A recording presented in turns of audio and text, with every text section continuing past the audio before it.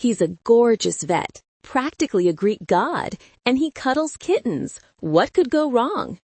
In Say You'll Remember Me by Abby Jimenez, Xavier Rush is almost perfect until he says the absolute wrong thing. Samantha's challenge to prove him wrong ignites an undeniable spark. But after one unforgettable night, a family crisis demands she walk away, begging him to forget her. Can a connection so powerful truly be erased? Or will a memory too perfect refuse to fade?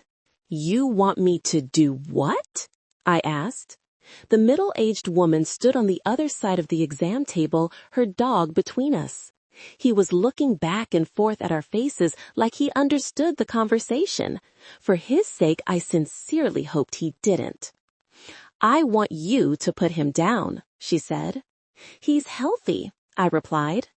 "I know," she said, peering at him forlornly. "My mom took real good care of him before she passed." "Then why?"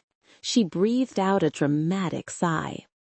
"It's what she wanted. She didn't want him to have to live the rest of his life without her.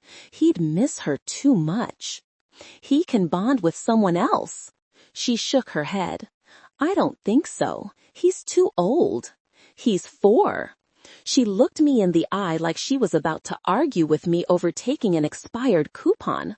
"Look," she said, "I'm gonna level with you. Me coming here was a compromise. My husband wanted to take him out in the woods and shoot him to save us the $300. I told him that's not humane and that Mom would have wanted him to go peacefully, so here we are.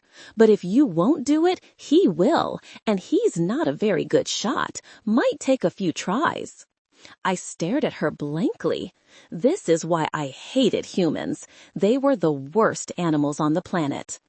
The dog looked up at me with sad eyes. "It's $400 for euthanasia," I said flatly. "It wasn't. It was $300 for everyone but her." She agreed to the cost, and I took the dog and did what I had to do. An hour later, I was sitting in the back room, charting the visit, more irritable than usual by the event. Tina, one of my vet techs, was standing there glaring at me with her arms crossed. "What?" I said, without looking up. "You know what." I shot her a look. "What am I supposed to give her?" "Comes back for his ashes?" she asked, cocking her head. "Do you have a fireplace?" I asked. "No." "A charcoal grill?" She twisted her face thinking about it. "I think it's gas." Maggie, my other tech, opened the cabinet and put a file away. "Didn't we cremate that one rescue dog that didn't make it? The St. Bernard mix?" she said. "We can give her those." "Fine," I said, "but give her half. It's too much." Tina was scratching the very not dead dog's chin. "What are you going to name him?" she asked. "I have no idea," I mumbled, standing. I was getting a headache, clenching my teeth. "I need you to cut his hair," I said. "Give him a schnauzer cut or something. Make him look different." "But he's so cute, Fluffy," Tina said. I made pointed eye contact with both of them. I don't think I need to remind you that I could lose my license for what I just did. Tina looked at me adoringly. "We know. You're such a hero." Maggie was biting her lip and nodding. They were smiling at me, beaming actually. It made me more irritable. "Do not take any pictures of this dog," I said. "No social media. Don't call him by his name. We don't breathe a word of this to anyone." "We'll take it to the grave," Tina said, clutching her hands at her chest. "I'd lie for you in court," Maggie said. "Hand on the Bible and everything." Tina nodded emphatically. "I know you don't like to hear it," Maggie said, "but you are truly one of the best people I know, Dr. Rush. It's an honor to work for you." I frowned at the compliment.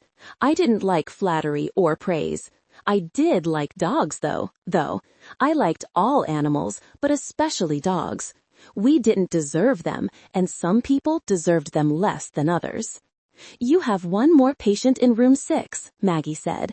"And God bless you, Dr. Rush."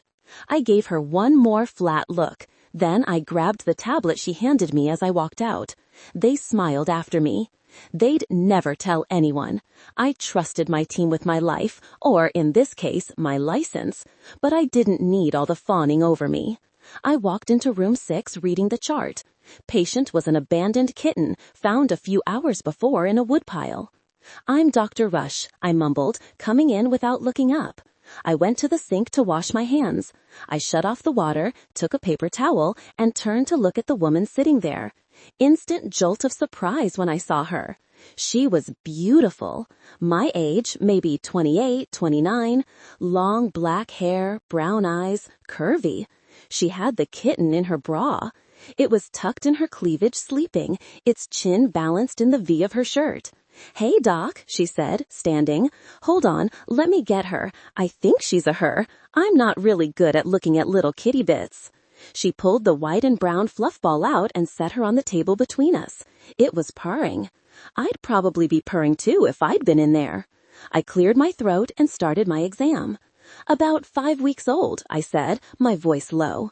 The kitten's gums looked good and pink, eyes were clear, it was underweight, no fleas. Looked in its ears, mites, but not too bad. I felt the abdomen, bent its legs, and ran my fingers down its spine to check for abnormalities. The woman was watching me. I couldn't explain why, but it made me self-conscious. Nothing made me self-conscious. But for some reason, her eyes on me made me wonder whether I'd shaved this morning. I could smell the kitten. It smelled like her. Like flowers. "Are you keeping it?" I asked. She leaned on the exam table. "I mean, yeah. You don't turn down the cat distribution system." The corner of my lip twitched. "Did you check around?" I asked, listening to the kitten's lungs. "Make sure there weren't any others." "Yeah, just this one." She gazed at me through thick lashes and smiled. My heart picked up. My God, this woman was gorgeous. I did my best to act like I didn't notice. I put my stethoscope around my neck and went to take the kitten's temperature, trying to act like I was unaffected by her watching me. When I lifted the tail, I froze. I raised my eyes to the woman, and she peered back at me. "What?" "I'd like to get some imaging." A half an hour later, the scans were done, and I was there to deliver the bad news. "The kitten has a congenital condition," I said. "It's called atrasia anus. It's when the rectum and anus don't fully develop."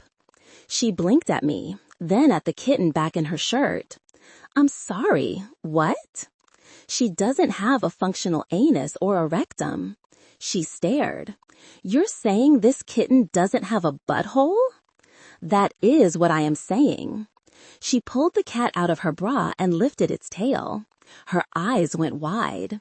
There was a little fleshy, bald spot where the anus should be, but barely a pinprick of an opening. It was easy to miss if you weren't looking right at it. But she poops," she said. "She's used the litter box." "She's developed a rectovaginal fistula. She passes feces through her vulva. She has stomach parasites, so her stools are watery. This is likely the only reason she survived as long as she has. There's a surgery that could potentially correct this." "Don't do it." "She'd need to be seen by a specialist, a board-certified veterinary surgeon." She nodded. "Okay, how much is that?" she asked. "It runs between $5,000 to $10,000. Her mouth fell open. "My recommendation is to put her down," I said. She studied the floor a moment before coming back to me. But she's happy. She's a happy baby. I'm not putting her down." "Miss, I'm sorry. What is your name?" I asked. "Samantha Diaz." "Miss Diaz, one of two things is going to happen here.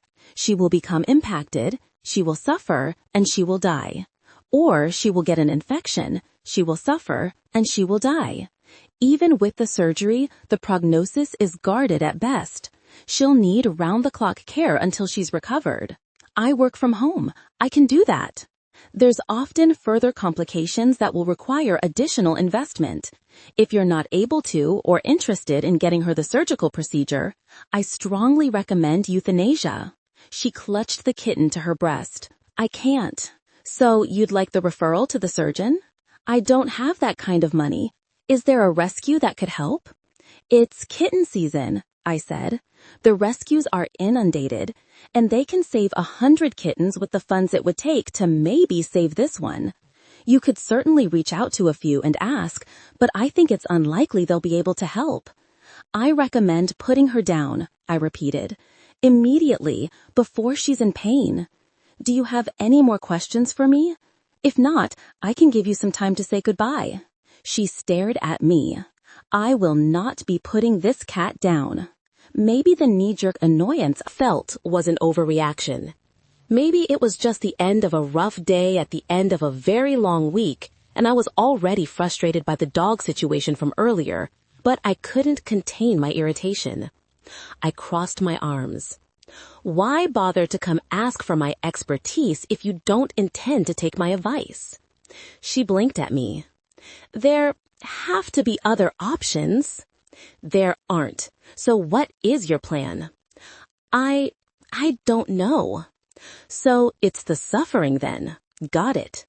She gawked at me. I didn't care. I had seen every evil known to man walk through these doors, but most of all, I was tired of the selfishness and general stupidity I witnessed on a daily basis. The animals that should live, they want to put down. The ones who will suffer, they want to keep alive. They neglect and abuse them. They don't spay and neuter so the shelters overflow. They dump them, get tired of the responsibility, and abandon them. Well-intentioned stupidity is still stupidity. She was going to prolong this animal's misery. I hated it, and for some reason I also hated that it lowered my opinion of her. I think, out of everything, that was bothering me the most. Anything else? I asked. Or are we done? Her eyes flashed. Has anyone ever told you your bedside manner could use some work? As a matter of fact, they have, I said. I pushed off the exam table. Let me know when she stops eating, her stomach distends, and she's in enough agony for you to make the hard choices that come with pet ownership. I walked out. She followed me. What makes you think that I can't fundraise this money? She said to my back. I scoffed. Human nature, I said, handing a wide-eyed Maggie the tablet on my way to the office. People are inherently good, she said after me. They want to help. I turned and pinned her with a stare. People are inherently assholes. Yeah? She said. Well, so are you. She stood there, her cheeks pink, the kitten's head poking out of the top of her cleavage. Sexy. I don't know why that's what I thought of in this moment, but sexy was all I could process. Fair enough, I said. I went to my office and closed the door. You actually did it, Geneva said. Nothing motivates me more than being told I can't do something. My sister chuckled. It was 4 days after the visit with Dr. Asshole. The GoFundMe had almost $9,000 in it. Pooter was playing with the jingly cat ball I got her in my living room. She'd swat it, then chase it across the floor and pounce on it. I smiled at her on my way to the couch. Did you know it was going to go viral? Geneva asked. I shrugged. I mean, I can't always be sure, but sort of. Cute baby animal in need, clear call to action, catchy slogan. Pooter needs a poop shoot was genius. It's what I do. I plopped onto the sofa with my iced coffee. I hope he sees it, she said. I hope he sees it too. Dick. You know what's even worse? What? He was like seriously fucking hot. When he was being mean to me, he actually got hotter. Why am I like this? Geneva clinked dishes around. Did you write him a bad review? I dragged a throw blanket across my lap. Nah, honestly, I picked him because he had such good ratings. The reviews actually warn you that he's all brilliant and crabby, some moody animal whisperer or something. We do love a cranky king, she said distractedly. I mean, I could see where he was coming from. He just didn't have to be rude about it. I never get why white men are grumpy. Like, we're living in a patriarchy. You're the most privileged class on the face of the earth. You're not walking to your car with your keys through your fingers like Wolverine, and you've got bodily autonomy. Why the bad mood? What did he look like? She asked. Like if Rhysand from the Akotar series, I said, putting my straw between my teeth. Medium? No, I swear to God. Hold on, I'll Google him, see if I can find a picture. I put her on speaker and typed Xavier Rush Veterinarian into the search bar and hit images. A picture of him holding an award popped up on the American Veterinary Medical Association website. He'd been recognized last year for some gargantuan amount of volunteer hours treating rescue animals. He looked irritated, like he didn't want to be there. Handsome, but definitely a hostage situation. Here, I said, sending her a screenshot. I sipped my coffee while I waited for her to look at it. Oh, yeah, she said. If he doesn't do the bat wings tattoo thing for Halloween, it's a seriously missed opportunity, I said. Do you think he smiles at the dogs at least? Probably not. My toxic trait is thinking I could change him, she said. Huh, my toxic trait is not caring if I could change him. She laughed. I could hear Mom come into the room in the background. Tell her hi, I said. Samantha says hi. Who? I heard Mom say. Samantha, Geneva repeated. Silence followed. Mom didn't say hi back. I stared at Pooter while I tried to get my feelings about this to flatten. How is she? I asked. Fine. Then to Mom, I'm making you dinner. We're having pasta. No, you don't need to help. I got it. I reached under the sofa and pulled out my laptop to check the Pooter funds. This was the core source of my serotonin this week. Well, the kitten too. But the GoFundMe was a multi-part success for me. It meant I could save my baby, it renewed my already high faith in humanity, and it meant Dr. Asshole was wrong, which was a petty kind of joy, but a solid one nonetheless. I smiled. Almost 10,000 now. I was close enough that I felt comfortable scheduling the surgery, and just in time, too. I was heading to California in 6 weeks, and I'd have to take Pooter with me, so the sooner she started healing, the better. I'm excited for you to see the house, Geneva said. We've done a lot of repairs. I heard Mom again. We're having pasta, Mom, Geneva said. Yes, I'm making you dinner. No, just sit. You don't need to help. I got it. I moved the phone away from my mouth like she could hear my expression.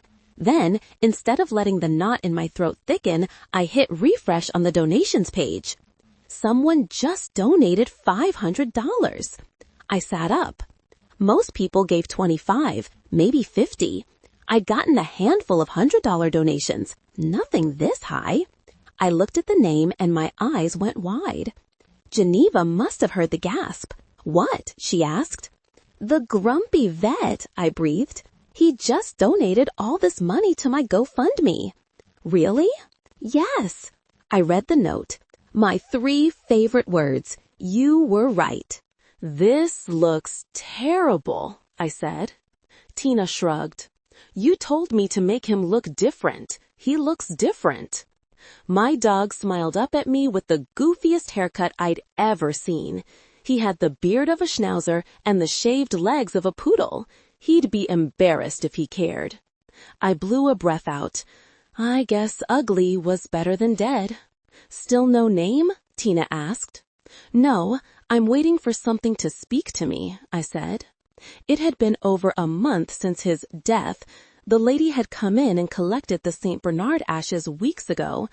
I figured she wouldn't have any reason to come back to the clinic, so I'd brought the dog to work so he wouldn't be home alone. That meant he needed the haircut now that he was out and about, and he needed a new name. I'd been calling him by his old one this whole time, but that wouldn't work if he wanted to make public appearances. So are you definitely keeping him? Tina asked. I think I have to. I can't exactly put him up on an adoption site.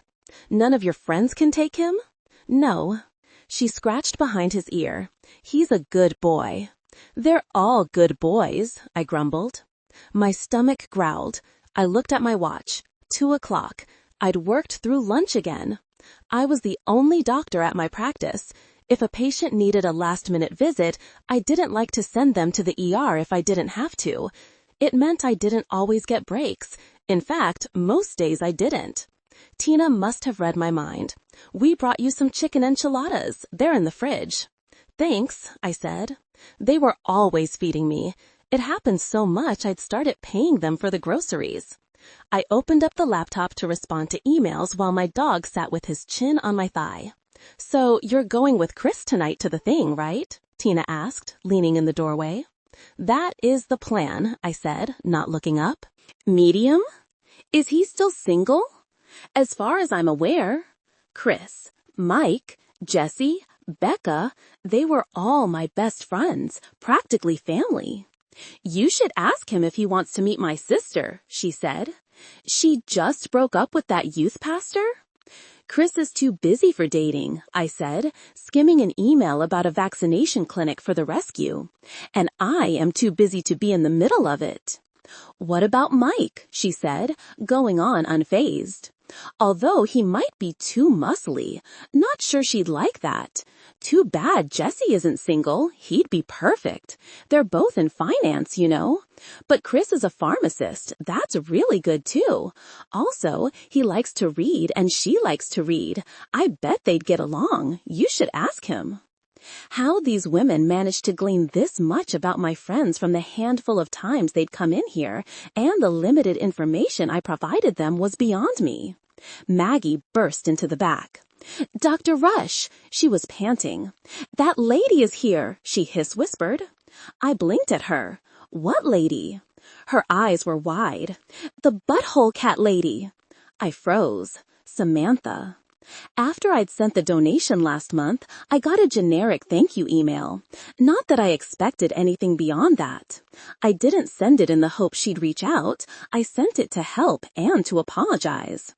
But so much time had passed. What does she want? I asked. An exam, Maggie said.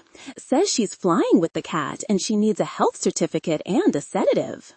Why would she come to me? I'd been reliving that entire encounter in my head on a loop for the last 6 weeks. I couldn't let it go. I'd acted badly. My behavior had been unprofessional and uncalled for. The culmination of exhaustion and the general fatigue of dealing with other human beings, but I'd atoned for it, and usually that was enough for me to move on. But I couldn't shake this, and I didn't know why. No, I did know why. It was her. Normally things people said about my personality didn't bother me. I was dry. I'd always been dry. She had every right to say what she did and call me what she had. She wasn't even the first person to do it. But coming from this woman, it had hit differently for some reason. It bothered me that I'd let her down. It had made me work more these last few weeks to be softer with people. Like she'd somehow know if I was short with someone, and it would disappoint her, which was ridiculous on 1,000 different levels, but I was doing it nonetheless. And now she was here. I went to the bathroom to check my hair. Then I was mad at myself for checking my hair because she wasn't here to look at me. She was here for me to look at her cat. I came out and went straight to the hallway to go get this over with, then immediately turned around. What room? Maggie was waiting for me. 2. I left again. Then I came back. Tablet, I said. Maggie was standing there smiling, holding it up like she'd known I was coming. I narrowed my eyes at her, took it, and left. Again. When I opened the door to room 2, Samantha was in the same place as last time, cat in her shirt. Hello, Dr. Rush, she said wryly. Beautiful, even more than last time. Miss Diaz, I said, my voice low. I went to the sink to wash my hands, mostly to buy myself time before I had to talk to her. When I turned back around, she was smiling at me. Would you like to see my kitten's butthole? I snorted. Then I straightened and tossed the paper towel in the trash. I actually would like to see that. She pulled the cat out of her bra and handed her to me. I set her on the exam table and lifted her tail. Then I raised my eyebrows. That's an excellent-looking butthole. Right? She grinned. I had to work to keep my face straight. The surgeon said the deformity was more minor than we thought, she said, watching me examine Pooter. She came through it great. She's not incontinence or anything. Are her bowel movements normal? I asked, feeling her stomach. Yup. How many a day? 2 to 3, she said. How do they look? I brought you a picture because I just knew you'd want to see it. She took out her phone and swiped and then held it out to me. I nodded sagely. Perfect. I felt her watch me as I checked the kitten's teeth and eyes. The cat smelled like her perfume again. Again, I liked it. She put her phone back in her purse and leaned against the wall. I accept your apology, by the way, she said. I glanced up at her. I was wrong. I can admit when I'm wrong. I underestimated the people of the internet. No, you underestimated me and how funny I can be, which is worse. She got a smile out of me. I took out my stethoscope and listened to Pooter's heart and lungs. You raised more than you needed, I said. What did you do with the rest? I donated it all to Bitty Kitty Brigade. I wrapped the stethoscope around my neck. I liked that. I think she's in good shape, I said. I can clear her to fly. I'll give you something for the trip. Thanks. Then she waited, giving me a well look. Well, indeed. Would you like to go on a date with me? I asked. Absolutely, she said without even thinking about it. But you have to take me tonight. I leave tomorrow. Pick you up or meet you somewhere? I asked. Pick me up. 6:30? Sounds good, she said. My number's in Pooter's chart. I handed her the kitten, took the airline health certificate she brought for me to fill out, and I left. I saw Tina in the back. She needs a prescription for gabapentin and proof of vaccinations. I'll fill out the health certificate before I leave. I was talking to Tina, but looking through the tablet for Samantha's number. Oh my God, he's smiling, Tina said. My head jerked up. What? She was looking at me with wide eyes. You're smiling. He is smiling. Maggie's mouth was open. Is it her? Do you like her? I didn't get to answer. Tina gasped and started bouncing. He likes her. Stop it. No, I don't. Maggie made a circling motion with her finger. Yes, yes, you do. We can tell. I stared at both of them flatly. Then I turned toward my office and shut the door. I stood in front of my desk and wiped a hand down my mouth. I felt bad that I said I didn't like her. It wasn't true. I came back out. I do like her. We're going on a date tonight. I don't want to hear anything else about it. It's not a big deal. Apparently, it was a big deal. They started screaming. This isn't my first date, I said defensively. Oh, we know, Maggie said, beaming. But this one is different. Why? She called you an asshole. I snorted. Normally, I would tell you not to be all scary and serious, but I think she's into it, Tina said. Thank you, but I do not need your advice. I do not exactly have a difficult time finding people to go out with me, I said. I didn't. I don't know why they were so excited. You go on dates with a very specific kind of woman, Maggie said. Do I? I said, unamused.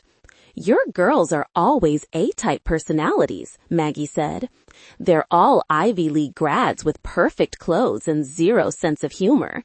You're intense and brooding, and she's always mad and texting furiously into her phone because she's a CEO or a lawyer or something with a super tight bun. Yeah, the bun, Tina said. They always have the bun. The last one did not wear a bun, I said, annoyed.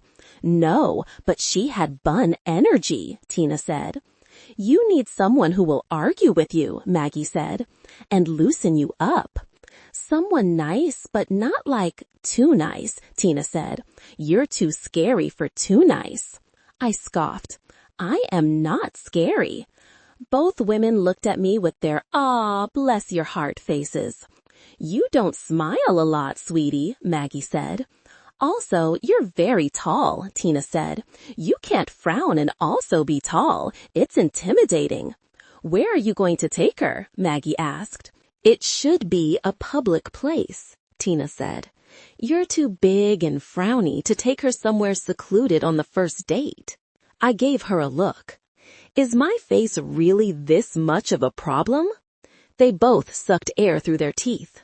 "Sort of," Tina said. "Like, conceptually it's fine. In a romance novel you'd be an alpha male vampire," Tina said, matter-of-factly. "That's really good." "A werewolf," Maggie corrected. "He's sort of growly." "A werewolf," I deadpanned. "No," Tina said to Maggie, not to me. She paused dramatically. "Rysand." Maggie gasped. "Yes, because he's all cold and handsome and dangerous looking." "He even looks like him, like if Riz were human," Tina said. "Oh my God, totally," Maggie said. They kept going on about it, and I watched them, highly unamused. "While you two figure out which fictional monster I am, I'm going to get back to work." I gave them a pointed glance.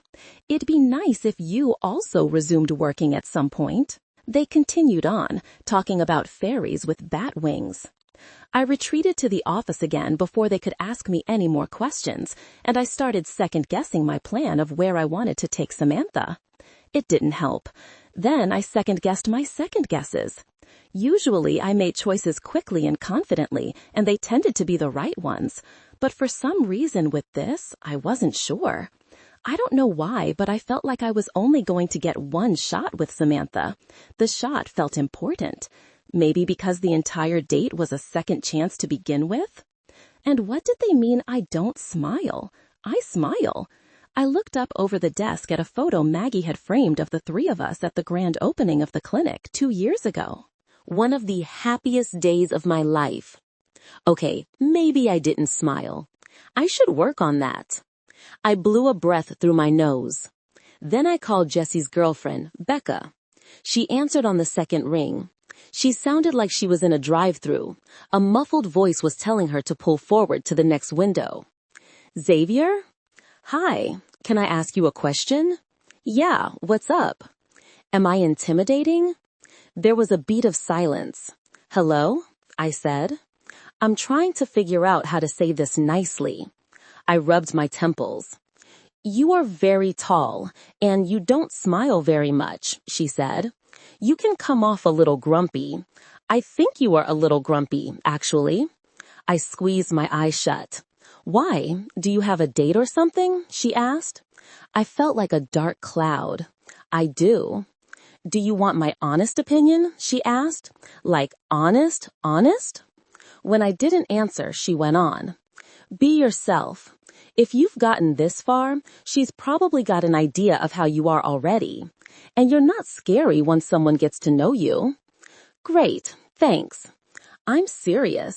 You're not. You're not charismatic or charming or extroverted or fun or—" "Okay, I get it." "No, let me finish. You're other things. You're dependable and loyal. You're stable and hardworking and kind.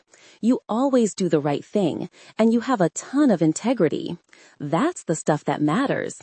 I softened a little. "You've never cared before what anyone thought," she said. "This must be a big date." I didn't respond. "Hold on, I have to pay for my coffee." "That's all I need. Thank you for the feedback," I said. "You got it." "Don't tell Mike or Chris I called you," I said. "Or Jesse." "Okay, I won't, I promise. Just lean into the smoldering romance hero thing you have going on. Embrace your inner Rysand." Sure, I had no idea what that meant. I was thinking I should probably Google it since it was the second time I'd heard the name in 10 minutes. "Good luck," she sang. I hung up and stared at the photo on the wall. I wasn't going to force it. I was going to be myself. Hopefully that's what she liked. "I'm going on a date with the guy." Geneva gasped. "The vet? How did that happen? He asked me at Pooter's vet visit. I did a final swipe of mascara and stood back to look at myself in the bathroom mirror. Not bad, considering the late notice. I was in a sundress and sandals. I had sunglasses in my purse and a hat I wore to the beach. I didn't know how outside we were going to be. "Are you done packing?" she asked. "Do you have time for this?" Totally packed. I had nothing to do tonight, and honestly, I could use the distraction. "Where's he taking you?" I rummaged for my favorite lipstick. "I don't know. He asked me if I like boats. I didn't want to ask too many questions. I kinda like the thrill of the unknown." "Yeah, well, the thrill of the unknown is what gets you murdered. Text me when you get to where you're going.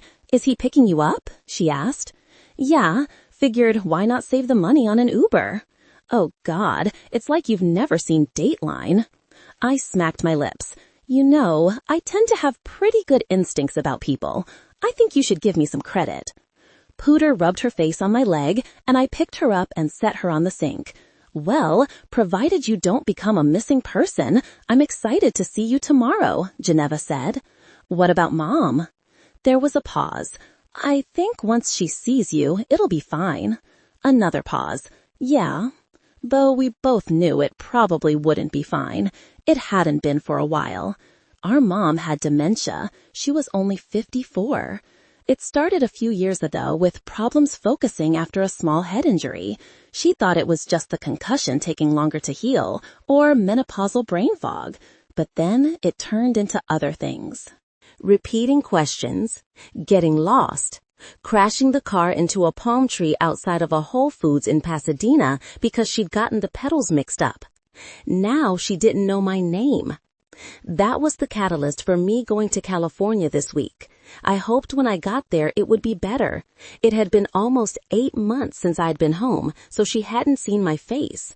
Maybe that was it. She just needed the context. She had to be in the same room as me. Then it would all come back. At least that's what Geneva and I were hoping. "How is it living at Grandma's?" "Weird," she said, "but Brayden and Holden love the house." "The house is nice," I said, petting my kitten. "Have you found any of the jewelry?" "Not a single thing. I searched for weeks. I offered the boys $5 if they find any of it."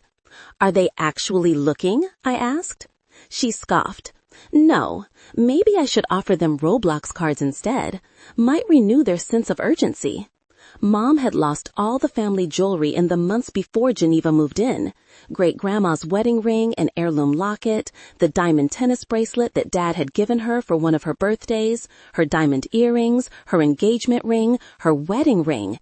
Irreplaceable memories somewhere in the house, and our best hope for recovery were an 11 and 12-year-old with ADHD. That scavenger hunt would be the first thing I started when I got there. "I wish I would have thought of hiding that stuff," Geneva said. "We didn't know what we didn't know." I misted my makeup with setting spray.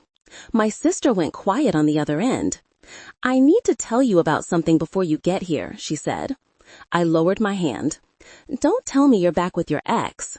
"What? Ew, no," she stopped. "I shouldn't say that. That's my baby's daddy. But no." I pictured her shuddering. "Dad had to put child locks and alarms on all the doors," she said. My face fell. "For Mom? Did she take off again?" "She did." I let out a puff of air and sat on the closed lid of the toilet. She'd done this a few years ago during a visit here to see me. It was the first time we realized things were worse than we thought. She'd had a UTI we didn't know about, and it had exacerbated her symptoms. She was disoriented and didn't know where she was, and she'd wandered out of my apartment. Some strangers found her at a bus stop. She hadn't done that since. But now her condition was progressing. We knew it would. But the scary things were happening now. The dangerous things were becoming more common. "Do the locks help?" I asked. "Sort of. She can figure them out, but it takes a minute. Most of the time they frustrate her and she just gives up, but I still have to watch her constantly." "Is there a GPS tracker we can put on her?" "She takes it off." Dad tried necklaces, bracelets. He hid an AirTag in her shoe, but she doesn't always put on her shoes, or put on both. I squeezed my eyes shut at the visual of my beautiful, sophisticated, young mother leaving the house barefoot. I let out a long breath. I'll be there soon, and you guys will get a break. A message came through. It was Xavier telling me he was outside. He's here, I said. I have to go. Text me the whole time. I will. I hung up and sat there for a moment just to gather myself. After the incident with the bus stop, every time I saw a missing person alert on the news, I thought of Mom. Wandering off, getting lost, getting hurt, getting kidnapped. It was like she was a full-grown toddler who had to be kept from accidentally killing herself. She kind of was. Dad worked. He couldn't be home with her all the time. They'd moved in with Grandma for extra help, but then Mom became too much for her too, and Jennifer moved in next. 3 grown adults there, and I was still worried it wasn't enough to keep her safe. And a facility wasn't an option. We talked about this as a family early on, with Mom while she could still give us her thoughts. We wouldn't be putting her in memory care. She wanted to be home. We wanted her home. We wanted her with people who loved her in a place she'd remember as long as she possibly could. She grew up in that house. It was familiar to her. Her long-term memory would be the last to go, and being there would be comforting. So we had to make this work. We had to figure it out. I needed to help figure it out. But I couldn't think about this now. I'd think about it tomorrow when I saw her, when I was there and it was in front of me. For now, I wanted to forget. I got off the toilet seat, spritzed myself with perfume, and went to meet my date. When I got outside, Dr. Rush was standing there looking very serious and holding a small succulent. "Hi," I said, putting my back to the door. "Hello." I nodded at the pot in his hand. "Is that for me?" "I wanted to bring you flowers, but you said you're going out of town."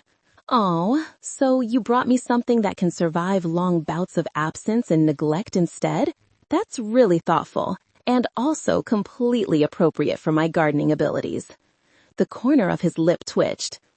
"You look very nice." He said it like it was his duty to inform me.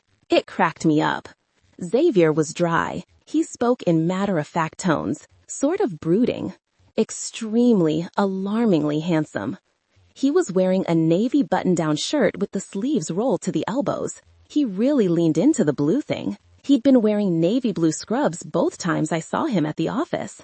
He must know it brings out his eyes. He had these really piercing crystal blue irises.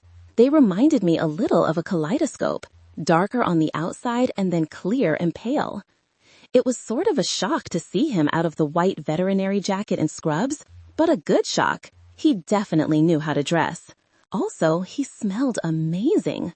Smart, successful, gorgeous, good with small, vulnerable creatures. This man must get so many women, my God. He gave me the plant and I held it up.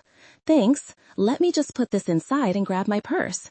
I squeezed back through the crack in the door, put the plant where Pooter couldn't knock it over, got my bag, and came out. "So where are we going?" I asked, letting him walk me to his large black SUV. "A sunset cruise on Lake Minnetonka." He opened the door for me. "Medium." "Is there going to be food?" I asked, getting in. "Because if not, we need to stop and get me a milkshake or something." He closed my door and got in on the other side. "There's going to be food and puppies. It's an adoption cruise for Midwest Animal Rescue." I stared at him. Did I just get invited on the perfect date right now? Amusement etched the corners of his eyes as he started the engine. I looked around the vehicle while he pulled away from the curb. The SUV was clean, sort of. The front half was fine, but when I looked over my shoulder, the back looked like a dog transport. It probably was a dog transport. The seats in the third row were down and 2 large animal crates were in the trunk. He had seat covers on the 2 captain chairs, but they were coated in dog hair. He saw me looking. I didn't get a chance to clean it before picking you up. I do a lot of animal rescue stuff, he explained. I know, I Googled you, I said. I saw the award you won. He didn't respond, but his jaw ticked the tiniest bit. I wondered if praise made him uncomfortable. He gave me that vibe. That's good. At least he wouldn't spend the night bragging about himself. I'd been on that date many times. Are you hot? He asked. Do you want me to adjust the air? He angled the vent toward me. I'm fine, thank you. So tell me, Xavier, what do you do for fun? I asked, launching into my first date questions. I did a spay and neuter clinic last week. He said this completely unironically. I grinned at the side of his face. I couldn't help it. While I'm sure that was rewarding, I'm not sure that was fun, I said. You know, fun, that thing that makes you laugh and have a good time. Typically, removing balls is not involved. This got him. His smile cracked and his whole face changed. Wow, what a beautiful, glorious thing. I was instantly addicted to it. Medium. I like the volunteer work. I do have fun doing it, he said. I go up north with my friends twice a year, but mostly I work. He got onto the freeway. So what do you do for a living? He asked. I'm a social media manager for a mustard brand, I said. Merkel's Mustard. Basically, they pay me to abuse their customers. I think I need you to elaborate. Okay, I reply to social media comments with witty, biting repartee. I make graphics, I said, write the newsletter, plan campaigns. I execute them and manage the comments and DMs. It is my perfect job. I get to work from home and be on the internet all day. So you have a marketing degree? Yes, but it doesn't teach you how to do what I do. I mean, it does a little, but you have to get people to be able to do it. And you get people? He asked. I do. You can't sell someone something if you don't understand them. He glanced at me. I can see that. You can't be a good vet if you don't understand animals. Is it hard to understand patients who can't talk? Not at all. They talk to me fine. I smiled at this. When we pulled into the parking lot across from the lake, he came around and opened the door for me. Then, when we paused across the street to the dock, he put his arm in front of me while he checked for cars. So, do they do this every year? I asked when we got to the marina. I knew which boat it was immediately because there were dogs being led up the ramp. It was a huge yacht. 3rd year. He stood back and let me go first. The weather was perfect. Warm, a slight breeze, the sun was out in full force. One of those ideal Minnesota days you waited all year for. Kind of sad I was leaving tomorrow. It's always better to bail on Minnesota in the winter. My phone vibrated halfway down the dock to the boat. I'm sorry, I have to check this, I said, rummaging in my bag. It could be Geneva. Probably just a spam call, but also a decent chance it was about Mom, and no phone calls about Mom should ever be ignored at this point. I pulled it out, caught a glimpse of my sister's number, and then knocked my phone into the strap of my purse, out of my hand, and right into the lake. I watched in horror as it swiveled down into the depths, still ringing.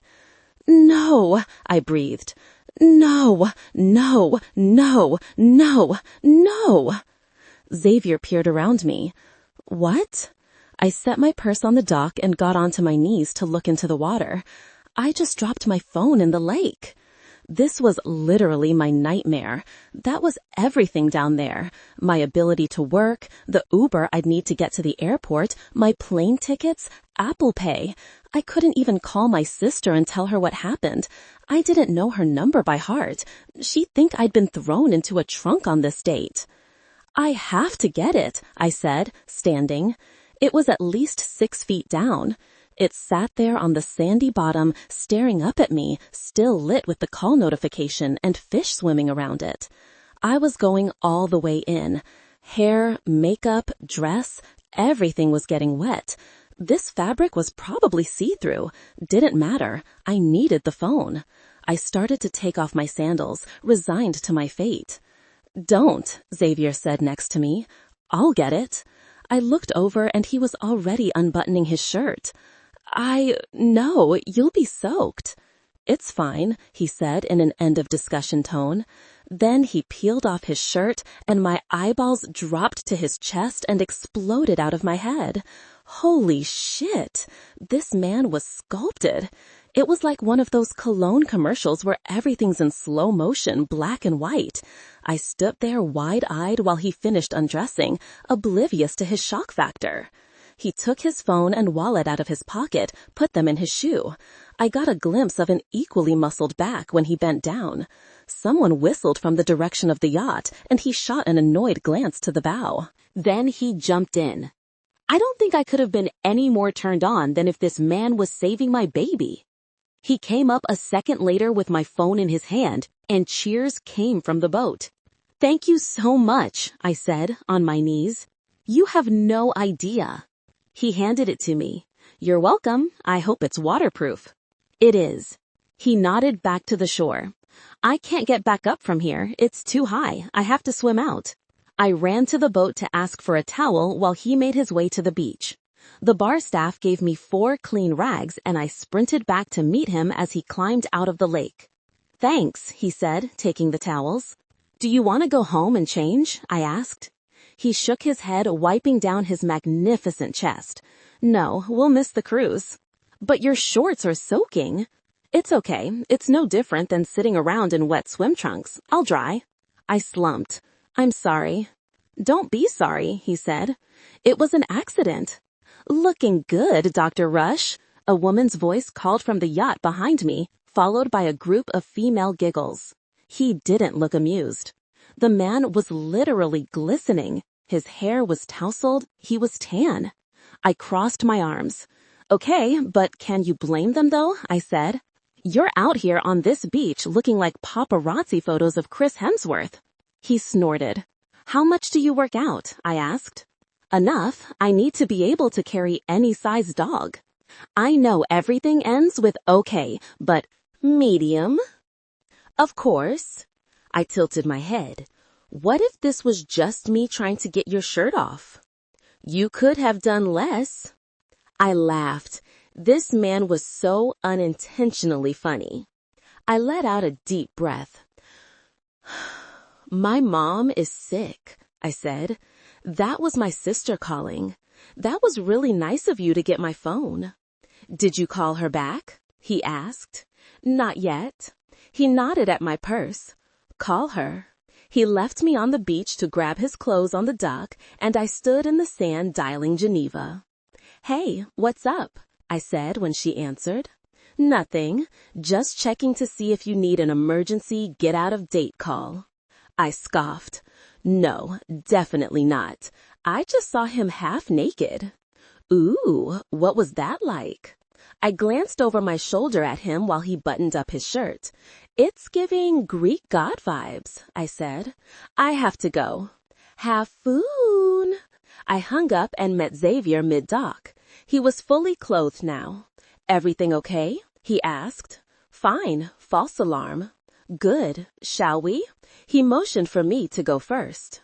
There were 2 floors, an upper cabin with an enclosed restaurant-style seating area and an outside deck with tables and chairs. Downstairs had another dining room with more booths, a cherry wood bar, and a buffet. There were volunteers stationed around the boat with rescue dogs you could pet. He knew all the dogs' names. Passengers were still arriving, so Xavier took me to the bar to get a drink. He ordered us the signature cocktail, a salty dog.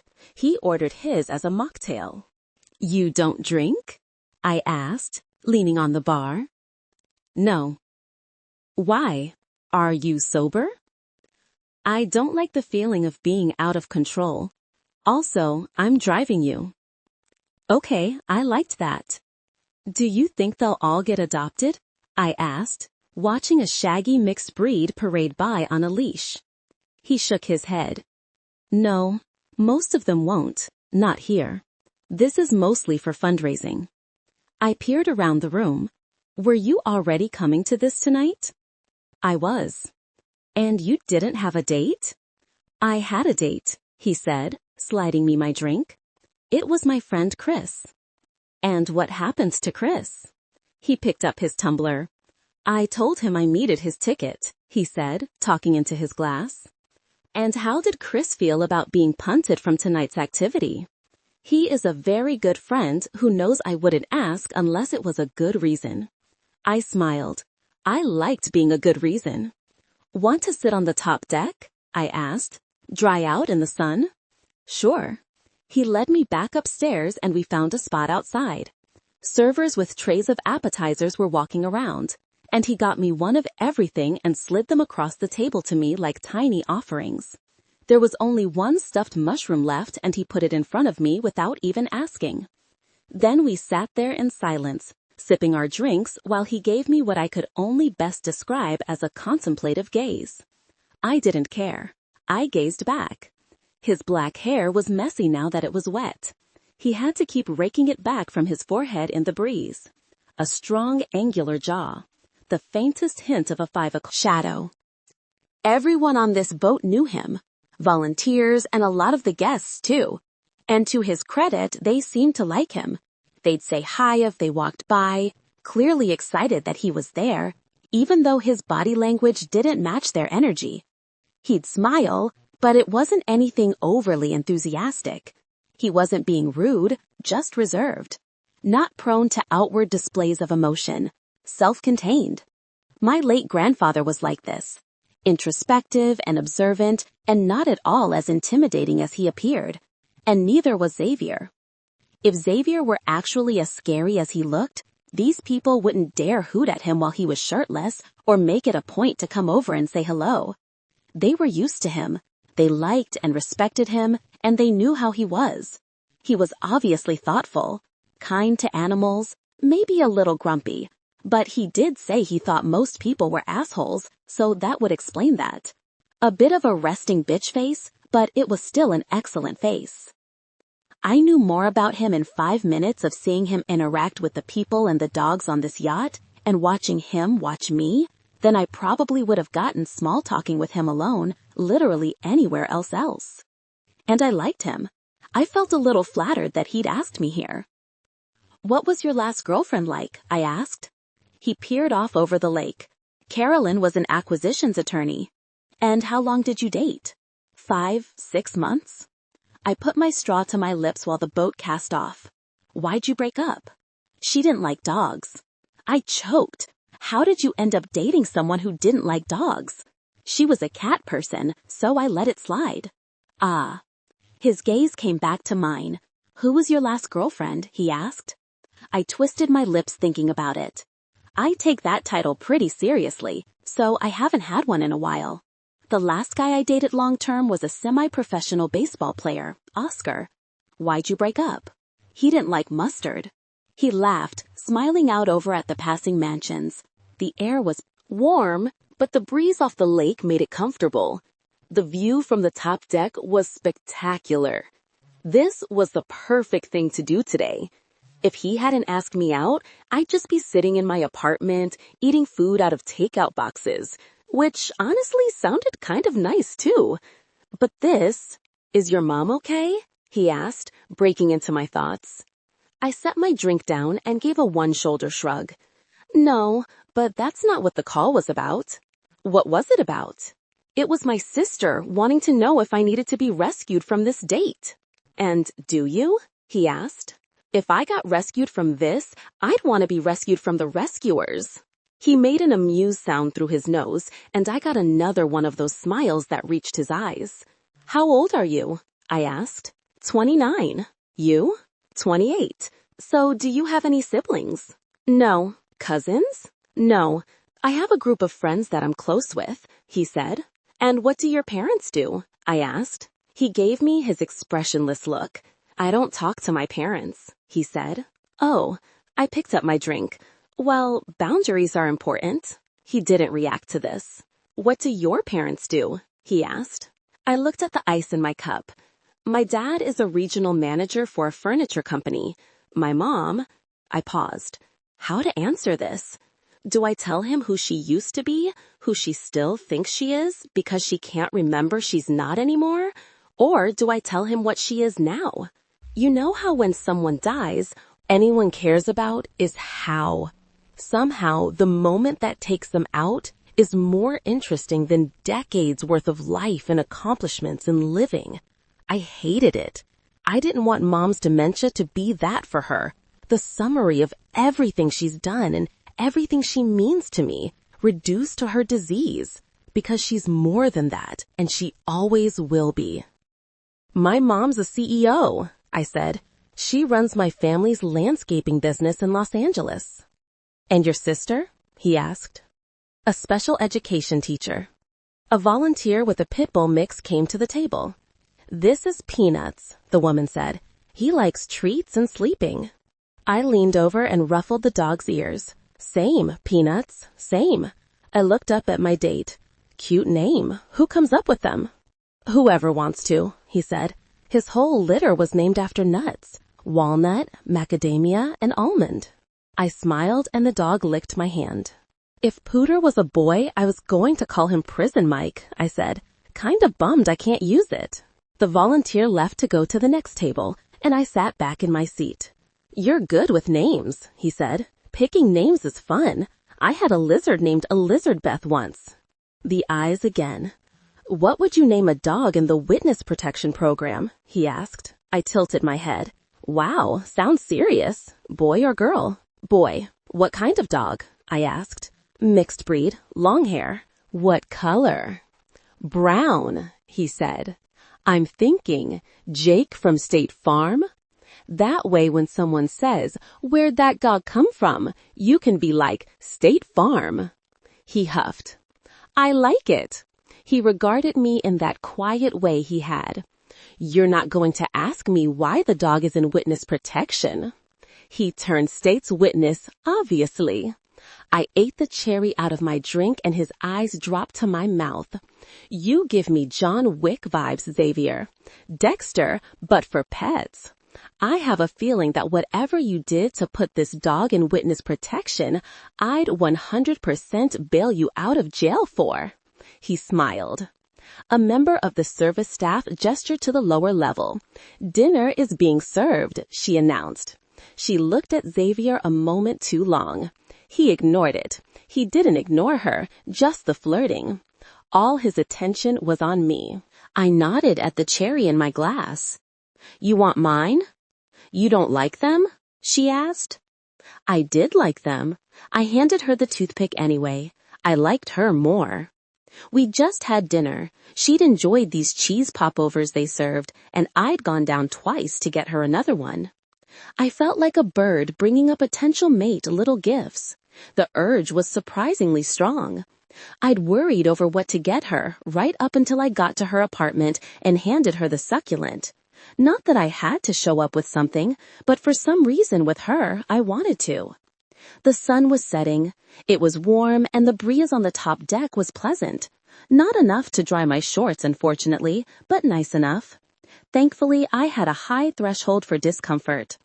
Thanks, she said, taking my toothpick and sliding it between her teeth.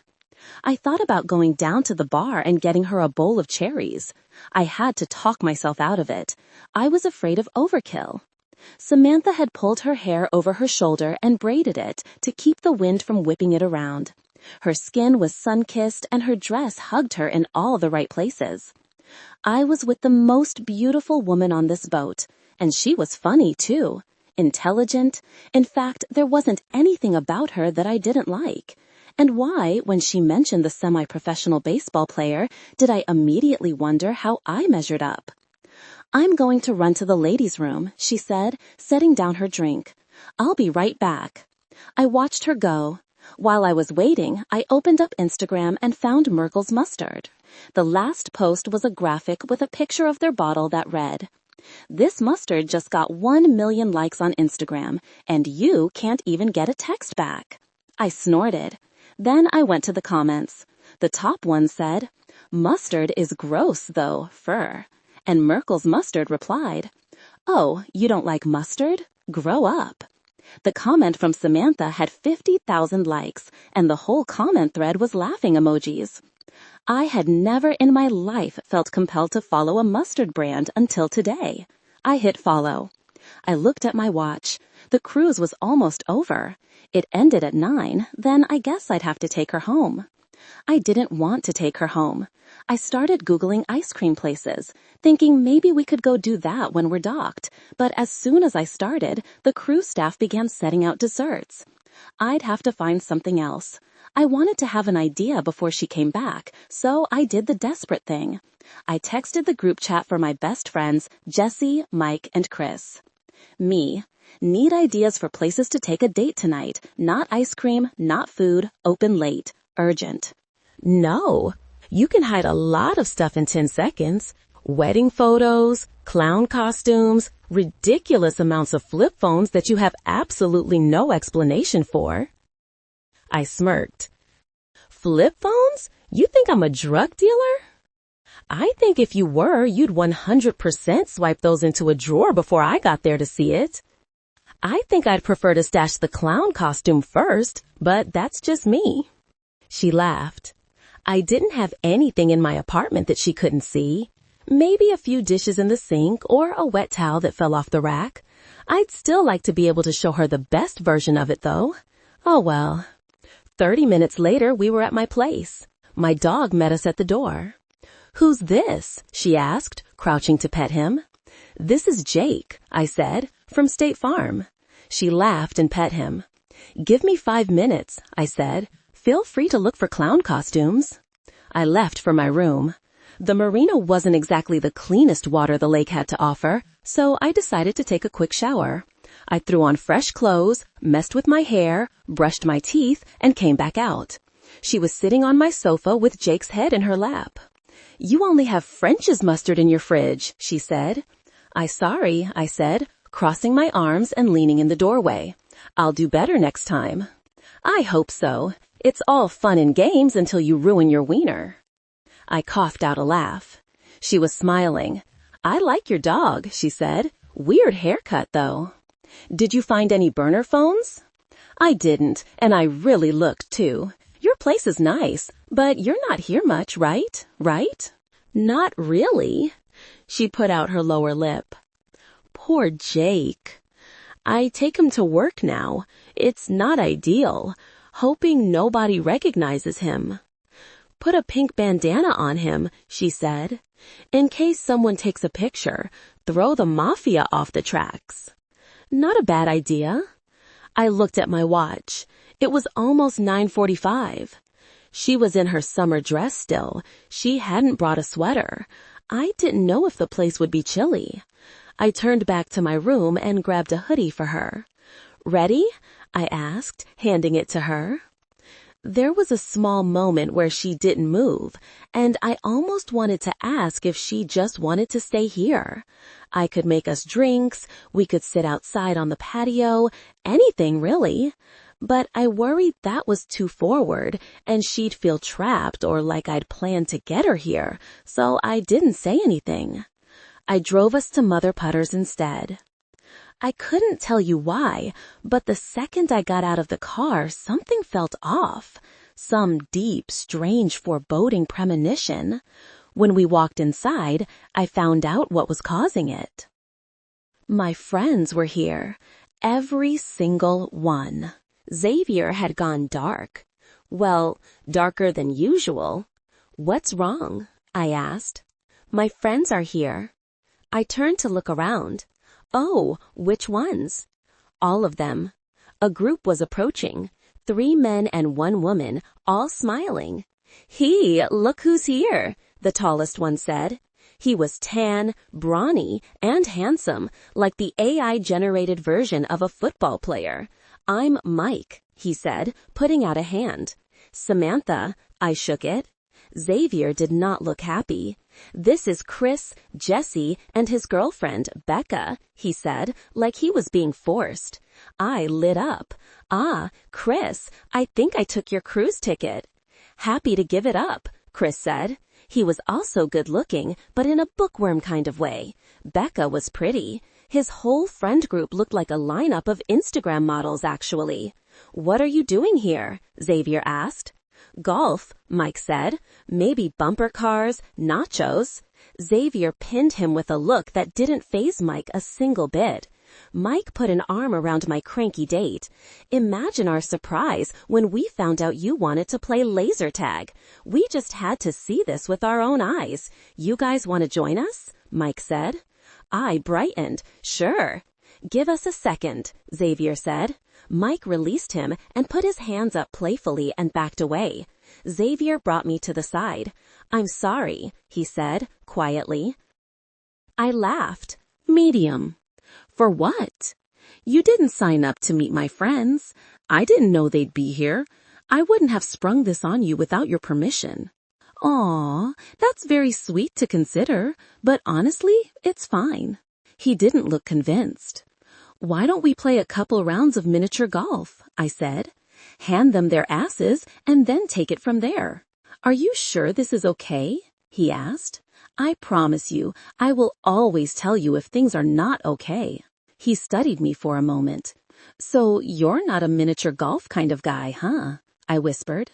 No, I asked you to come because I didn't want to take you home yet. I didn't want to go home yet. I nodded at his friends. Still don't. His friends were hovering, waiting to see what we decided. I looked back at him. It's kind of cute, actually. They're clearly obsessed with you. I think they're more obsessed with you, he said, his voice low. Huh. I tipped my head up so my mouth was just a few inches from his lips. Well, let's give them something to talk about. I hadn't laughed this hard in years. Maybe I never had. We destroyed everyone in miniature golf. We moved on to laser tag and beat everyone there too. We spent half an hour in the arcade, got shitty pizza, then went on the bumper cars with all of them. Everyone loved Samantha. She slid into my circle like she'd known them as long as I had. She was the kind of person who met strangers at a bar and was in somebody's wedding by the end of the night. Extroverted and easy. It made it easy for me too. I wasn't social. I wasn't an introvert so much as people just irritated me.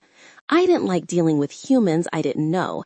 I didn't like parties unless they were intimate and I knew everyone there. I hated mingling. I hated networking even more. When it came to meeting with my friends, I didn't like group dates unless I'd been dating someone for long enough that bringing them around was the next step. And even then I didn't love it because it meant I had to play the host and entertain them to make sure they were comfortable. I didn't have to do that with Samantha. I would have, but I didn't have to. I couldn't believe how much I liked her. I kept waiting for the shoe to drop and it never did. For the conversation to fall flat, or for her to seem annoyed when Jesse told one of his corny jokes, or for Becca to give me that look that meant it was a no. But it didn't happen. By midnight, everyone was going home. We were saying goodbye to them by the entrance. I didn't want the night to end. I was exhausted, but I'd never been more awake. I didn't know how much longer I could reasonably drag it out, though. Then, when Jesse and Becca left and we were alone, Samantha turned to me. Hey, what do you think about doing the escape room? She asked. My smile got bigger. It was like this night had turned the feature on and I couldn't wipe it from my face now. We wouldn't get out until 1 a.m., I said. I don't care. I'm not tired. Are you? No, I said. So yes? Let's do it. The place was clearing out. There were only a handful of people still here and even fewer employees. We finally found one sitting behind the prize desk texting. Samantha leaned over the counter. Is the escape room still available? She asked. The kid looked up from his phone. I don't know. I don't work that section. Do you know who does? She asked. He rolled his eyes. Yeah. I guess. Give me a second. He dragged himself off his stool and wandered out from behind the desk at a snail's pace. Samantha turned to me with her back against the counter and smiled. Have you ever done one before? Never. You? No. She looked around the prize desk. God, do you remember winning these things when you were a kid? I came up next to her and looked into the glass case that was the countertop. It was full of cheap prizes that cost way too many tickets from the games. My parents never took me to places like this as a kid. Dad said it was a waste of money. The only time I got to go was if one of the guys was having a birthday party. There were rubber bouncy balls and ring pops, fake tattoos and mood rings and noisemakers. I forgot how much I loved this part. This place wasn't my idea of a fun adult night on the town.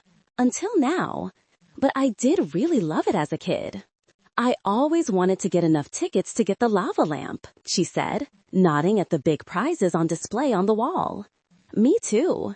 You could just buy it somewhere else, I said. Get it for a fraction of the cost. It's not the same if you get it somewhere else. It just hits different from the prize counter. She was right. It did. How many tickets do we have? She asked. I pulled them out of my pockets and set them on the counter. She did the same. We had a decent amount. Let's feed them into the counting machine and see how much it is, I said. When we got the paper with the total, we reconvened. What do you want to do? I asked. We didn't have enough for the lava lamp, but we could get a stuffed animal or a board game if she wanted to go bigger. Let's get a bunch of the smaller ones, she said. That way we can split them. The employee came back looking bored. The guy who does the escape room went home already, but I can let you in, I guess. Medium, she said. Great, she said. And we want to pick a few prizes. We loaded up on random trinkets and candy, and I put it all in my pockets. Then we followed the employee to the escape rooms. We've got 3 rooms, he said. There's like a basement escape one, and an office thing, and an alien spaceship. The spaceship, she said. The kid nodded to some lockers. You have to lock up your stuff. You can't take your phones or your smartwatches. We put our phones in her purse in a locker. Then he took us to the room and we stood outside the door. He pulled out a laminated piece of paper and read off it in a monotone voice. You're on a lonely country road and a beam of light encloses your car and you wake up in the belly of an alien vessel. The spaceship has crashed in the woods and the aliens are outside repairing it. They'll get it fixed soon and take you to Mars and probe you. You have 1 hour to escape the ship before takeoff. He swung open the door and we peered in. The room was decorated like the hull of a spaceship. I had to admit it wasn't half bad. There was a control panel full of knobs and levers. They had a wall of specimens behind plexiglass, a fake human head in a jar, small plastic rodent-sized alien creatures in leafy terrariums. The only thing not in theme was a large digital timer on the wall and a disco ball hanging from the ceiling. Good luck on your mission, the kid said. Then he shut the door behind us, the lights turned off, a black light came on, and the wall timer started. Ready? She asked. We split up and started poking around. Call out anything you find, she said, opening drawers under the control panel. A screwdriver, she held it up. There's a clipboard with hieroglyphics on it, I said. Ooh, I bet it's a key. She looked around the room. Look, there's one of the symbols on the wall. A little dog-shaped hieroglyphic was next to a box with the letter P on it. So that one means, she said. Let's look for more. We scoured the room and deciphered the clipboard code. Then we moved on and solved a series of puzzles that opened a locked cabinet with a safe in it. Samantha found a riddle on the underside of the captain's chair, a song with a famous phone number, 867-5309. We tried it on the safe and got it open. It had a missing lever for the control panel that opened a secret door in the wall. We went through the door and found a trunk with more clues. She was good at this. We both were. I think normally these rooms were done with the group, but we were killing it, just the 2 of us. We solved the room at 56 minutes. When we pulled the final lever up, the digital clock froze and the disco ball kicked on from the ceiling, spinning and flashing us in prisms while Come On Eileen played at full blast. She bounced into my arms, jumping up and down, and we both cracked up. This whole thing was so cheesy, but I loved it. I wanted to come back and do the other 2 rooms. She looked up at me, her hands on my chest. That was so fun. You are brilliant. The way you figured out how that airlock had to turn. How did you know to look in the wires under the fuselage? I just figured if the door wasn't bolted shut. She shrugged. We beamed at each other while Come On Eileen went into the chorus. This was the best date I'd ever been on, period. I didn't even care that my friends had crashed it. I was glad they'd met her, because now I had someone to talk to about her. I wanted to see her again, tomorrow, breakfast maybe before her flight. I didn't even want to take her home. I was already planning the next date when she got back. I had free clinics all weekend, but I could make it work after that, anything and any time she wanted. My hands were around her waist and she was pressed into me, disco lights flashing across her face. I gazed at her lips. Did you have a good time? I asked, my voice low. I really did, she said, looking at my lips too. Then she drew her brows down and peered around. Shouldn't the door have opened? I don't know. Maybe when you're done, you just leave? I don't know. Maybe. It's locked, though. I tried it when the kid left. My eyes came up to hers. Are you sure? Yeah, look. She leaned over and jiggled the handle.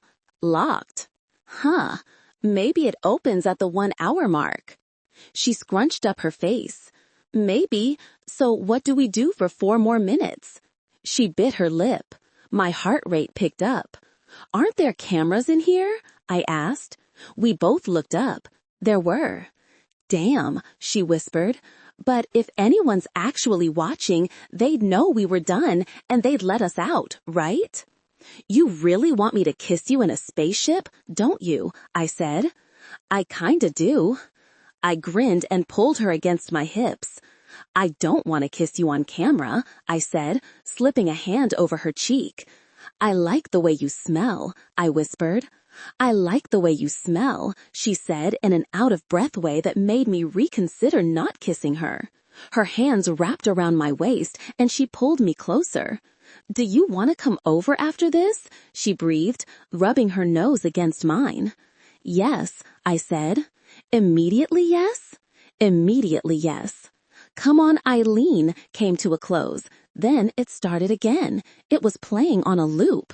What time does your flight leave tomorrow? I asked. I wanted to know how long I had her. 7:30 a.m. Will you drive me to the airport? Ah, is that why you want me to come over? I said, my lips a fraction of an inch from hers. That, and I want you to give Pooter her sedative. She's wiggly. I chuckled. How long is this song? She asked. I don't know. 3, 4 minutes maybe, I said distractedly. Then I felt her body change. She paused and made space between us and turned to the digital clock. I feel like it's been more than 4 minutes. She looked back at me. Why would they let the song repeat? I snapped out of the daze I'd been in. I let go of her and went to the door and knocked on it. Hello? Nothing. I knocked louder. Still no answer. I got a sinking feeling in my stomach. Did they forget us? She asked. They probably do a check of the building before they close, I said. And there's a camera in here. There has to be a surveillance screen where they'll see people are still inside. She went to the camera mounted in the corner of the room and waved her arms. Hello, we're still in here. I pounded on the door while she paced behind me, chewing on her thumb. After 10 minutes of this, we gave up. They close at 1, right? She asked, looking worried. Yeah. I dragged a hand down my mouth. They'll see your SUV outside, she said. They'll know we didn't leave. There's a bar. People probably leave their cars in the parking lot all the time and take Ubers home.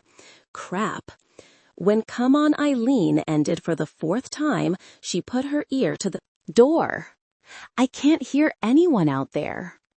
She listened for the 5 seconds of silence before the song started again.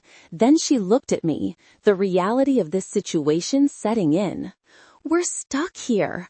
I have a flight to catch in 6 hours. Our phones are in the locker. My sister's gonna think you murdered me.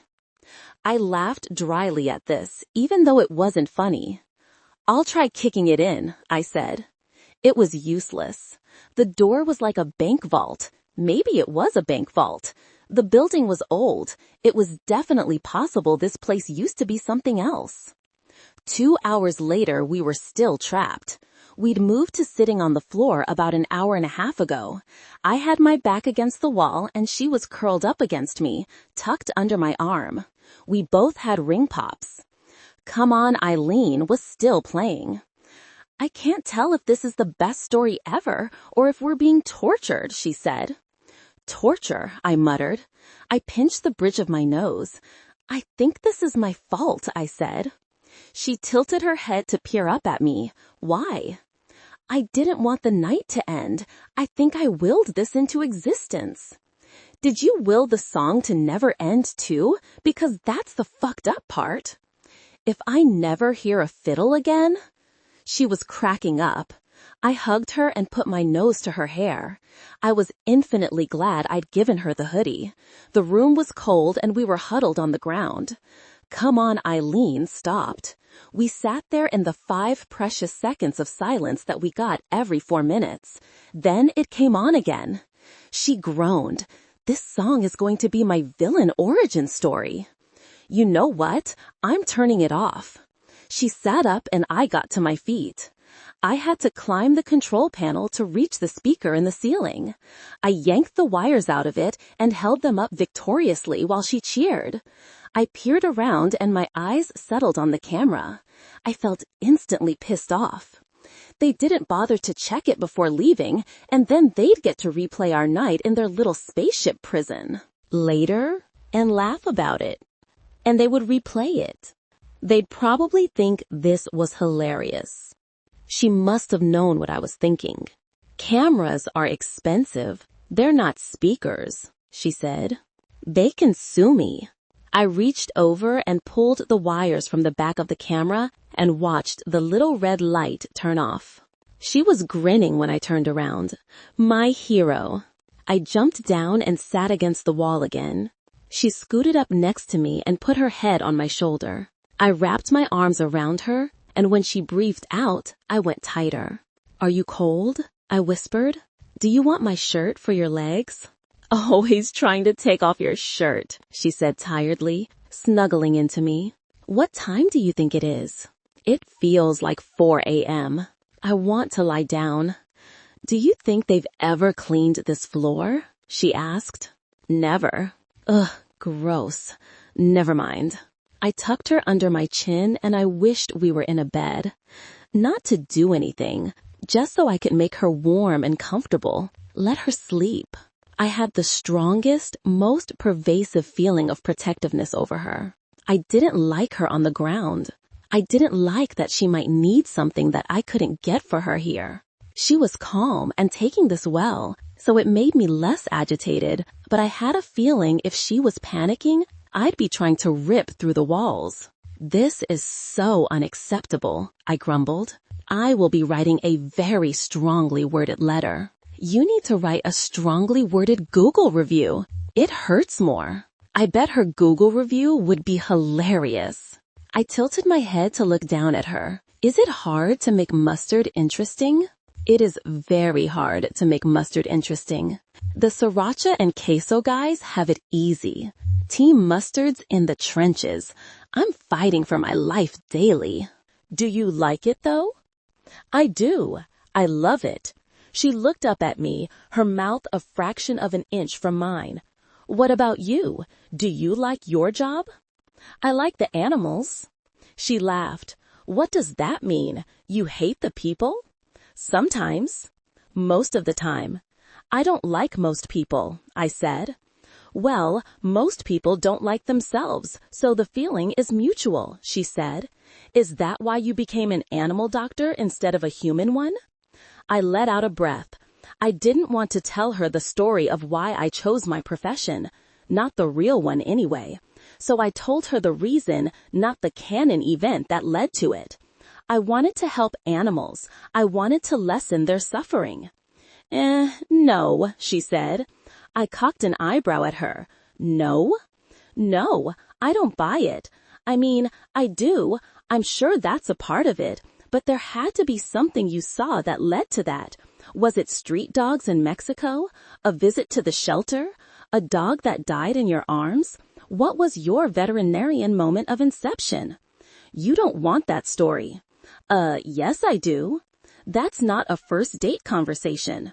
And are we currently experiencing a first date activity, Xavier? 'Cause last I checked, we were locked in a room with jars full of human heads. I laughed dryly.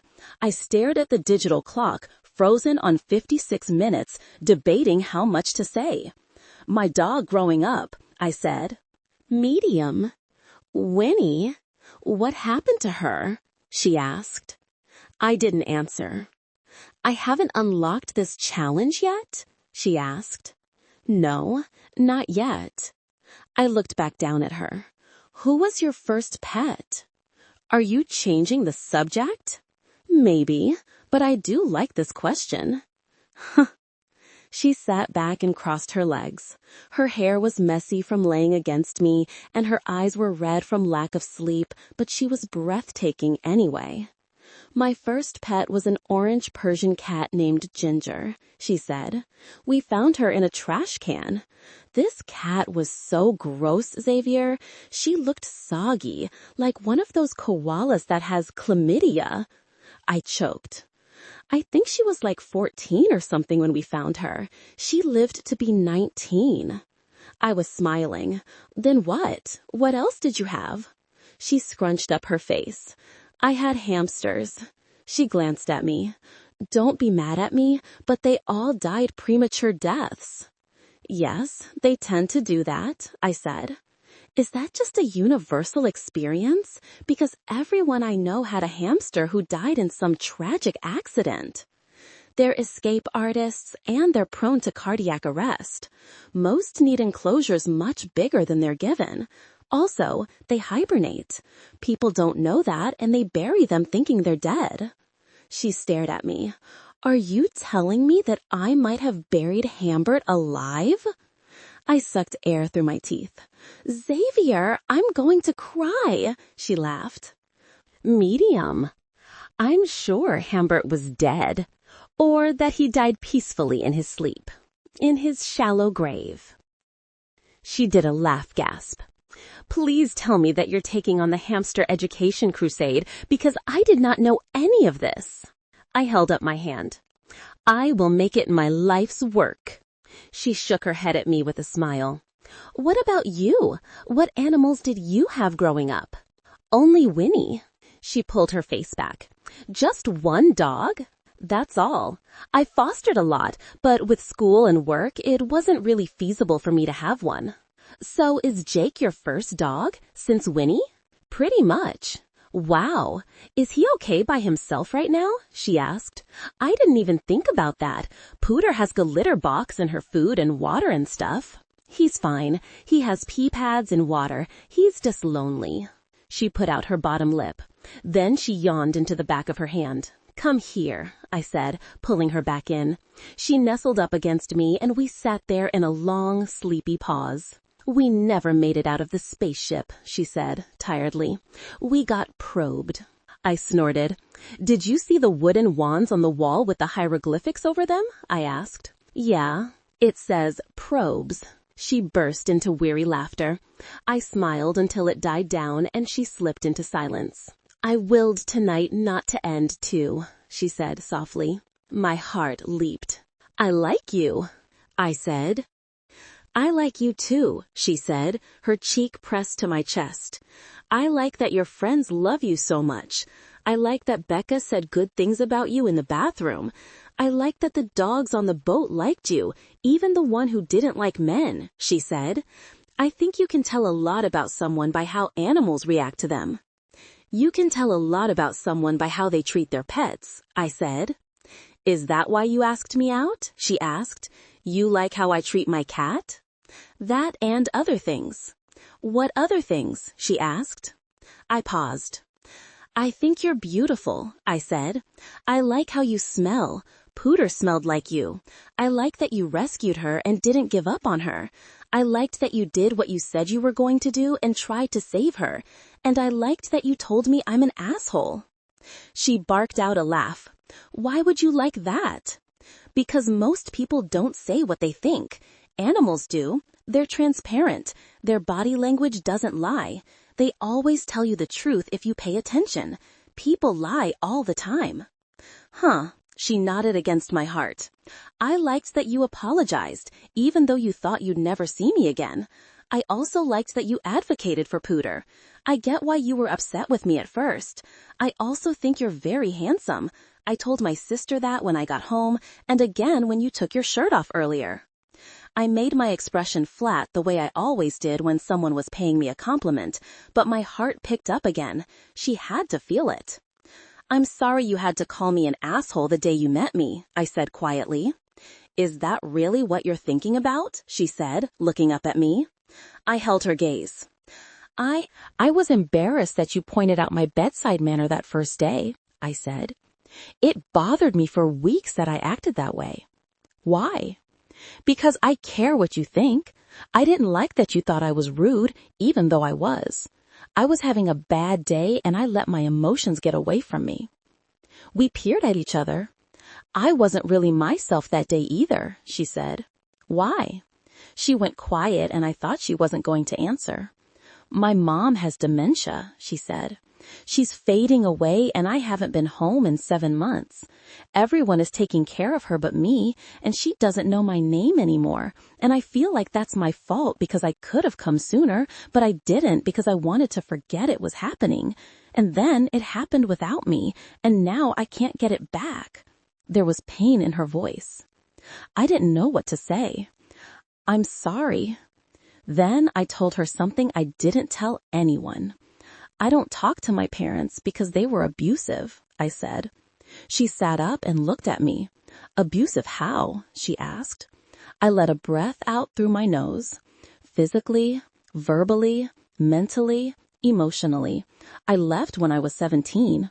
I moved in with Jesse's family and I never spoke to mine again. She looked stricken. I think I had to stop and start again. I think that's why my emotions don't get away from me. Why? Because when I showed how I felt, that's how they knew how to hurt me. I watched this move across her face. Understanding, empathy, sorrow. But for some reason, it didn't make me feel overexposed like I think it would with anyone else. I didn't talk about my childhood to anyone, ever, only. The guys knew what it was like, and they only knew because they'd been there. There was something cathartic about admitting that it had shaped me in ways that weren't always for the better. For the most part, I like to think my upbringing had made me a stronger person. It taught me independence and self-reliance. I was someone who would never raise a hand to my own children, someone who knew the power of encouragement and compliments, even if it was too late for me to be the kind of man who could accept them myself. My dad's insults and barbs drove me. I heard them in the back of my mind every day of my life, telling me I was lazy and pathetic and I would never amount to anything. Proving him wrong was the fuel behind every single thing I did. I put myself through college and veterinary school working 2 jobs. I built my own practice from the ground up.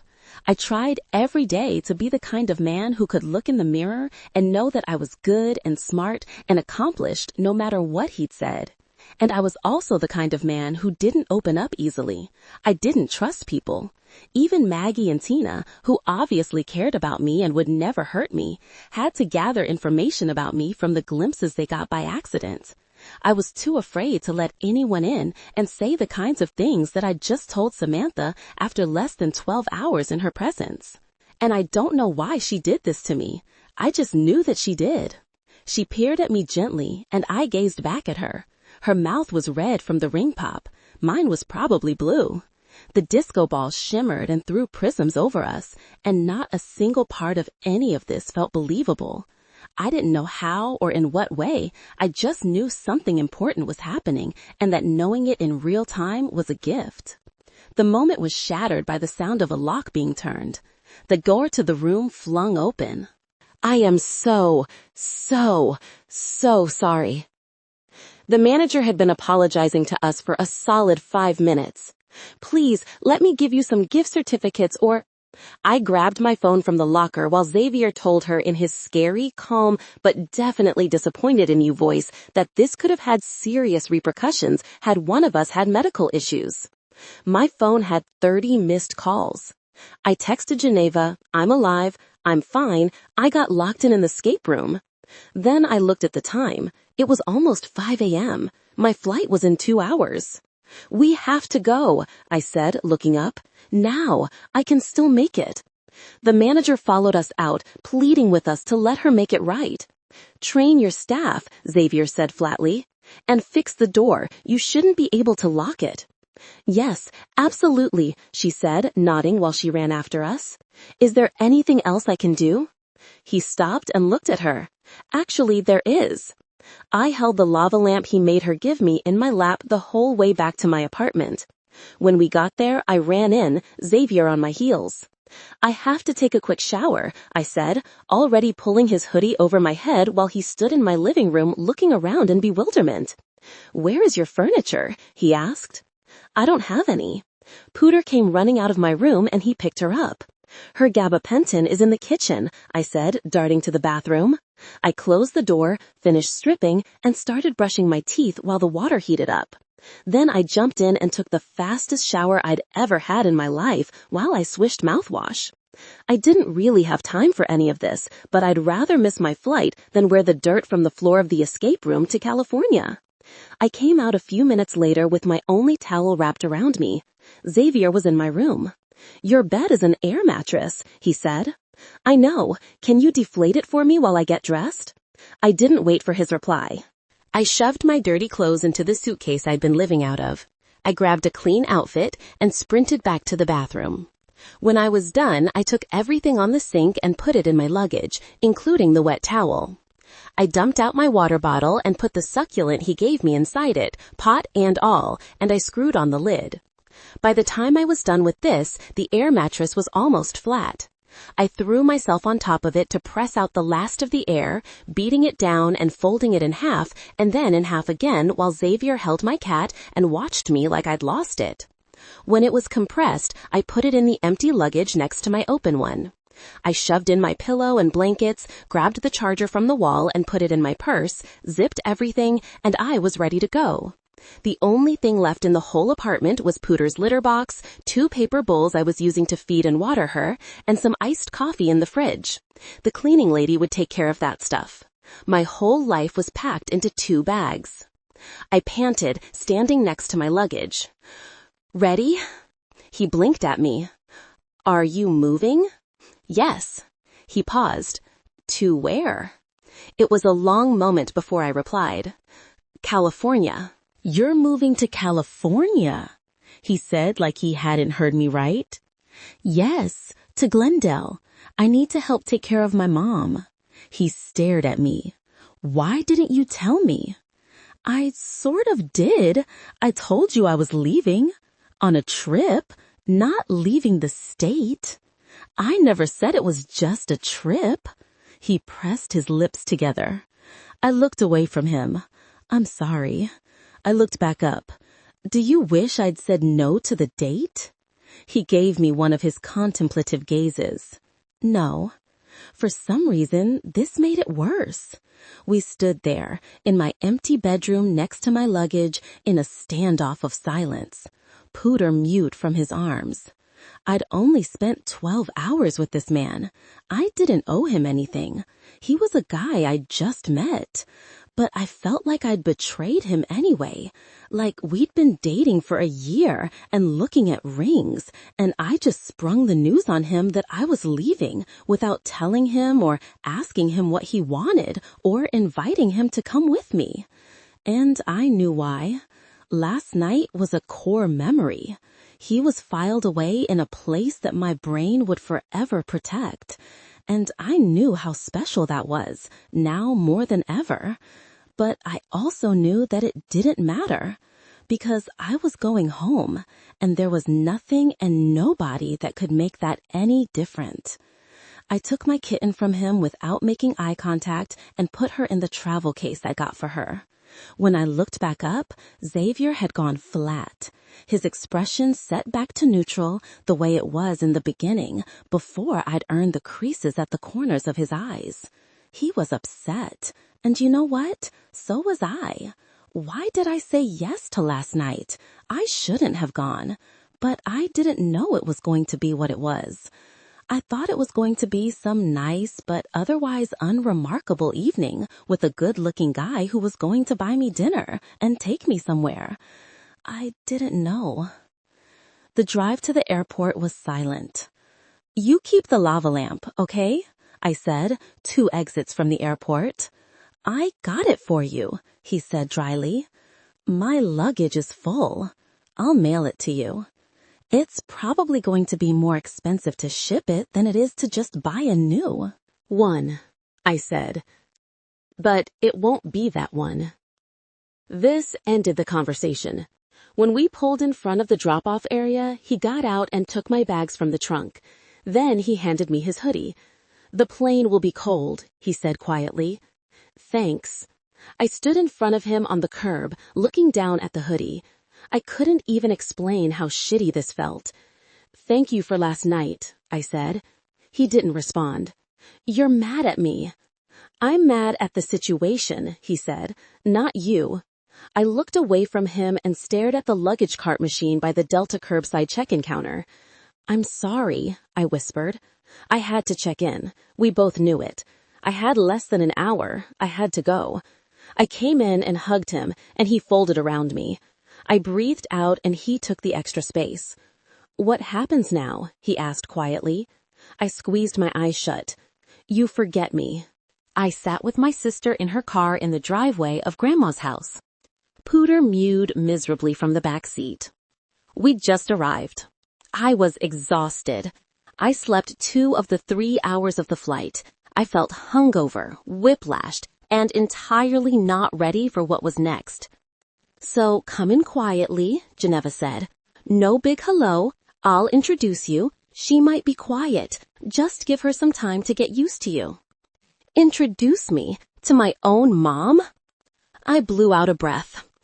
"Okay." "We can do this later," she said.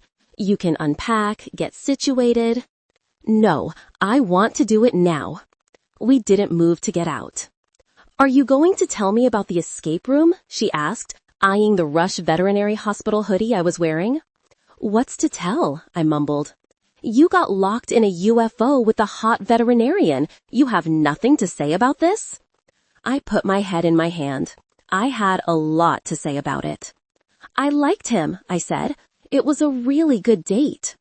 I'd lived in Minnesota for 4 years, and I hadn't met one guy who even remotely touched Xavier. And in the wee hours before I leave? You know what? No, I wasn't falling down this rabbit hole. I was allowing myself some grace to focus on what I actually needed to focus on, which was Mom and my new old life and mustard. I didn't have time to dwell on a guy. I was going to manifest. Mom was going to remember me. I was going to walk into that living room, her face was going to light up, and she was going to say, "Samantha, I'm so happy you're home." And then I was going to find all the jewelry. After that, I'd forget Xavier existed, and I'd laugh like a Disney villain every time it was -30 in Minnesota and it was 72 here. I didn't want to be in the Midwest with the hot guy I was into. I didn't belong in a state that required grit to make it through the winters. I wasn't a grit kind of girl. I'd live in my sunny paradise where it never dipped below 50 and it didn't rain because my hair would hate that anyway, and I'd make sexy yellow condiment content and live happily ever after. I got out of the car. Geneva watched me grab my cat from the back. Then I marched up the steps to the porch and carefully, gently, like I was going to startle a roost of pigeons, I opened the front door. Mom was sitting in the living room on the green chair watching TV with Grandma. Mom looked over at me, her face flat. Geneva pushed past me. "Mom, Samantha is here to see you." Mom stared at me blankly. No recognition, no suspicion, no surprise, no reaction at all. Geneva said they had to put her on some medications and that they sedated her, but nothing could have prepared me for this. She wasn't there, like a light had been turned off. I swallowed and came in. "Hi, Mom, I'm home." Pooter mewed from her carrying case, and Mom looked down at that like she was trying to make sense of the noise. She'd aged. I just saw her at Christmas, and now she looked 10 years older. Her hair was gray, her makeup wasn't on. Mom was always so put together. She liked fashion and getting her nails done and dressing up. She never went anywhere without her face. She looked so tired now, like she was blurring along with her memory, smearing and fading and wasting away. "Mom," I said, sitting gingerly on the ottoman in front of her. "It's me, Samantha." Her eyes came back up to mine, and I watched the wheels turning, and hope fired up inside my heart. Maybe she was making the connection. She was recognizing me. Then she spoke. "Who are you?" "She left?" Mike said, looking at me over his dumbbell. "Yeah, 2 weeks ago." I was sitting on a weight bench across from him, Chris and Jesse. We just rode for half an hour, and now Mike had us doing arms. Mike was a personal trainer, and he trained us for free. The same way I take care of their pets for free, and Jesse would give us financial advice for free, and Chris would pick up the phone to answer medication questions any hour of the night. These were my closest friends. They were the nearest thing I had to family. And I'd purposely avoided seeing them for the last 2 weeks because I hadn't been ready to talk to them about Samantha. I still wasn't. The spaceship had altered my DNA. I couldn't stop thinking about her. I thought giving it some distance and time would make it better, but it hadn't. I'd been crabby since she left. Maggie and Tina kept asking how the date went, and I kept brushing them off because I didn't want to talk about it. I didn't want to talk about it with the guys either. What was there to even say? I had the best date of my life, and then she took off forever. I didn't want their opinions about it or their pity either, and they'd probably try to give me both. "Have you talked to her?" Jessie asked. "I texted her," I said, "the day after our date. Asked her if she got in okay and if the cat's been having normal bowel movements." Mike put his weight down with a clank. "You asked her if her cat took a shit?" he deadpanned. "Travel can be stressful on medically fragile animals." "Yeah, dude, I get the whole veterinarian thing." He shook his head at me. "Did you try talking to her? Like an actual conversation that isn't about her kitten's asshole?" Chris snorted. "She told me to forget her." "I know what she told you. I just didn't think you'd be stupid enough to actually do it." "What else am I supposed to do?" I said. "She's 2,000 miles away." "People date long distance," Chris said. "How?" I said. "Medium. I barely get days off. How would I see her if she's not here?" "Aren't you the boss? Can't you decide what days you get off work?" Mike asked. "It's not that easy. I have to be available on Saturdays for my patients because I'm the only doctor, and I have the rescue." "Then do less of the rescue shit," Mike said. "They don't even pay you." "That's not the point. They need me," I said. "You can take a pass once in a while. It's not going to be the end of the world." He picked up his weight again. "I have never seen you like that with anyone. Why would you let that go, dude?" Mike shook his head. "Agree," Jesse said. Chris nodded. I stared out into the gym. They weren't wrong. I checked Merkel's Instagram 6 times a day. It was getting pathetic. I had to physically restrain myself from liking every mustard post she did so I didn't look like a serial killer. "Why don't you fly out and see her?" Chris asked. I raked my fingers into my hair and squeezed. "I can't afford to start something like this. The clinic isn't paid off. I barely take a paycheck. I have rent, student loans, a car payment, bills." "Okay, then forget her," Mike said, doing his reps. I couldn't do that either. The truth was, I'd already planned the trip. I'd done everything short of actually booking it. I'd been doing it since 3 days after she left.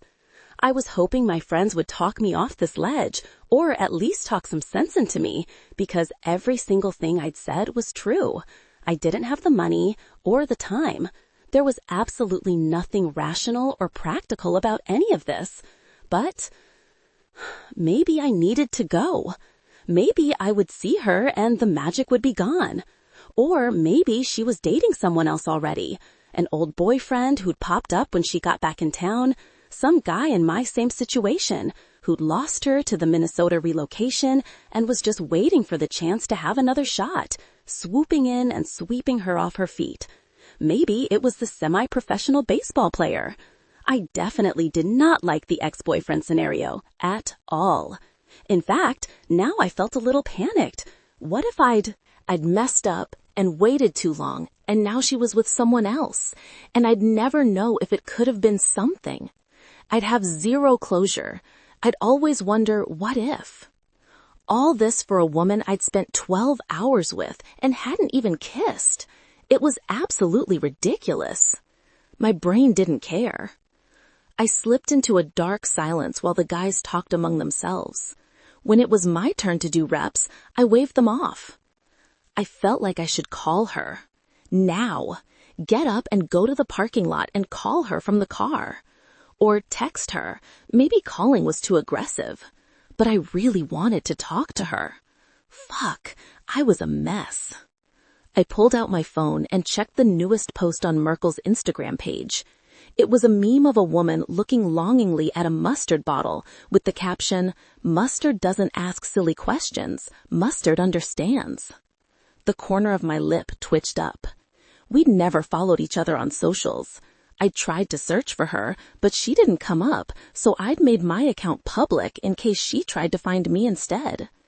I'd posted an Instagram story yesterday of me holding a puppy at the clinic. I knew she'd like it if she saw it. I went to the story and clicked to see who'd viewed it, hoping maybe her name would be there. Then I remembered why I kept my personal socials private. My dad's little profile picture made my jaw go tight. My parents didn't keep tabs on me because they were proud. They did it because they wanted to be proven right, that I was a failure and didn't amount to anything after I'd left the regiment that was their household. And even though it was clear that I had made something of myself, I knew what they were hoping for every time they looked. They didn't wish me well. They didn't smile when they saw me thriving. An old family friend had reached out to me a few years ago, sent as an ambassador in an attempt at a reconciliation. Apparently, my mother had developed MS, and my dad was disabled. The friend left the details of that part of it vague, but if I had to guess, it was alcohol-related in one way or another. This friend let me know that it was my duty to honor my aging parents and care for them after all they did for me. I'd scoffed in his face.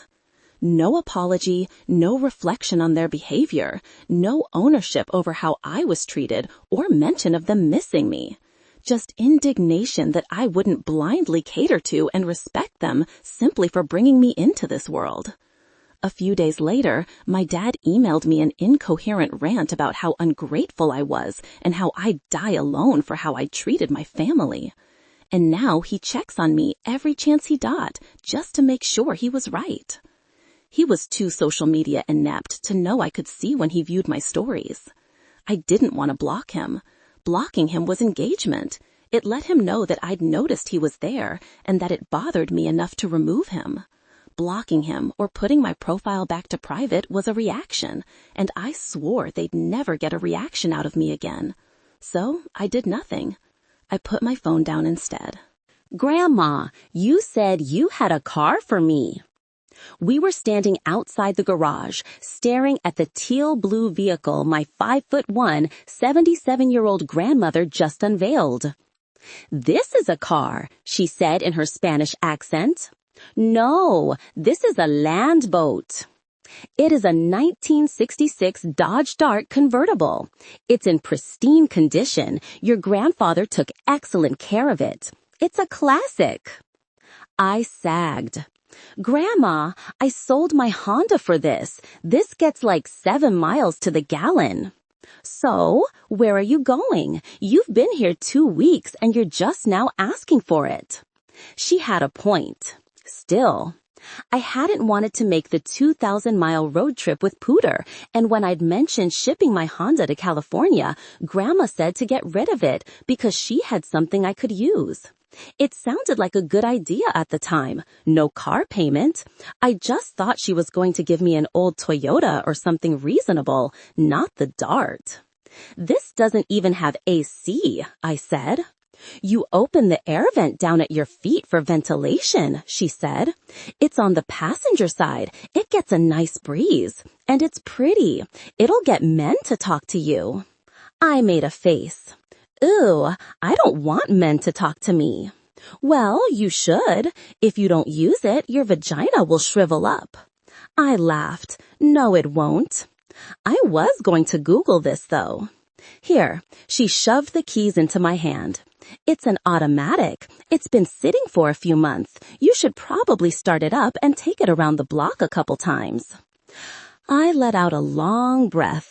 I guess I could just drive it until I got something else. It was free. "Your mother loves this car," she said. "Drove it all through high school and college." I perked up. "Oh, really? That could be a plus, actually.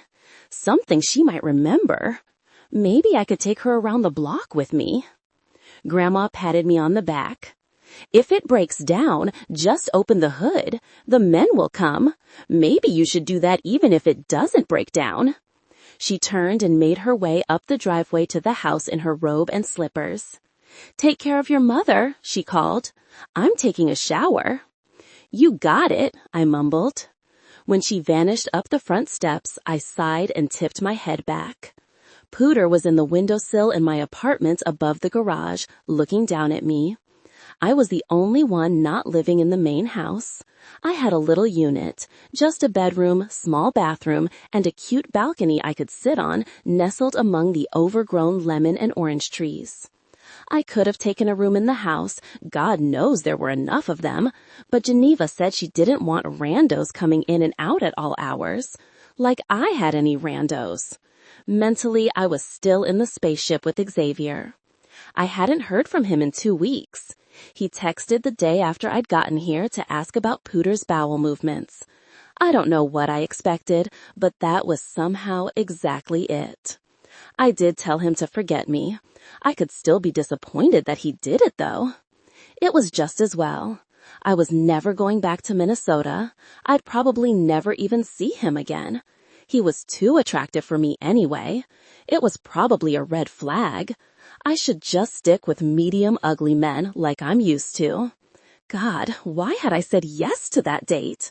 I was still kicking myself.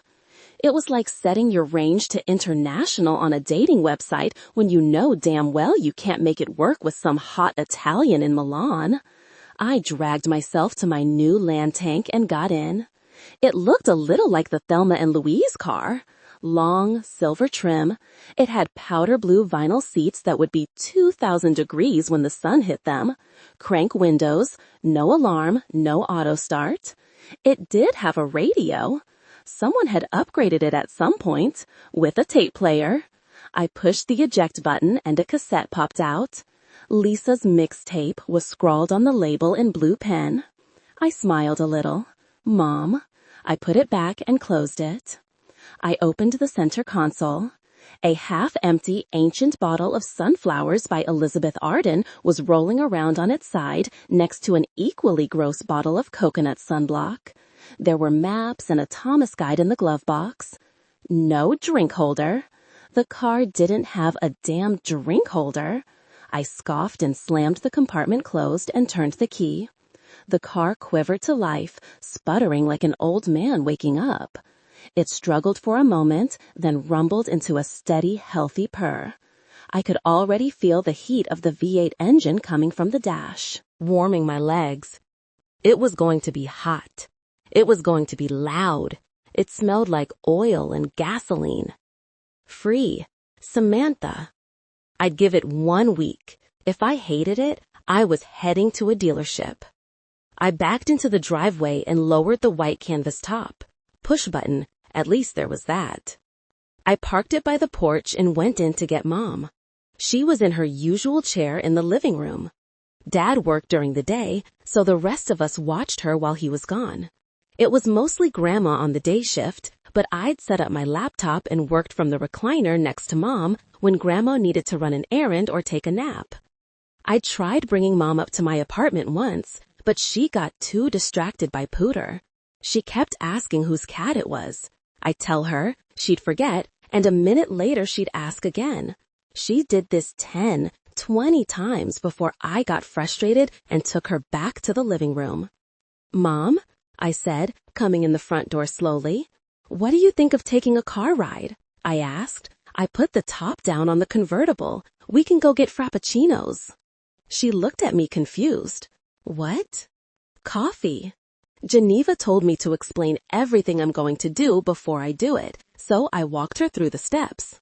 "First, we'll get our shoes on, then we'll go outside and drive around a bit. Then we'll stop and get a latte. Come on." She didn't move.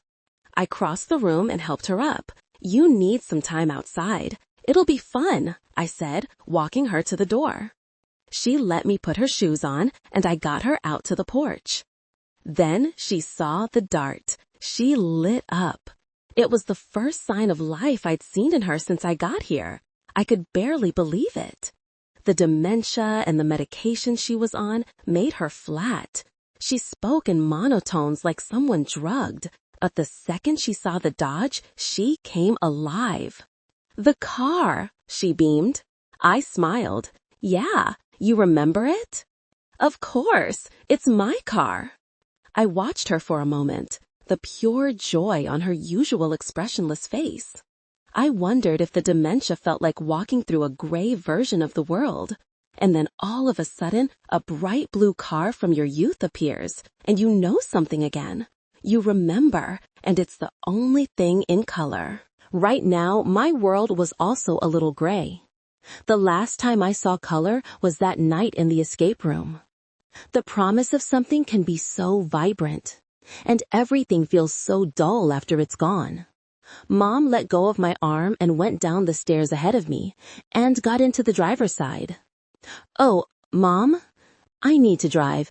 She slammed the door. Shit. Shit, shit, shit. The keys were in it and the engine was running. I jiggled the handle to the driver's door. It was locked. I tried pulling up the lock, but it was flush to the door. "Mom, I have to drive. You can't drive anymore." "Don't be silly. I drive all the time." Then she put the car in reverse and started backing toward the street. Full panic. "Stop." She kept going. "Mom." I was jogging next to the door, trampling the flower beds. "Mom." Nothing. "We have to put the top up. It's going to rain." "Please stop. Please." "Mom, rain," I shouted. She slammed on the brakes. I have no idea why she did it, if she heard me and understood, or if it was some deeply ingrained reflex to protect her old car from weather. But she stopped. The back of the Dart was already halfway in the street. I was panting. She looked confused for a moment, like she didn't know where she was. She probably didn't. She peered blankly around the cab of the car, then put it in park. I dove across her lap and pulled the key from the ignition.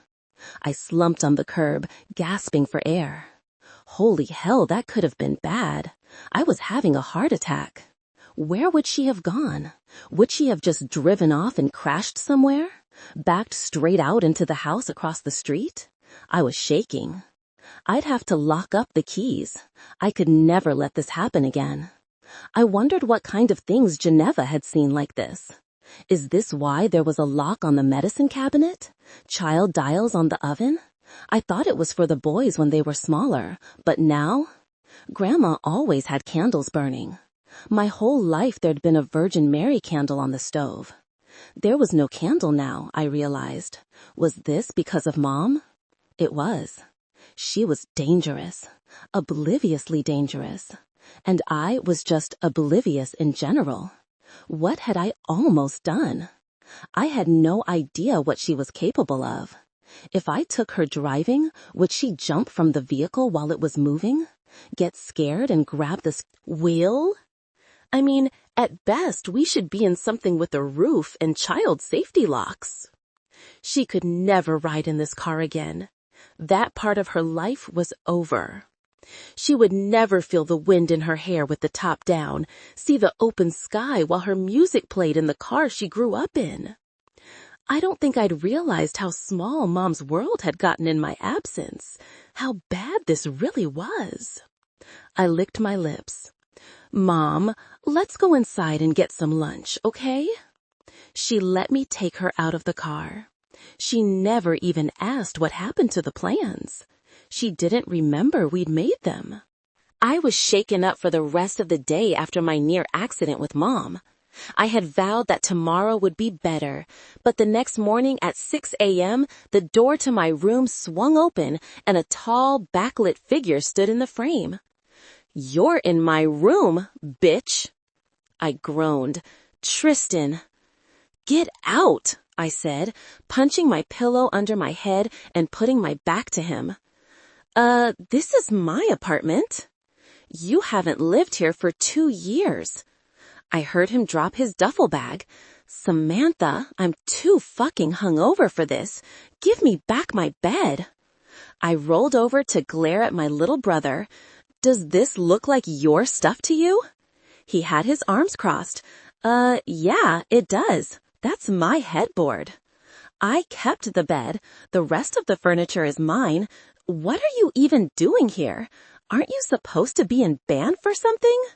"I'm home." He scowled around at my stuff. "Aren't you supposed to be on a frozen lake somewhere?" Ha. He sighed and stalked across the room. "Move over." He pushed me to the edge of the mattress and got under my comforter. He smelled like cotton candy vape. "Your shoes better be off," I grumbled. Tristan was 24, our parents' youngest, and a pain in everyone's ass. He was usually walking the earth somewhere, planting trees for the Forest Service or guiding whitewater rafting trips in Colorado or something equally random that kept him out of our hair. He shifted dramatically next to me, and the bed jostled like he was jumping on a trampoline. Why are you even home?" I moaned. "Not for you." Pooter came down from her cat tree and climbed the bed, purring. "What the hell is that?" my brother asked, sitting up. "Ooh, medium." "My cat?" "The butthole one?" "Yes, the butthole one. And thanks for not donating, cheap ass." "Like you needed it? By the time I saw it, you were a millionaire." He picked up Pooter and hovered her over his face. She hung there, paws dangling, completely chill as always. He made a dismissive noise. "Mid." "Did you just call my cat Mid?" He plopped Pooter at the end of the bed and leaned on his elbow to look at me. "So, I hear you got locked in a UFO with some hot vet." "Oh, so you do check the group chat." I stared at the ceiling. "He lives in Minnesota. I'll probably never see him again." "Why? I flew to Monett, Missouri like 7 times once for this guy I met on Hinge." I lolled my head to look at him. "Wasn't that the bartender who got your name tattooed on his calf?" "No, that was Ned in Nashville." "Ah, right, Nashville Ned. How could I forget?" He pursed his lips. "I missed your stupid face. I missed your stupid face." Then he lifted his leg and let out a long, squeaky fart. I bolted up and turned on the light. "Oh my God!" "I told you to get out." I hit him with a pillow. "Disgusting. Go sleep in the house. I'm serious." He got up and smirked at me. "I want you to know that I've done unspeakable things on that mattress. Unspeakable." I threw the pillow at him and he dodged it. He grabbed his duffel bag and paused dramatically in the doorway. "I will get my room back. If you come in here again, I'm killing you and burying you under federally protected floordals. Your vet boyfriend probably looks like Lord Farquaad. He looks like the High Lord of the Night Court, and you could never," I snapped. "Hag, pick me." He gasped. Then he pulled something from his bag. I brought you peanut brittle from that place you like in Washington. I hope you choke on it. I won't, just to piss you off. He held the box of candy by the corner, dropped it on the floor, slammed the door, and left. I rolled my eyes and fell back in the bed. I couldn't go to sleep after that. I Googled homeware stores and, is it illegal to burn a mattress in your yard? Then I fed Pooter, put on slippers, grabbed my shattered peanut brittle, and crossed to the house in my pajamas, eating the candy straight from the box. When I got in, Tristan was sitting at the kitchen counter with Geneva's boys while Grandma made eggs. My brother looked at me and raised a slow middle finger, and I stuck my tongue out before biting into a piece of my brittle and taking a seat at the counter. "How long are you here?" Grandma asked him, standing over the stove. "I don't know. As long as I feel like, I guess. By the way, Sam's in my room. You need to tell her to leave." Grandma laughed. "Well, if it isn't Zanzibar himself asking me for a favor." She turned to look at him. "Request denied." "But, Grandma..." "Nope. You put us through hell. I haven't forgiven you yet." I looked back and forth between them. "Zanzibar?" Grandma turned off the burner. "You don't want to know." I looked at my brother. "Precious." "Is it your consequencing? I asked, sucking air through my teeth. "Shut up," Tristan said. "So which room am I supposed to be in then?" Grandma plated eggs. "Well, there's one left upstairs. You'll have to share a bathroom with the boys. Oh, the game room is open in the basement." He gasped. "Yes, I want the game room." I gave him a look. "That's a community space." "So, she just said I could have it." "Grandma?" "It's empty, Sam. It's not doing anything for anyone," Grandma said. The space was a large, windowless room in the bowels of the basement, where Grandma used to play Dungeons and Dragons back in the day. She'd painted the walls in the 80s with an epic orange dragon fresco that we all loved. To be fair, we hadn't used the game room in forever, but the wine cellar was in there. "How are we supposed to get wine bottles if he's living there?" I asked. "You can ask me, and if I want to, I just might let you have one," he said, smirking. I looked at Grandma, and she shrugged. I rolled my eyes. Grandma served the boys eggs. Geneva came around the corner in her robe. She stopped when she saw our brother. "You're here?" "You're so observant," he quipped. "I'm surprised you have the balls to show your face in this house again after Easter," she said. "Whatever." He shoveled eggs in his mouth. I raised an eyebrow. What happened at Easter? He programmed Alexa to play Zanzibar by Billy Joel every time someone said his name, she said, grabbing a coffee cup from the cabinet. It took a week to figure out why it was doing it. We're all traumatized. "That'll teach you to talk shit about me when I'm not in the room," he said, smiling sweetly. Then he looked at me. "You can have my old apartment, I guess, but I want my bed back." "Fine. Good. Keeps me from having to call a hazmat team to come get it." Mom's voice came sharply from down the hall. "I have work." "No, the office is closed today," Dad said, calmly. "It's not. It's Monday. Let go of me." I knew Dad was hugging her, trying to settle her, and she was struggling to break free. I knew because this back and forth happens every single morning since I got here. Mom couldn't remember that she didn't work anymore. She just knew that it was the morning, and she went to work in the morning. The truth confused her, so Dad always told her the same thing. "It's President's Day," Dad said from the other room. It wasn't. It was Groundhog Day. Not really, but basically. There was some undistinguishable muttering, the rise of Mom's voice asking a question, Dad reassuring her that there was no job to go to, Mom relaxing, him letting her go. Then my parents came into the kitchen for breakfast. "Good morning," Dad sang. Then Mom saw Tristan. Her whole expression changed. "Tristan!" "Hi, Mommy." He jumped off his stool and hugged her, and I watched her face over his shoulder, lit and happy. Color in a gray world. The lump bolted to my throat, and I had to look at the collection of green blown glass on the windowsill. I didn't care that she remembered him. I was glad she did. I cared that she didn't remember me. What about me made me less permanent? Why did I fade to gray when everyone else was bright? Dad came up behind me and gave my shoulders a squeeze like he knew what I was feeling. Maybe he did. So I was thinking we could all have a discussion about house rules, Dad said, helping Mom onto the stool next to me. I was thinking the same thing, Geneva said, pouring herself a coffee. Then Kramer, we need to figure out a cleaning situation, especially now, she said, eyeing our brother. We need to delegate meals too, Geneva said.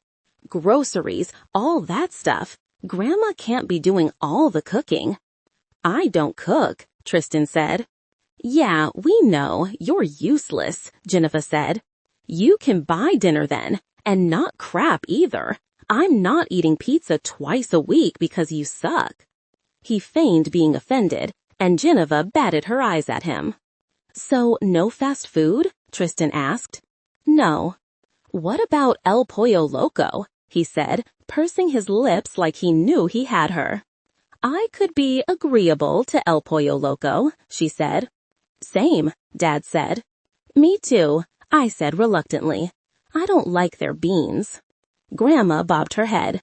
I'm fine with their food. Brayden, Holden, do you like El Pollo Loco? My nephews nodded. Mom did not voice an opinion, and nobody asked her for one. Now she was gray. Mom, what do you think of El Pollo Loco? I asked. She gazed at me. Chicken, I said, for dinner. Oh, I like chicken.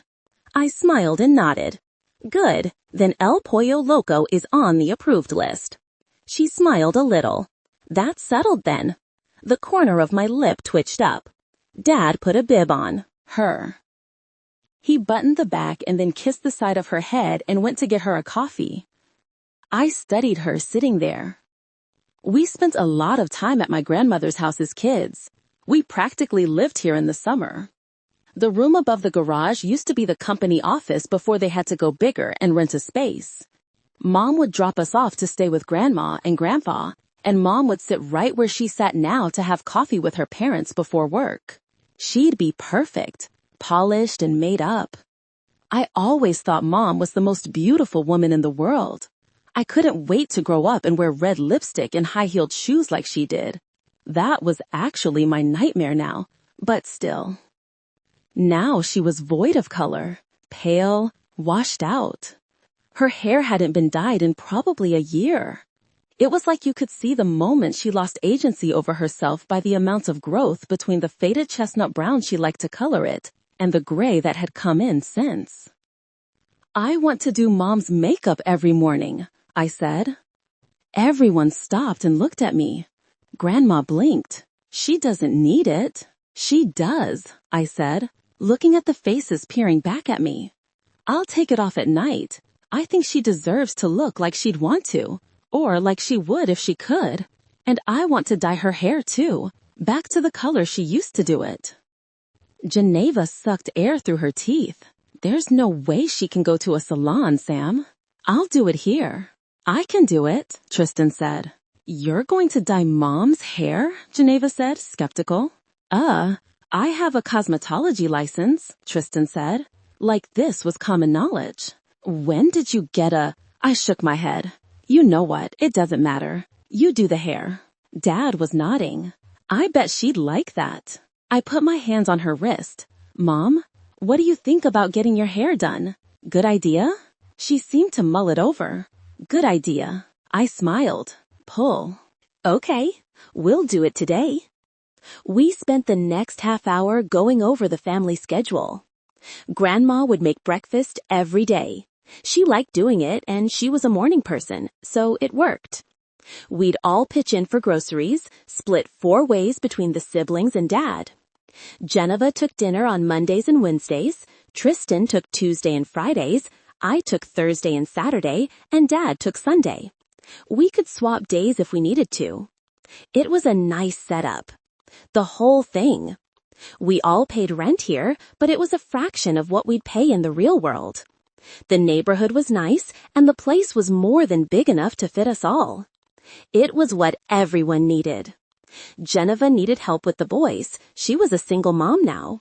Tristan got to save money. I got to be with my family when my family needed me. Dad needed help with Mom, and Grandma needed help with the house. She really needed help with the house. My grandparents had bought it in 1975. 5 bedrooms, 5 bathrooms, not counting the apartment over the garage. 3 stories, a sunroom on the 3rd floor that overlooked the yard, mature fruit trees, a pond. And now it was deteriorating.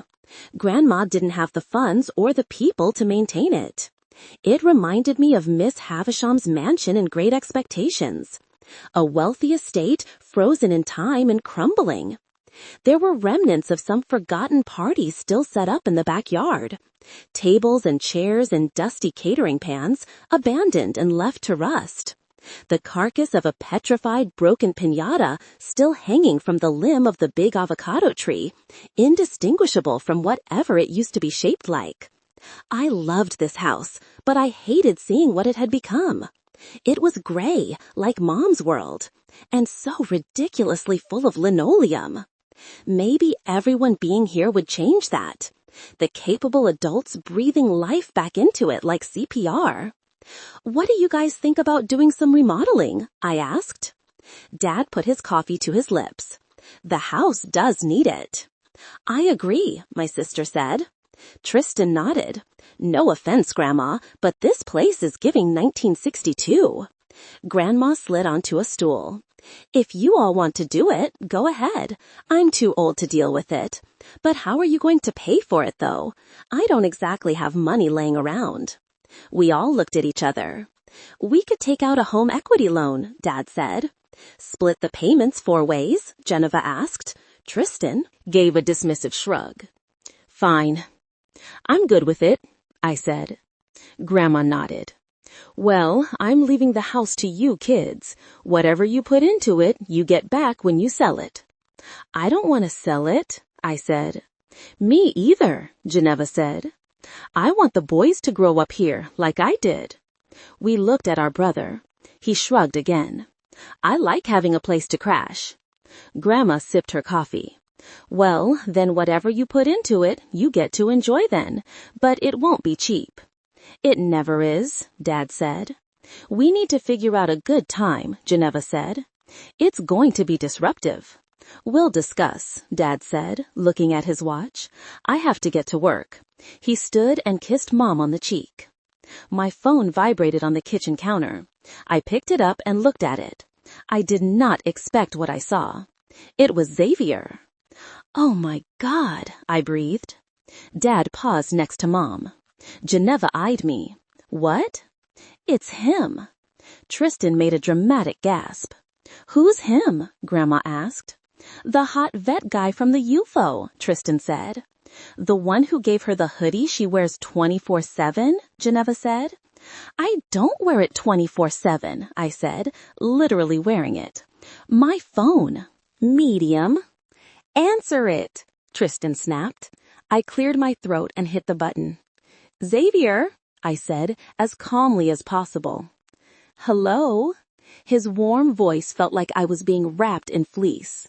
To what do I owe this phone call? I asked, scurrying out of the kitchen to the living room. Pooter's poops are fine, her butthole too, unless you're calling for something else. I'd like to come see you, he said without preamble. I stopped dead in the living room. You want to come see me? Yes. I blinked. Why? A pause.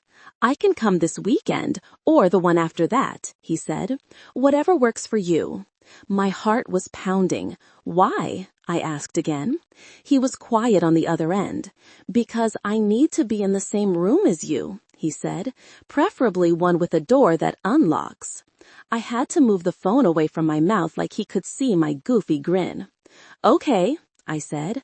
This weekend could work. Okay. There was a smile in there.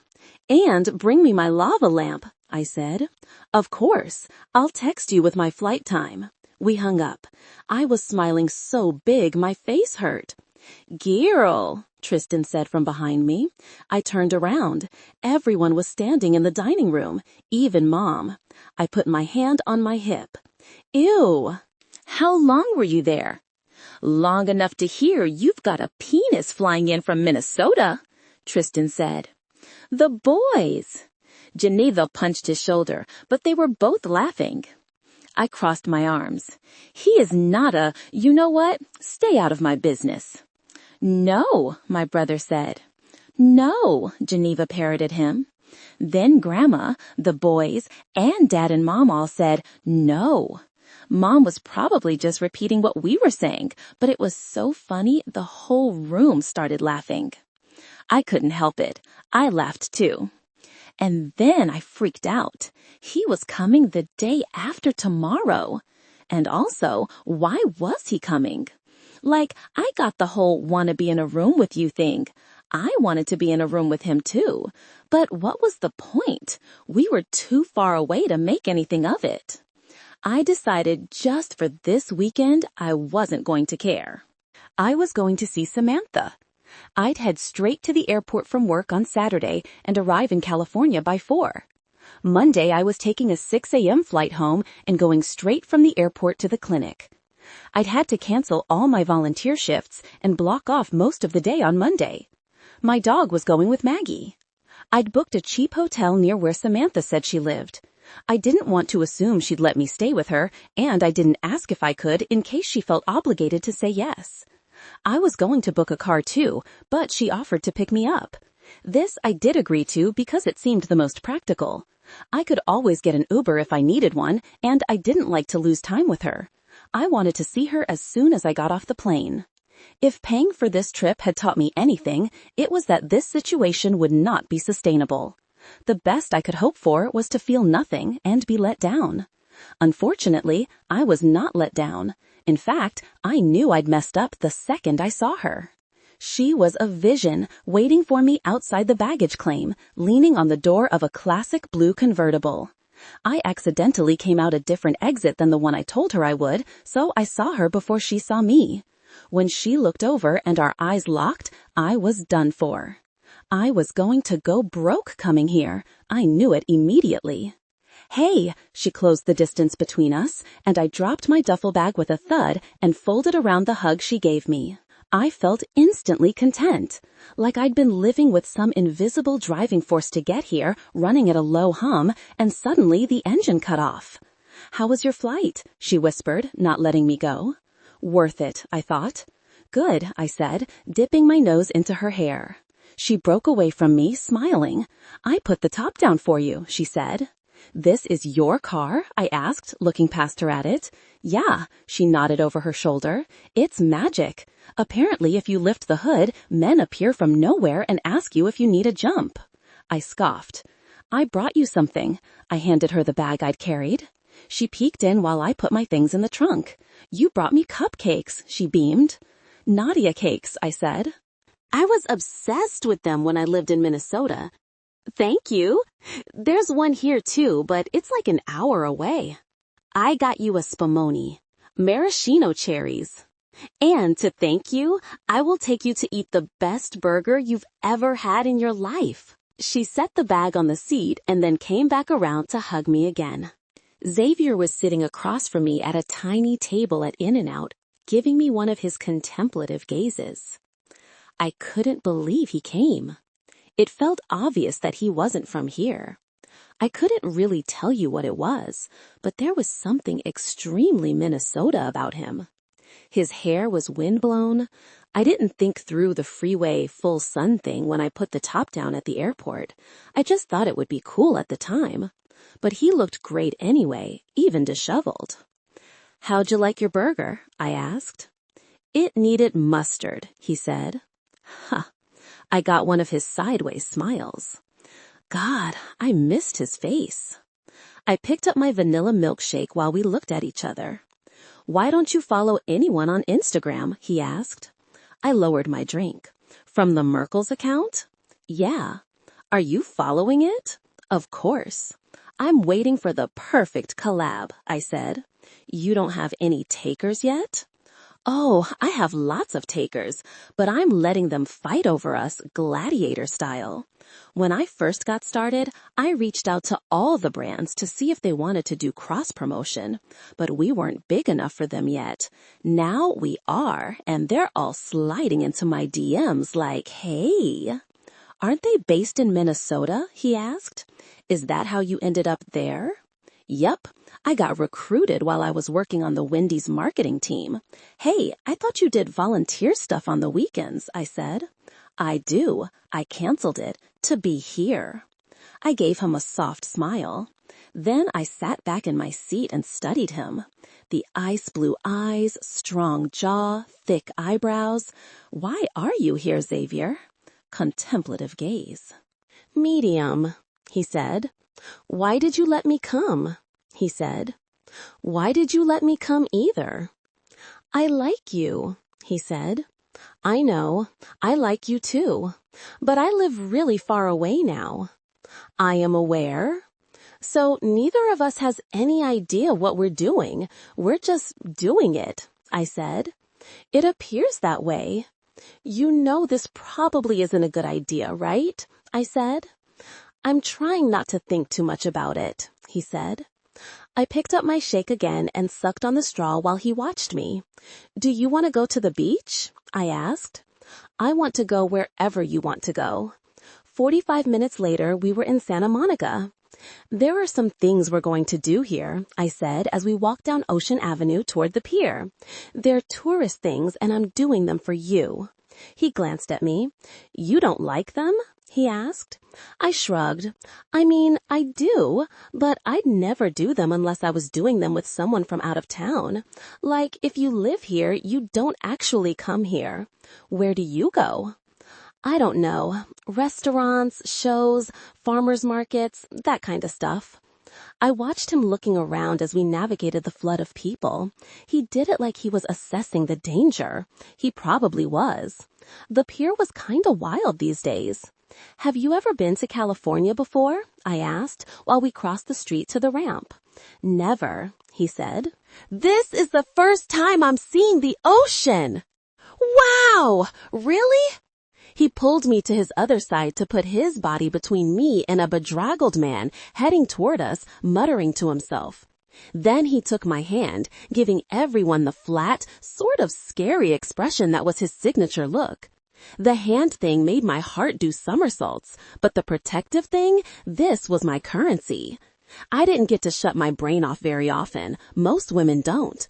The constant situational awareness that we have to practice is exhausting. But Xavier made me feel like I could mentally check out. I could just be here, bopping around, enjoying being outside and surrounded by these eccentric weirdos and not have to worry about how safe I was, because he wouldn't let anything happen to me. I couldn't remember the last time I felt like that with someone. Definitely with my dad, but not really with the men I dated. Not that they made me feel unsafe, but Xavier made me feel like the second I was with him, I entered into his care. I trusted him. Also, he's really tall and he frowns a lot. Not sure anyone would mess with him. We walked down the pier's wooden planks, looking at the amusement park rides and vendors offering everything from your name on a grain of rice to caricature drawings, along with lots of Santa Monica merch. An old guy with a tip jar and a shitty amp was singing, "My heart will go on." How was your mom? Xavier asked while we stood at the edge of a crowd watching a man on a unicycle. I shrugged. As well as she can be under the circumstances. My stupid brother came home. He's driving me bonkers. How? Existing? We kept walking. How are the friends? I asked. Good, asking about you. And what did you tell them? We got to the end of the pier and leaned over the railing between fishermen, looking at the ocean. I told them the truth, he said, turning to me, that you gave me the most unforgettable night of my life, then told me to forget it. Come on, Eileen, I'm sure you've had much more. Memorable nights than that one, I said. It was my first alien abduction. You always remember your first. I laughed and he put an arm around me and we stared out over the water. Seagulls hovered and squawked. It was a little cold. The sun was shining and it was breezy. It was a beautiful view, perfect for his first time laying his eyes on the sea. I couldn't recall the first time I saw the ocean. I'd been too young to remember. The Pacific was just so ingrained. It was a part of my very foundation. And even though I didn't remember the first time, I had plenty of family memories over the years. These were the kinds of things that Mom still remembered. Core memories so old, they'd be the last to go. She was forgetting from the present backward, her life on rewind, people and places and experiences blurring and vanishing. Maybe at the end, all that would be left would be a memory like this one. Xavier pulled me closer, and I leaned my head against him. He was warm and firm and protective. I felt peace. A final memory like this one wouldn't be so bad. "I'm not," I said. "It's just swaying from turning." We were at the top of the Ferris wheel on the Santa Monica Pier. Samantha was clinging to me like a wet cat. "Why did you want to go if you're scared of heights?" I asked, looking down at her, amused. "I'm not scared of heights. I'm scared of falling. I wanted you to get all the iconic Santa Monica experiences," she said, clutching me. "You being terrified is an iconic Santa Monica experience?" I laughed. I didn't like that she was scared, but I very much liked that she was hugging me. I didn't really know what the rules were going to be when I got here. Would we pick up where we left off in the escape room, or would we feel awkward? But it was immediately like it had been before, like we'd known each other forever. Our 20th date, like the UFO had been a time machine that aged our relationship. I had no idea what I was doing here. It made me feel better that she didn't either. This was not nothing between us. I was just taking this visit 1 second at a time, hoping I'd get some clarity on what would come next, but the only thing getting clearer was that I really, really wanted to kiss her. I'd wanted to do it on the pier when we were watching the guy on the unicycle, and again when we were looking at the ocean, and I definitely would have kissed her on this Ferris wheel if she weren't having a panic attack. We swung higher, and the gondola pitched wildly back and forth. "I can't believe this doesn't scare you," she said. "For the record, I will never have a good time if you aren't having a good time. We should plan activities accordingly." "Shh, enjoy your terrifying view." We swung upward again, and she made a little squeak. I squeezed her. "Think about mustard. It'll all be over soon." I felt her laugh in my arms, and I smiled, peering out over the horizon. Her sacrifice wasn't lost on me. The view really was breathtaking. This place was a whole new world.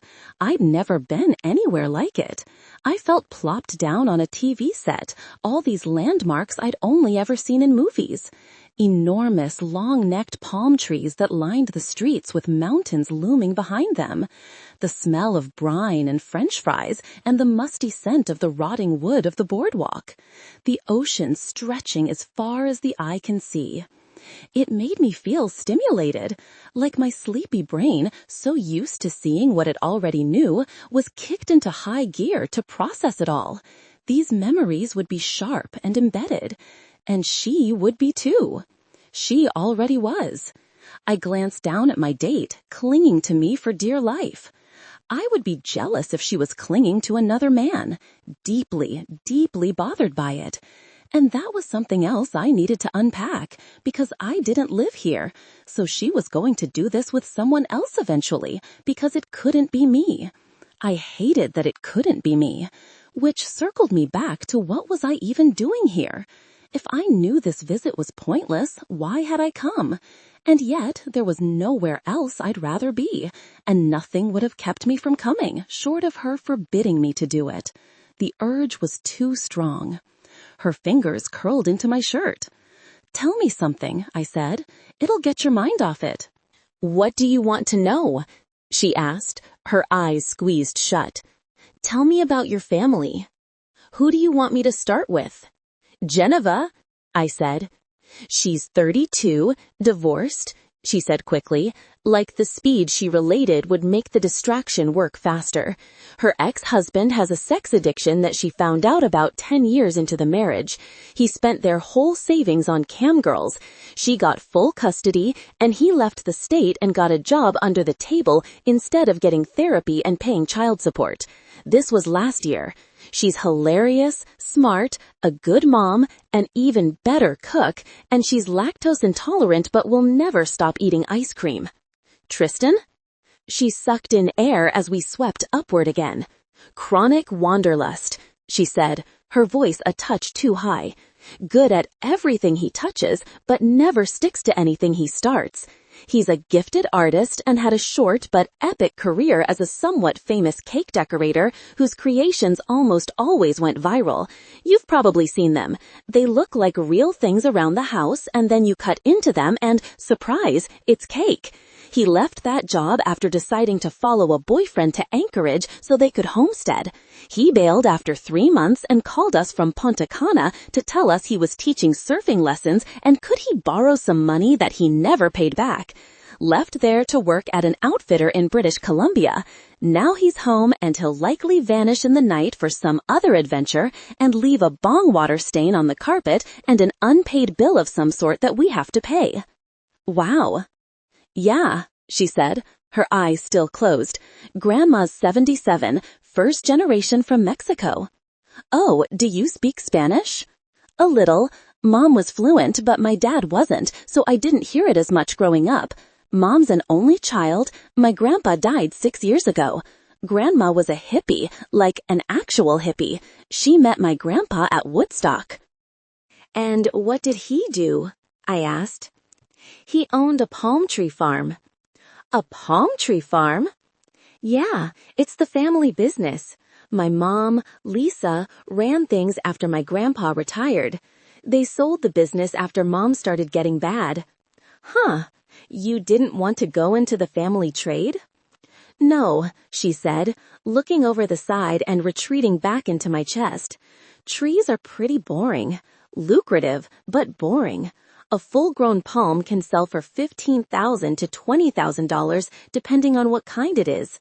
And that doesn't even include, she gasped as we went a rung higher, transport or planting, she continued out of breath. Grandpa bought land in the Coachella Valley back when it was cheap, and he planted a couple thousand of them, spent his whole life just selling trees. When they bought the house, Grandma turned the backyard into an organic garden. She still doesn't like food coloring. She keeps a super soaker full of Tabasco next to her bed because she doesn't like guns. I chuckled. And your dad? He's 55, she said. Met my mom after a house party in the Hollywood Hills. Her boyfriend jumped off the roof into the pool and bruised his tailbone. She was pissed because she told him not to do it, and I guess it was the last straw or something, so she broke up with him, and was walking home at 4 a.m. She snapped the heel off her shoe, and my dad drove by and asked her if she needed a ride. He was delivering newspapers. She finished his route with him, and they went to Norm's for breakfast, and the rest is history. We came to an extended stop, and the swaying settled down a little, probably letting people off and on. She hesitantly peered over the side again. You see that spot there? She nodded to the beach, where it looks like a little tide pool or something. Yes. That's a riptide. I leaned to look. Probably. Really? Yeah, my mom always pointed out how to find them. The waves don't break at the opening, so it looks like a good, calm place to get in. But it's a trap. It sucks you out. What do you do if you get sucked out? You just let it take you. If you fight it, you die. Why? I asked. Because it's stronger than you are. You'll get tired and you give up. I studied the spot on the shore. We didn't have riptides in Minnesota. Lakes don't have them. I was glad she pointed it out. I looked down at her. Her fingers were buried in my shirt. I couldn't believe I was here. I woke up in Minneapolis today, worked, and now I was on a Ferris wheel looking at the ocean with her. I tucked her under my chin and breathed in the smell of salty sea air and listened to the muffled sound of people 100 feet below. They say that you won't remember what someone said, but you'll always remember how they made you feel. I don't think this moment would be the same if it wasn't for how it felt, ocean or no. We were sitting on the beach on 2 Barbie towels we bought at a souvenir shop. We had our shoes off. The sun set an hour ago. We'd done all the things, took scooters to Venice Beach, got ice cream on the 3rd Street Promenade, did the pier, shared some calamari at a seafood place, and then walked along the surf. I liked talking to Xavier. I liked hanging out with him. I liked the contemplative gazes, the little upturned corner of his mouth when I said something funny. I liked how reflective he was, how he didn't speak until he had something thoughtful to say. He was observant. But mostly, I liked that he felt turned toward me, like I was the only thing interesting in this place, full of interesting landmarks and people and things. He never once pulled out his phone for anything other than taking pictures. I told him I loved shells, and he spent our walk along the water looking for ocean jewels to hand me like it was his new job. I preferred his ice cream more than mine, and he switched with me. He wouldn't take no for an answer. When it got windy on the beach, he wrapped me in his towel. I felt courted. It was weird, but there was no other word to describe it. I had obviously never been properly courted before, because now that I was giving those other guys some serious side-eye. Damn if Xavier wasn't ruining me for all other men while he was here. My phone vibrated in my pocket. Geneva messaging me. "Sorry, I have to get it. She wants to know how to take Mom's makeup off," I said, texting her to tell her where the makeup wipes are. I'd done Mom's face for the first time this morning. It hadn't come out great. I needed to find some old photos or something to see how she used to do it, because when I finished, she looked like a caricature of herself. When I showed Tristan, he'd rolled his eyes and asked me if I'd ever heard of blending. Then he kicked me out of the bathroom and finished it himself. I would have handed him the torch indefinitely if he woke up early enough to take it from me. I hit send and tucked my phone away. "Can I ask you a question?" Xavier asked. "Sure." "When did you first notice?" "The dementia?" "Yes."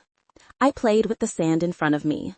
Mom's had a lot of concussions. She cheered in high school. She was a flyer. You know, the one they toss in the air? Yeah. She bumped her head a lot. I guess that can cause problems later in life. She had a bad car accident 10 years ago, and then another one a few years after that. She never recovered from the last one. 1. Her memory was never the same. It just got worse, and now... I laid back to look at the sky, wrapped in the towel, and he laid down with me. When he took my hand, my heart did a flip. It flipped every time he touched me. It flipped every time he looked at me with those sharp blue eyes. I think I was trying to convince myself all this was less than it was. I wasn't falling for him. I wasn't more attracted to him than anyone I'd ever been attracted to in my life. He wasn't perfect. It was just that I remembered him that way, and it was coloring how I felt now. Memories were like that. Sometimes they bent reality. Only the reality felt real. This day was perfect. All of it. Like a dream. I closed my eyes and drew the air into my lungs. I loved the smell of the ocean. I'd forgotten how much. The relentless sound of the waves crashing and the feel of the lumpy sand under a towel. We came here so often as kids, mostly with Mom. We'd go to Subway and get to pick a sandwich to eat when we got here. We'd have bottles of Snapple and sunblock that smelled like coconut, and we'd lug our blankets and beach chairs to the water and just be here all day, next to a tiny radio we could barely hear over the surf. But being here at night was different. Familiar, but not. Like being at school on the weekend or the power going out in the grocery store while you shop. Wrong somehow and discomforting. I'd never been to the beach at night. Too murdery. But Xavier neutralized the danger of it, made it feel fun and adventurous and safe. There is no way in a million years I'd be out here without him. Maybe it was just him, or the trauma bond formed in the belly of the UFO. but I was convinced that nothing and nobody would ever make me feel as comforted and protected as being near him. Everything about him calmed me. His tone of voice, his smell, the warmth of his body. He had imprinted on me. Years' worth of conditioning set in stone over one night in an escape room. I wondered if he felt the same way. "I can't believe you've never gone to the beach before," I said. "It feels like a birthright." My parents didn't do that kind of thing. We never went on trips or anywhere, really. I lolled my head to look at him. What were they like? I mean, I know they sucked, but why? He stared back at the sky. It took him a long time to answer. My dad was military, very strict, a disciplinarian and an alcoholic. Mom was detached. There's no other way to put it.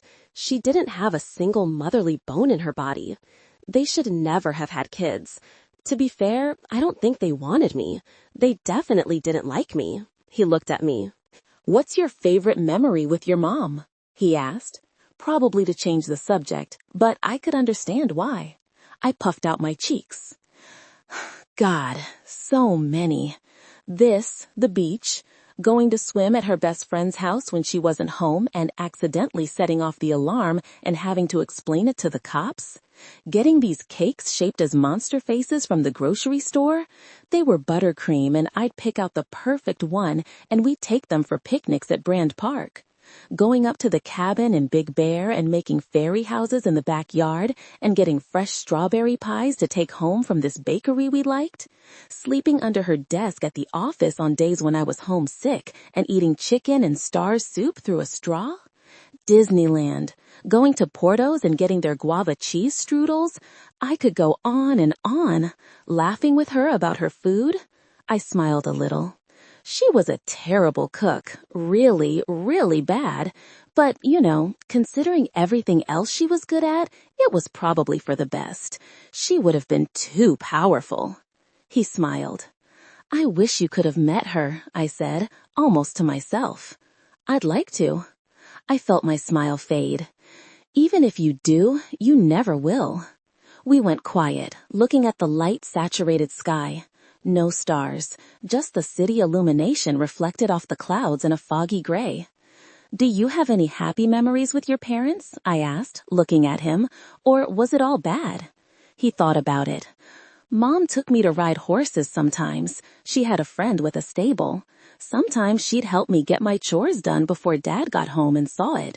But that was probably more for her than me. He wasn't exactly nice to her either.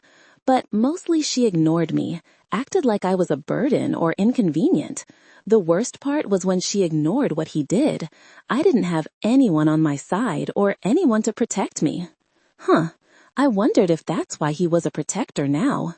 I shifted to my side and propped myself up on my elbow. "What's the Winnie story?" I asked. He looked back at the sky. "You don't want to hear it," I said. "You said it was second date stuff. It's our second date." He made me wait a moment. Then he let out a Winnie was my childhood dog. She wasn't fixed. My parents wouldn't spend the money. In fact, looking back, I don't think she ever went to the vet. She kept getting pregnant. She'd have a litter and... He stopped. "And what?" "And he would drown them." I gaped in horror. "This happened? 4, maybe 5 times?" he said. "So after the last time, I took her and walked her to this vet clinic I'd seen by the grocery store we went to. I remember it was cold, probably March. It was 2-3 miles in the snow. And when I got there, I begged the woman at the front desk to let me talk to the doctor. I waited a half an hour, and when he finally came out, I told him everything. Everything. I told him what would happen to me if my parents knew I was there. I told him I had nothing to give him. I begged him to help me. I was crying. And he did. He took her and he spayed her. He gave her all her shots.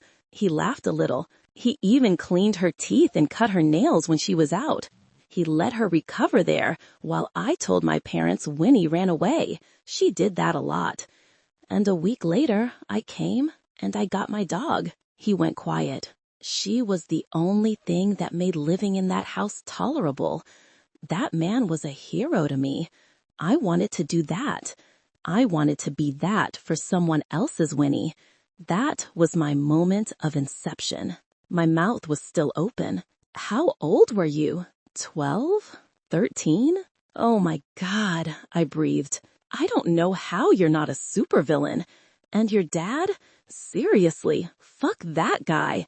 I hope when he sees the word doctor in front of your name, he punches holes in his own walls. He snorted. The waves crashed, and we lay there, looking at each other. Me wrapped in his towel, and him holding my hand between our bodies. He cleared his throat. So, have you connected with any old friends since you got home? My friends? I shrugged. A few. I went to high school here, so as soon as I landed, they were calling me. Have you hung out with any of them? Yeah, we went to dinner last week. And were the high school friends from dinner the other night all girlfriends? I drew my brows down. What do you mean? Were there any guys there, or you mean like ex-boyfriends or something? He gave me his expressionless expression. I sat up on my elbows. Are you asking me if I'm talking to my exes? Poker face. Oh my God, he was worried about it. I grinned. No, I am not talking to my exes, I said. What about you? Have you asked out any of your patients' moms recently? He sat up. No. I laughed. Good. I shook my head. That was a terrible transition, by the way. What do you mean? He smiled. Just sliding that question in all nonchalantly. I was just curious. Uh-huh. Would you be jealous if I was talking to my exes? Mask. I gasped. You would. You're obsessed with me, Xavier. He looked down, humor around his eyes. When he looked back up, his gaze had gone a touch serious. I like it when you say my name. I smiled. Xavier, I whispered. Xavier, Xavier. He leaned forward and kissed me. I didn't expect it. I did, but I didn't. It took my breath away. I was hoping I'd hate kissing him. One last-ditch effort at not falling completely head over heels for a man I could not have. But the second his lips touched mine, I was a goner. It was everything. I don't know how I fell in so deep already. It didn't make sense. It was too soon, too impractical, too inconvenient. And my heart simply couldn't care less. We could have been kissing by a dumpster in an alley, making out in a porta potty. It wouldn't have mattered. The kiss was all I was afraid it was going to be. It was perfect. A hand slipped under my jaw, and he shifted and lowered me onto the towel, fingers curling around my ear. He parted my lips, and his tongue gently brushed mine, and all I could think was that he flew 2,000 miles to kiss me. And I liked it. All of it. The effort, the feel of him half on top of me, and the lumps of sand under my back. I liked the way he smelled, and how strong and gentle he was pressed into me. Normally, my first time kissing someone, I'd be nervous, but there was something so calming about him. Steady, like he was safe, predictable, which was funny because I had no idea what he was going to do. It was sort of like a really experienced trainer calming an anxious horse, and I probably needed to think a little more on that. He was a vet. Maybe he really did know how to calm anxious horses. But he hooked the back of my knee and wrapped my leg around his waist, and I forgot what Google search I was planning. What are we doing? I breathed. I don't know, he whispered into my mouth. But we kept doing it. 2 hours later, I unlocked my apartment while he ravaged the side of my neck from behind, and his hands wandered up the bottom of my shirt. The bolt clicked and we spilled inside. I didn't flick on the light. He spun me and pressed me into the closed door. I think some of the things we did on that beach were illegal, he whispered, peeling my shirt off me. I liked doing crimes with you. He laughed huskily and reached around and unhooked my bra. We'd had fun in Santa Monica, but nothing that included either of us being naked, and that's not because I was being the voice of reason, believe me. He didn't want to put me in a compromising situation. The whole making out in the sand had been one long edging session, and I was officially ready to be compromised. I pulled him to my lips by the cuff of his shirt. "Xavier," I whispered. "Samantha," he whispered back, smiling against my mouth. He was right. The name thing was hot. "Bed," I managed. I nodded in the general direction, and he lifted me against him by my ass and carried me through the apartment. When he set me down, I crawled across the comforter on my hands and knees, and he followed, grabbing me by the hips and pressing into me from behind. He dragged my hair over my shoulder, and his lips came down on the side of my neck. "This is an air mattress," he said. I had to laugh at the matter-of-fact delivery. "And?" I panted. "And what if we break it?" he grinded into me. "Are you going to take my underwear off, or do you want to talk about the furniture?" He flipped me over and glided on top of me, still fully dressed, and crushed his lips to mine. I could make out with this guy forever. He was really good at it. He was so careful and deliberate, like every nibble or caress was being measured to see how it made me respond. He made me feel like kissing me wasn't about him, it was about me, like he wouldn't like it if I didn't like it. A palm traveled up my chest, over my collarbone, and to my throat. When he had my jaw in his hand, he tipped my head to the side and put his lips to the bare skin of my neck. I could feel his erection through his pants. "You need to take everything off," I said, "now." He sat back and started unbuttoning his shirt, looking at me like he was going to eat me. Pooter appeared. She scaled the side of the bed and did quick zoomies between us while he peeled his shirt off. We both laughed as he tossed his shirt over his shoulder. I was about to wiggle out of my pants. I had my thumbs hooked in my waistband when I heard the hiss of air leaving what had to be a baseball-sized hole somewhere on my mattress. The bed almost immediately started to deflate. We rode the rapidly flattening balloon down to the floor. "You have got to be kidding me," he breathed, as the bed folded around us. This had to be sabotage. Tristan, probably. I collapsed against my pillow, and Xavier plopped down next to me in the dwindling puff. I groaned and dragged a blanket over my body. He started to laugh. "Well, you were right," I said. "We broke it." "Ugh, we have no bed now," I said, my butt hitting the ground. He leaned over and snuggled up next to me and pulled me into a hug. "We can go to my hotel," he said, nuzzling me. "I paid for it." He started kissing my face, gentle pecks, like I was some delicate, precious thing. I closed my eyes and let him. I wanted to kiss him back, give him the affectionate little pecks. But when I tried, he turned into it and kissed me on the mouth instead. 2 seconds later, we were right back in it, right on the floor. This man made me dissolve. I was cotton candy in his mouth. This was bad. Bad, bad, bad. I needed this too much. A small part of me hoped the chemistry would be terrible, something to give me a reason to fall out of like. There were no reasons, only reasons to fall in love. The kissing took on a serious tone, and I was about to suggest that we didn't really need a mattress with air in it to continue what we'd started. But something cut into the silence. A long, mournful keening. I broke away. "Did you hear that?" I asked, out of breath. He paused to listen. "Is that a cat?" I asked. "No, it sounds like a person." I froze. "Oh my God, get up, get up!" I shouted. I scrambled off my flat mattress and grabbed my clothes. I was dressed and out the door in 30 seconds with Xavier right behind me. I followed the crying to the blackest part of the backyard and found Mom thrashing and tangled in the decrepit piñata hanging from the avocado tree.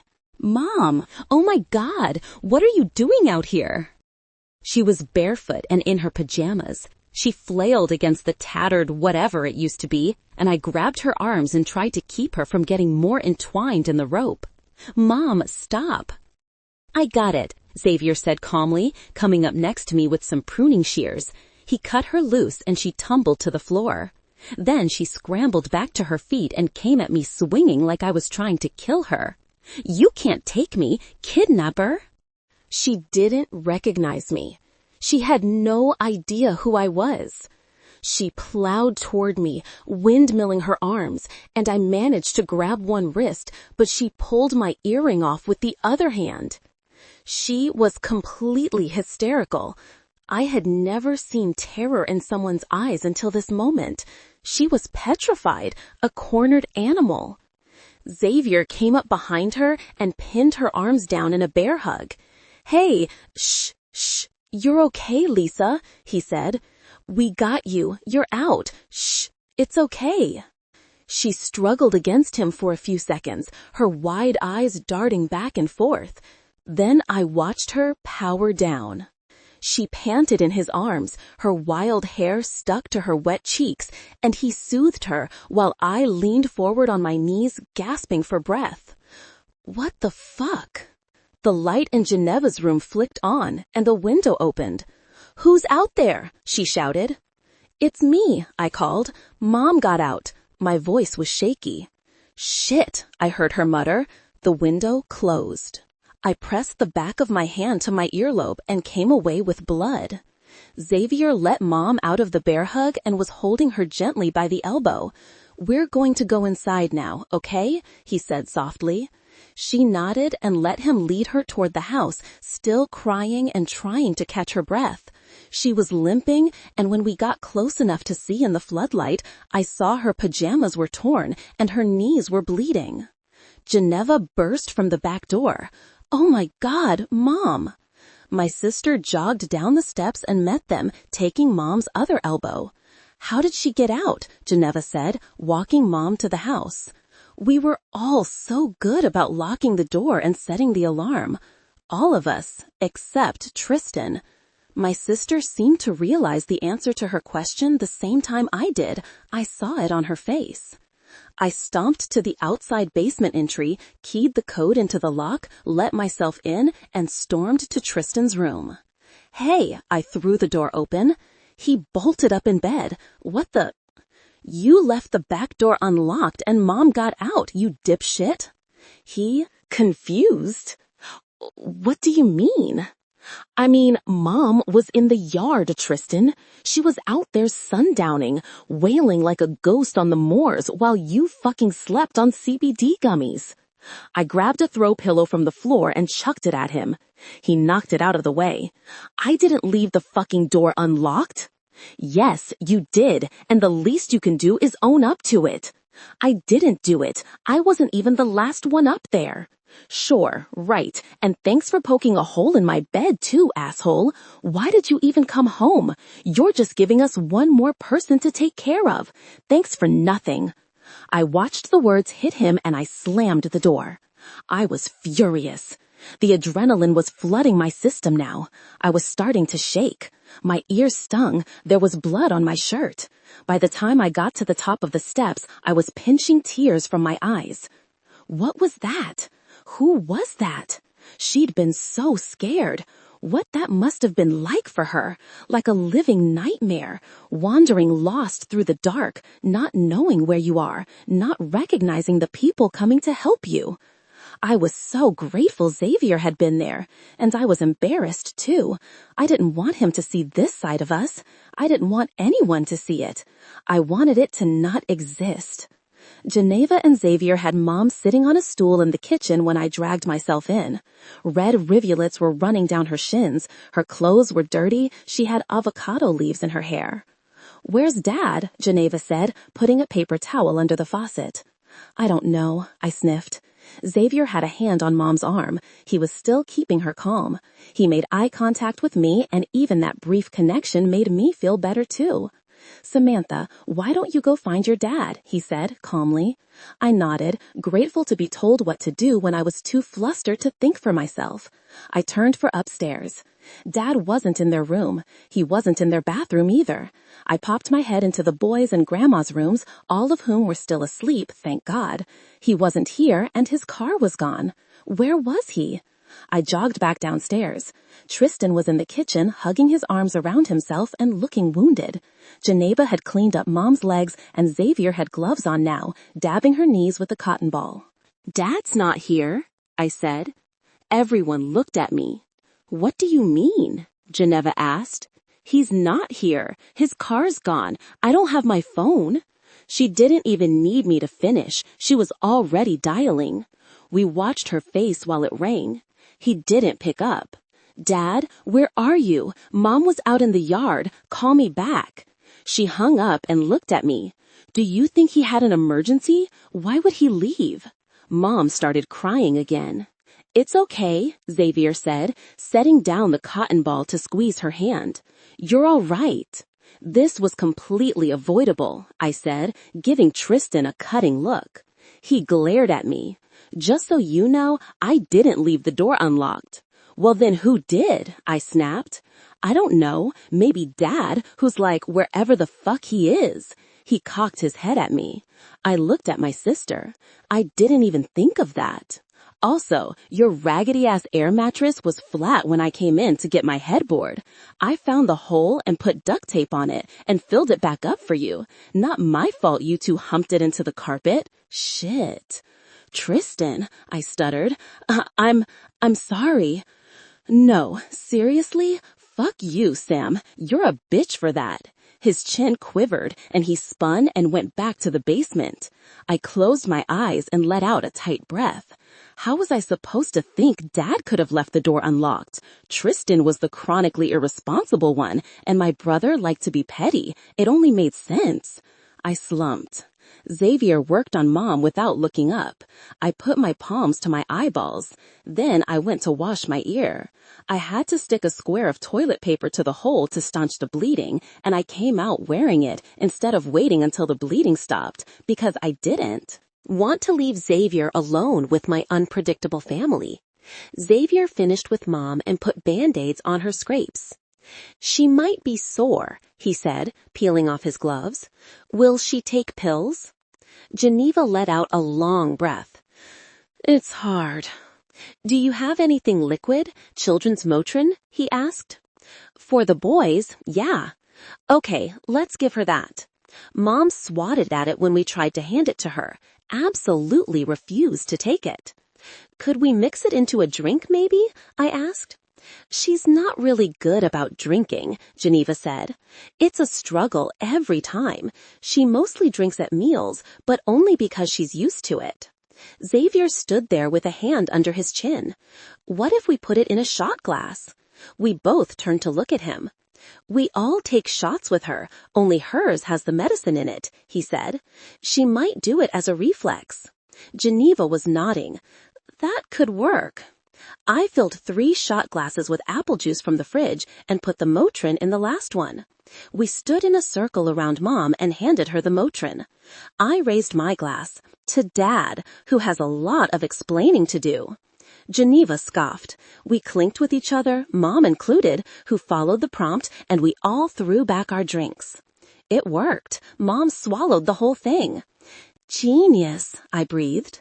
"Huzzah," Mom yelled, holding up her glass. She was smiling. I looked at her, wearily. A tiny glimpse of the old her, brought to the surface by the familiar routine of pounding a shot in the kitchen. Mom used to be really fun, the life of the party, the last one on the dance floor at the wedding, the first one to get up when the live band started playing in a restaurant. Now these things about her were lost. All we got now were occasional sparks when neurons fired. And it broke my heart every time I saw it, and every time I didn't. Geneva took Mom upstairs and put her to sleep, and Xavier and I went back to my apartment. I stared at my deflated bed while he closed the door behind us. He turned me toward him and put my face in his hands. "Let's look at you," he said, gently, brushing my hair back. He took off my bloody toilet paper and studied the hole in my ear. "It's superficial," he said, running a knuckle along my jaw. "It didn't tear all the way through. It'll be healed in a few days." He leaned down and kissed me softly. "You okay?" he said. "Not really," I sniffed. "I'm sorry." "For what?" "That." I nodded to the house. He rubbed my arms. I feel so bad about Tristan, I said. He'll calm down, apologize again tomorrow. Pooter appeared and started scaling Xavier's pant leg. He pulled her off and held her to his chest without ever taking his eyes from my face. She went into instant purring. I totally knew why Mom had calmed down with him. The gentle, tender steadiness about him. It felt like he was unchangeable. Like this is who he had always been. Like he came out of the womb this way, a static flat line, and he would stay that way until the day he died. This kind of person was instantly recognizable, even to someone who recognized nothing. I couldn't picture this man ever yelling. He was contained and self-regulated. And I was the kind of impulsive asshole who blamed her innocent brother without even bothering to ask the question first. I bet Xavier would have asked the question. If he had, and the person had done the bad thing they were suspected of doing, he wouldn't throw a pillow at them. He'd say something like, "That is very disappointing," and it would somehow be worse than if he screamed and cursed at them. He made me want to be a better human. As it was, I didn't feel like I even deserved the way he was looking at me. "Where are we going to sleep?" I said, turning from his gaze. "Let's go to my hotel." I let out a sigh. We could sleep in the empty upstairs bedroom. It would be closer, but the hotel would be private, probably quieter too. It was already almost 1 a.m.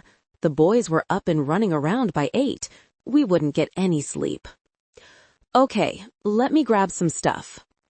Xavier offered to drive since I was still shaking. There was a drug deal going down in the hotel parking lot when we pulled up. They weren't even trying to hide it. Xavier looked at the building from the driver's seat. "I don't think the pictures on the website were current." "What about the pictures on the reviews?" "I didn't check the reviews. I just took whatever was cheapest on the discount travel site." I pulled out my phone and Googled it. "Oh my God, this place has 1.5 stars. I turned the screen to him. "We're gonna get scabies here." He frowned. "Let me see if I can get my money back. Come with me. I'm not leaving you in the car." I followed him in. I was about 100% sure the dart would be missing when we came out. The burly, balding guy at the counter wouldn't give him his money back. We stepped away from the desk to converse. "What do you want to do?" I whispered. "We could get a different hotel," he said. "If we do, I'm paying for it." He shook his head. "No, I don't want you paying for it. This was my idea to come here. You shouldn't have to pay for anything." "So you pay on 2 places in 1 night? I reject that on principle." He dragged a hand down his mouth. "We could get another air mattress." "It's after 1 a.m. There's not going to be anywhere open." I let out a sigh. I was exhausted now. The tired had been accelerated by the drama, and it was 3 a.m., his time. He looked beat, too. He'd worked and flown to California today. Yesterday. "Medium. Why don't we just get the key and see what the room looks like?" I said. "You paid for it, might as well. Maybe it's not that bad." He contemplated the idea for a moment. Then I think exhaustion won out. "Okay." We asked for a room on the bottom floor so we could park the car right next to the window and hopefully hear if someone messed with it. He unlocked the room and the door swung in with a creak. It had cheap 1980s-looking furniture, a generic geometric bedspread in browns and reds, a lamp with no shade, and a Bible on the nightstand. It smelled faintly of cigarettes. "You check for bedbugs and I'll check for cameras," I said. We shut the door behind us, put on the bolt lock and chain, and put our bags in the bathtub while we divided and conquered. No hidden cameras and no bedbugs. We did find 3 condom wrappers under the bed, though, all different brands and sizes. At least we didn't find the condoms. The towels were beyond thin and scratchy, and the toilet ran. I checked for 2-way mirrors. Negative. He pulled the bedspread back. The sheets looked clean. "Let's not use this," I said, dragging the bedspread off with 2 fingers and kicking it into a corner. "They don't get washed. We can ask the guy for more sheets. At least we know those get bleached." Xavier left and came back with an armful of sheets and an extra blanket. We put it on the bed and stood on our respective sides looking at it. "I think this will work," I said. "Good." He started to get undressed. This was not a sexy getting undressing. This was an "I'm going to pass out the second I get in this bed" undressing, and he didn't even need to say it. It was mutually understood. I changed into pajamas before we left, so I got in under the covers while he folded his clothes and set them on the dresser. Then he jumped into gray sweatpants, which momentarily reignited the flames in my loins, but then quickly went out when I remembered that I had a bloody Band-Aid on my ear. He climbed in and drew me into his arms. When I took my shoes off, the carpet felt a little moist, I whispered. "There's questionable white stains on the curtains," he said. "There were dead cockroaches on the windowsill." "You are very brave," he whispered. "It's not brave if you're not scared." His laugh rumbled against me, and he pulled me tighter. We lay there, holding each other in the silence. "You didn't remember to forget me," I said quietly. "No," he said, "I did not." I hoped he was getting as much out of all of this as me. He put his nose into my hair and breathed out a contented sigh. Maybe he was. My body was 2 hours ahead of hers, so I woke up before she did. The hotel appeared to be criminally free at the moment, as there were 2 cops eating breakfast burritos in the parking lot, so I left Samantha sleeping in bed to get her coffee in the Dart. I did not like her driving this car, at all. No airbags, no roll bar, no shoulder strap, no automatic locks or alarm. I checked that the hazards worked. They did, but that's about all this vehicle had going for it in terms of safety. She said it was temporary.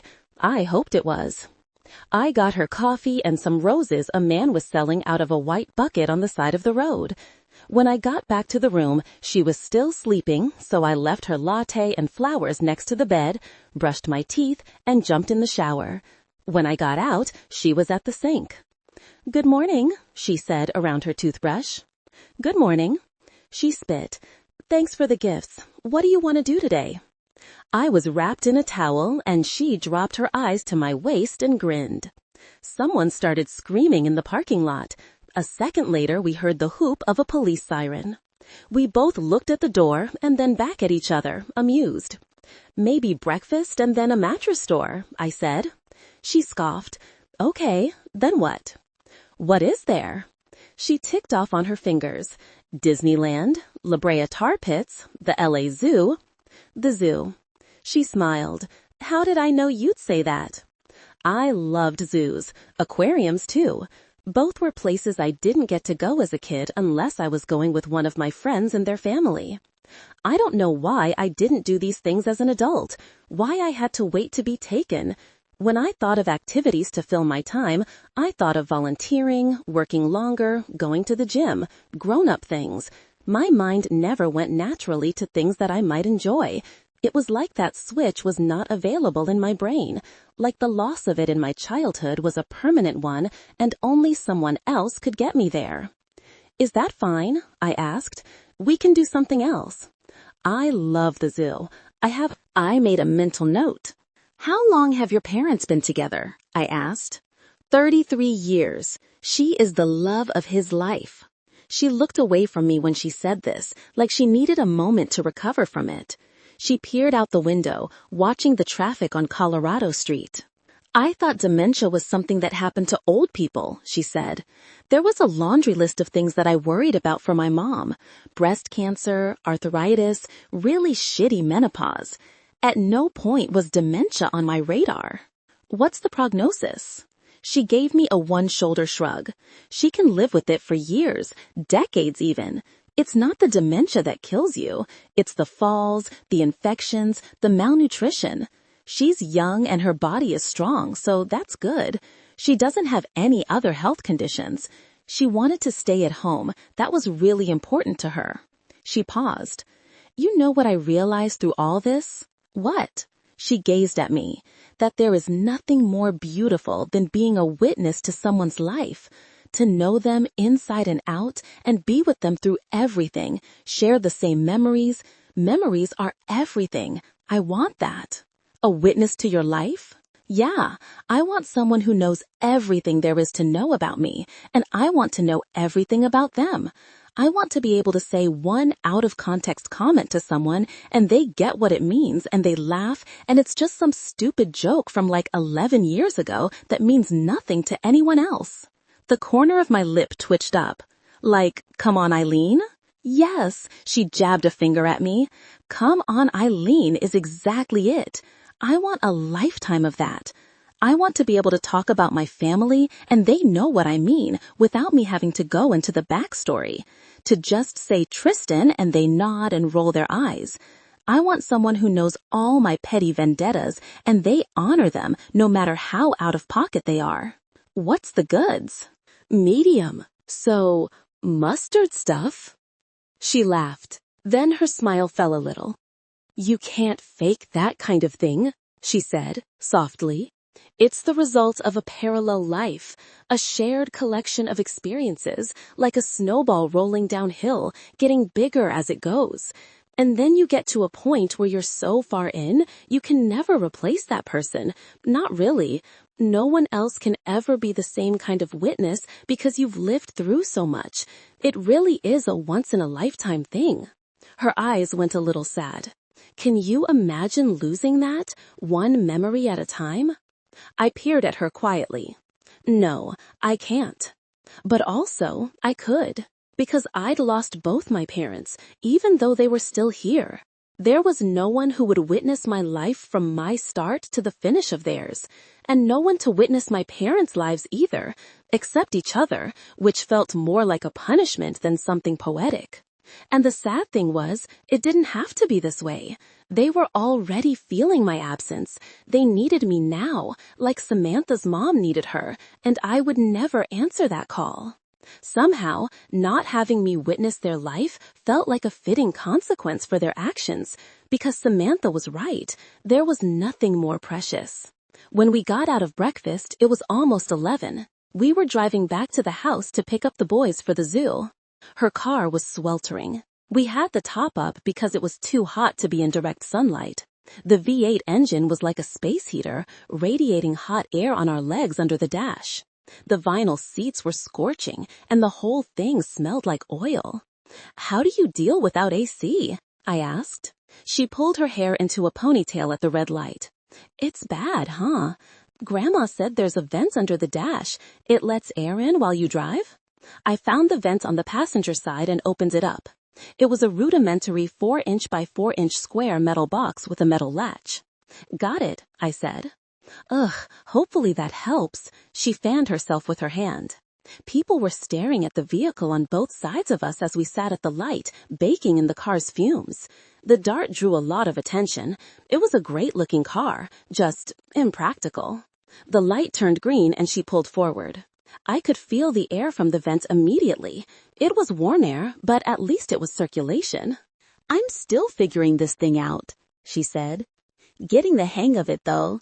Last week I learned that when it starts to stall at red lights, you just need to keep giving it gas. When you stop, you gotta keep one foot on the brake and one on the gas and keep feeding it while you idle. It stalls? Only when it's cold. Once it warms up, it's good. Does it get cold here? I asked. It got into the 60s last week. A car that stalls from the cold, and the cold is only 60 degrees? I deadpanned. She's old, she shrugged. I looked at her gas gauge. You're out of gas. No, the gauge is broken. I looked between it and her. How do you know if you're running low? Hold on, I'll show you when we get to a red light. Okay, here we go. She turned the radio down and braked a little harder than necessary as we stopped. You hear that? She said. There was a glug, glug, glug noise as the gas sloshed back and forth in the tank. I stared at her. Are you kidding me? This is how you know the car has gas? Yeah, I'm really good at it. I've got the glug glugs down to a science. How long are you driving this again? I asked. Until the wheels fall off, probably. Why am I worried that's actually going to happen? The light turned green and she pulled forward. A dried leaf blew up from under the dash. At first I hated it, she said. But it's kind of growing on me. It's so cheap. The gas mileage sucks, but my car insurance is only like $50 a month. And I really don't go anywhere, so I don't need anything nicer. There are entire days where I don't even leave the house. Why spend money on a car that's just sitting in the driveway? Reliability, safety, comfort. She waved me off. She got onto the freeway and turned the radio up. We wouldn't be able to talk while we drove. It was too loud with all the windows down. Actually, it was loud even with the windows up. The car rattled. The weather seal wasn't great either. There was a crack between the canvas top and the windows, so it whistled. And the engine was noisy. There was no way this car was watertight. Good thing California didn't get much rain. Another leaf blew up from under the dash. Then another one. It twirled around the car in a flurry and got stuck to the front of my shirt. I was plucking this off me when the warm breeze coming from under the dash suddenly stopped. It was still for 2 seconds. Then, like a shift in the air pressure, a deluge of dried leaves dislodged and blew into the car. It hit the cab like a tornado. "Oh my God," she screamed. The leaves whipped and circled around violently. It was blinding. I covered my face and looked around through gaps in my fingers. "Slow down and pull over," I said calmly, putting on the hazards. "You're in the right lane. Signal and pull off to the side." Okay. There's so many." The sound of a horn peeled past us. "Just slow down. The hazards are on." When she slowed down, the tornado did too. She pulled over and I leaned out the window to guide her onto the shoulder. "Don't get out and don't get unbuckled," I said. "Okay, stop." She threw the car into park and slumped against the wheel. "What the fuck was that?" she said, looking at me with wide eyes. "This thing must have been parked under a tree or something. Have you ever opened that vent before?" "No." I looked around the car. Leaves everywhere. Leaves in her hair, leaves in mine. Hair. The car glugged. And then, like some strange cosmic joke, "Come On Eileen" came on the radio. The fiddle intro eked out of the lone speaker and we both looked at each other. I started to laugh. I couldn't help it. It wasn't funny, but it was. She laughed a little. "Please don't make fun of me for this," she said. "I don't think I have a choice, unfortunately." She dragged leaves from her ponytail and I dug them out from inside my shirt. "They're avocado tree leaves," she said. "It must have been parked in the driveway at some point. Gross." She looked down at a large leaf on her thigh and froze. "Oh my God, no! Xavier, take it! Ah!" She flapped her hands. I looked at her lap. It was a dead mouse, flat and petrified, frozen in a toothy death mask. "It's okay." "No! Get it! Oh my God!" She started dry heaving. Samantha, I need antibacterial wipes," she said. Wretch. Hand sanitizer. Wretch.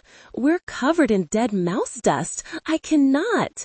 I lost it. Completely lost it. I was laughing so hard when I picked up the stiff rodent by the tail to toss it out the window, I could barely do it. She started rummaging frantically in the center console for wipes, dry heaving and laugh crying all at the same time. "It was like a little mouse mummy," she said, hiccuping.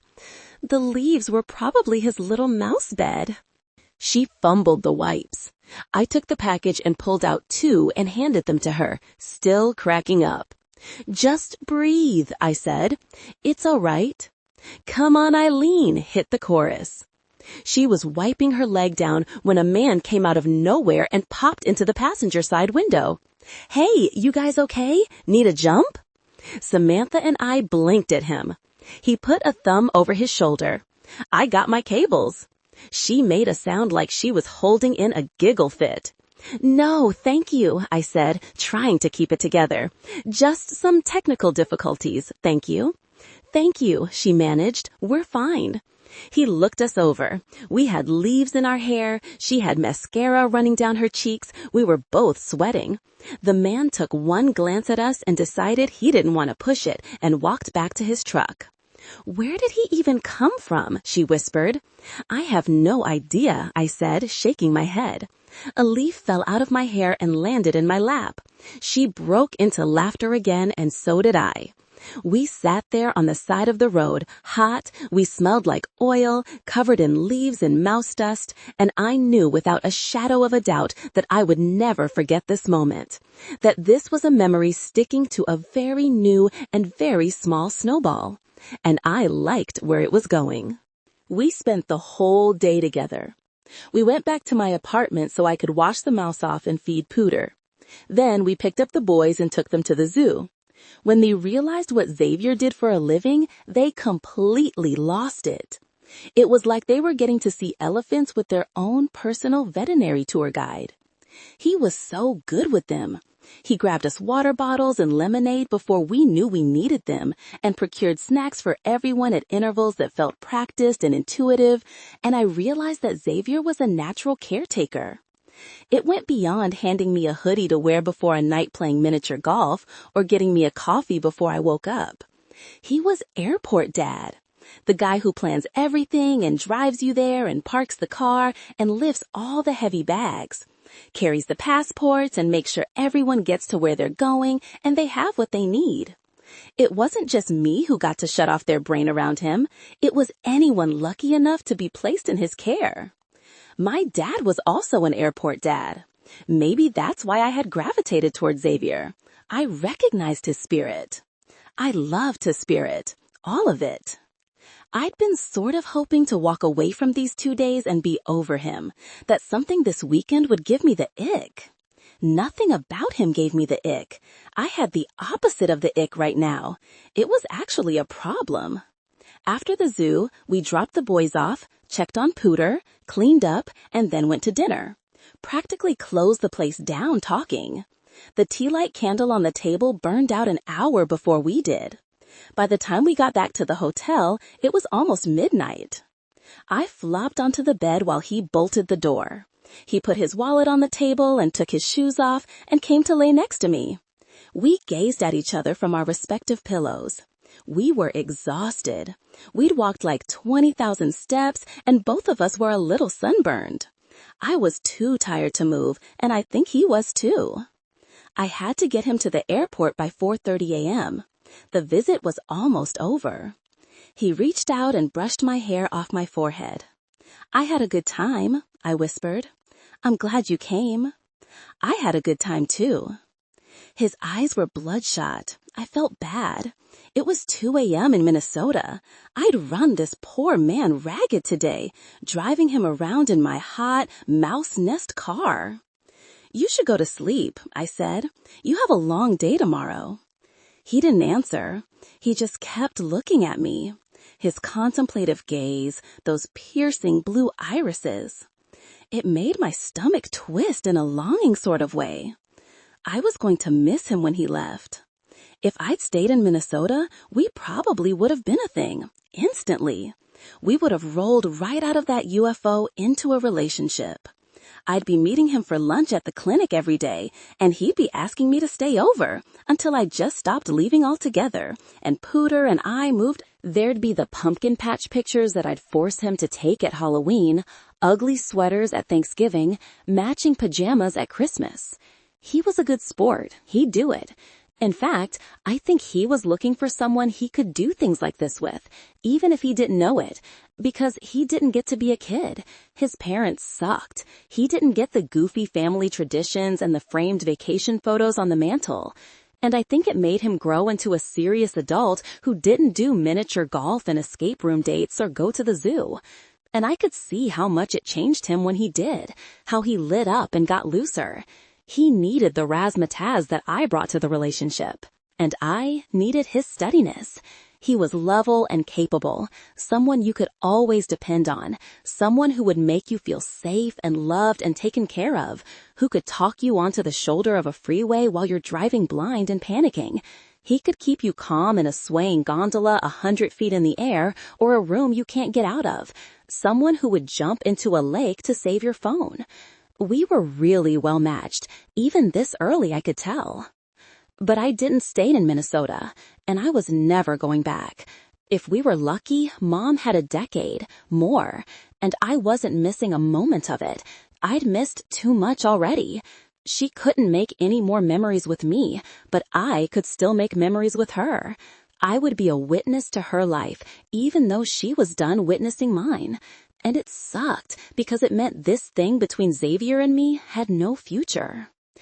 Today was the perfect day, I said, almost to myself, minus the dead mouse.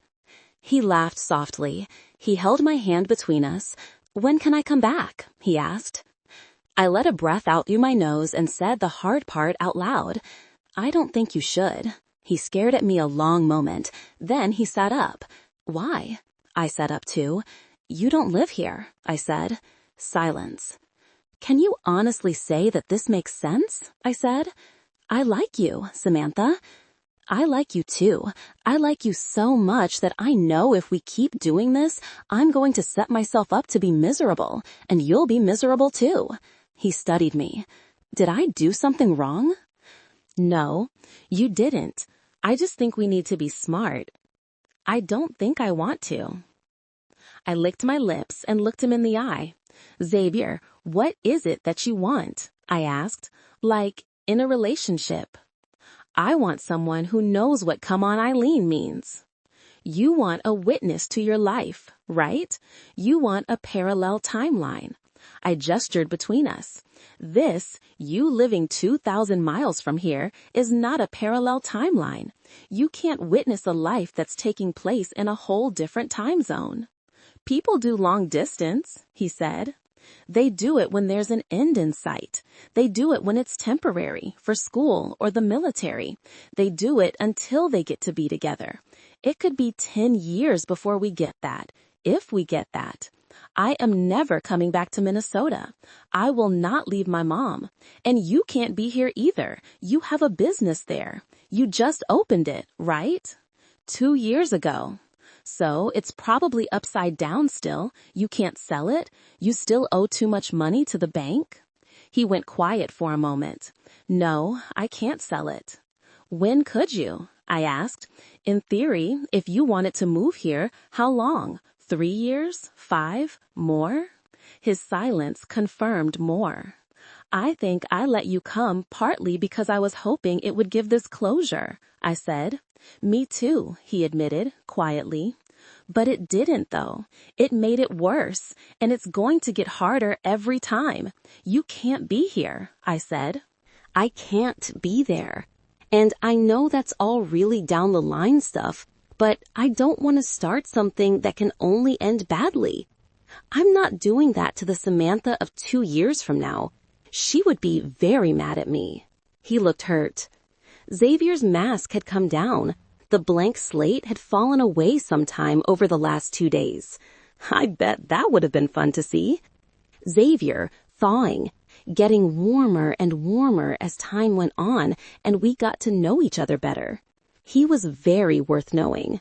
He deserved a proper witness. I took his hand. "President, you need to forget about me. I'm serious. Go home, find a girl there. Don't call me, don't text me. It'll only make it harder for both of us." He didn't try to reason with me again. The facts were the facts, even if we hated them. 4 hours later, I dropped him off at the airport and kissed him goodbye.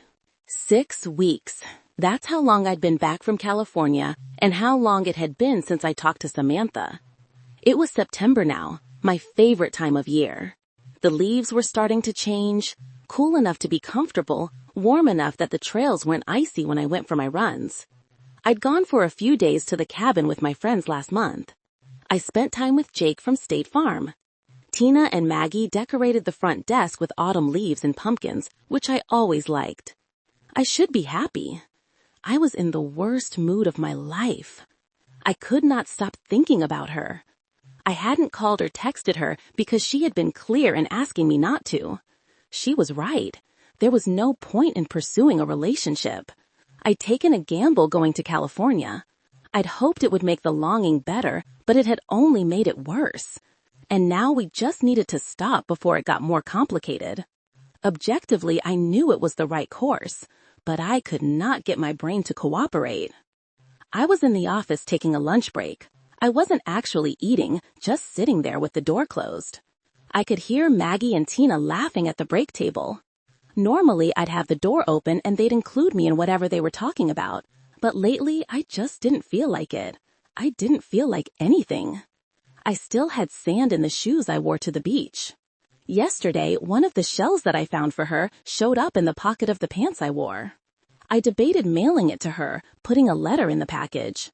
But then I felt like a tiny shell wasn't enough of a reason to reach out and bother her, even though I wanted to. I picked up my phone and went to the Merkel's Mustard Instagram. I'd been really good about not looking. I knew continuing to engage with her, even if the engagement was one-sided and only I knew about it, would only make this harder for me. But my willpower was slowly starting to deteriorate. I was so miserable, I was desperate for anything, even if it was mustard. The last graphic she posted read, "You think mustard is gross? 1 billion people buy mustard every year, so maybe it's you." I snorted, but the mirth lasted only a second. Then I slipped back into a funk. I wondered what she was doing. Maybe I should text her and ask her about Pooter. That was a good enough reason. Maybe I should just call her. Maybe I should just go there. Perfect. I could look like a stalker. I'm sure she'd love it. I turned off my phone and dragged my fingers through my hair and squeezed. This was ridiculous. What the hell was wrong with me?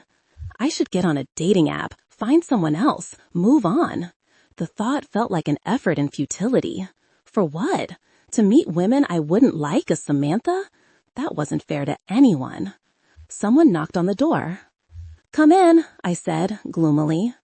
Maggie poked her head into the room. "Hey."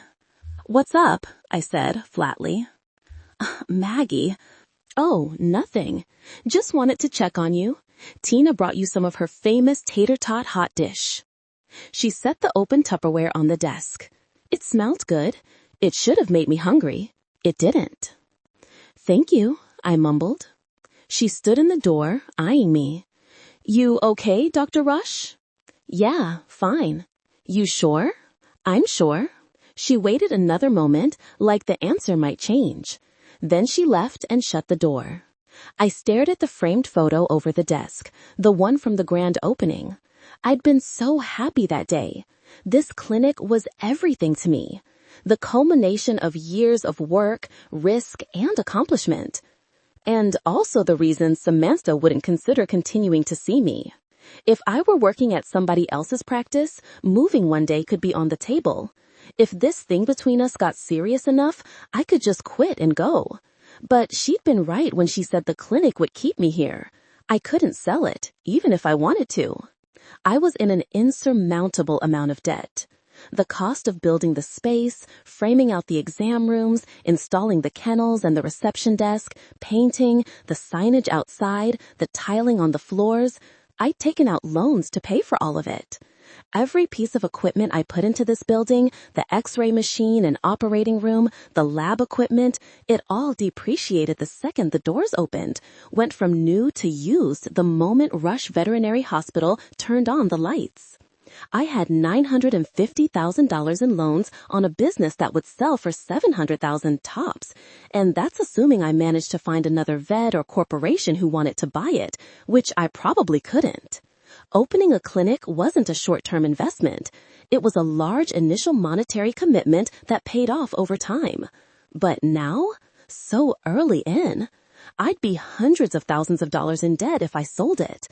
I couldn't even hire someone to replace me unless they were fine making the peanuts that I was currently making. I'd have to file bankruptcy to leave. I'd lose everything. So Samantha was right. Trying to have any kind of relationship would only result in a dead end, heartbreak, or ruin. So why was I still thinking about her? Because the facts didn't change the feelings. I'd been taken by the riptide. I thought by going to California I'd only put my feet in the water, but I'd gotten all the way in.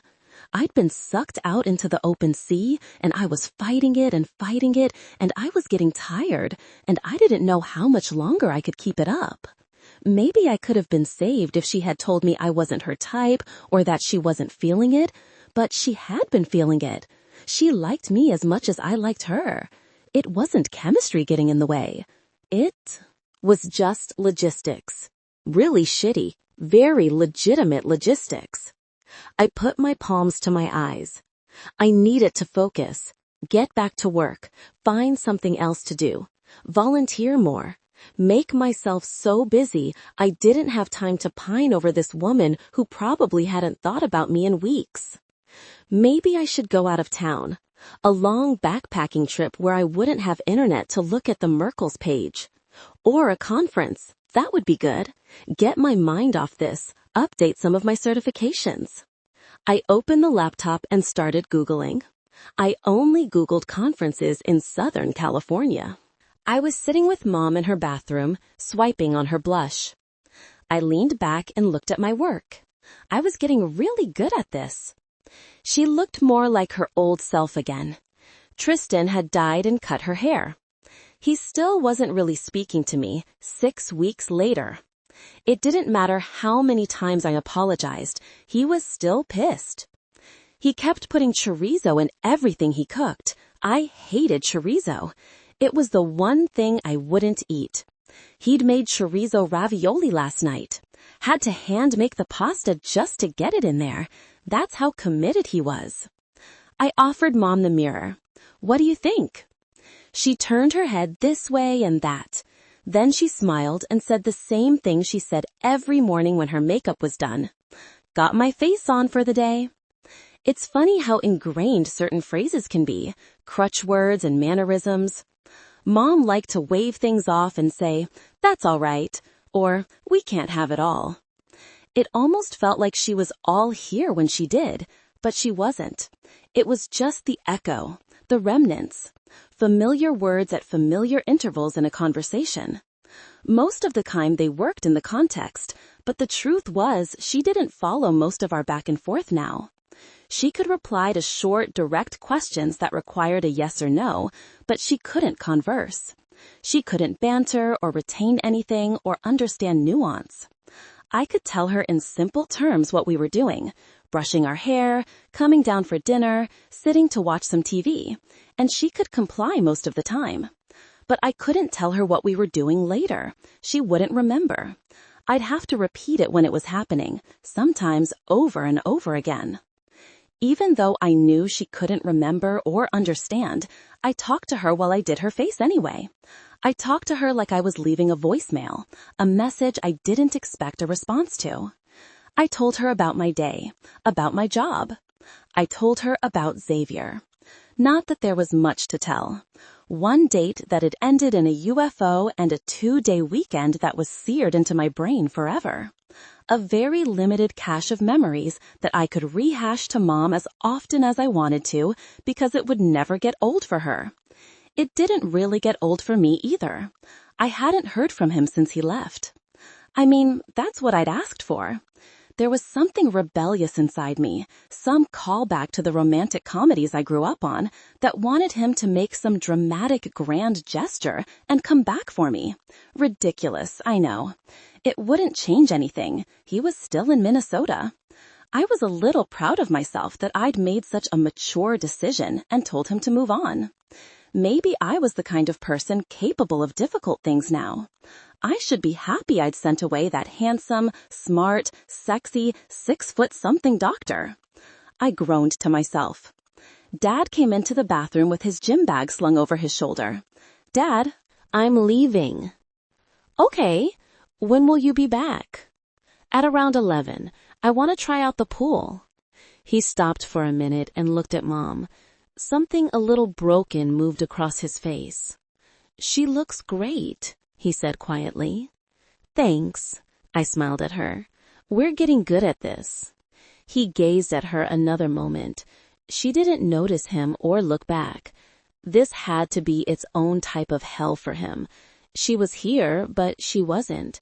She hadn't died, so he couldn't stop grieving her or move on. He just had to watch her forget their entire life together, forget him, and forget herself, too. The snowball melting at the bottom of the hill. When I looked back at the doorway, he was already gone. Mom started asking for him almost right away. Dad always took her down to breakfast. The gym thing was new. He'd gotten a nice deal on a membership at a place down the street. It was a good idea. He needed to get out of the house. Dad's life was as small as Mom's. He went to the office on weekdays, but he always came right home. Then he became a caretaker, bathing her, making sure she sat on the toilet at regular intervals, feeding her. We all helped, and that took the edge off, I think. I think it also helped that all the people he loved were back in the same place. But he needed some time that was just for himself. He needed to sit in a steam room and get back to lifting weights and maybe even meet some friends at the gym. It was good for him. After I did Mom's makeup, I brought her downstairs for breakfast. We stopped to argue about her going to work, and I told her it was President's Day. She looked like she didn't believe me, but she let me take her to the kitchen anyway. Grandma was waiting with food, but Mom skidded to a halt in the doorway. "Where's Dan?" she asked. "He's out for a bit," Grandma said. "Come sit." Mom didn't move. Grandma put a hand on her hip. "Lisa, breakfast. I made your favorite." Mom was wringing her hands and peering around, but she couldn't ever say no to her mother. She went to her seat.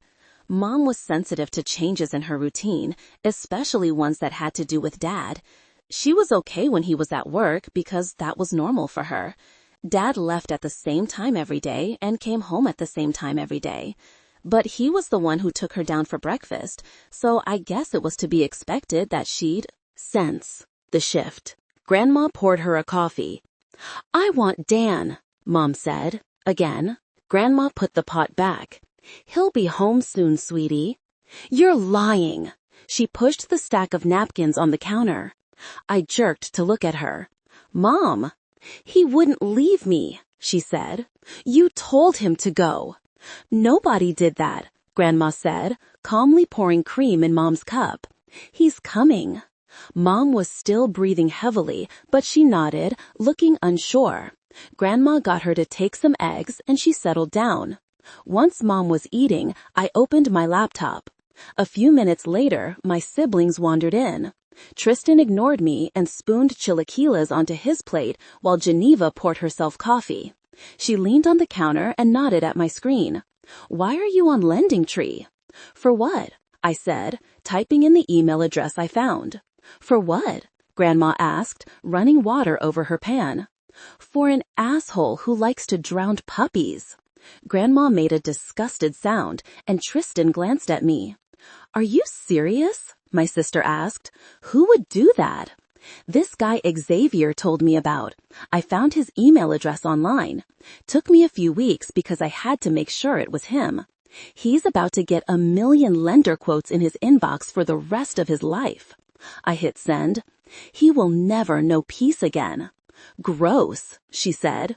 "Give me his info." "Why?" "I'll sign him up for political texts."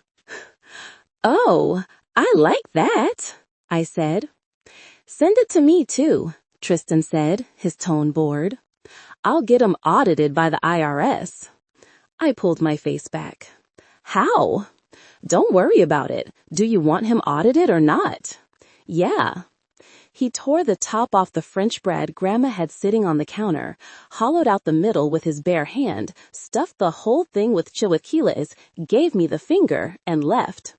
I rolled my eyes and turned back to my sister. "How long is he going to be like this?" I asked. "Life?" The kids ran through the kitchen chasing each other and careened around the corner into the den. "Boys, slow down," she shouted. They ignored her. Geneva looked wearily at the direction they went. I needed to help get them out of the house more. She was another one who didn't get a break. Maybe I'd take them to the aquarium this time, though it wouldn't be as fun without Xavier. The boys had been asking about him. He'd made an impression. He'd made an impression on me, too. I heard a sniffle and I glanced over. Mom had started crying. I dipped my head. "Hey, what's wrong?" "I want Dan," she said pitifully. I put a hand on her arm. "Aw, he's just at the gym. He'll be home soon." She shook her head. "No, I want Dan." "Mom, he'll be back." "No!" She swatted my hand off her. "You told him to leave. You ran him off." "Mom." She swiped her plate and mug off the counter. The room collectively gasped. "Lisa," Grandma said, "what is going on?" Mom clawed at her bib. "Dan! Dan!" She stood up and started clotheslining everything she could reach. The plate of eggs, the coffee maker, the bowl of fruit, salt and pepper shakers, the hot sauce. I sprang into action before she got to the knives. "Mom!" I went behind her and bear hugged her like Xavier did the night in the yard. She struggled against me, sobbing. "Get her something," I shouted. "Don't we have medication for this?" Tristan ran up the stairs. "What the? Help!" I said. Grandma was already digging in the cabinet. My brother and sister helped me wrestle Mom back into her chair as Grandma put a crushed Ativan into a shot glass and poured orange juice over it. "Here, come on, baby, take it," Grandma pleaded. Mom shook her head, thrashing. The boys were huddled in the doorway, terrified. I couldn't believe how strong she was. I was getting tired and I had 2 other people helping me. She wasn't stopping, just getting more frantic. I tried to calm her like Xavier did.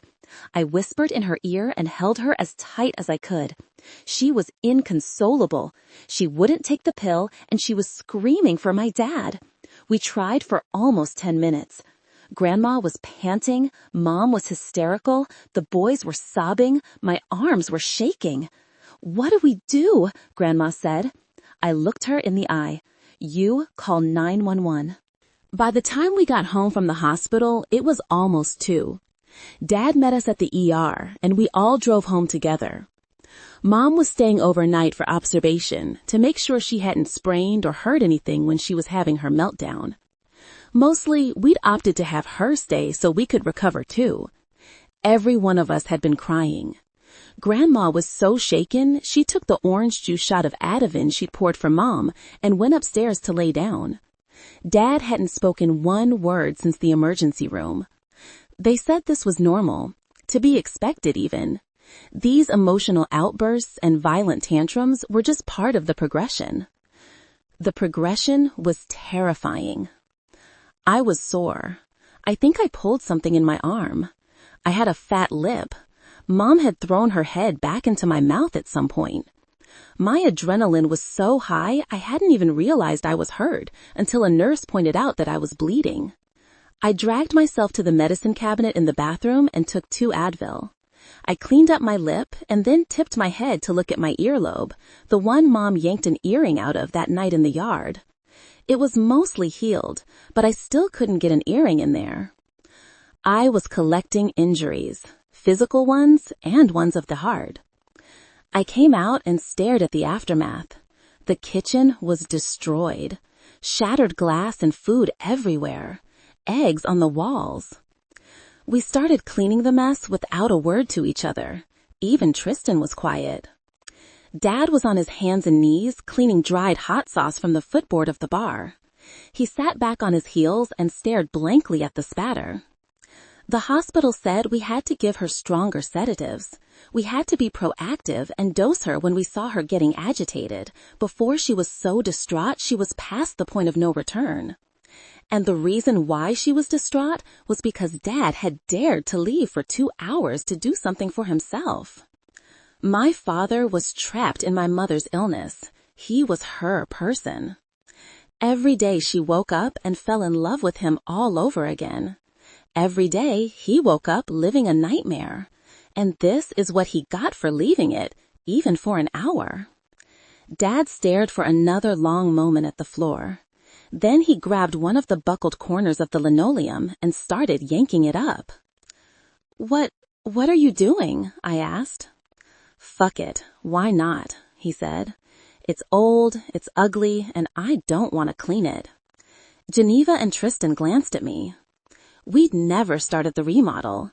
We'd gotten the loan, but we couldn't agree on the right time to disrupt Mom's environment. I'd say her environment was good and disrupted already. Okay, I said, but then we do the countertops too. And the stove, Tristan said. The stove sucks. Anything avocado green goes, Geneva said. We made eye contact with each other. Dad smiled. Then we demolished the rest of the kitchen. It's amazing how cathartic destroying things can be. The whole family seemed to share my feelings because we took that entire kitchen down to the studs a day we decided on it. I think we had a lot of pent-up frustration to work out. Then Mom came home 2 days into the remodel, and it was clear that we hadn't thought this through. We had nowhere to cook. Everything was takeout. We had to be strategic about meals so Mom didn't freak out with the change. We decided the best place to set up would be in the yard. We already had a little gazebo out there, but it was filthy and covered in dead bugs and cobwebs, so we had to clean that out, which took half a day. We power washed it, and then Dad said we should just paint it while it was prepped, so we did. It needed new furniture, so we ran out and got some. When we were done, it was really nice, like an old, faded painting that had been restored. A bright spot in ruin, color in a gray world. It energized us. The stress and worry and sorrow about Mom needed channeling, and this was the thing we were all going to funnel it into. The family team-building activity we didn't know we needed. Tristan had called a silent truce, thank God. I think he recognized that if he didn't become a team player effective immediately, the kitchen would end up painted a color he hated. He made storyboards with design ideas. Geneva began researching new appliances, and I was in charge of getting contractor bids. Then we decided we should probably do the formal dining room too, since it was attached to the kitchen and having different colored baseboards didn't make any sense. Then it was agreed that the bathroom off the kitchen should also be done, since it was already in a construction zone. For the next 2 weeks, the house was like an ant farm. Everyone running around, tasking, moving things. Workers coming in and out, drills and hammering. Mom was so medicated, she barely blinked. The project got my mind off her. It got my mind off Xavier, too. I was too busy to think about him. Much. Which was why it was such a shock when 8 weeks after he'd left, he called. I was standing in a tile store with Tristan, being told all the backsplashes I liked for the kitchen were hideous when my phone rang. I stood there, staring at my cell, wondering if he'd butt-dialed me. "Who is it?" Tristan asked, over a booklet of tile samples, looking annoyed at the disruption. "It's him." I didn't have to explain who him was in my house. My brother crossed his arms and nodded at the phone for me to answer it. I swiped the call button. Hello? Hi, it's Xavier. I thought I had been getting over him, and then immediately I wasn't. It was literally that fast, instantaneously back in the throes of it after 3 words out of his mouth. I snuck over to a corner and stood in a shower stall display with blue hexagon tile and really nice grout. "Hey, what's up?" I asked, trying to seem nonchalant. "I'm attending a veterinary conference in Long Beach," he said. "I was wondering if you wanted to get dinner, us friends," he added. "A conference?" "Yeah, it's one of the big ones, important for my continuing education requirement." "Huh." I traced between 2 tiles with my finger. "Well, when are you here?" "I'm here now, actually." I blinked into the soap dish. "Now? Where?" "I just checked into the hotel." "The hotel? The gross one?" "Yes." A pause. "Xavier, that hotel is nowhere near Long Beach. That's an hour drive each way, easily." "I know, it's just such a good deal, and I'm used to it already." I laughed dryly. "The horror house, you know?" Silence. "Dinner?" he asked again. I tipped my head back. Xavier, I don't think this is a good idea. Why? Because you know why. Are you seeing someone or... I shook my head. No. I don't know why, but I sensed relief on the other line. It's just dinner, he said. I don't know anyone here. I didn't answer. Come on, Eileen. That's it. He got me. I cracked a smile. This was a terrible decision. I knew it was. But also, he was here, from 2,000 miles away, and he was alone, in a city he didn't know. If I was in a city I didn't know, I want a friend to come hang out with me. How was I going to say no to that? I let out a breath. Fine, but this is not a date. Of course not, he replied. I'm serious. I believe you. I bit my lip. What time? I asked, looking at my watch. It was 3. 5:30? Do you know where you want to go? I asked. I can find us a restaurant. I'll find a restaurant, he said, and I'll pick you up. I rented a car. Okay. See you in a few hours, he said. Yeah, see you in a few hours. I hung up. When I turned around, my brother was standing there with his lips pursed. He's here for you. I hope you know that. I rolled my eyes. No, he's not. There's a veterinary thing. His face called bullshit. He is not here for me. His face bullshitted harder. Fine, I said, pulling up Google. Let's see. I searched veterinary conference and found the website immediately. It was a national annual event and a big one. I'd be kidding myself if I said I wasn't slightly disappointed. I turned the screen to him. Medium. See?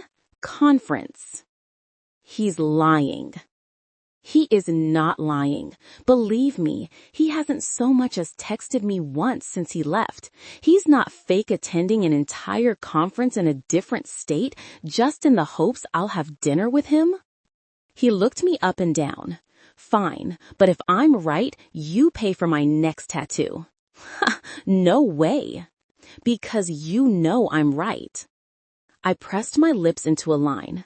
What do I get if you're wrong? He stood there holding his elbow, deep in dramatic thought. I'll clean your little used tissue of a cat's litter box for a month. Okay, first of all, my cat does not look like a used tissue. That cat is barely alive. It would die if it ate a single flamin' hot Cheeto. I almost choked on my laugh. I wrestled my face straight. You clean it every day, I said, and you have to wash it out once a week. Fine. And I'm not paying for some epic whole leg tattoo thing, I said. Nothing bigger than an orange. A grapefruit. Agreed. I put my hand out to shake, and he looked at it like I was handing him a mousetrap. I'll pass. Let's go.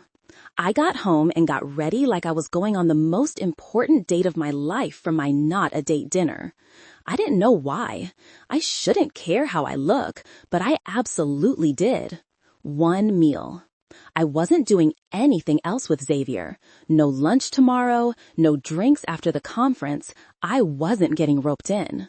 When he knocked on my door at exactly 5:30, he had flowers and a Portos box. The rope lassoed me.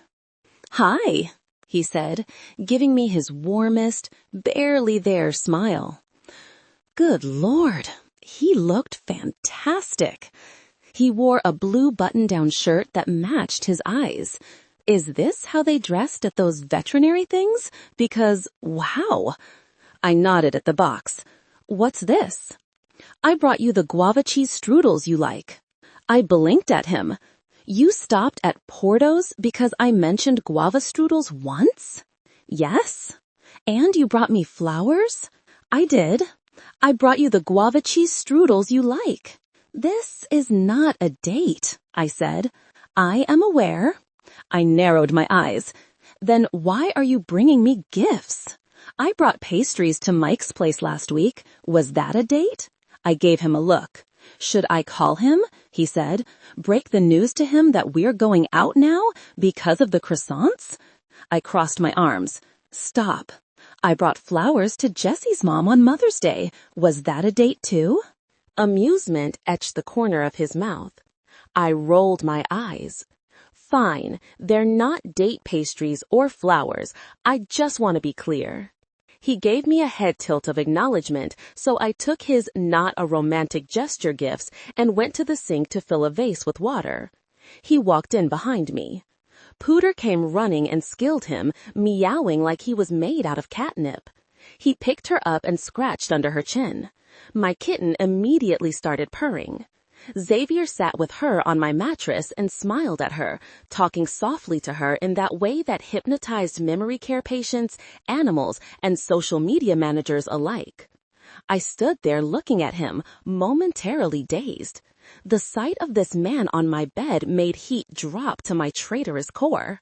Like, literally, how dare my vagina betray me like this? The audacity! "How is she doing?" he asked, talking to me but looking at my cat. I snapped out of it. "Great." "You got a mattress," he said, looking up at me. "Yes," I said, setting the flowers on my nightstand. He peered around and smiled at the lava lamp. Then he saw his hoodie draped on my chair, and he paused for a moment looking at it before coming back to me and slipping into one of his contemplative gazes. I gazed back, looking at his mouth because apparently I really was that obvious.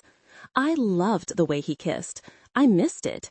I wished we'd done more of it, back when kissing was a thing we were doing. As if he knew what I was thinking, he kissed Pooter on the head.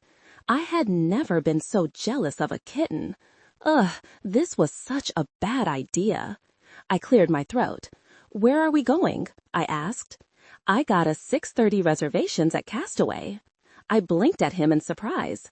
"How? They're always booked up." He set Pooter on the bed and stood. "You've been there?" "Yeah, of course." He nodded. "I must have gotten lucky. Maybe a party canceled." "Huh." I put a thumb over my shoulder. "Well, we should probably go then." I think he wanted to hug me. I could see it in his eyes, like he was weighing whether to lean in. I grabbed my purse and headed for the door before he could hold me in his warm embrace 2 feet from a very convenient bed. I was strong, but even I had limits. He jogged ahead of me in the driveway and opened the car door for me. I was getting in when I heard a tiny tapping. I looked down to see my brother staring at me through the basement window by the washing machine, grinning like a gremlin at my not a date opening doors for me. I narrowed my eyes and got in. My cell phone pinged as we backed out into the street. "Tristan, I'm making my appointment."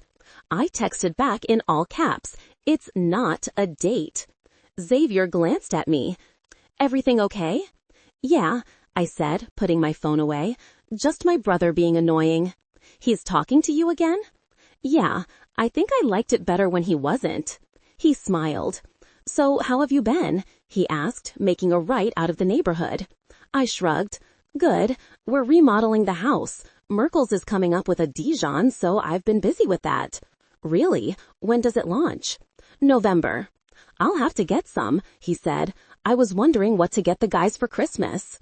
I looked out the window so he wouldn't see how big this made me smile. "Dijon actually makes excellent stocking stuffers," I said.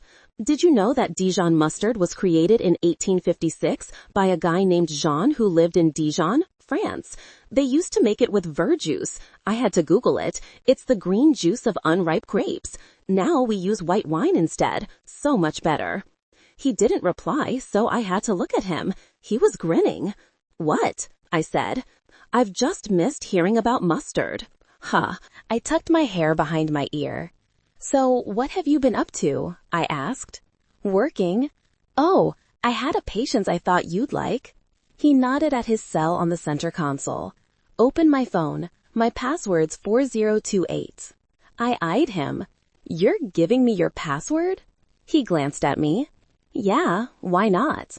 "What if I Venmo myself $5,000? "Do you need $5,000? "No, that's just the transfer limit. I'm making a point." I picked up his phone. "Women need to start robbing men more. You guys act way too invincible." He smiled at the windshield. I keyed in his password. "Okay, what am I looking at?" "Go to my photos." I clicked on the icon and beamed.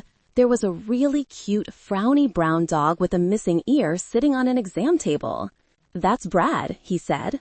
"Brad?" I laughed. I love dogs with human names. "Keep going. There's a Gary in there too." I swiped. His whole photo album was animals. Guinea pigs, cats, birds, even a snake. Some alone, most he was holding. There were a few where he was in his white lab coat. Very cute. Another one where he was doing surgery. He had on the full doctor regalia, mask, gloves, scrub cap, and gown, standing over an intubated dog. I knew he was a doctor. I knew he did surgeries. Like, in theory, I knew. But seeing him actually doing it, it was that moment in the Keira Knightley version of Pride and Prejudice where she rolls up to Mr. Darcy's estate, and it's this enormous mansion, and she's like, "Oh, for fuck's sake." Seriously, I did not need the reminder of how perfect he was. He glanced over, looking at me studying the surgery photo. I was doing a free neuter and spay clinic for the rescue, for fun, he added. I sighed. Of course you were. I didn't care about money or status. That was not what did it for me with men. I liked intelligence and compassion and humanity, all of which Xavier had, in spades. I couldn't even look at this. This was going to make me too sad. I swiped again. Another of the lab coat pictures. He had a kitten in his pocket. Swiped again. I recoiled at the next image. Ew, what's that? It was a picture of a yellow, lacy thing held up by the end of a pencil. He looked over. Oh, that's someone's underwear. I pulled it out of a boxer's stomach. I sucked air through my teeth. Were they embarrassed when they found out what was in there? No. They were fighting, because apparently those weren't the wife's underwear. I gasped. No. I had to kick them out. They were screaming in the waiting area. I laughed. Is the dog okay? Fine. The wife got him in the divorce. I shook my head and went back to scrolling. He looked so happy in the ones with the animals. I knew how rarely he smiled like this. I liked how unguarded it was, sort of how he was with me. I'm surprised you take so many pictures, I said. You don't seem like a picture kind of guy. I'm not. Tina and Maggie take them. The surgery one was for the rescue's website. The rest are photos for the pet's files. These are all new patients. Oh, wow, you're so busy. Is that usual? I've been trying to take on as many as I can. I swiped past a picture of him holding 2 puppies, one in the crook of each arm. Then I swiped to the next, and it was a photo of us. It was so unexpected. It made me suck in air. I'd gone back in time to our first date. The selfie that night at Mother Putter's, right after we destroyed his friends at mini-golf. Us cheek to cheek, looking triumphant, Mike in the background, holding a putter and making a good-natured pouty face. The only picture of the two of us. My eyes went soft. Almost 3 months ago, and I remembered every second of that day like it was last night. He would be my boyfriend right now, in a different universe. One where Mom wasn't sick. In this universe, I would have flown to California just for a visit. My mom would know my name. We'd go shopping and eat at restaurants where she'd order her own food and wouldn't need a bib. We'd sit up talking like we used to, and I'd tell her about the cute guy I was dating. I'd show her this picture and we'd giggle, and she'd say how she couldn't wait to meet him. The family jewelry would be in the jewelry box and not lost somewhere, never to be found again. Then I'd fly home to Minnesota and back to Xavier, and we'd get to figure this thing out between us. See if it had legs. See if it had years.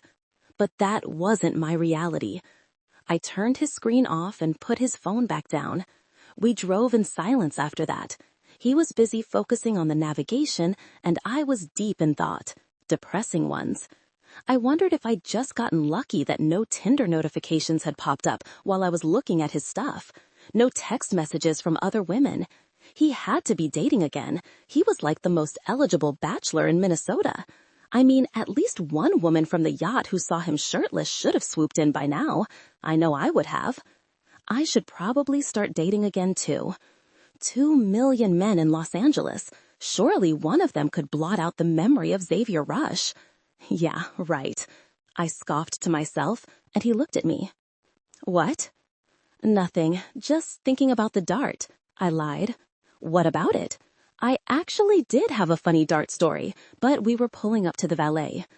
Castaway was perched in the hills of Burbank with a gorgeous view of the San Fernando Valley and downtown Los Angeles. It had been there since 1962. I loved eating there. It was the location of a lot of happy memories for me. Grandma and Grandpa's 50th wedding anniversary, right before he died. Birthdays and Geneva's baby shower. It was weird that Xavier took me here of all places. And fitting, too. Because really, if I could, I'd want to go with him to all the places I loved.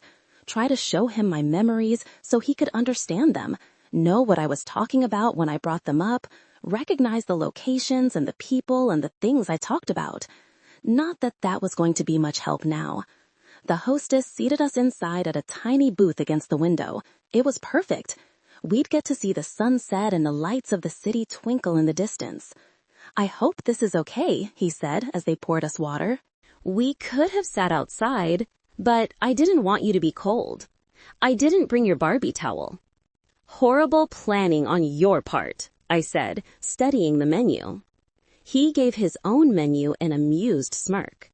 A sommelier came by to offer us a wine list. There was a candle on the table and fresh flowers in a tiny vase, and all of a sudden I realized how this place looked.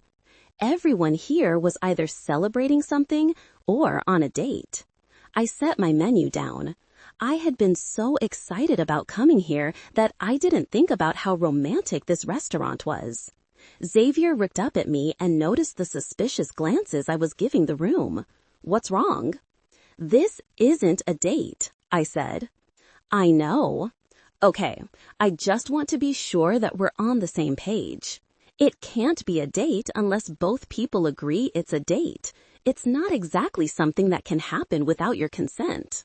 Okay, because this place is really nice. Yes.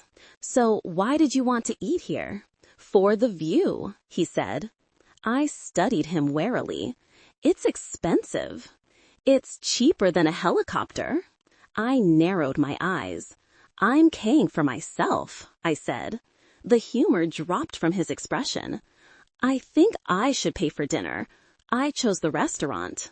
Yeah, and you drove and you're paying for parking. I'll pay for my food. He opened his mouth to protest and I cut him off. Spare me the story about how you bought Chris dinner at an expensive, romantic, scenic restaurant and how that wasn't a date. I'm paying for myself. That is a hard rule for me. If you can't agree, we go to Carl's Jr. Can I pay at Carl's Jr.? No. We were having a small, silent standoff when the server came to take our order. I asked for a separate check, and it ended the discussion. He looked somewhat defeated. I decided I wasn't going to read too much into that. He was a gentleman, he'd picked an expensive restaurant, and so to be polite, he wanted to pay. This wasn't a date, it was just manners. So, I said as the server collected our menus, what seminars are you doing at the conference? You were going to tell me a story about the dart, he said, changing the subject. Oh yeah, oh my God, this is so funny. I was on my way to the pharmacy, Mom's on a new medication, that's a whole other story I have to tell you, and when I turned right, the horn honked. He arched an eyebrow. Yeah, it honked every time I turned right for 2 miles. So embarrassing. It shorted out or something. I had to pull over. I opened the hood and some guy popped up within 5 seconds and disconnected it for me. So you have no horn? He deadpanned. A server delivered my spicy margarita and I shrugged, taking a sip. I gotta get it fixed. He was shaking his head at me. I smiled around my straw. I really hate you driving that car, he said. The power steering goes out when you run out of gas. Ask me how I know this. He gave me a disapproving look and I grinned at him. What happened to the glug-glug system? He asked. I had the music blasting. I took another sip. Couldn't hear it. He looked unamused. The drive shaft fell off in the in-and-out drive-thru. He rubbed his forehead. Stop. Why? Because you're giving me anxiety. I laughed and it made him smile. Then I cleared my throat. I like the 5 o'clock shadow thing. He put a hand to his chin. I grow it out in the winter, shave it in the spring. Your hair looks nice. You changed it. I touched the ends self-consciously. Yeah, I let Tristan layer it. I'd be afraid he was going to cut it all off, but he's too cocky to do anything badly. He chuckled. Then we slipped into silence. The contemplative gaze was back. The gaze should be illegal. I could not imagine the scenario in which he would look at someone like this and have it not be romantic. It was way too intimate. It was like he was looking in my soul, and my soul was not above getting naked and streaking across the quad. I was saved by the salads arriving. We spent the next 3 hours talking.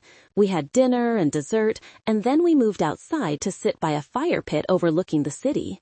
I told him about Mom, Tristan's chorizo punishment, and the remodel. He told me about work and the trip he and his friends took up north. He said they went up to Mike's stepdad's cabin a couple of times a year. He told me about Maggie and Tina, his only 2 employees, and smiled when he described how they're always feeding him and how good at their jobs they are. He said they're the backbone of his business, and he didn't know what he'd do without them. I was glad he was surrounded by good people. He deserved that. I wished I got to be one of those people. It was so hard being here with him, probably because it was so easy. I liked the way he was always giving me stuff. The cherry and orange garnish from his mocktail because he knew I liked them, the mushrooms off his steak when I commented on how good they looked, his jacket when it started getting too chilly. I didn't want to wear his jacket. It was date-type stuff, but I also didn't want to have to leave because it was too cold to stay. I promised myself this one dinner. Then I would probably never see him again for real. I didn't want it to end any sooner than it had to. He didn't touch me, not once, but he did look at me. He always looked at me. He paid attention when I talked, and he gazed at me contemplatively when I didn't.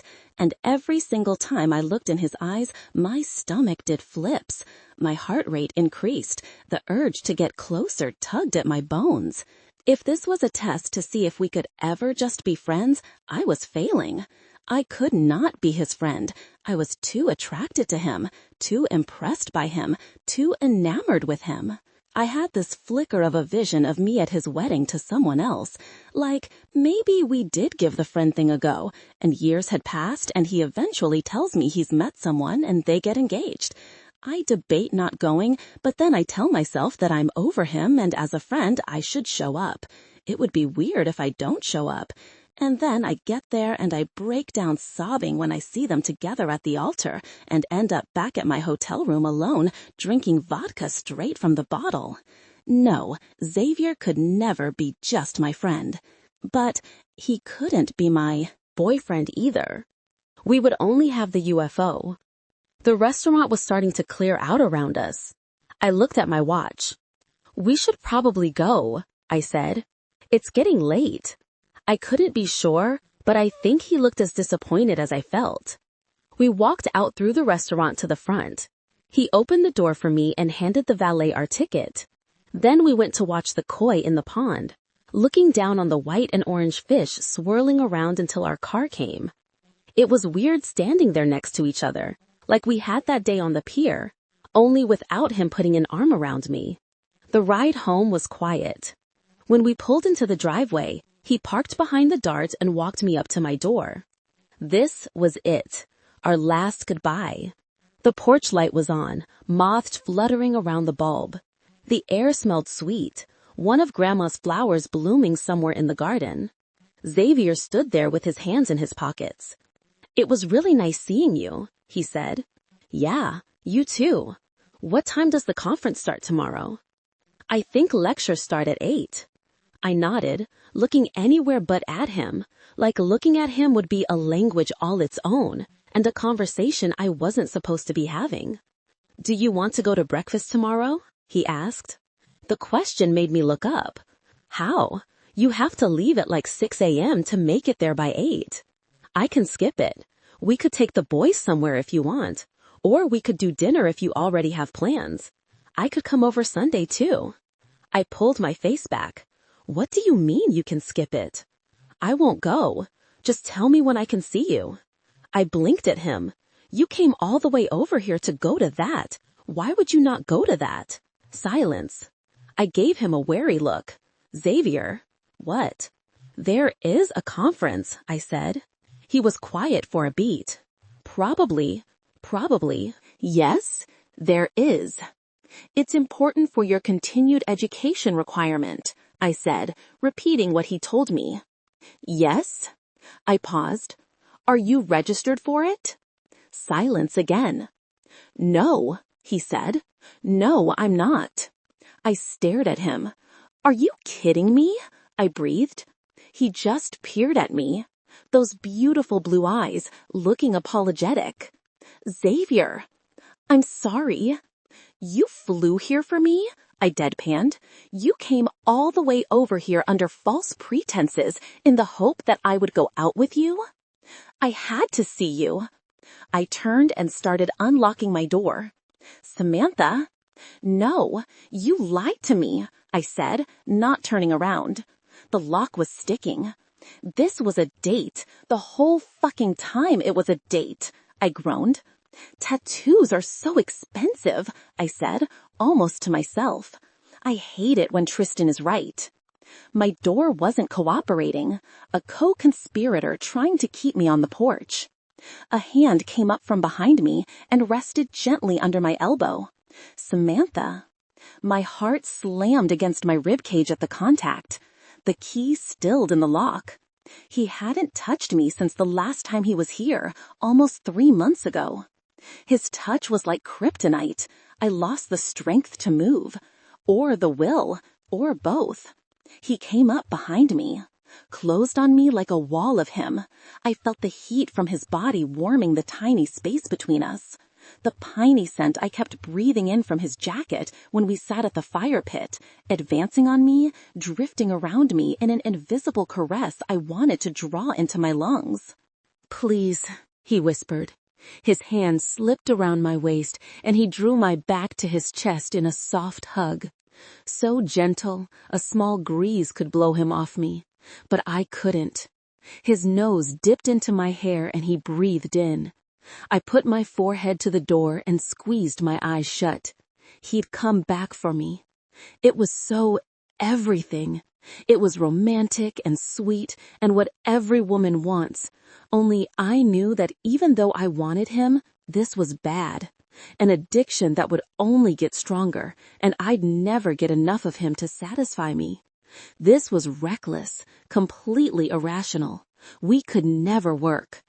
So why was I unable to tell him no? I knew if I asked him to, he'd let me go and leave. All I had to do was say the words. But I couldn't, because I'd used up my words. All the strength and resolve that I'd had for this situation were gone. I gave it all the last time, and I had nothing left. I should never have gone to dinner with him. I should have blocked him months ago. But even as I thought that, I knew he would have shown up here anyway. If he was feeling even half of what I felt, he was always going to come back. And would I have been strong enough to not open the door when he did? No, definitely no. My thin dress provided absolutely no barrier between his body and mine. His gentle breathing rose and fell against my bare shoulder blade, blew over my skin in humid currents. It rocked me like a tide, pulling me closer and closer. If I turned around, I was going to lose myself. There would be no control. At all. I wanted to turn around. Be face to face with him while he held me like this. Maybe stand on my tiptoes and nuzzle his Adam's apple. Kiss the sharp edge of his jaw, the soft corner of his mouth, feel him smile under my lips. I missed you, he whispered from behind me. I can't stop thinking about you. I tried. I really did. And I'm sorry I came here without telling you the truth, but I didn't think you'd see me, and I just needed to be in the same room as you. I let out a puff of air. We can't do this, I breathed. Not seeing you is terrible, he said quietly, and I don't want to do it anymore. That's it. I gave up. I turned around and kissed him. She spun in my arms, her hands slid up my chest, and I got to do the thing I'd been wanting to do since the second she opened the door 5 hours ago. I got to kiss her. All night, I'd been in a state of dull panic, knowing the clock was ticking, knowing she was only giving me this one dinner, and that dinner wasn't a date. I'd been trapped between being so happy it was happening and dreading that as soon as it started, it already had an end. I had to do something. This couldn't be our last time together. Even if the something was pouring everything out and telling her how hard it had been to pretend to forget her, and hoping that was enough, because I could not live like this. I couldn't act like I didn't remember what being with her felt like and that it hadn't changed me. She didn't think we could have parallel lives, but we were. Even when I couldn't talk to her and she was 2,000 miles away, I was next to her. Seeing her tonight didn't even feel like we'd been apart. It felt like we'd been on pause. And now she was kissing me. There was a tiny glimmer of a chance, and I felt instant peace. The gnawing discontent of the last 2 months was finally quiet, and all I could think in this moment of relief was that I was kissing my wife. I couldn't tell you how I knew this. A pristine realization on a dim porch in the middle of the night. The scent of her perfume bringing up memories of a beach under the moon, the sound of crashing waves, a kitten with fur that smelled like her, a shitty hotel room or a UFO that was the only place in the world I wanted to be, simply because she was in it. I had friends on their wedding day who still weren't totally sure, and I was sure, even this early. I didn't need more information. I didn't need more time. I just knew. And now that I did, the panic was back. Because even though she was kissing me, she still might never let me see her again. If she sent me away, I was going to be condemned to think about her for the rest of my life. This was what they meant when they talked about the one who got away. She's the woman you never stop remembering, the one who haunts you, the one who stays at the front of your mind even when decades pass. And I had to figure out how to make this work. I had to. I didn't have any choice. 3 hours later, we were lying naked in her bed, looking at each other. Our bare legs tangled under the blankets. The only light in the room was from the pale glow of the lava lamp on her nightstand. Pooter was curled up at our feet. It was sometime around 2 a.m. I reached out and brushed the hair off her forehead. "You are in so much trouble," she whispered. "I like this kind of trouble." She gave me a mock stern look. "I can't believe you faked a conference." "I'm beginning to think there's a lot of irrational things I would do for you," I said. She went quiet. "How is this going to work?" "I will make it work." She looked like she didn't believe me. "I know myself, Xavier. I'm not built for this kind of relationship. I like togetherness. I like to see the person I'm seeing. We're just going to have to try harder than other couples." She rolled onto her back and stared at the ceiling. "This is so fucked up." "I know." "It's impossible." "I know," I said. "Believe me, I have turned this over in every way you can imagine, and at the end of it, I just can't. I can't not see you. It's too miserable. I'm just going to have to figure it out. I'll come as much as I can. I could probably come once a month at least." She looked back at me, her eyes sad. "I was miserable too," she said softly. My stomach tightened at the admission that she felt the way I did. Probably not exactly the way I did, but it was something. "I thought about you every minute," I said. "Even when I wasn't thinking about you, I was." We studied each other quietly. I reached out and touched her earlobe. How is this? Fine. I still can't get an earring in it though. I rubbed the soft skin gently between my fingers, feeling the small scar. I hated that she had this, but I liked that I knew why. I'd been there for it, knew the story. Even bad memories are sacred in their own way. A car alarm chirped outside. Samantha looked over her shoulder. Did you hear that? Yeah. She got up and went to the window wrapped in a blanket and peered through the blinds. What is it? I asked, getting up. It's my dad. I leaned down next to her and looked out. A man was in the front seat of a Honda, backing out of the driveway with the headlights off. What the hell? She said. What time is it? I looked at my watch. 2:08. She wrinkled her forehead. Did you ever find out where he went that night? I asked. She let the blinds snap closed. Sort of. She looked up at me. He said he had a toothache and needed to get some Oragel. Her brows were furrowed. What? I'm just pondering the strange and unusual habits of elder Gen Xers, she said. So mysterious. Can I ask you something? Of course. How did it end with your parents? Like when you went to go live with Jesse? Why are you thinking about that? I asked. Just thinking about my parents a lot lately, she said. Curious about yours. I went quiet for a moment. This was another story that no one knew but the guys. And, again, they only knew because they'd been there. But I wanted her to know. I wanted her to know everything about me, the things that shaped me and how I felt about them, so she could make a decision about how she felt about me. I had a learning disability, I said. It was an eye condition called convergence insufficiency. The muscles in my eyes were weak and it made my vision hop around on the page, so I couldn't read well. It doesn't show up on a standard eye test, and it's easy to correct with physical therapy, but my parents didn't really care to dig any deeper and figure it out, so I struggled all through middle and high school. The only class I did well in was 4-H. I liked the animals.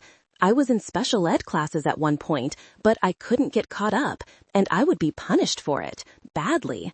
I was called every name I think you can imagine in this situation. I was called those names instead of my name. She stood there, staring at me. In 11th grade, I got my report card. My dad came at me with a belt, like he usually did, saying the things he usually said. Only this time, I was taller than him and stronger than him, and it didn't go the way he thought it would. I went to Jesse's house with a fat lip and a torn shirt, and I told his mom and dad everything. And to this day, I don't know what they said to my parents, but they left my house with a suitcase of my clothes and my birth certificate and social security number. And after that, I lived with them. We got my eyes figured out, and I graduated with all A's. I put myself through college, then veterinary school. 2 years ago, I opened my own office. My parents really didn't think that I would amount to anything. So I have spent the last 13 years proving them wrong.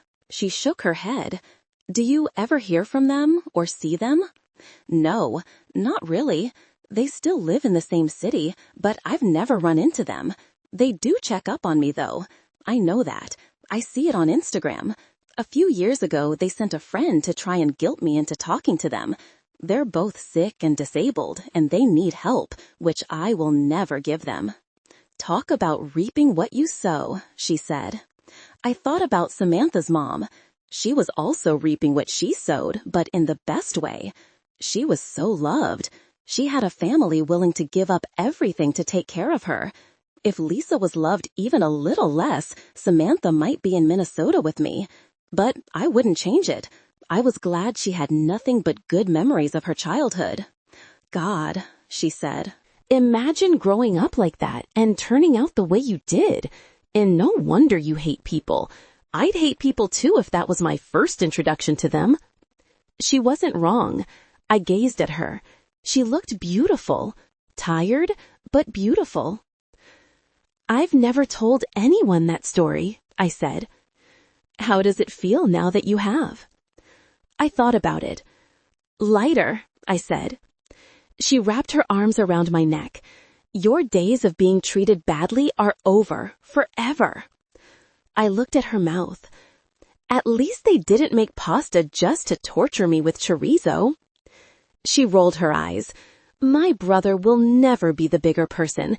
He will only be the bigger bitch. I smiled and leaned over and hovered there for a second before I closed the distance and my lips pressed into hers. The kiss was slow and easy, but my heart pounded anyway. Something about her just felt right. She'd felt right from the very beginning, I realized. Only the logistics were wrong. I was at work. My dog was sitting with his head in my lap while I sat at the break table in between patients, looking at the bills. I'd been home a week. Samantha and I had talked and texted every day since I'd left. Some nights we talked for hours. I was consumed with how I was going to get back to California. Seeing Samantha had become my singular goal. I had to figure something out. The catch-22 was that in order to afford to go, I needed to work more, but going meant I had to take time off work. The last trip to see her had set me back $1,600. The rental car, the hotel room that I'd barely used, parking at the airport, the flight, the dinner at Castaway. Even if I only went once a month, stayed with her, didn't rent a car, and didn't take her to do anything, which was not realistic, I was still looking at a minimum of $500 per trip. And that was a conservative guess. So $500 a month was $6,000 a year, and I didn't have $6,000 lying around. If I did, I should be using it to fix the ancient air conditioner on the roof of the clinic, or to upgrade the office laptops, or to add extra kennels to the back. I let out a sigh and closed the laptop. Maggie and Tina came back from their lunch breaks. "We got you a burrito," Maggie said, handing me a bag. "Thanks. Hey, would either of you be interested in stocking retail items?" Tina shrugged. "I'll do it. Why? You think we need it?" "I need to generate more income." Maggie took off her sweater and hung it. "You know, we could always get another doctor if you need the clinic to make more money." We couldn't get another doctor. The business couldn't afford it. The loan payments for the practice were astronomical. After I paid my loans every month, the utilities, payroll, and all the rest of the overhead, I got to keep what was left. Sometimes what was left was less than minimum wage. While bringing in a second doctor might mean we could take more business, it also meant I'd have to pay them a doctor's wages. I couldn't even pay myself a doctor's wages half the time. I knew the statistics when I got into this. Almost half of all small businesses went under within 5 years, and most didn't make a profit for the first few years either. Considering those two things, I was actually doing okay. And it wouldn't always be like this. Once the practice was paid off and I could keep everything it made, I'd be doing very well for myself. But that wasn't going to help me now or anytime soon. That was the trade-off. I could have worked for someone else. I did. After I got licensed, I worked at an already established clinic for a while. The pay was reliable and stable. The benefits were good. But I'd wanted something that was mine. I wanted my name on the door. I wanted my parents to see what I was capable of. I didn't mind working hard and living lean. But now I found myself with very few options and even less wiggle room to find the time or the money to see Samantha. "We're not in a place to take on another doctor right now," I said, not getting into the details. "But we have the demand," Tina said. "I mean, the phones ring off the... Doctors are expensive." My tone shut down the conversation. They didn't leave. They hovered. Apparently, they weren't done with me. "What?" I said, unwrapping my burrito. "So, my friend Veronica went to the veterinary conference last weekend," Tina said. "She said she didn't see you there." "It was a big conference," I said, dismissively. "Huh," Maggie said. "We were kind of thinking maybe you didn't actually go to the conference at all. That maybe the conference was just a cover story because you're so into Samantha you had to make an excuse to go see her." I raised my eyes to them. They were smiling at me expectantly. I didn't like telling them about my private life, but I also didn't want to lie. "I didn't go to the conference," I said. "I went to see her." They exchanged a giddy look. So, you guys are a thing? Tina said, barely containing her excitement. I took a bite of my burrito instead of answering. They took my silence for confirmation. They both squealed. I know you don't like to talk about your personal life, but we are so excited for you, Maggie said. Are you two exclusive? Tina asked. Yes, I said, taking another bite. Did you ask her this, or are you just assuming? Maggie asked. I chewed and swallowed. I just know. They glanced at each other. If you haven't talked about it, she could be doing anything, Tina said. Maggie was nodding. Like, how do you know she's not just seeing you? Tina said, putting her fingers in quotes. Meaning she's seeing other people, too. Are you her boyfriend? Maggie asked. Has she called you that? I thought back. No, she hadn't called me that. Does she call herself your girlfriend? Maggie asked. I couldn't recall her doing that either. I stared at them both for a few seconds, then dropped my burrito on the table and went to the office. Samantha picked up on the second ring. A machine was whirring loudly in the background. Hello, Xavier. Hi, what are you doing? What's that noise? I'm making mom juice. The machine shut off. I rubbed the back of my neck. Can I ask you a question? Yes. You're not seeing anyone else, right? The two of us, we're exclusive? This is a very weird way to ask me to be your girlfriend. I paused. Will you be my girlfriend? I mean, yeah. The corner of my mouth twitched up. Good, I said. I'll call you later. Bye. I hung up and stood there for a moment with my hands on my hips. I was smiling. I wiped it off my face and came back out. The two women were waiting for me. Everything good? Maggie asked, eyeballing me. Fine. I sat again. And, yes, she's my girlfriend. They lost it, bouncing around and screaming. One of the dogs started howling in a kennel. Maybe I did need more staff if my boring love life was the highlight of the week. They finished their celebration and I finished my burrito. Then I went to the office to reply to emails before my next patient came in. I sat down and stared at the photo of the grand opening for a moment. I knew where the cut was going to have to come from. I hated it because I knew how much they needed me, but I was going to have to stop doing the volunteer work. It would free up my Sundays for travel. I could also pick up some shifts at the emergency clinic. The pay was good and they always needed people, especially on the weekends. I blew a breath out. I just had to work smarter, not harder. I was already working harder.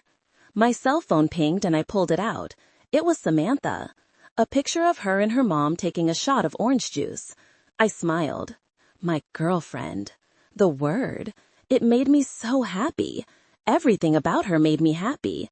Except where she lived. That was the one thing I wished I could change.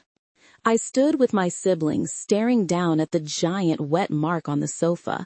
The urine stain spanned almost the entire length of the left cushion. I wondered if I could fit the whole thing in the washing machine. Grandma already had Mom in the shower.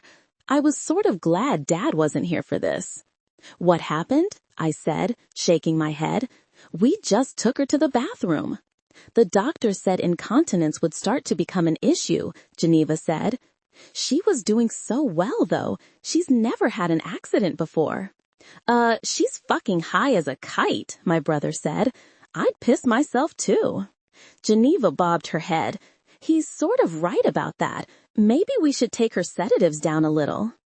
I twisted my lips. Maybe we should. I mean, now that I think back, I could tell when she was getting worked up that one day. We could probably get ahead of the outbursts next time. We all stared at the cushion. She's going to need diapers, I said quietly.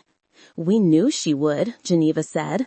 We stood there in silence, another layer of Mom's dignity stripped, one less thing she had agency over. Well, I'm getting her the cute ones, Tristan said. She's not going to be in some hideous old lady nappy. For once, I appreciated my brother's defiant energy. "I'll get the steam cleaner," I said. Tristan scoffed. "You think you're cleaning that? It's drenched." Geneva lifted the cushion and winced. "Yup, straight through." I looked back and forth between them. "So what do we do?" She shrugged. "Get a new sofa. It's not a bad idea, honestly. This one was so old anyway." Tristan crossed his arms. "Well, if we get a new sofa, we need to paint." I groaned. The living room was the only room on the main floor that wasn't being renovated. It was our last inside place to hang out. "The carpet is pretty gross, too," Geneva said. "I know, but more remodeling? I mean, the sofa's done. It's not like we have somewhere to sit," she mumbled. "We could get it at Dad's work. He'll get his discount." I took a deep breath and blew it out through my nose. "Fine, let's vote on it tonight." But I had a feeling I knew what Grandma and Dad were going to say. The house was already chaos. Why not just do the rest? My phone vibrated with a picture. Xavier. I smiled. I hadn't seen him now in almost a month. As of right now, we hadn't set a date for his next visit. He was thinking mid-November, but he was waiting to see if ticket prices went down. He told me about his financial situation. He really did not have disposable income. Now that I knew that, it made the donation he gave Pooter all that more generous. I guess I always thought doctor equaled money. I didn't consider the realities of it, that medical school is expensive and practices cost hundreds of thousands to open and get up and running. He was a small business owner. That was risky and difficult. He was a hard worker, maybe one of the hardest workers I'd ever met. I don't think he knew how to stop. When he wasn't working, he was giving his time to rescues. And now he was giving his time to me. A long-distance girlfriend probably hadn't been in his 5-year plan. I got the sense he'd intended to put his nose down and grind for a while before he got into something serious. And now he was in something a little serious, and it wasn't going to be easy to navigate. On one hand, I felt bad for derailing his plans. On the other hand, he had come here under false pretenses to trick me into going on a date with him, so the guy had this coming. My phone vibrated again. "Who's that?" Geneva asked, watching me grin at my screen. "The smoldering veterinarian of my heart," I said, "my boyfriend." It was a selfie of him with a floppy-eared baby bunny. He was holding it against his chest. "Are we dumping this or what?" Tristan said, looking annoyed over by the sofa. "Sorry," I said, sending Xavier a heart emoji and then setting my phone down. My sister and I took one end, and Tristan took the other, and we carried it out to the curb. While we were walking, something slipped out of the bottom of the sofa and bounced down the driveway. I gasped. "Mom's ring!" I set my side down and ran to pick it up. I held it, beaming. "No way," Geneva said. "I searched this thing like 1,000 times. It must have really been in there. What if there's more?" I said. Tristan crossed his arms. "We should probably cut it open, make sure there's nothing else." And this is how we ended up knifing a pea-soaked sofa on the front lawn. We didn't find anything else. When we were done, we put the couch on the curb. Tristan and Geneva went back in, but I stayed outside, sitting on the porch with Mom's ring on my thumb, scrolling back through my text messages with Xavier. I missed him. I wished I could go to him instead. Give him a break. He'd flown here twice already. I wanted to let him catch up with his bills. But it was hard enough to leave everyone to deal with Mom and to make them juggle the remodel stuff too, just so I could see my boyfriend. I couldn't do it. Also, the travel wasn't exactly in my budget either. The remodel had gotten bigger than anyone anticipated, and it was getting bigger still. At the time, we'd all agreed to split it. The loans weren't a burden. I didn't have a car payment or any social life. I had the money, so why not spend it on a place I loved so I could use a dishwasher that wasn't from 1972? But now I didn't have extra to be flying back and forth to Minnesota all the time. Xavier hadn't been in my 5-year plan either. Dad pulled up. I watched him get out of the car. "Hey," he said. He took a seat next to me and set his messenger bag down. He looked so tired. I nudged him. "How you doing, Dad?" "Fine. Is there a reason the sofa is massacred on the curb?" He looked at me. "Yeah, about that. Mom had an accident." "What kind of accident?" An accident. Accident. He nodded and peered wearily out at the orange tree next to the driveway. "There is good news, though." I held out my thumb. Dad stared at the wedding ring he put on Mom over 3 decades ago. He pulled it off my thumb and held it in the palm of his hand. He studied it for a long time. "She never took this off," he said quietly. "Not ever, not even to wash dishes." He stared at it another long moment. Then he closed his fist around it, and without another word, he got up and walked into the house. An email pinged on my phone, and I sighed. Back to work. It was from Merkel's, marked urgent. It was a notice for an on-site meeting at the corporate office to discuss the Dijon launch. They wanted to fly me to Minnesota next week. I got up and did a happy dance on the porch. I had been given a blessing from the benevolent mustard gods. I couldn't leave my family for some BS reason, but for a mandatory meeting, I didn't have a choice. I had to go to Minnesota, and work was going to pay for it. I got tickets for the following Monday to Thursday. I debated whether to tell Xavier I was coming. I decided not to tell him. It's not like he needed to take time off to see me. It was a work trip, so I'd be working when he was. No point, and I wanted to surprise him. 3 whole nights with him. I was beyond excited, right up until I landed. I don't think I'd processed how truly far away he was until I stepped outside baggage claim and I realized it was 35 degrees outside. I'd lived here for 4 years. I knew what Minnesota was like in October. But somehow this place, in relation to Xavier, had been suspended in my mind. He was summer. We were summer. It was almost jarring to realize he was living in fall. Xavier was on a different rotation around the sun than I was. In Southern California, you decorate for holidays that take place during seasons you never get. I remember the first time I saw autumn in Minnesota. The fake orange and red leaves that we'd used on our Thanksgiving table in Glendale were actually on the trees here. Then in the winter, the mistletoe and the red berries and the snow. Light green pushing up in the spring, seas of dandelions and white blossoms on the wild pear trees.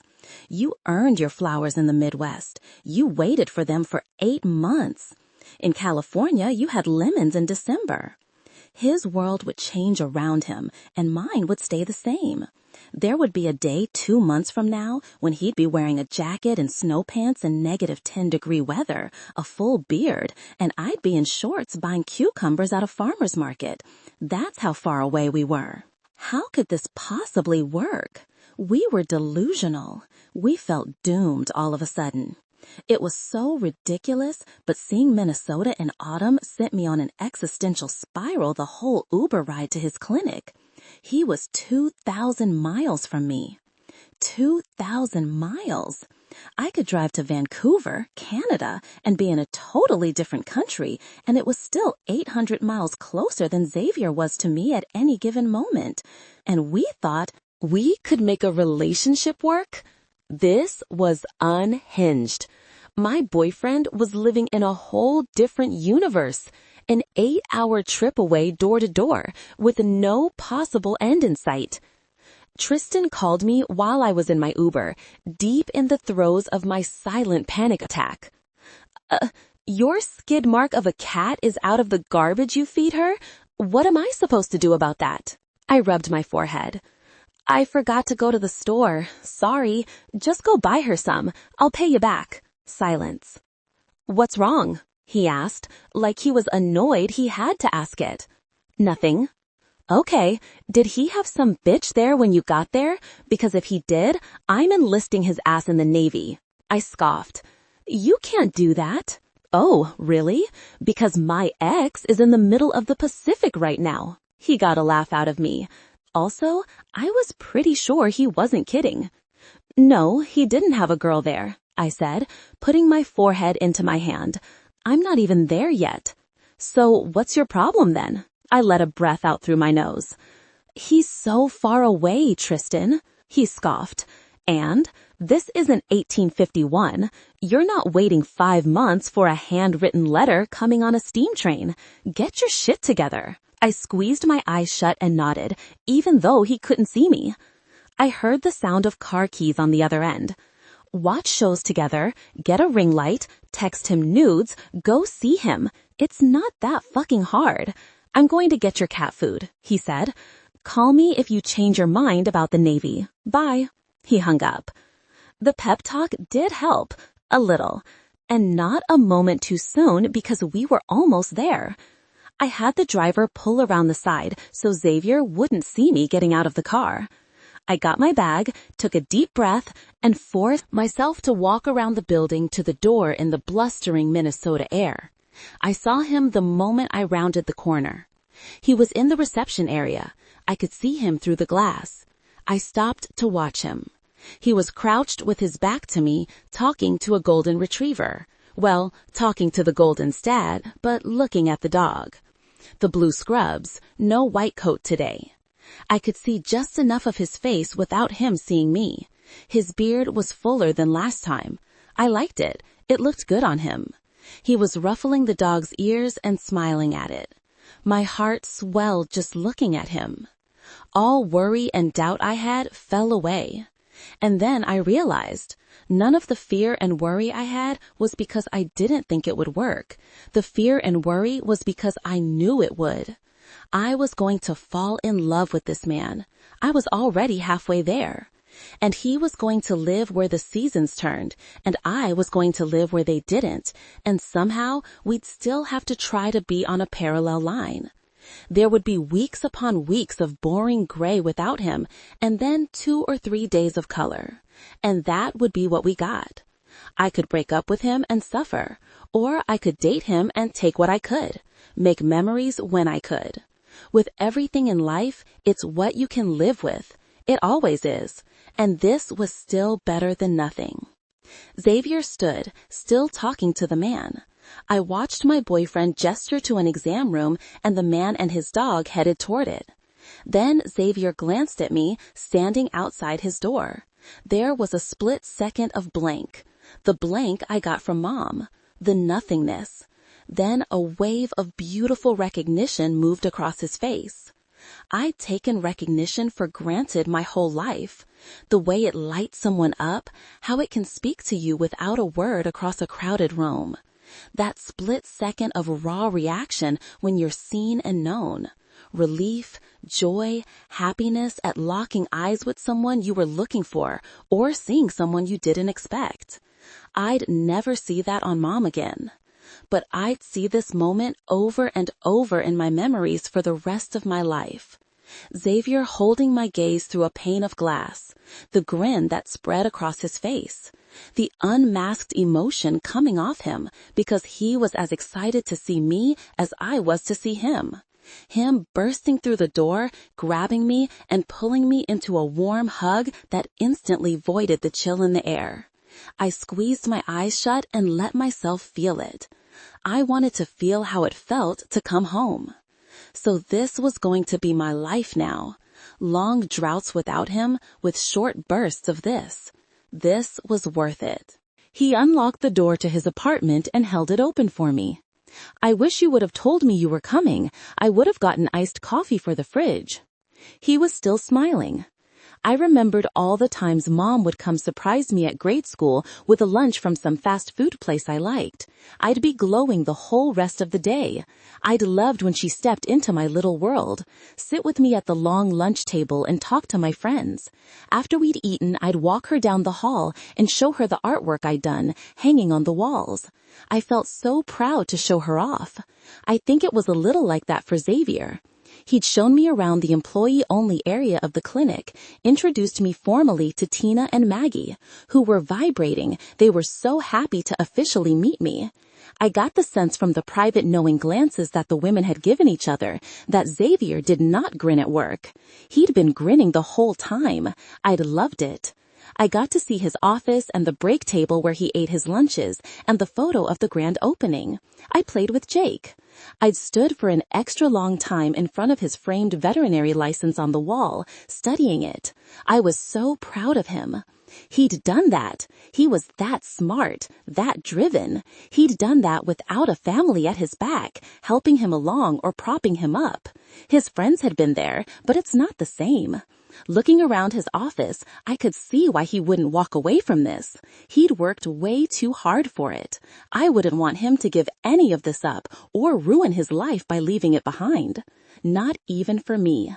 "Where do you want to eat dinner?" he said, taking my luggage to his room. "I don't care," I said, looking around. His apartment was clean, like it had been the first time I was there. Jake from State Farm plopped onto a dog bed next to the sofa that hadn't been there last time. Still no clown suits. I followed Xavier into his bedroom. I'd never been in here. His bed was roughly made, like he'd had only a second to put it together when he'd left. No clothes on the floor. A hoodie I was going to steal and a towel tossed on a chair, but otherwise neat. He had a shell on his nightstand. He swiveled my luggage into a corner, then turned around and pulled me into another embrace. He was so happy to see me. I could feel it in his arms and his energy. It pulsed through him like electricity, and it lit me up too. He leaned down and kissed me, smiling against my mouth. "Go somewhere or delivery?" he whispered. I said, feeling the hard edge of something I liked pressing through his scrubs. "Delivery." He dipped his head to kiss me again. We kissed for a long time. We kissed like kissing was the whole point. Like we'd both been thinking about this one thing, and now we finally got to do it, and all we wanted was to stand here and get really good at it. He was hard, and I could feel him against my thigh, but it wasn't about that yet. It was just about this. "I was thinking that we could take a bath," I whispered. He was unbuttoning my sweater. "We could do that," he said, against my lips, his voice low. "I don't have a bathtub in my apartment," I said distractedly, running my hands along the inside of the waistband of his pants. "Uh-huh," he said, walking me backward to the bed. When the back of my knees hit the mattress, I sat, and he peeled my sweater off me, then took off his shirt next. My pulse quickened. He was standing between my open knees, and I was face to face with the trail of hair that disappeared into his pants. I followed it down with the tips of my fingers, and I could feel his breathing pick up as I traced the outline of the ridge pressing against the fabric. He stood in front of me like an underwear model, gazing at me from above, his hair shaggy over his eyes. When I leaned forward to glide my tongue along his stomach, he raked fingers into the back of my hair, and the hammer in my chest thudded against my rib cage. I wanted him to eat me alive. He pushed me back on the bed. I lifted my hips while he slid my pants and underwear down my thighs. Then he climbed onto the bed and pulled me to his mouth. Xavier liked foreplay, and he was really good at it. He liked to get me almost to the finish line and then pull back, make me want to beg, which I was not above doing. When my legs started to shake, he got up and went to the duffel bag that he'd taken to California and pulled a condom out of it. I watched him roll it on. He never broke eye contact once. "I'm not going to walk for a week, am I?" asked, propped on my elbows, out of breath. "I'll carry you anywhere you need to go," he said, lowering himself over me. I giggled and he smiled, breathing into the kiss he pressed to my mouth. "I missed you so much," he whispered. "I missed you too, my boyfriend," I smiled. His face lit up at the word. I had wondered if it had the same kind of magic that girlfriend had for me. I guess it did. He slipped fingers between my legs, and I arched against him, biting my lip. "Should I make you wait?" he asked, his voice husky. "No, you should make me scream." He grinned and eased himself inside me. I disintegrated on the third thrust. There was simply no substitute for this. Not the pictures we would send each other or the video calls we would do. There were pheromones at work, bonding us and pulling us in, making him familiar, turning me on, creating real-time changes in my body that he got to touch and taste and feel. Living apart was going to be so incredibly difficult. I wouldn't be able to hear his breath in my ear or wrap my legs around the sharp angle of his hips or tangle my fingers through his hair.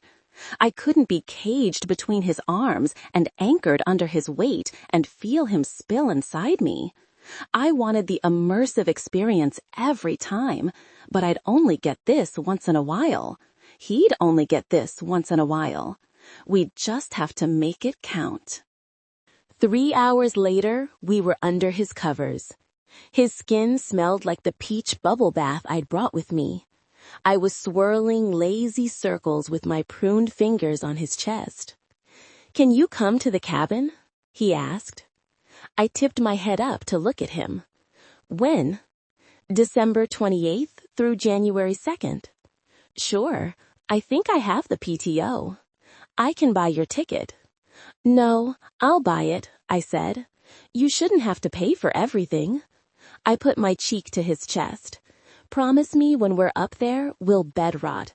Just do absolutely nothing, just like this," I said. "I wouldn't call this nothing." "No, you're right. One of us worked very hard tonight." He chuckled. I lay there another moment. Then I sighed. I have to get up and iron my clothes for tomorrow. I started getting out of bed.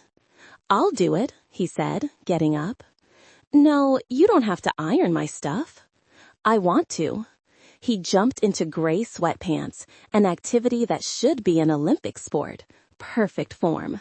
I gave him a 10. I pulled on my shirt and leggings so I could dig in my luggage. "I'm not used to wearing pants to work," I said, holding up the slacks I got. "I had to go buy something." He put on a hoodie and went to get the ironing board from his closet. I gave him my clothes and then wandered out to get something to drink. "Hey, can you let out Jake?" he called. "Yup." I let the dog out onto the little patio and then headed to the kitchen. "You want water?" I called. "Sure." I grabbed 2 glasses and went to fill them from the tap. But then I thought maybe he had a Brita or something, so I opened his fridge to poke around. He had a bottle of Merkel's in the door. He'd tossed the French's mustard. My heart melted. He hadn't known I was coming. He just had this in a secret show of loyalty, honoring all my tiny allegiances and petty vendettas. This was my love language.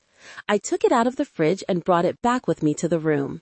"I see you've been converted," I said, leaning in the doorway, holding up the yellow bottle. He looked over.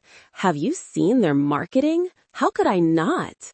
I grinded him, so handsome, standing over an ironing board, pressing my shirt, in gray sweatpants no less. A core memory. The best moments don't have to be big to be forever. My chest got a little tight. This was the guy. This was who I was supposed to be with. I was so sure about it suddenly. All my best days would be like this, the 2 of us together. But most of our days would be spent apart. The next morning, I took her to breakfast at Donna's before we both had to split up to go to work. Donna's was Mike's mom's cafe. Mike's younger sister, Janessa, was working. "Hey," she said when we came in. Then her face fell the tiniest bit when she saw Samantha. "Oh, who's your friend?" "This is my girlfriend, Samantha. Samantha, this is Mike's sister, Janessa." "Hi," Samantha waved, looking around. "So this is your mom's place? It's so cute." "Thanks," Janessa said dryly. She grabbed menus and seated us without another word. Samantha watched her walk back to the hostess stand. "Did you used to date her or something?" "Why do you ask?" I said, looking at the specials.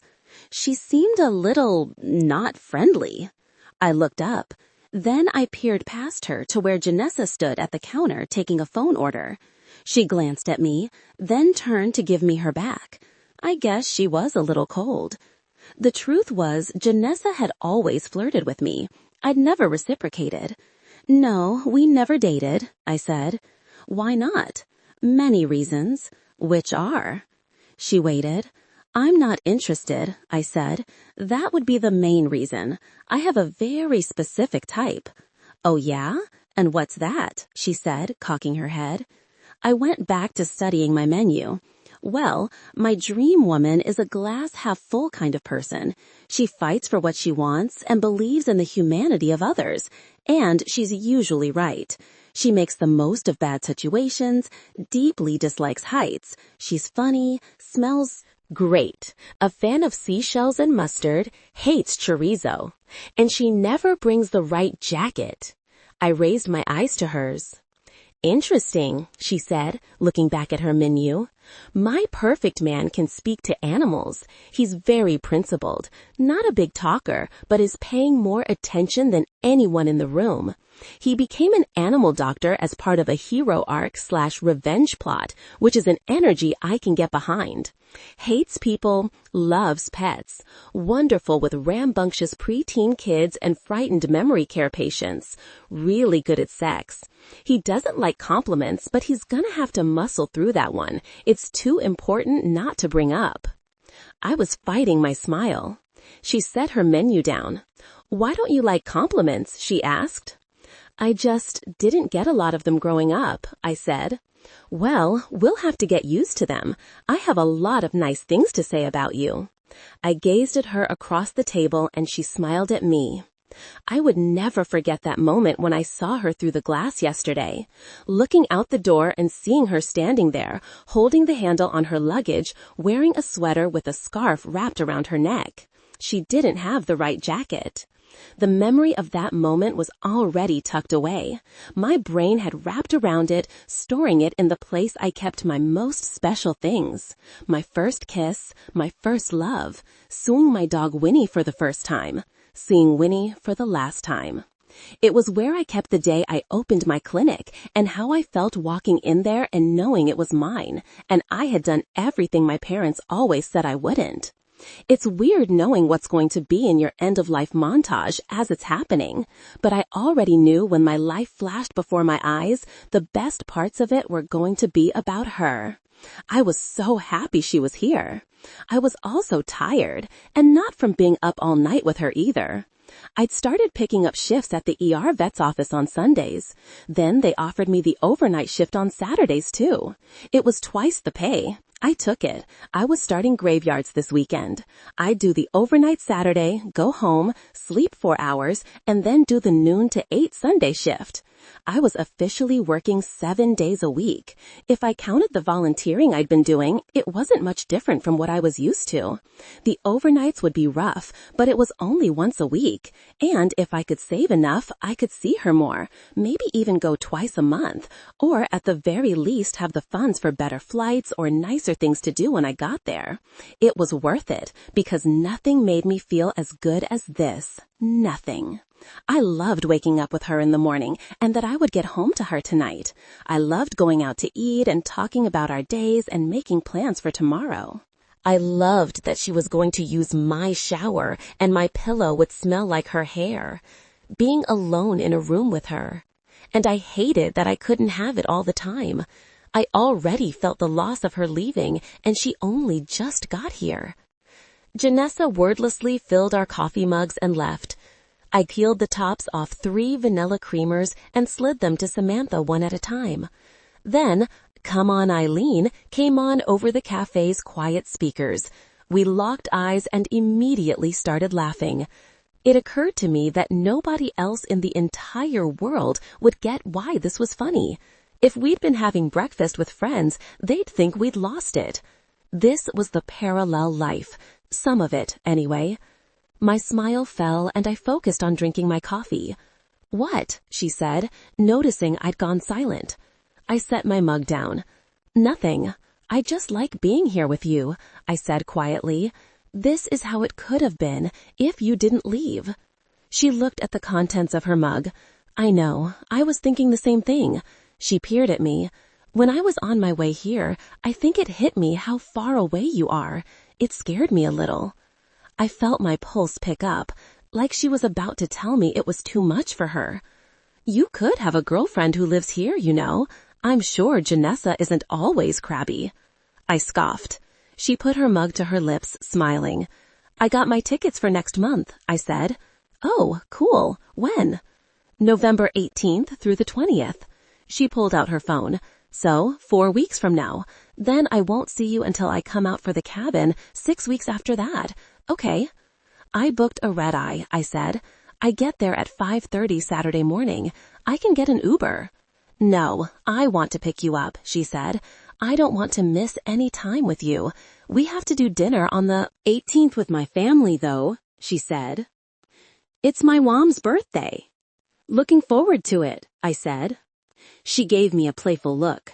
You haven't had enough of my people yet? You haven't even met Grandma. That's a whole other experience. I don't mind. I wanted to meet everyone. I should have insisted on it the last time I was there. I wanted to get to know all her family. That way, when she talked about them, I knew who they were. I could put faces to names. Mom can't leave the house, so we're all cooking a dish, she said. So, chorizo from Tristan? I asked. She rolled her eyes. Probably. He got a new job, she said, picking up her coffee. He's apprenticing at a tattoo shop. I arched an eyebrow. He can do those. Oh, yes. He's as gifted as he is annoying, she said, sipping her coffee. Oh, she said, lowering her mug. I wanted to ask you this couples question I saw. Okay. If you could be an egg for a year in exchange for $1 million, but you'd have to find someone to keep you safe during that time and not break you, and if they do break you, they get the $1 million, who would you pick? You, I said without thinking about it. Just like that? You'd trust me not to break you for a whole year? Of course. I've seen you with Pooter and your mom. I'm going to go so far as to say that if you're dating someone you wouldn't trust to not break you as an egg, they're probably not the one, she said. But medium. So you'd pick me? I asked, smiling. Totally, she said. We wouldn't get to talk to each other for a whole year, though. That would suck. But the $1 million would be nice. It would be nice. It would be the answer to all my problems, actually. If I had $1 million, I'd pay off the clinic. Then I'd hire another doctor to run it, and I'd leave for California so fast my head would spin. I'd open a second practice there, somewhere close to her house. Then I'd have 2, and I'd have her. It's amazing how easily I knew this, how quickly I'd leave everyone and everything behind her for her. The only thing that would change my plans would be if she wanted to do something different, because the money would be hers too. I bet I know what you'd do with the $1 million, she said. What? You'd pay off the clinic, probably open another one, because it would stick it to your parents if you had 2. The corner of my lip went up. I'd open the second one in California. She grinned. What would you do with the money? I asked. The same thing. Pay off your clinic. I would also like to stick it to your parents. There's nothing else you'd do with the money. There's nothing else that would make me happy. There's no cure for dementia, even if you have $1 million. If there was, that's what I would use the money for, I said, meaning it. Her eyes went soft. I know you would. That's why I like being alone in rooms with you. We talked through breakfast. When it got as late as we dared before both of us missed work, I put her in an Uber. I wanted to drive her to her office, but it was in the opposite direction and I would have been late, and she refused to let me. So I kissed her goodbye at the curb and watched her drive off. Then I went back inside to pay the bill. Janessa was ringing me up. So, I've been meaning to call you, she said, swiveling the iPad to the tip screen. Medium? What about? I said, hitting the 25% option and putting my card back in my wallet. The other day, your parents were here. I froze. Okay. I just thought you'd want to know. They were with another couple having lunch. Your mom asked about you. What did she want to know? I asked. She asked if you still come in. She told her friends your best friend's mom owns the place and that you're a veterinarian. It was sort of braggy, actually. Kinda pissed me off. It pissed me off, too. What was the point in her talking about me? To stake some claim on my successes? To act like she had anything to do with them, or that I was somehow the result of her parenting when she hadn't so much as sent me a birthday card in 12 years? Thank you for letting me know, I said. Yeah, Xavier, I know how shitty your childhood was. I mean, I know we weren't close, but I saw enough. I wasn't nice to her, and I might have served them old coffee the whole time they were here. I scoffed. Thanks. Anytime. You know, you can call me if you ever want to talk or go get a drink or something. She looked at me hopefully. I put my wallet away. Tell Donna hi, I said, and I left. The thing with my parents bothered me all day. There was something unnerving knowing they were lurking in my spaces, getting more comfortable with adjacency to me. It was one thing to see them watching my stories or to get guilt phone calls from their friends, but it was something else for my parents to be somewhere they could actually bump into me. I had a humming under my skin that I was so unused to, it took me half the day to even realize what it was. Anxiety. They'd shaken me up to make me anxious. The way I used to feel 24/7 living with them, like something bad was going to happen and I didn't know what, and I had to be braced for it. Back then, the sound of the front door opening or a floorboard creaking could send me into a panic. It took years to unlearn that response, and now it was back. I was almost 30. I was 6'2". I was not a scared little kid or a lanky teenager. I was a grown man, and they were two pathetic excuses for humans. I'd seen people 10 times more intimidating than my parents in my line of work, and I had zero problems with that. But something about my parents shrank me, made me feel 5 years old, and I hated it. Later that night, Samantha got home 10 minutes after I did. "How was your day?" I asked, kissing her hello. Ugh, exhausting. I found out the real reason they wanted everyone in the office, she said, taking off her blazer. They're merging with Kraft Heinz. I drew my brows down. They sold? Yup. What does that mean? I asked, taking her jacket to hang. It means they didn't like that we were cornering the organic mustard market. We outsell their organic brands, so they made the family a very good offer that they couldn't refuse. And your job? She shrugged. Not changing. They said nothing's really going to change, except maybe our benefit package will get a little better. Okay, well, that's good. She pulled her hair into a ponytail. How about you? How was your day? I blew a breath through my nose. Let's figure out food first. What do you want to eat? She wrapped her arms around my neck. I want to eat whatever you would eat if I wasn't here. I arched an eyebrow. So whatever food Maggie and Tina have sent home with me? She laughed. Okay, your favorite restaurant then. And can I wear one of your hoodies? You can have anything of mine on your body, anytime. Oh, I will absolutely take you up on that. We drove to Champlin and went to my favorite hole-in-the-wall sushi place, Ginza. I ordered us my favorites, gyoza, bahabachi, and an old man in the sea, and a mango roll. Once we ordered our food, I told her what Janessa had said to me about my parents. I also told her how I was feeling about it. I don't know why they still get to me, I said. Because they're your first bullies. For some reason, you never grow out of the way you feel about the people who hurt you when you were a kid, she said. I'm still low-key terrified of Shannon Horweddle from the 3rd grade. She made fun of some white shorts my mom had washed with a red shirt and it turned them pink.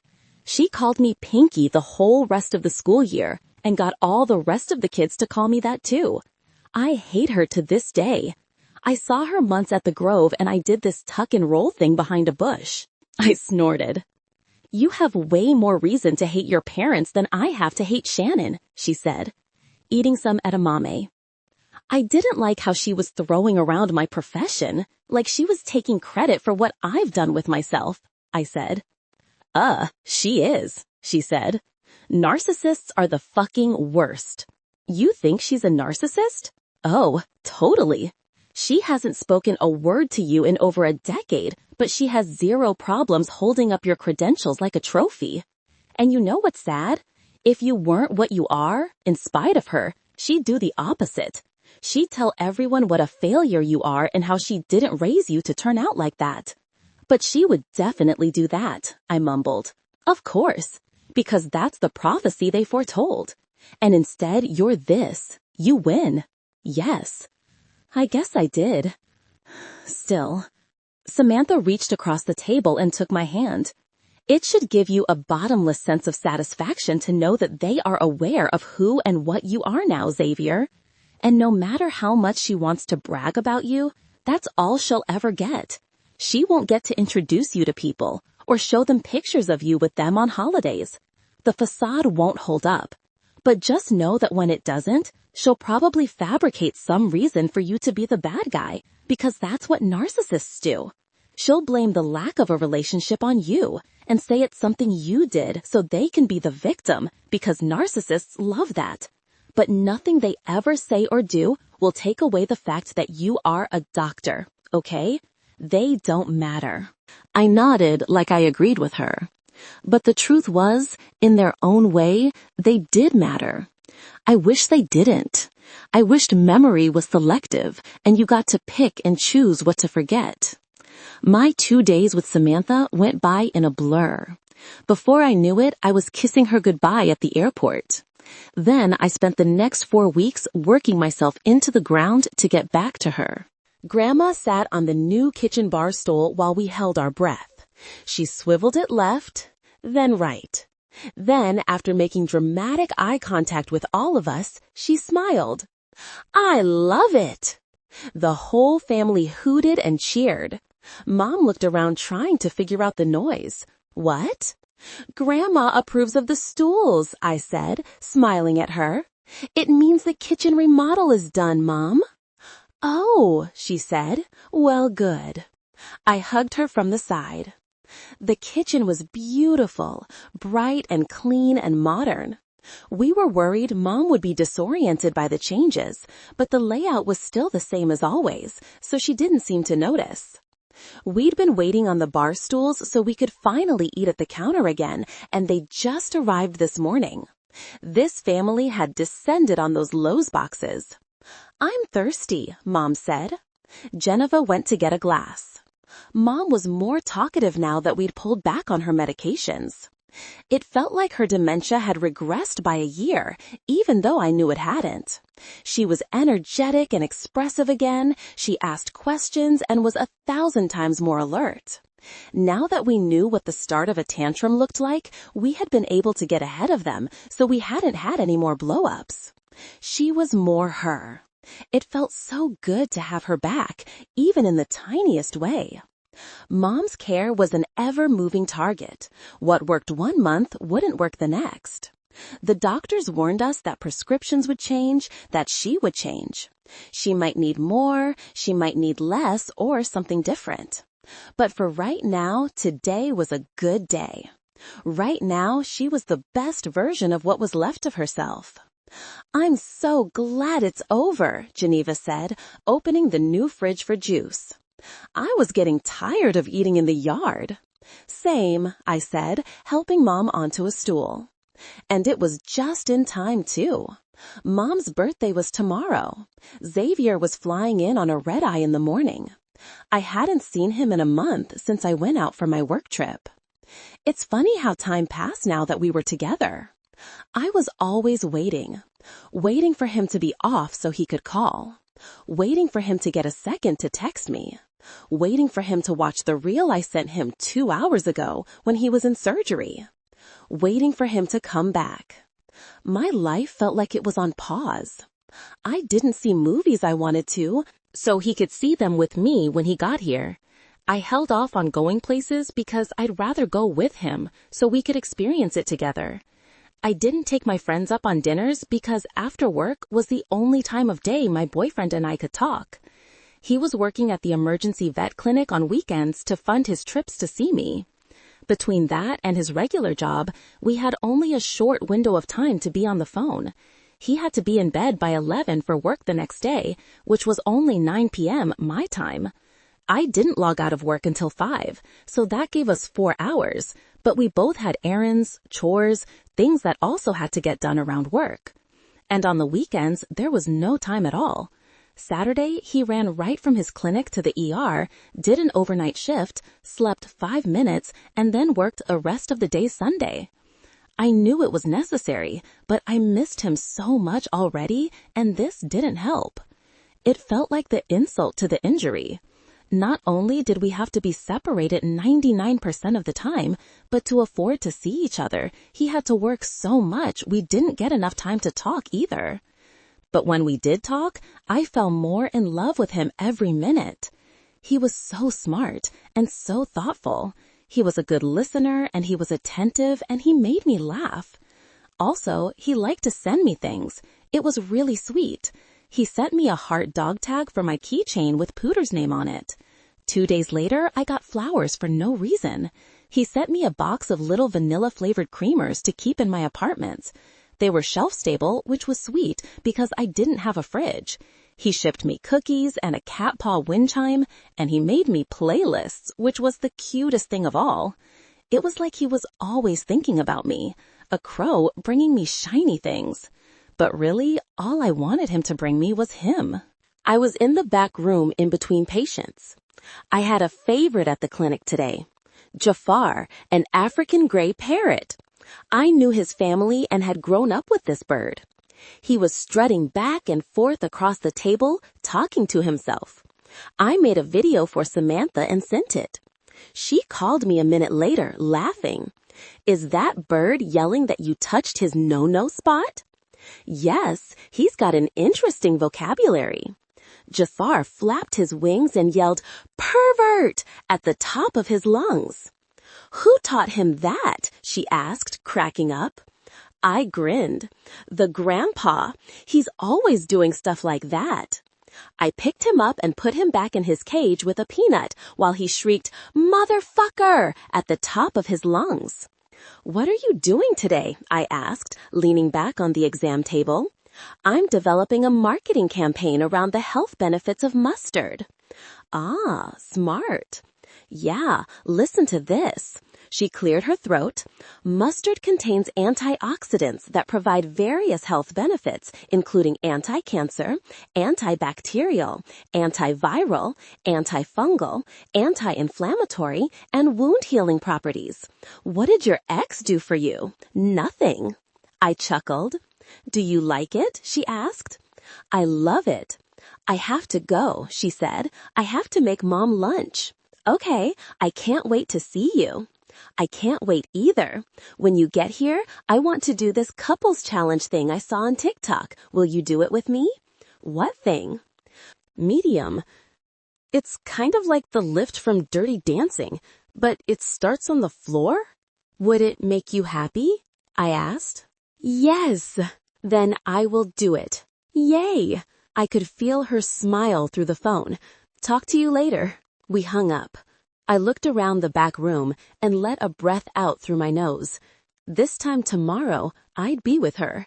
This day couldn't move slower if it tried. Our relationship changed the laws of physics. Time seemed to stop the closer I got to seeing her. Maybe because I was working so much, I was sleeping less. There were more waking hours in my days lately, so they felt longer.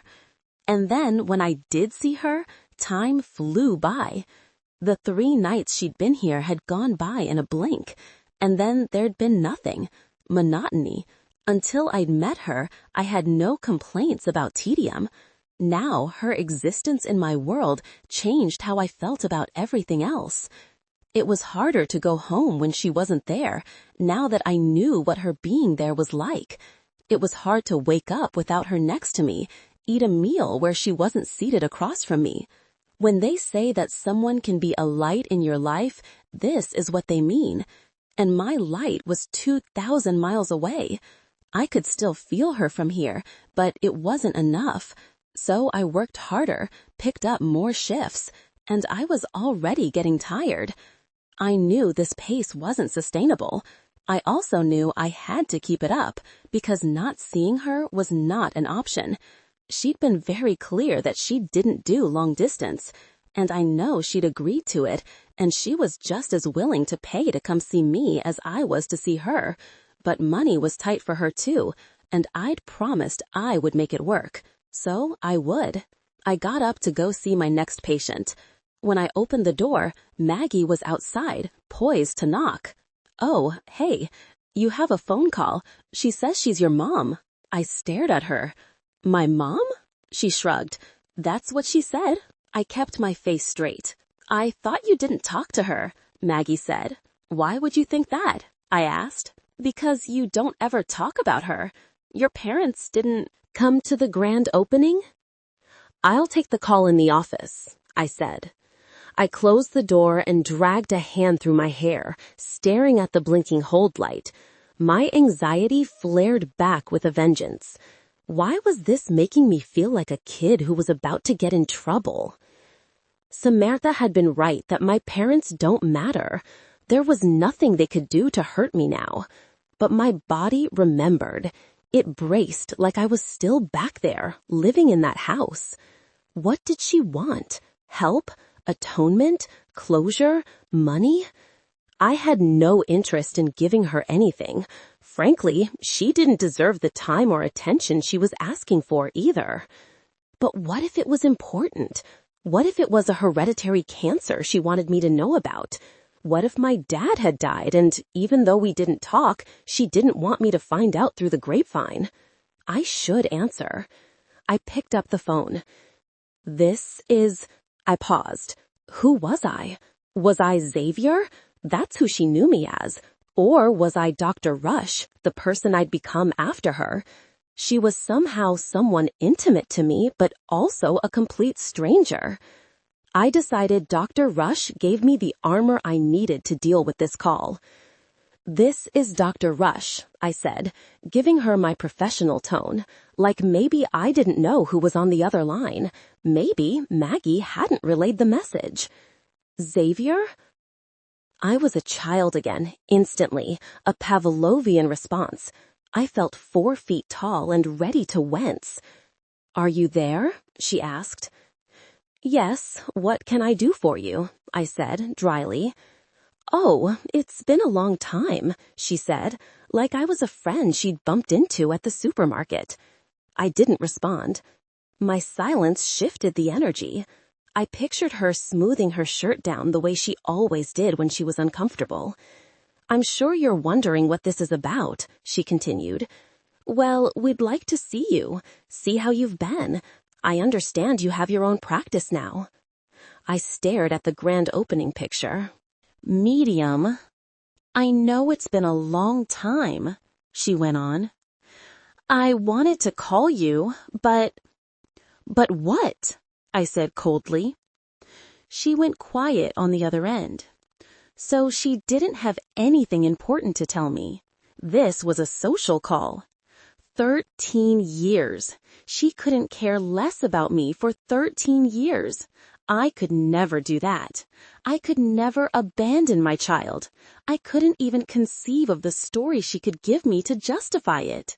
They never came to my high school graduation, my college graduation, my ribbon cutting.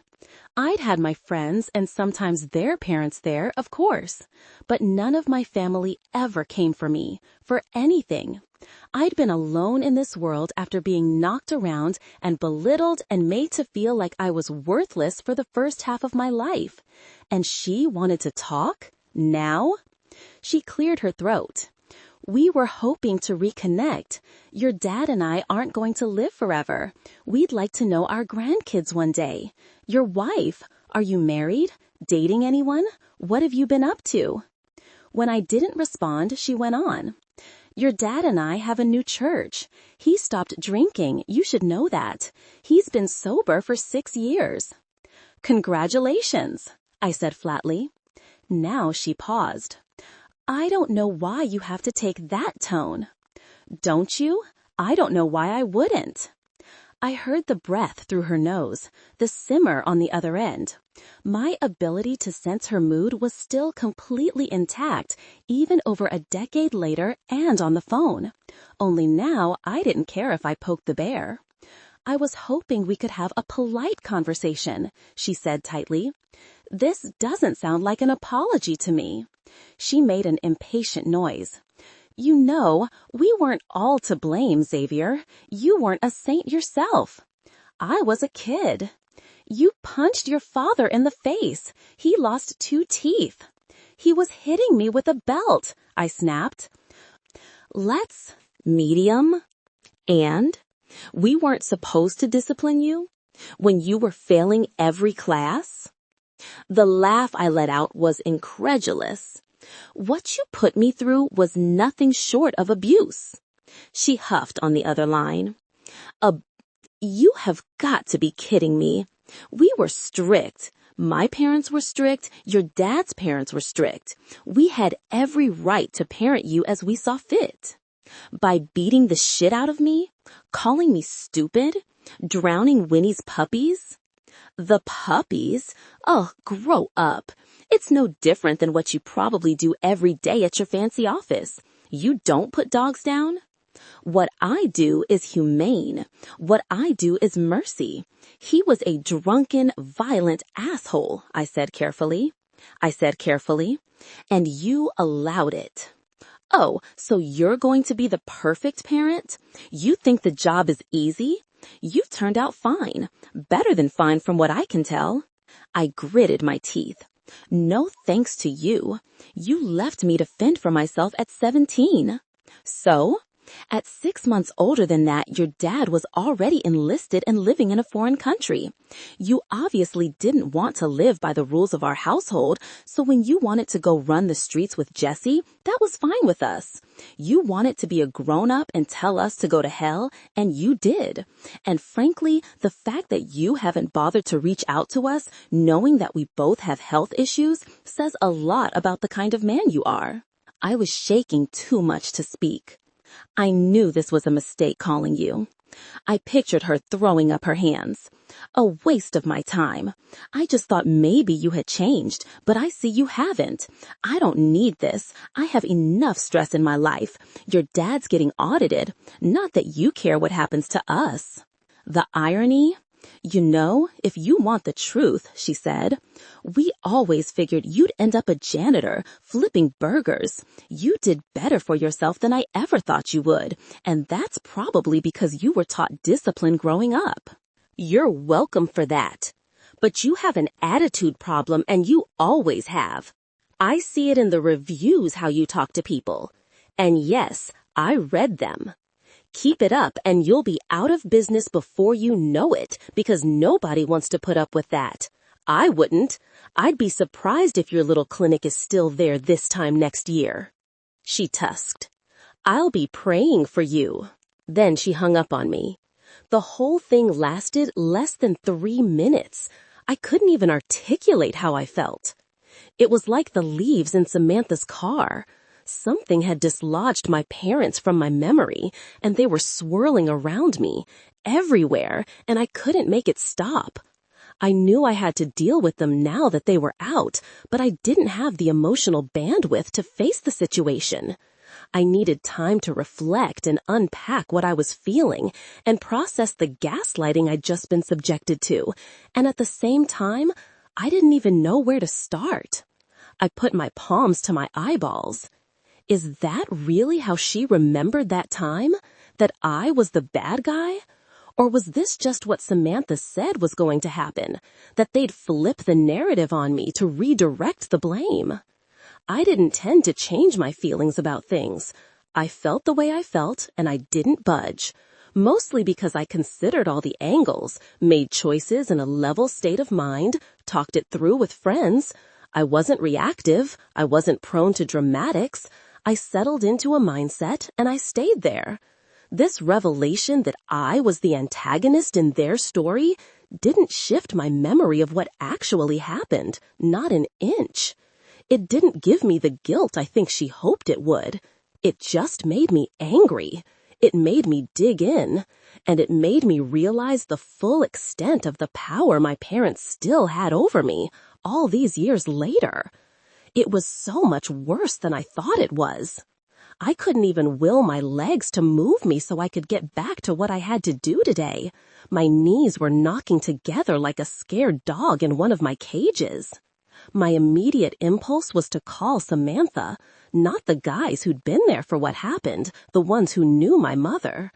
I wanted to talk to Samantha because this whole thing made me feel too vulnerable, and I didn't want to be emotionally naked in front of anyone but her.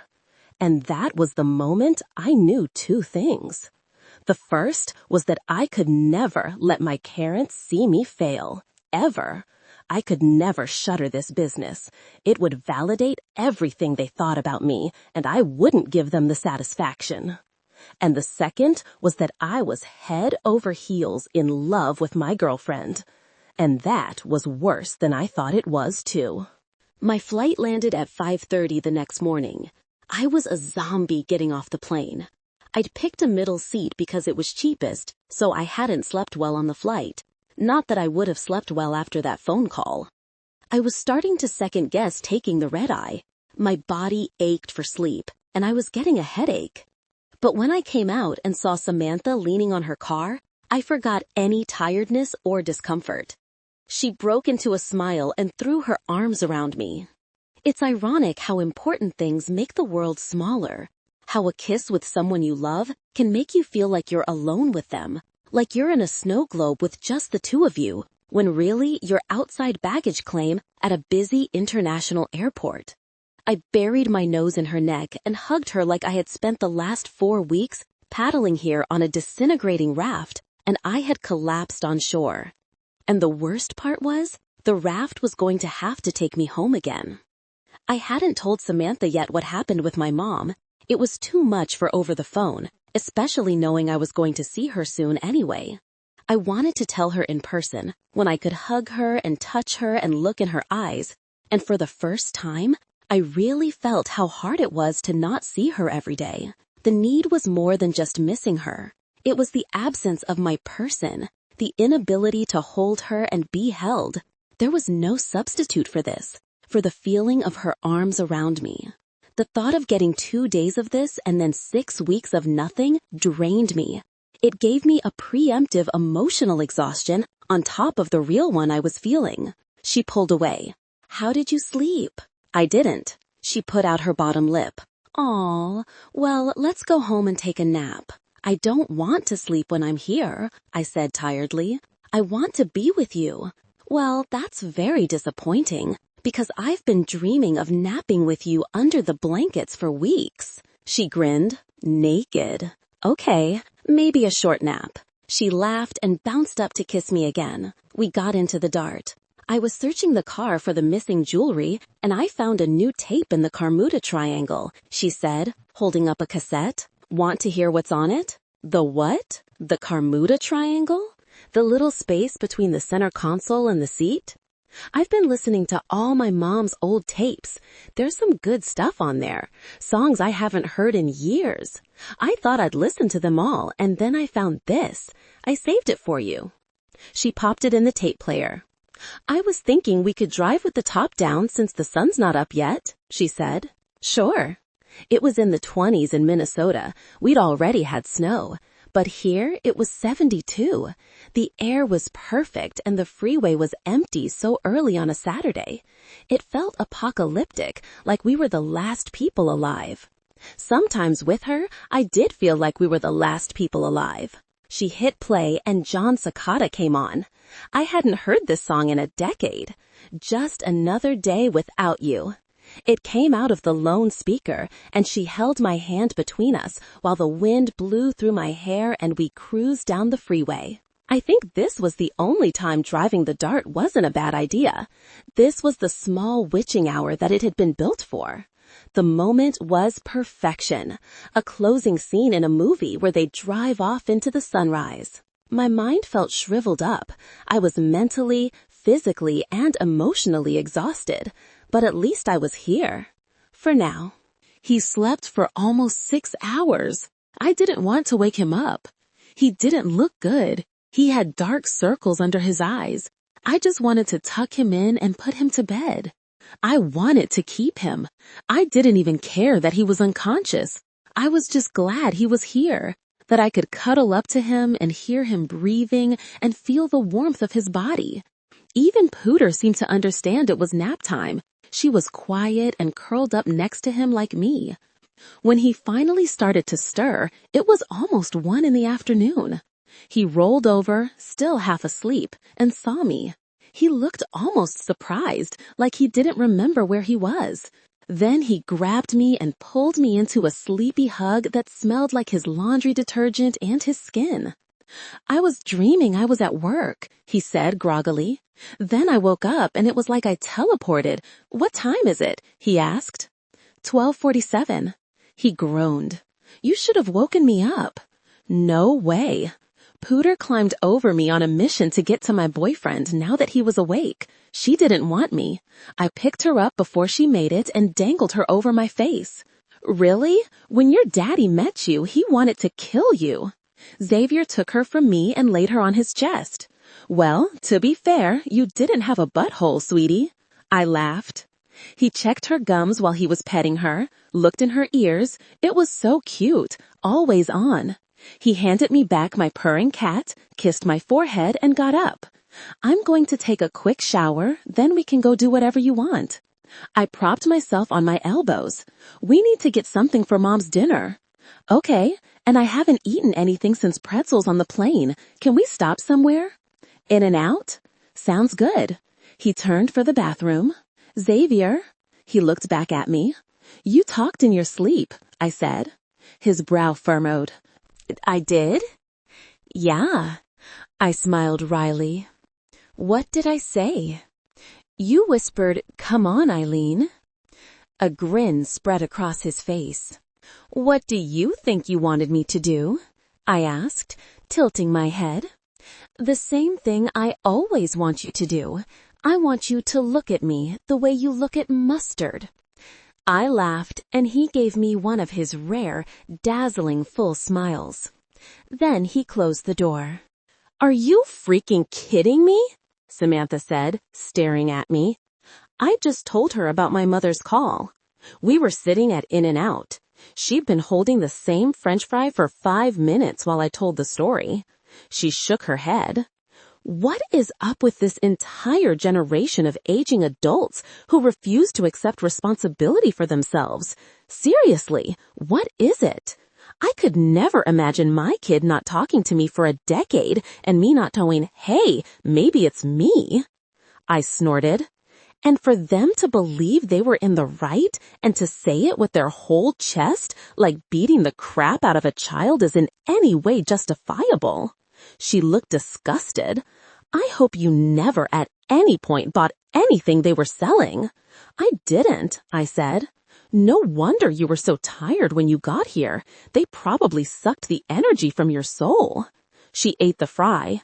Do you think if they apologized you would have been open to it? She asked. Like if they came from a genuine place, they understood what they did wrong, and they were honestly remorseful for it? I thought about it.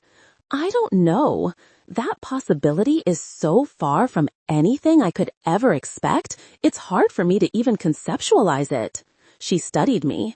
I think you would have accepted an apology. Why's that? Because you're reasonable, and I think you want peace. I'd want revenge, but you're a much better person than me. How hard would it have been to be like, hey, I was an alcoholic. I did things to you I regret. I've worked to change. I mean, because he did get sober. He has changed, she said. And your mom clearly knows what an ass he was when he was drinking, or she wouldn't have mentioned it like something he deserves an award for. He's just not willing to make amends for any of the crap he did while he was drunk. I'm glad he's sober, I said. If only for the sake of the long-suffering servers at the places they like to eat. I can't stand people who are rude to service workers, she said. It's the best litmus test there is. That and putting your card away at the grocery store. They never put their card away, I said. Of course they didn't, jerks. I fiddled with a straw wrapper on the table. I try to think sometimes about how they got to where they are. Nobody is born like this. I get these animals in my clinic that bite because they're scared or in pain or they've been abused. I went quiet. Maybe my parents were some of those things. Maybe it changed them. I would be open to hearing about it if they had the ability to acknowledge it themselves and take some accountability. She bobbed her head. Yeah, she said. I think we grow up and we either get harder or we get softer on our parents. We realize how fucked up they actually were, or we give them a pass because adulting is hard and now we get it. They're people and they make mistakes. Did your parents make mistakes? I asked, looking up at her.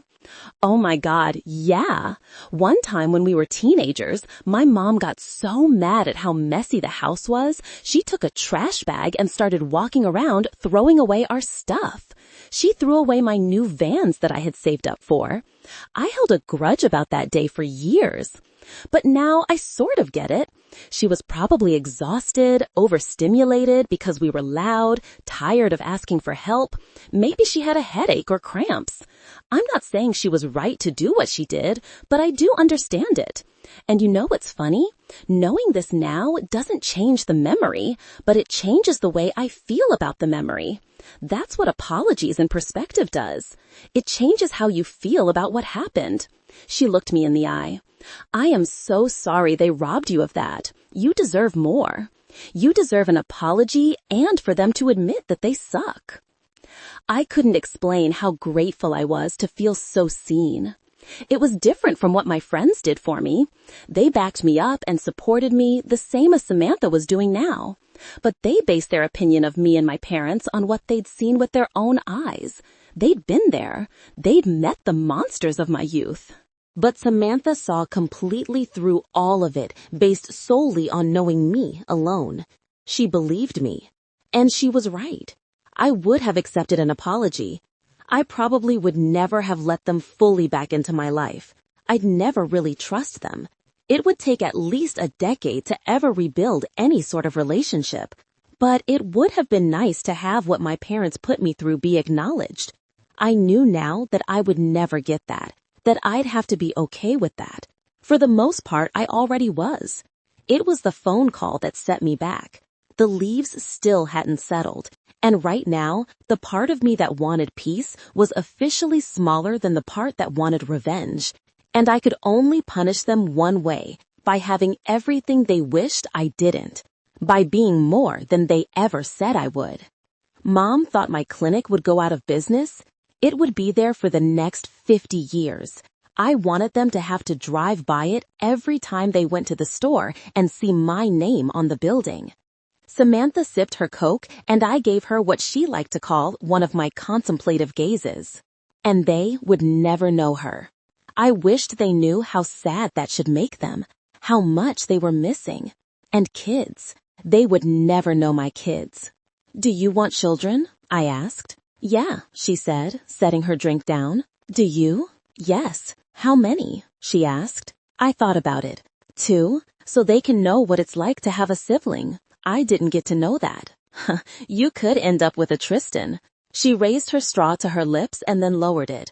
What if I didn't want them, or I couldn't have them? Then we'd have dogs, cats, ferrets, whatever you want. She pursed her lips playfully. So what you're saying is, I stick with you, and I can have infinity pets? Maybe not infinity pets. We have to be able to give them a good quality of life. She was nodding sagely. So, I could definitely show up with an extra dog or cat now and then, and you just sigh loudly and ask me what its name is. That is, agree. I think all of our animal babies should be rescues, she said. Agree.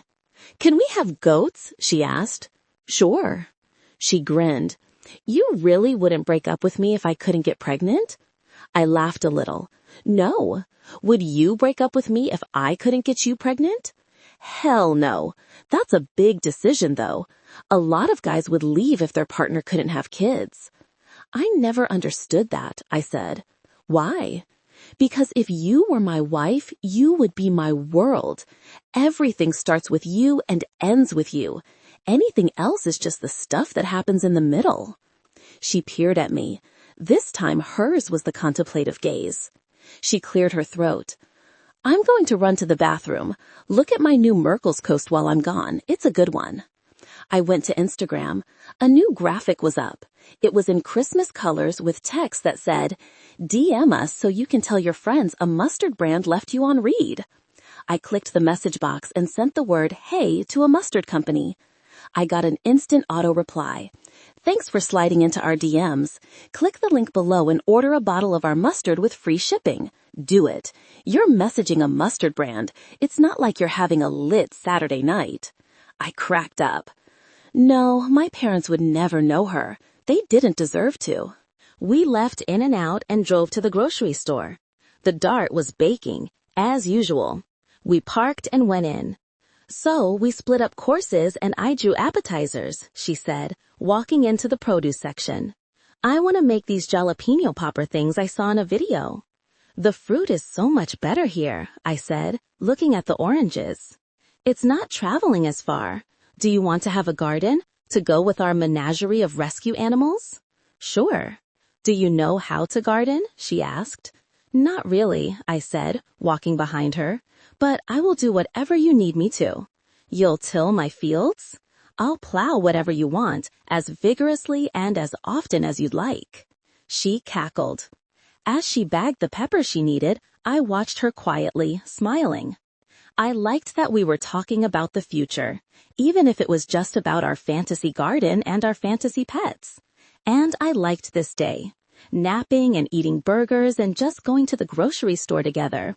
It was so mundane, but I wanted the mundane. I craved it. You think that it's the big memories you should be chasing, and it is in a way. Birthdays and vacations and special occasions. But the small memories are the fabric of your life. The ones so inconsequential that you don't even remember them. You just remember how you felt when you were making them. I would be content just following her around a grocery store in exchange for nothing more than the moment that I wouldn't even remember later. I'd just remember it had been a good day and that I'd been happy. She got what she needed. I paid and I was carrying her bags out to the car. We were almost to our parking space when I happened to glance and see something in the front seat of a beat-up Camry. A pug. It was panting. Is that car not on? Samantha said, seeing it the same time I had. I walked around it. No, it wasn't on. The windows were cracked half an inch. It was 85 today. I set the bags down and tried the doors. They were locked. The dog collapsed on the seat. Shit, I muttered. Medium. Call 911, I said. I ran back to the Dart and grabbed the tire iron from the trunk. When I got back to the Camry, Samantha was on the phone. Hi, yeah, there's a dog locked in a hot car and my boyfriend's about to break the window. We're in the parking lot at Vaughn's on Glendale Avenue. I started hitting the window in the back seat. It shattered in a hailstorm of tinkling glass, and I put my hand in and unlocked the passenger side door and dove in. I need water, I said, lifting the limp dog out. A few people had stopped to watch. One of the women ran back to the grocery store. The dog's tongue hung blue from the side of his mouth. His eyes were open. I set him down in the shade on a planter and put my ear to his chest. He was alive, but barely. I was calm, pissed off, but calm. I was always calm in a crisis. I had a lot of experience with it. My whole childhood had been a crisis. I had my parents to thank for that, the one thing they could take credit for. The water arrived and I started pouring it over the dog, trying to get his core body temperature down. A man pushed through the crowd. What the fuck? You broke my window? I ignored him. I was still working on my patient. Yeah, we broke your window, I heard Samantha say. Your dog was dead in the front seat. Another woman's voice joined in. It's 90 today, and you locked this dog in a hot car? I cracked the windows. How about we lock you in a hot car with cracked windows? Someone else said. A police cruiser pulled into the parking lot in my peripheral vision. I kept working. Someone ran from the store with a second sloshing kitchen bowl of water. I put my ear to the dog's chest again, then checked his gums. My jaw flexed. I took the water and poured it over the animal, paying special attention to the pads of his feet. There was a kid in the crowd. I wished someone would get him out of here. He didn't need to see this. The dog twitched. Then he sat up. I let out a relieved breath, and the crowd began to cheer. I gave the dog a little water while he came back around. The man was shouting at the cops. This fucking asshole just broke my window. Samantha was already on it. Excuse me? You're welcome? I saw the whole thing, someone else said. The dog was overheating. That guy saved him. The pug was sitting up on his own now. I pulled the bottom of my shirt up to wipe sweat off my brow. I'm a veterinarian, I said. This dog was suffering from a heat stroke. It's animal cruelty, it's a crime, and it's legally enforced. I didn't know what the laws were in California for breaking windows to save animals, but I didn't give a shit. Apparently, I was within my rights because 20 minutes later, the officers were writing him a ticket and letting me go. I was still crouched, monitoring the patient, when the police finished up with the man. You need to take him to an emergency vet for fluids, I said to him as the police got back in their cruiser. He balled his ticket up and threw it. Fuck you. I'm not spending a dime on him. I got a broken window and a ticket for a $5 dog? He can die again for all I care. He looked like he was going to hit me. I stood slowly to face him. I was a full 6 inches taller than him and 20 years younger, too. I hadn't been in a fight since Dad, but if I was going to break the streak, I didn't mind doing it today. Samantha stepped in front of me. You're not going to take him to the vet, she said to the man. She pulled her phone out. Say that again. Tell me how you locked your dog in a hot car on a 90-degree day. We had to break your window to save him. The cops gave you a citation for animal cruelty, and now you're refusing to take him to the vet for treatment? Tell me again. The man's face went ruddy. Go ahead, she said. Let's see what your employer thinks of this. I'm about to make you famous. Just to recap, you're a dog abuser.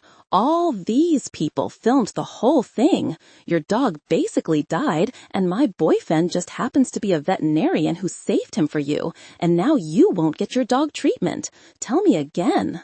The man's face went ruddy. Go ahead, she said. Let's see what your employer thinks of this. I'm about to make you famous. Just to recap, you're a dog abuser. All these people filmed the whole thing. Your dog basically died, and my boyfriend just happens to be a veterinarian who saved him for you, and now you won't get your dog treatment. Tell me again. The man's face went ruddy. Go ahead, she said. Let's see what your employer thinks of this. I'm about to make you famous.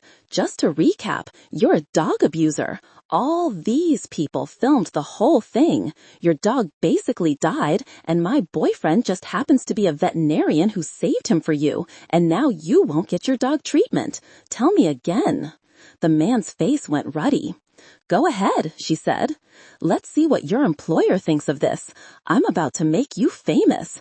Just to recap, you're a dog abuser. All these people filmed the whole thing. Your dog basically died, and my boyfriend just happens to be a veterinarian who saved him for you, and now you won't get your dog treatment. Tell me again. The man's face went ruddy. Go ahead, she said. Let's see what your employer thinks of this. I'm about to make you famous. Just to recap, you're a dog abuser. All these people filmed the whole thing. Your dog basically died, and my boyfriend just happens to be a veterinarian who saved him for you, and now you won't get your dog treatment. Tell me again. The man's face went ruddy. Go ahead, she said. Let's see what your employer thinks of this. I'm about to make you famous. Just to recap, you're a dog abuser. All these people filmed the whole thing. Your dog basically died, and my boyfriend just happens to be a veterinarian who saved him for you, and now you won't get your dog treatment. Tell me again. The man's face went ruddy. Go ahead, she said. Let's see what your employer thinks of this. I'm about to make you famous. Just to recap, you're a dog abuser. All these people filmed the whole thing. Your dog basically died, and my boyfriend just happens to be a veterinarian who saved him for you, and now you won't get your dog treatment. Tell me again. The man's face went ruddy. Go ahead, she said. Let's see what your employer thinks of this. I'm about to make you famous. Just to recap, you're a dog abuser. All these people filmed the whole thing. Your dog basically died, and my boyfriend just happens to be a veterinarian who saved him for you, and now you won't get your dog treatment. Tell me again. The man's face went ruddy. Go ahead, she said. Let's see what your employer thinks of this. I'm about to make you famous. Just to recap, you're a dog abuser. All these people filmed the whole thing. Your dog basically died, and my boyfriend just happens to be a veterinarian who saved him for you, and now you won't get your dog treatment. Tell me again. The man's face went ruddy. Go ahead, she said. Let's see what your employer thinks of this. I'm about to make you famous. Just to recap, you're a dog abuser. All these people filmed the whole thing. Your dog basically died, and my boyfriend just happens to be a veterinarian who saved him for you, and now you won't get your dog treatment. Tell me again. The man's face went ruddy. Go ahead, she said. Let's see what your employer thinks of this. I'm about to make you famous. Just to recap, you're a dog abuser. All these people filmed the whole thing. Your dog basically died, and my boyfriend just happens to be a veterinarian who saved him for you, and now you won't get your dog treatment. Tell me again. The man's face went ruddy. Go ahead, she said. Let's see what your employer thinks of this. I'm about to make you famous. Just to recap, you're a dog abuser. All these people filmed the whole thing. Your dog basically died, and my boyfriend just happens to be a veterinarian who saved him for you, and now you won't get your dog treatment. Tell me again. The man's face went ruddy. Go ahead, she said. Let's see what your employer thinks of this. I'm about to make you famous. Just to recap, you're a dog abuser. All these people filmed the whole thing. Your dog basically died, and my boyfriend just happens to be a veterinarian who saved him for you, and now you won't get your dog treatment. Tell me again. The man's face went ruddy. Go ahead, she said. Let's see what your employer thinks of this. I'm about to make you famous. Just to recap, you're a dog abuser. All these people filmed the whole thing. Your dog basically died, and my boyfriend just happens to be a veterinarian who saved him for you, and now you won't get your dog treatment. Tell me again. The man's face went ruddy. Go ahead, she said. Let's see what your employer thinks of this. I'm about to make you famous. Just to recap, you're a dog abuser. All these people filmed the whole thing. Your dog basically died, and my boyfriend just happens to be a veterinarian who saved him for you, and now you won't get your dog treatment. Tell me again. The man's face went ruddy. Go ahead, she said. Let's see what your employer thinks of this. I'm about to make you famous. Just to recap, you're a dog abuser. All these people filmed the whole thing. Your dog basically died, and my boyfriend just happens to be a veterinarian who saved him for you, and now you won't get your dog treatment. Tell me again. The man's face went ruddy. Go ahead, she said. Let's see what your employer thinks of this. I'm about to make you famous. Just to recap, you're a dog abuser. All these people filmed the whole thing. Your dog basically died, and my boyfriend just happens to be a veterinarian who saved him for you, and now you won't get your dog treatment. Tell me again. The man's face went ruddy. Go ahead, she said. Let's see what your employer thinks of this. I'm about to make you famous. Just to recap, you're a dog abuser. All these people filmed the whole thing. Your dog basically died, and my boyfriend just happens to be a veterinarian who saved him for you, and now you won't get your dog treatment. Tell me again. The man's face went ruddy. Go ahead, she said. Let's see what your employer thinks of this. I'm about to make you famous. Just to recap, you're a dog abuser. All these people filmed the whole thing. Your dog basically died, and my boyfriend just happens to be a veterinarian who saved him for you, and now you won't get your dog treatment. Tell me again. The man's face went ruddy. Go ahead, she said. Let's see what your employer thinks of this. I'm about to make you famous. Just to recap, you're a dog abuser. All these people filmed the whole thing. Your dog basically died, and my boyfriend just happens to be a veterinarian who saved him for you, and now you won't get your dog treatment. Tell me again. The man's face went ruddy. Go ahead, she said. Let's see what your employer thinks of this. I'm about to make you famous. Just to recap, you're a dog abuser. All these people filmed the whole thing. Your dog basically died, and my boyfriend just happens to be a veterinarian who saved him for you, and now you won't get your dog treatment. Tell me again. The man's face went ruddy. Go ahead, she said. Let's see what your employer thinks of this. I'm about to make you famous. Just to recap, you're a dog abuser. All these people filmed the whole thing. Your dog basically died, and my boyfriend just happens to be a veterinarian who saved him for you, and now you won't get your dog treatment. Tell me again. The man's face went ruddy. Go ahead, she said. Let's see what your employer thinks of this. I'm about to make you famous. Just to recap, you're a dog abuser. All these people filmed the whole thing. Your dog basically died, and my boyfriend just happens to be a veterinarian who saved him for you, and now you won't get your dog treatment. Tell me again. The man's face went ruddy. Go ahead, she said. Let's see what your employer thinks of this. I'm about to make you Medium. Is this how dogs end up in the witness protection program? This is exactly how dogs end up in the witness protection program, I muttered. I've always wanted a pug. Well, today's your lucky day. We went to the vet after the smash and pug grab and then home. I was in the kitchen telling Geneva the story while Xavier monitored the dog in my apartment. Mom's birthday dinner was in less than an hour.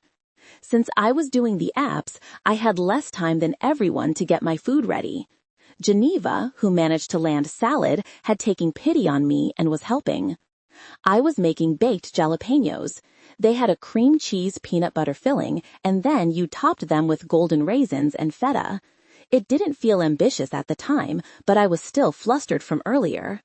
So he just saved this dog right there in the parking lot? She asked. Yup, when he stood up and looked at that guy after he said he wouldn't take him to the vet, chills, I said, slicing a pepper in half.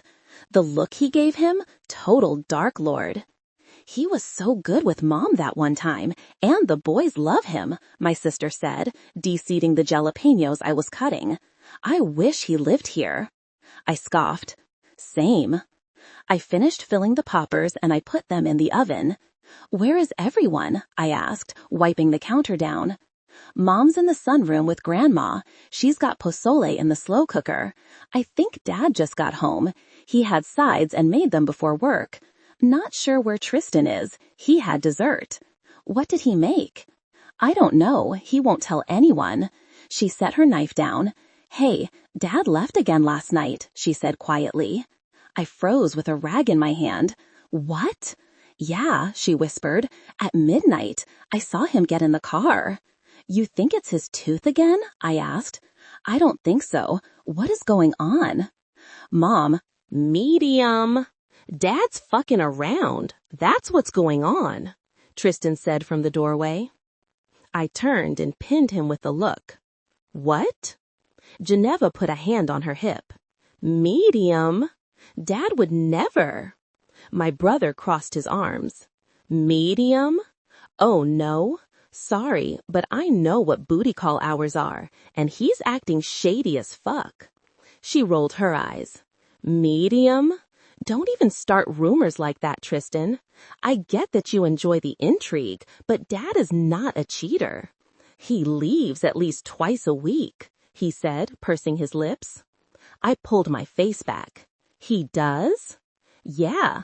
I'm in the fucking basement. I see the driveway from the window. You owe me a tattoo, by the way. I groaned. I know. Just make the appointment and Venmo request me. I will. Thanks. He took a handful of the shredded cheese for Geneva salad and left. My sister paused to shake her head at him as he disappeared back down to his basement lair. As if, she mumbled. Mom was the love of Dad's life. They'd been together for over 30 years. Even the idea of him cheating was ridiculous. Why is he like that? I whispered. Who knows? I literally don't have the energy for it. I heard the back door open. Xavier walked in. How's the dog? I asked. He's fine, resting. He nodded at my sister. Hi, nice seeing you again. Then he leaned over and gave me a quick kiss. Do you want help with this? He asked, nodding at the dishes. I would love help, thank you. Xavier took over for me while I went down to ask Tristan for access to the wine cellar for a bottle of white to go with the starters. He opened the door, said, "You shall not pass," and then shut it again. When the appetizers were done, I sent out the dinner is ready text. I could feel the inhabitants of the house activate. The boys came first, bursting through the kitchen, chasing each other and yelling. While my sister scolded them for running, Grandma made her way in and smiled when she saw my boyfriend. Xavier, the penis that flew in from Minnesota, nice to meet you. She shuffled to the fridge to get a beer. Xavier blanched and I leaned into him. That comment was taken very out of context, I whispered. I can't wait to hear the explanation, he whispered back, amused. Dad came in next, leading Mom. She stopped in the doorway, noticing the fancy setup. Is it New Year's Eve? She asked. She looked blankly around the kitchen, no recognition for me or the man who'd catched her up that night, or any of us really. But I'd done her makeup this morning while Xavier was sleeping, and Tristan did her hair, and Dad dressed her in a pretty red dress. She looked amazing. She looked the closest to her old self that she ever would. If you didn't talk to her, if you didn't already know that the dementia had taken hold, you wouldn't know just looking at her. Not tonight. I was glad I had so many memories of her from before, so I could superimpose them onto who she was now. It let me pretend, even just for a second, that none of who she was today was real. I pictured her bursting into animation, putting her hands over her mouth to smile at the setup. She would comment on the flowers we'd gotten her and make a joke with Dad about the jalapenos not being the hottest thing in the room. She'd grab her own plate and serve herself and ask Xavier about what he does for a living while she ate without anyone helping her. She'd nod in understanding and ask follow-up questions because she'd remember his answers, telling her own little stories. Then she'd reapply her own lipstick and take pictures with her kids and insist that Xavier scoot into one because she'd know that he wasn't just some guy. But the facade could only last a second. The image in my mind blurred as Dad snapped a bib on her. The color faded and she went back to gray. Dad sat her down and then put a hand out to Xavier.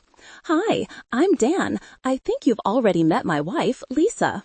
Yes, we met a few months ago. He shook Dad's hand and looked at Mom. Good seeing you again, Xavier said, smiling at her. She said hello. That's all. And only because it was an ingrained response, not because she was being social or even that she realized she was being introduced to someone. It was just the echo. I felt the ache in my chest. I want to thank you for your help that night, Dad said. I had to run to the pharmacy and I left the back door unlocked, and well, you know what happened. It's no problem. Tristan appeared right as Geneva set her salad down. He completely ignored all of us. He grabbed a mixing bowl and shoveled half the salad into it. Then he took 6 of the jalapeno poppers and dropped them on top. Salt bathed the bowl with raisins, stabbed the middle of the slop pile with a fork, and plopped onto a stool. By the way, your boyfriend is in a viral video, he said. Then he started eating. Xavier and I blinked at each other. What? I said. Geneva looked back and forth between us. What is he talking about? What viral video? I asked. Tristan rolled his eyes. Google is free. I picked up my phone. I had a text from Becca. She'd sent it to me and Xavier in a group chat with a bunch of numbers I didn't have in my phone. Oh my God, the comments. There was a link. Xavier, check your phone, I said. I clicked on the attachment and a video with almost 100,000 views on it popped up. It was the parking lot earlier. The caption read, Hot veterinarian saves dog, hashtag Glendale, hashtag animal rescue, hashtag thirst trap. I let the video play. It was a total hero montage. Xavier breaking the window and lifting the pug from the car. His arms look great. He's all serious and devastatingly handsome, his jawline like a paid actor. Then he's got the water, and he's doing his cool-down thing. The cameraman was really good, getting all the angles. The dog's coming out of it. I'm in the background on the phone with 911. The cops are pulling up. It pans to when the asshole guy comes out to yell at us about his window, then back to Xavier, still on his knees. The dog is sitting up now. Xavier is glistening like he's been misted with olive oil, an homage to the volleyball scene from Top Gun. He lifts the bottom of his shirt to wipe sweat off his face. You can see his whole stomach in HD. His six-pack abs crunch like an accordion. It's glorious. Then that part of the clip repeats in slow motion. Oh my God, the person who took this video was good. They understood the assignment. The whole thing was a cinematic masterpiece, start to finish. I went straight to the comments. Why am I jealous of an unconscious pug? BRB, locking myself in a hot car. How many times did I watch the end? Yes. I put a hand over my mouth to cover my laugh. Oh, he was gonna hate this. I looked up. He was watching the video. His face had gone flat. Becca's group chat was pinging with texts. I assumed it was the guys. WTF? Bro, I see you've been doing the crunches I showed you. Thank God for me. Holy shit, I'm laughing so hard. What are you doing in CA? Is that Samantha's number? Is the dog okay?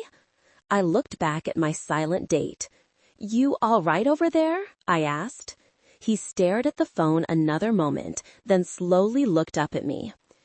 I need him in a way that's a threat to feminism. What does that even mean? I snorted. Dad looked back and forth between us. What does that mean? Geneva was laughing, watching the clip on her own phone. Actually, from the commentary, I could hear she wasn't watching the original video. She was watching a duet of the original, which meant it was officially everywhere. Let me see that, Grandma said, motioning for my cell. I gave her my phone. She took her reading glasses off her head and put them on and squinted at the screen.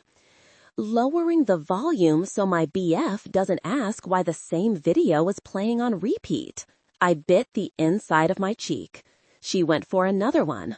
I'd army crawl naked through 1,000 miles of broken glass just to lick the seat of that man's workout bench, she read on. A teardrop just ran down my thigh. That's it. I lost it. Uncontrollable laughter. Grandma, give me that. I took my phone back, dying. Geneva and Dad were cracking up. Mom was laughing too now, but only because we were. Xavier was looking at his phone. They are never going to let me live this down, he said, totally talking about Jesse, Mike, and Chris. They weren't. They seriously weren't. They were playing this at his funeral. He had no choice but to outlive them all. I couldn't stop laughing. I'm sorry, I wheezed. Hearing my grandma. Thirst comments about my boyfriend was not on my bingo card today. That got him. He gave me a good-natured, if slightly embarrassed chuckle. I mean, it was hilarious. There was no denying it. My dad slapped his shoulder and gave it a paternal squeeze. You're a good sport. It took me a solid 5 minutes to get my shit together. We finished eating and sang happy birthday to Mom. Dessert was a cake that looked like the coffee maker. It had been sitting on the kitchen counter the whole time. It was a huge hit, if very confusing for the birthday girl who was already confused as a rule. We all cleaned up dinner, and an hour later, Xavier and I were back in my room. Our little rescue pug was fast asleep and snoring gently. Who knew you were going to get so much done on this trip? I said, flopping onto my bed. Saved a dog from certain death. Your abs got famous. You got a boost for your business. They don't know where I work, he said, coming out of the bathroom from checking on the dog. I propped myself on my elbows. The strangers of the internet? They do. Believe me, they do. Nobody works faster than horny women. They probably found you hours ago. He laughed like he didn't believe me. I twisted to grab my phone from the nightstand. I Googled his clinic and turned the phone to him and showed him his new Google rating. 5 stars where a 4.7 used to be. About 100 new reviews, all of them hilarious. I didn't even need to check to know I was going to find this. I also knew the asshole guy with the pug was probably getting canceled as we speak. You're a sexy hero, I said. From a PR standpoint, this whole thing is absolute gold. I pray for this kind of organic mustard engagement every day of my life. You have been blessed by the TikTok gods. He blinked at me. A VILF is a thing now, I said, putting my phone away. That's because of you. You should be proud of that. He shot me a playful look. What? I said. Stop. There's a VILF hashtag. No, there's isn't. Yes, there is, I said. I'm following it. He tickled me. I shrieked and twisted to get away from him. He grabbed me by the hips and rolled me over onto my back while I squealed. I liked VILFs before it was cool, I said, giggling. He tickled me harder. I started tickling him back. We were both laughing. I had tears in my eyes. He had to hold my hands against the mattress to get me to stop. He leaned over me, his heart pressed to mine, his chest still rumbling. His hair was shaggy again. It hung down over his forehead and his full smile beamed. Are you going to stop? He asked. I bit my lip. Making fun of you or tickling you? Both. I don't know. I kinda like being pinned here. It's making me want you in a way that's a threat to feminism. He laughed and let my hands go, caging me between his forearms. I rubbed my nose to his. A VILF? You want my advice? As a social media expert? I asked. Of course. Until we as a society are mature enough to see your naked stomach in a slow-motion montage and act with dignity, I think you need to keep those abs put away. His eyes dropped to my mouth. You want me to keep them put away? He asked, his voice lowering. I mean, not in here, obviously. I bit my lip. Unless you need to sleep. You're carrying the weight of the thirstiest comment section on TikTok. You're probably tired. I get it. He burst into husky laughter. Stop. Then he dipped his head to kiss me. VILF, so lucky, I breathed. He smiled while he hiked my leg up around him and tipped my head back to kiss under my jaw. Xavier? Would you still want me if I was a worm? He pulled his face back and looked at me, amused. Am I also a worm? No, just me. He blew a long breath through his nose like he was thinking about this seriously. Well, if you were a worm, things would change. How? You would want to do worm things. You would have worm needs. So, no? So I would take care of you, he said. I'd learn everything there is to know about worms. I'd become a worm expert. I'd put you in a flower pot. I'd make sure your soil was warm and you were safe. I'd set you on a windowsill, but not too high, so you wouldn't be scared. He started kissing me again, gentle little pecks around my face. I wouldn't know if you still understood me, but I'd talk to you anyway. Kiss. I'd play music I know you like, and I'd plant flowers for you. Kiss. I'd decorate your pot with seashells. I'd never leave you alone. I'd take you with me everywhere. I'd have your lava lamp and a bottle of Merkel's mustard where you could see it from your pot. You'd keep buying Merkel's for me? No, I'd buy it because it's the best. I smiled up at him, his hair hanging over his eyes. I think this is the only right answer, I whispered. He curled his fingers around my ear and pressed his lips to mine. This time, I didn't stop him with silly questions.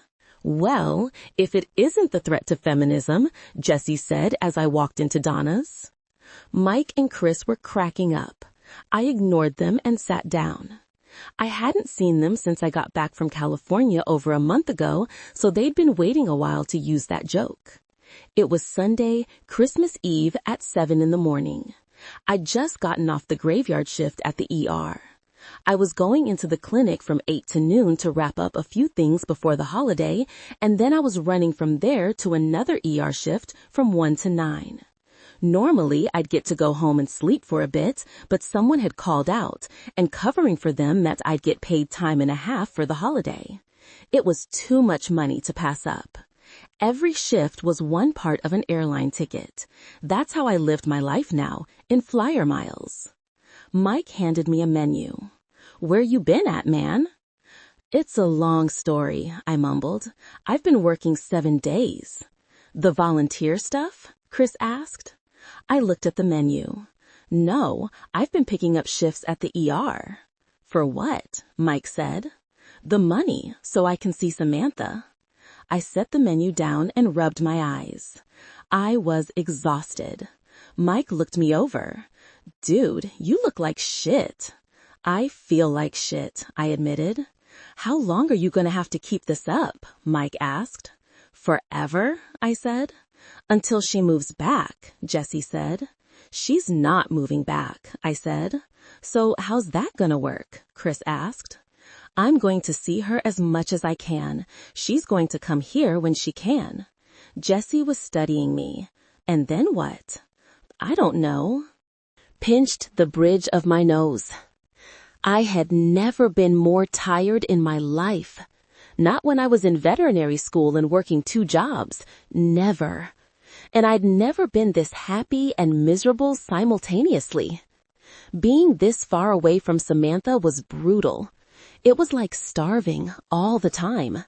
Getting a taste of something every few weeks and never getting full, and then going back to starving again. We weren't together for Thanksgiving. I wasn't with anyone. I worked at the ER for the overtime. I wouldn't see her for Christmas tomorrow either. But she was coming out the day after that, and then we'd get to spend the week at the cabin with everyone, so at least I had that payoff to look forward to. But after that, who knew? The financial situation wasn't great for either of us. I wasn't in this alone. We shared the cost of seeing each other. She bought her own ticket for the cabin trip, but that was all she could afford for the next few months. She was paying on a home equity loan for house repairs now, and she wasn't in any better shape to pay for travel than I was, and only I could pick up side jobs in overtime. Her work didn't offer OT, and she took care of her mom. It had to be me to bridge the gap. "Damn," Jessie said. "I don't know how you're doing it. I'd hate it if I couldn't see my girl for a month." "What day's Samantha flying in?" Chris asked. "The 26th. "I hope the weather holds up," Jessie said. "We're supposed to get dumped on. They said 16 inches or something." Mike waved him off. That's tomorrow. Should be cleaned up by Tuesday." "Glad it's happening on Christmas," Jessie said, "so nobody has to drive in it." "I have to drive in it," Chris and I said in unison. He was a pharmacist, and I had the ER shift. I dreaded the commute tomorrow. Jessie nodded at me.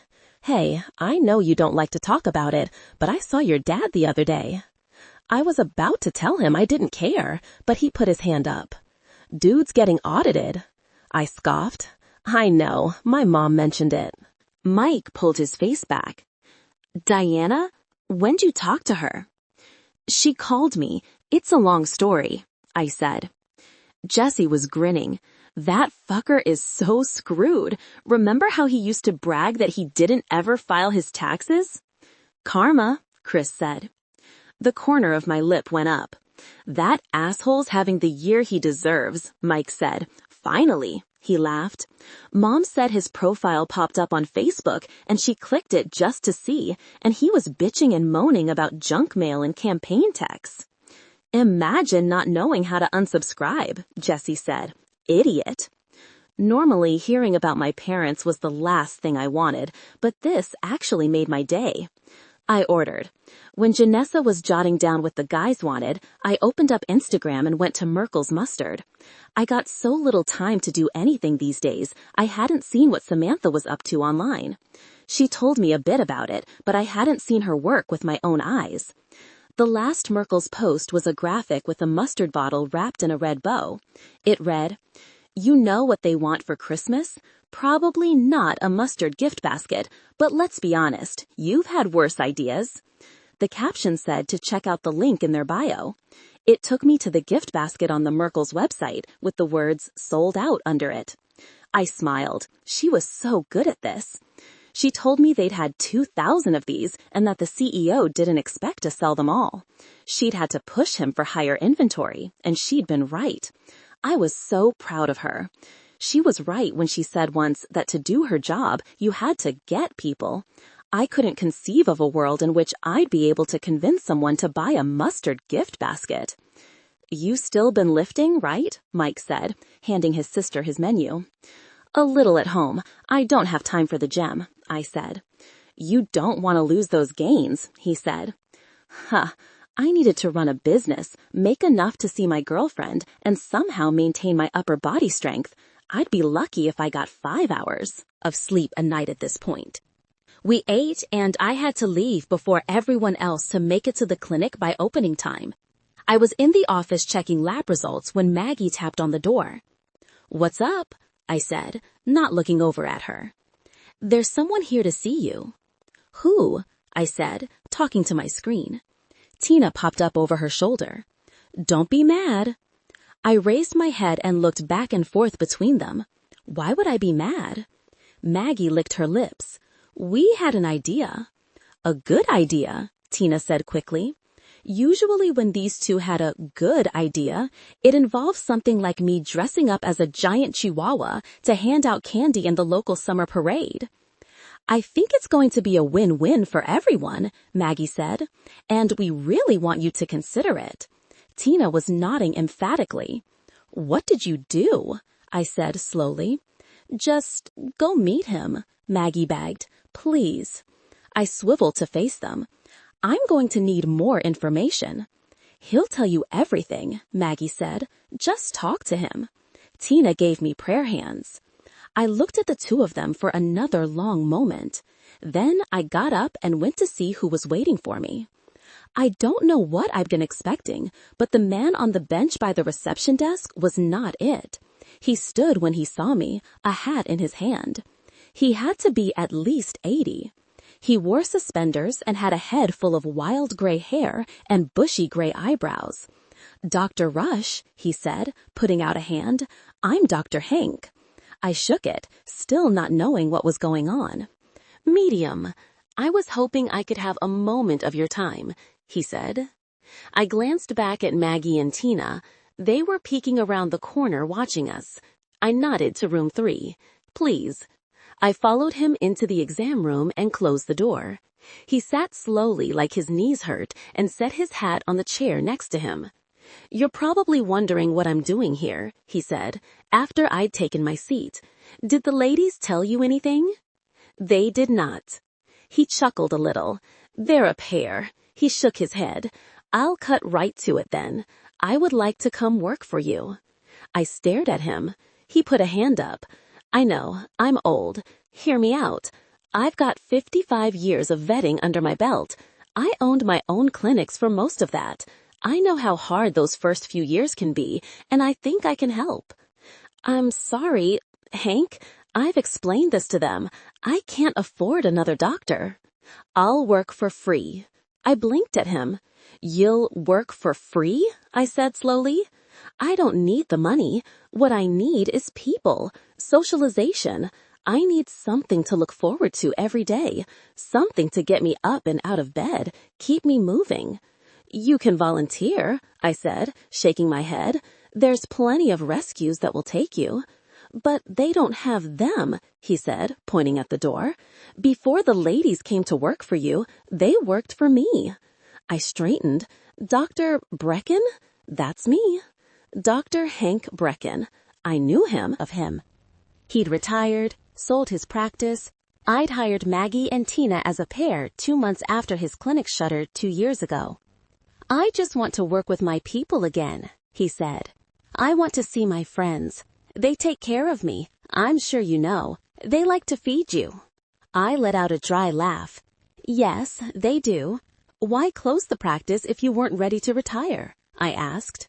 He sighed. Well, the long answer is my business partner was ready to retire. I was slowing down, and it was getting harder to be on my feet that much. My knees aren't as young as they used to be. The short answer is my wife was dying. Cancer. I wanted to spend as much time with her as I could. Oh, I'm sorry, I said. He nodded. She passed away 4 months ago. I don't have any kids, and my family's gone. I'm trying to stay busy. It's easy to just let yourself go when something like this happens and, well, anyhow, that's where I'm at. I ran into Maggie last week and she mentioned you might have something for me. Figured I should give it a shot. I studied him. I don't feel right not paying you. He shrugged. Pay me enough for the tank of gas to get here, then, if it makes you feel better. But I really don't need it. My house is paid off, and I've got plenty in my savings, more than I'll ever spend. Heck, I'd pay you. Coming here is cheaper than a gym. I let a breath out through my nose. What kind of schedule are you looking for? Something easy. Every other day maybe, just to give me a chance to recover from the day before. I go to church Sundays, so I'd prefer to be off then, but I could help out in a pinch. So 2-3 days a week? That would be perfect, and much appreciated. I sat back and looked at him. This was the answer to so many of my problems. I could take an extra day off to stay longer in California without having to close the office while I was gone. I could sleep on days I picked up graveyard shifts instead of running from one job to the next. Take a sick day without canceling on patients. Double up the number of animals we could see on the days we both worked. It felt like an act of God that he was sitting here. I still couldn't quit the ER, but at least this would improve my current quality of life. I couldn't see how I could say no, so I didn't. Welcome to the team. We shook on it.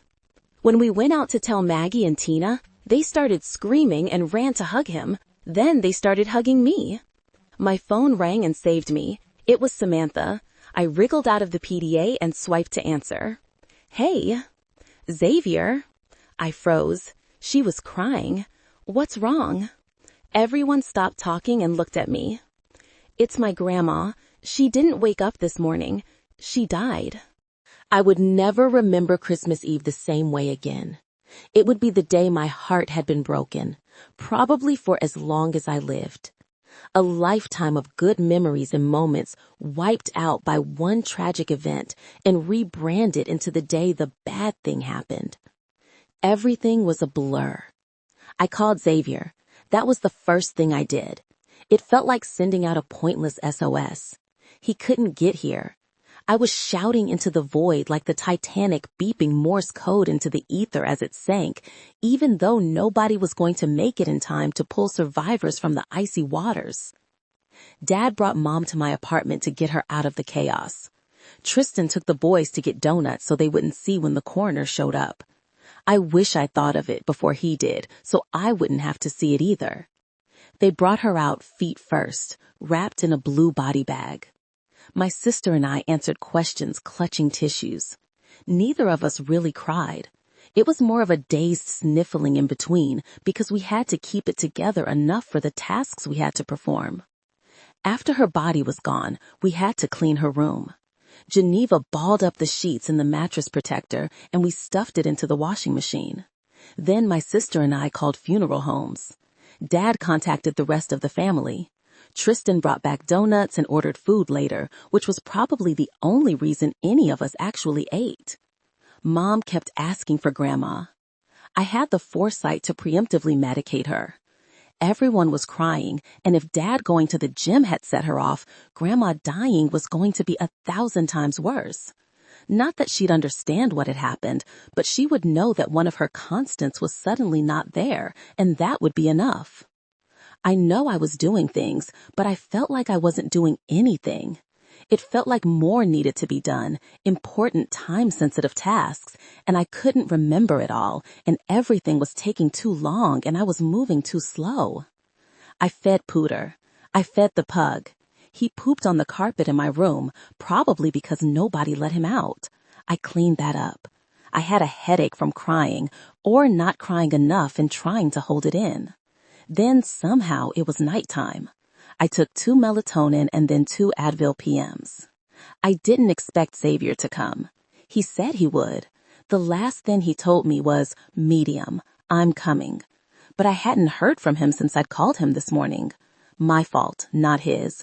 I'd let my phone die, the truest indication of my mental headspace. Then at 1:08 a.m., Christmas morning, I felt a dip on the side of my bed. Suddenly, I was wrapped in firm, familiar warm arms, and for the first time in 16 hours, I was held together enough to completely fall apart. I utterly lost my shit. Guttural sobbing into his shirt.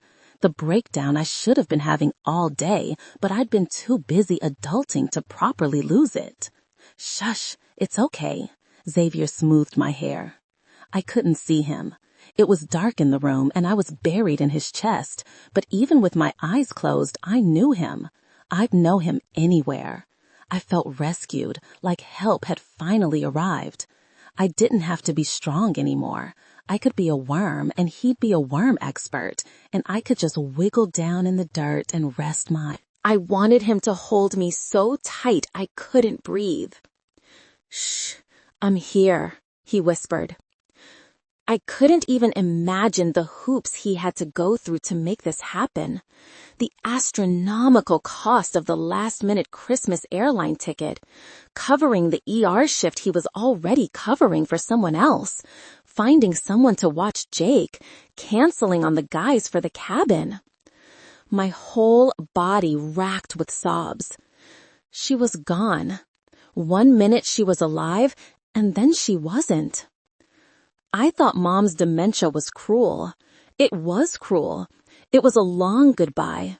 But no goodbye was just as bad. When I woke up at 10:15 the next morning, Xavier wasn't there. I thought for a second that I had imagined him here, that I'd been delirious with grief and it never happened. But then I saw his duffel bag by the bed, and it made me burst back into tears.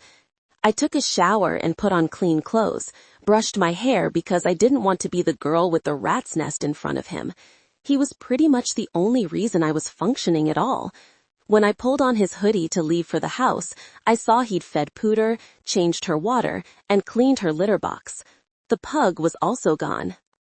I found my dog and my boyfriend in the kitchen serving breakfast to the boys, who were sitting at the counter, feet dangling off bar stools. Xavier had made a whole pan of ham and cheese scrambled eggs. There was a massive stack of buttered toast on the island, cut into triangles, and a full pot of fresh coffee.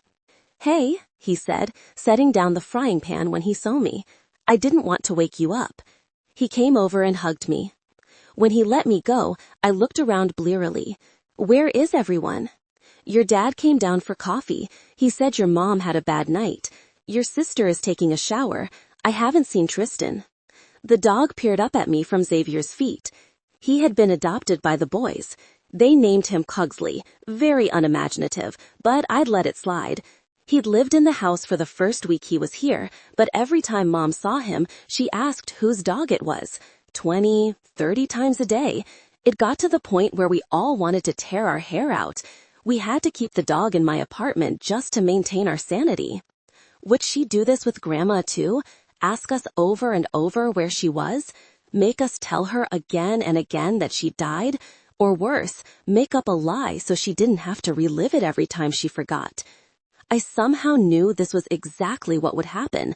I was already braced for the emotional and mental drain of dealing with this every day, probably until Mom couldn't speak anymore.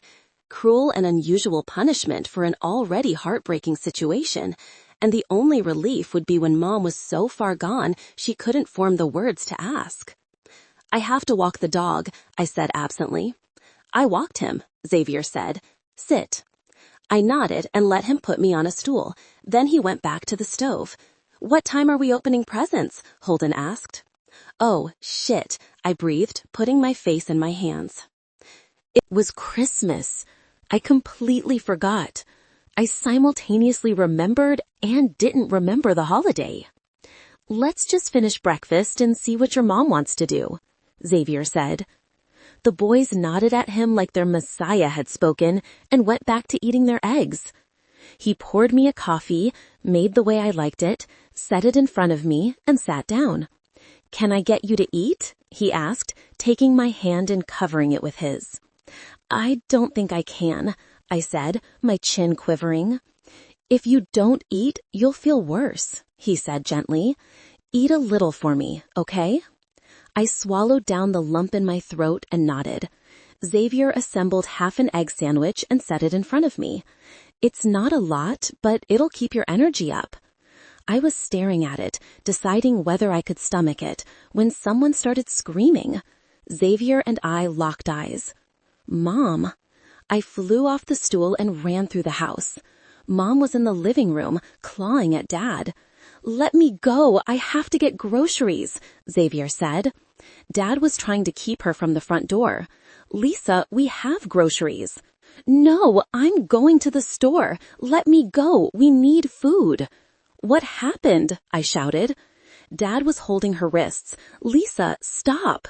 She didn't. She started melting down, thrashing and swinging. It was that day in the kitchen all over again. Dad folded around her, pinning her arms as she struggled against him, screaming. Tristan came up behind Xavier, and Geneva ran from upstairs. Did you give her the sedative? I yelled. I gave her everything, Dad said, while she shrieked. She was up all night talking about Vons. I don't know what's wrong with her. Is she hungry? Xavier asked. We all paused. Even Mom took a moment to pant. If she's talking about groceries, she might want food, Xavier said. I looked at Dad. Dad looked at Geneva. Tristan crossed his arms. Did you feed her last night? I watched the color drain from Dad's face. I thought you were doing it. Why would I do it? Tristan snapped. Because you brought dinner. Geneva's face fell. How could you not feed her? I was dealing with calling the family and the morgue. And I was dealing with my kids. She's starving, my sister's voice cracked. Tristan ordered food. She wasn't asking for dinner, I asked. Dad looked stricken. She was, but she does that. She asks even after we've eaten. Mom was crying now. She'd stopped struggling, though, like she knew we understood why she was upset. Maybe she did. Okay, Xavier said calmly. It's been a rough 24 hours. Let's get her something to eat. Let's get everyone something to eat. Come on, let's go. Breakfast is on the stove. He said it in his firm, steady, authoritative way, and it worked. Everyone gave up the argument and turned like weary travelers for the kitchen. Tristan taking Mom like Dad didn't have the right to touch her. I stayed back until Xavier and I were the last ones. I stood there, hugging my arms around myself. How did you know? I asked, sniffing. About the hungry thing. My patients are nonverbal. I'm used to figuring out what's wrong, and a lot of times it's less complicated than you think. I usually start at food and work backwards. I huffed a mirthless laugh. I stood there, staring at the Christmas tree in the corner of the living room. All the heirloom family ornaments that Grandma always packed up on January hanging on the tree where she put them. There were piles of presents sitting there. Some were for her. She'd made tamales. It would be the last time we'd eat them. We didn't even get a chance to say goodbye, I said quietly. She was here, and then she wasn't. And now I'm never going to see her again. He was looking at me gently. I'm sorry, I said. He put his hands on my arms. Sorry for what? He asked. Everything. That the cabin trip is canceled, that my family is a hot mess, that you probably had to sell a kidney to get here. I don't want you thinking about that right now. I should have fed her. I should have taken care of her too. It's a stressful time. You're all going to miss things. Everyone is. You need to give yourself grace. He tipped my head up with a hand on my chin. Do you need anything? What can I do for you? His eyes were red. He looked more tired than the last time I saw him, if that were even possible. He'd lost weight, too. Maybe muscle? I know he doesn't have a lot of time to go to the gym these days. But he was here.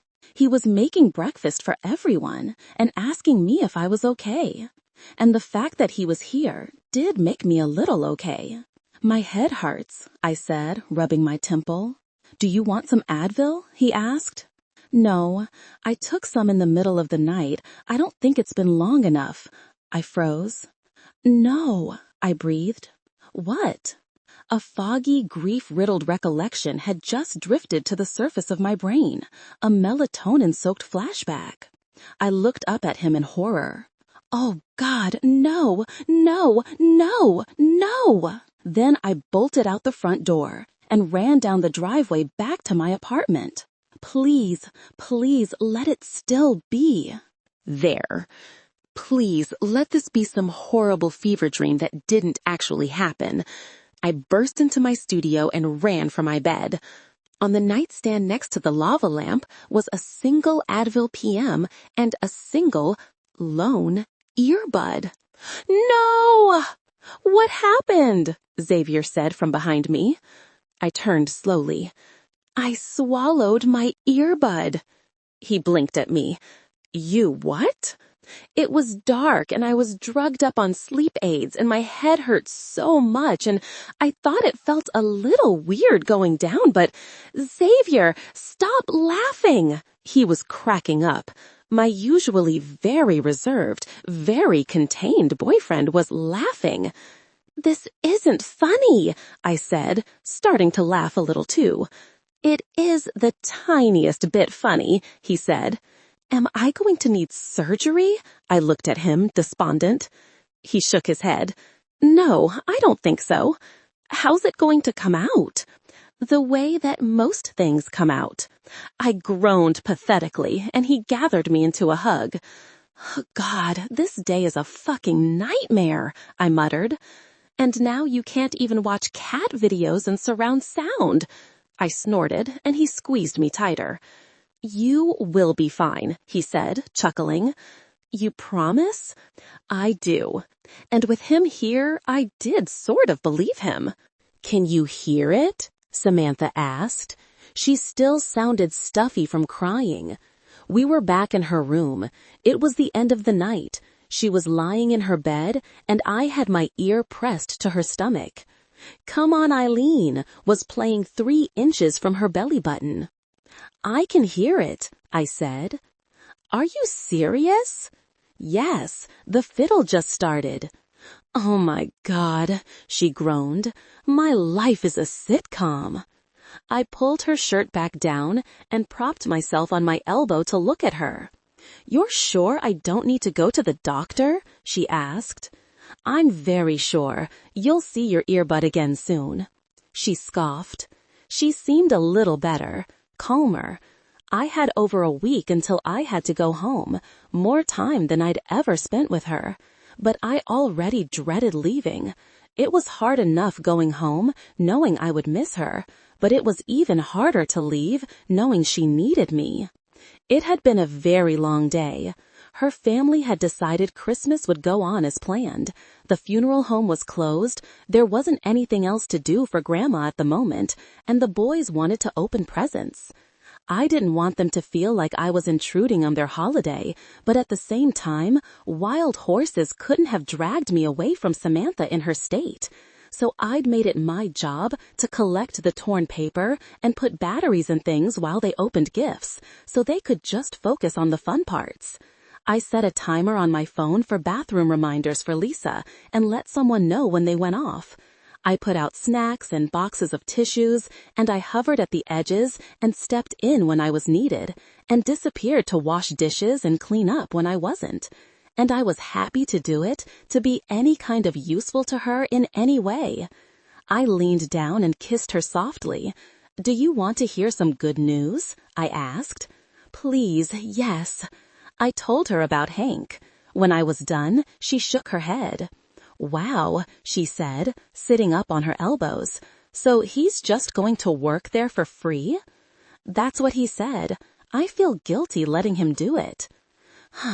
It sounds like he wants to, she said. I kind of get it. I think having us around helped Grandma too. People need people. Just pay it forward one day. Go be someone else's fairy godfather when you're 1,000,000 years old. Should I send him a mustard gift basket? She asked. Do you think he'd like that? I thought they were sold out. Yeah, but the guy from distributions has a crush on me. He'd make one for me if I asked him. I arched an eyebrow. The guy from distributions? Should I be worried? When you're a VILF? No. I snorted. She put her arms around my neck and hugged me while I rubbed her back. Should we do Christmas gifts? She asked, her chin over my shoulder. Sure. She let me go and I reached over for my bag and pulled out the tiny wrapped box. We'd agreed nothing too expensive, that our money should go to travel, but I'd put a lot of thought into this. I sat up against her headboard while she grabbed my gift out of a drawer. Here, she said, climbing back into the bed. You first. I tore the snowman paper. It was a framed photo. The photo of us at Mother Putter's. I sent it to myself from your phone, she said. Look. She showed me the little plaque at the bottom. Our first date, July 1st. I smiled. I loved it. I thought you'd want to start collecting memories, she said. Thank you, I said, beaming at it. And she was right. I did want to collect our memories. Everything I got to do with her was precious to me. I'd never been much for mementos or keepsakes, but now all I wanted was to look around me and see evidence of her. I wanted to breathe in and smell her, reach out and touch her, open my eyes and see her. Short of living with her, nothing would be enough, but the frame was a start. Now you, I said. I gave her the box. She tucked her legs under her and wiggled off the lid. She gasped. A seashell necklace, she said, holding it up by the chain. It's one of the ones we found in Santa Monica. It was in my pocket when I got home. I love it so much, she said quietly, staring at the shell in her palm. A memory I can wear. Thank you. She put it on and looked down at it around her neck for a moment. Where do you usually spend Christmas? She asked, gazing at the necklace but talking to me. Nowhere. I work. She looked up and blinked at me. Every year? Mostly, yeah. Her brows were furrowed. The guys sometimes invite me, but it's a family holiday, I said. I don't like to feel like I'm intruding. So you're just alone? She asked. I'm always alone. The look on her face was so bleak I thought she was going to start crying again. It's fine. I'm used to it, I said. It is not fine. That's not something anyone should get used to. She shook her head. You have me now, okay? I'm your family. You spend Christmas with me. Every year, no matter what. Promise me. Something about it made my chest ache. Maybe because I really could see it. Decades into the future. Christmases with her. Our parallel line. I could see it like it was a memory, not a vision. I never felt like I belonged anywhere or to anyone. But I belonged to her. It was so natural being with her. I wondered if loving her was a contract that I'd signed in a former life. Because it had never been like this for me with anyone else. I think there are two types of people you fall in love with. The ones who are a good fit. Their lifestyle matches yours. You share the same values and beliefs. You find them attractive and you like spending time with them. It's good. Great, even. You can live your whole life with this person and be madly in love and never want anything different, unless you've already met the other type of person you fall in love with. The one. The person who was made just for you, and you only ever get the one. Samantha was my one. I knew it by how painful it was to see her cry. I knew it by how I was willing to work harder for her than I'd ever worked for anything or anyone, including myself. Loving her gave me purpose. It made me feel like I knew what my life was supposed to be about. I felt focused and calm, and like a frantic search I hadn't known I was on was over. This was what I was here to do. This was who I was here to be with, and now my job was to get here and take care of her. And taking care of her family was an extension of that. From what I understood, Samantha's grandma did most of her daughter's daily care. If my experience with aging animals was any indication, Lisa was going to have a hard time with this transition. She'd be off her routine, she wouldn't deal with the change well, and her condition would probably deteriorate. Accidents would be a lot more frequent.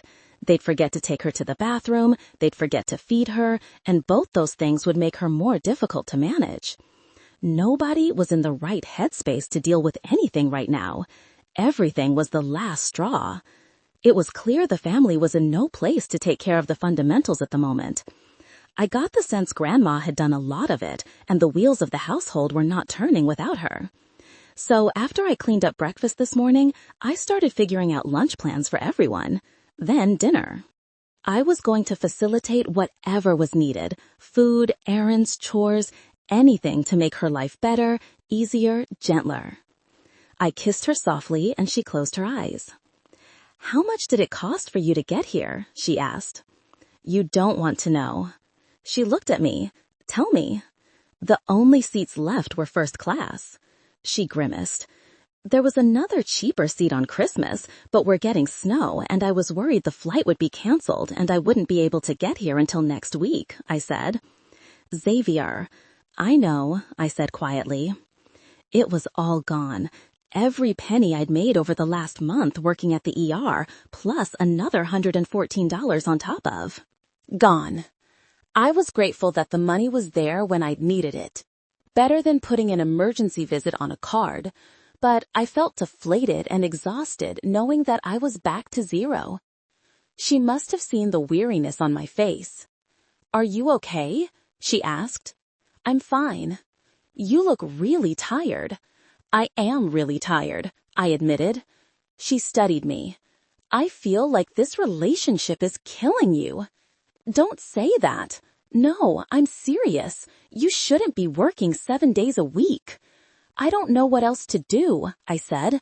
"It's difficult and I hate it, but it is what it is." We slipped into silence.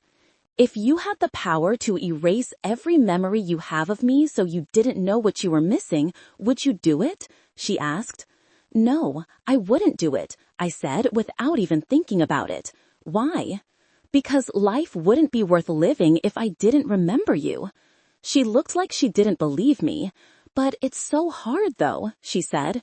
"Would you erase the memories of your grandma so you wouldn't feel the way you feel right now?" "No. Some things are worth remembering, Samantha, no matter how much they hurt." I watched her swallow. "I'm glad she got to meet you before she died," she said. "I'm glad you got to meet her, so when I talk about her, you remember her." I was glad too. She peered up at me and put a hand on my cheek. Look at this beard, my winter boy." The corners of her mouth fell. "I feel like I'm seeing your life in slides," she said, her voice a little sad. "I see you and it's a 5 o'clock shadow, then it's a goatee, then it's a full beard, and I'm not there for any of it. It just jumps ahead weeks and months, and you're different every time I see you." "Do you want me to shave it?" "No, I want you to be with me all the time. I want to see you so much. I don't notice the little changes." She peered at me. "You are my favorite person. Did you know that?" The words hit me unexpectedly, but I kept my face flat the way I always did.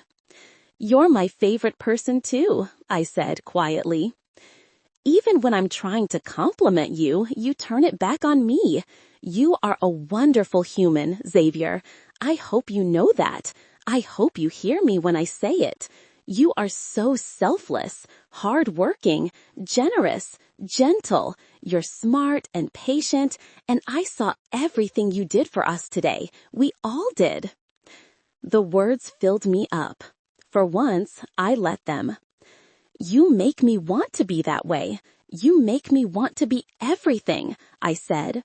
Funny enough to make you laugh, successful enough to take care of you, sexy enough that you can't keep your hands off me. Well, you are definitely that. I took a deep breath. Normally, I wouldn't believe anything nice someone said to me, I said quietly. But it must be true, or I wouldn't have you. She was looking at me the way she looked at mustard, and I vowed that I would be the kind of man who deserved that for the rest of my life. We were at the dinner after the funeral. It was January 2nd. Xavier had been here 9 days. After a lot of back and forth, we decided to wait until after the holidays for Grandma's service. Her brother couldn't get here on such short notice. The extra time gave us a chance to pull together a really nice event. We'd had a digital photo collage, and all the out-of-town cousins were able to make it. Tristan dressed her in her favorite pink pantsuit. It was about as perfect of a send-off as we could hope for. I was a mess for 100 different reasons. Grandma was gone. Xavier was leaving. The only thing that had held me together this past week was iced coffee, Xavier, and dry shampoo. I didn't know what state I'd be in if he weren't here, but I was about to find out because his flight home was tonight. He had been the backbone of my family the last 9 days. I think a lot of the same principles of taking care of animals transferred to taking care of grieving people because he was really good at it. His strategy mostly involved feeding everyone and being Xavier. His calm, steady presence diffused more blow-ups than I could count. He had this way of redirecting people when they were anxious or testy, the human equivalent of throwing a tennis ball and giving out treats. He left bowls of trail mix and cheese platters out in the kitchen at all times, made sure there were 3 meals planned. He signed for flower deliveries, vacuumed, emptied the dishwasher, watered Grandma's plants, fed the pets, took the boys out while the rest of us went back and forth to the funeral home to make arrangements. He took care of Mom a few times, who, amazingly enough, let him. He was even a pallbearer. It was Dad, Tristan, my great-uncle, and my boyfriend. Xavier had folded into this family seamlessly over the last few days. Some fucked trauma bond experience that was way less fun than being locked in a UFO, but equally as effective. My whole family was in love with him. So was I. And now he was going back to Minnesota, and I probably wouldn't see him again until February, maybe even March. I couldn't go to him, not right now. For one, I was broke. I didn't really have travel money to begin with because of the remodel loan we'd all been paying on. But now there was the funeral, too. Tristan, Geneva, Dad, and I split the burial cost, a couple $1,000s each that I had to put on a card. Even worse, in the chaos, I'd forgotten to cancel my round-trip flight to Minnesota for the cabin trip I never got to go on, which meant I no-showed. I wouldn't get a dime back for my ticket, so I was out $900 there, too. That one hurt. Airline tickets were our everything right now, and to lose one was heartbreaking.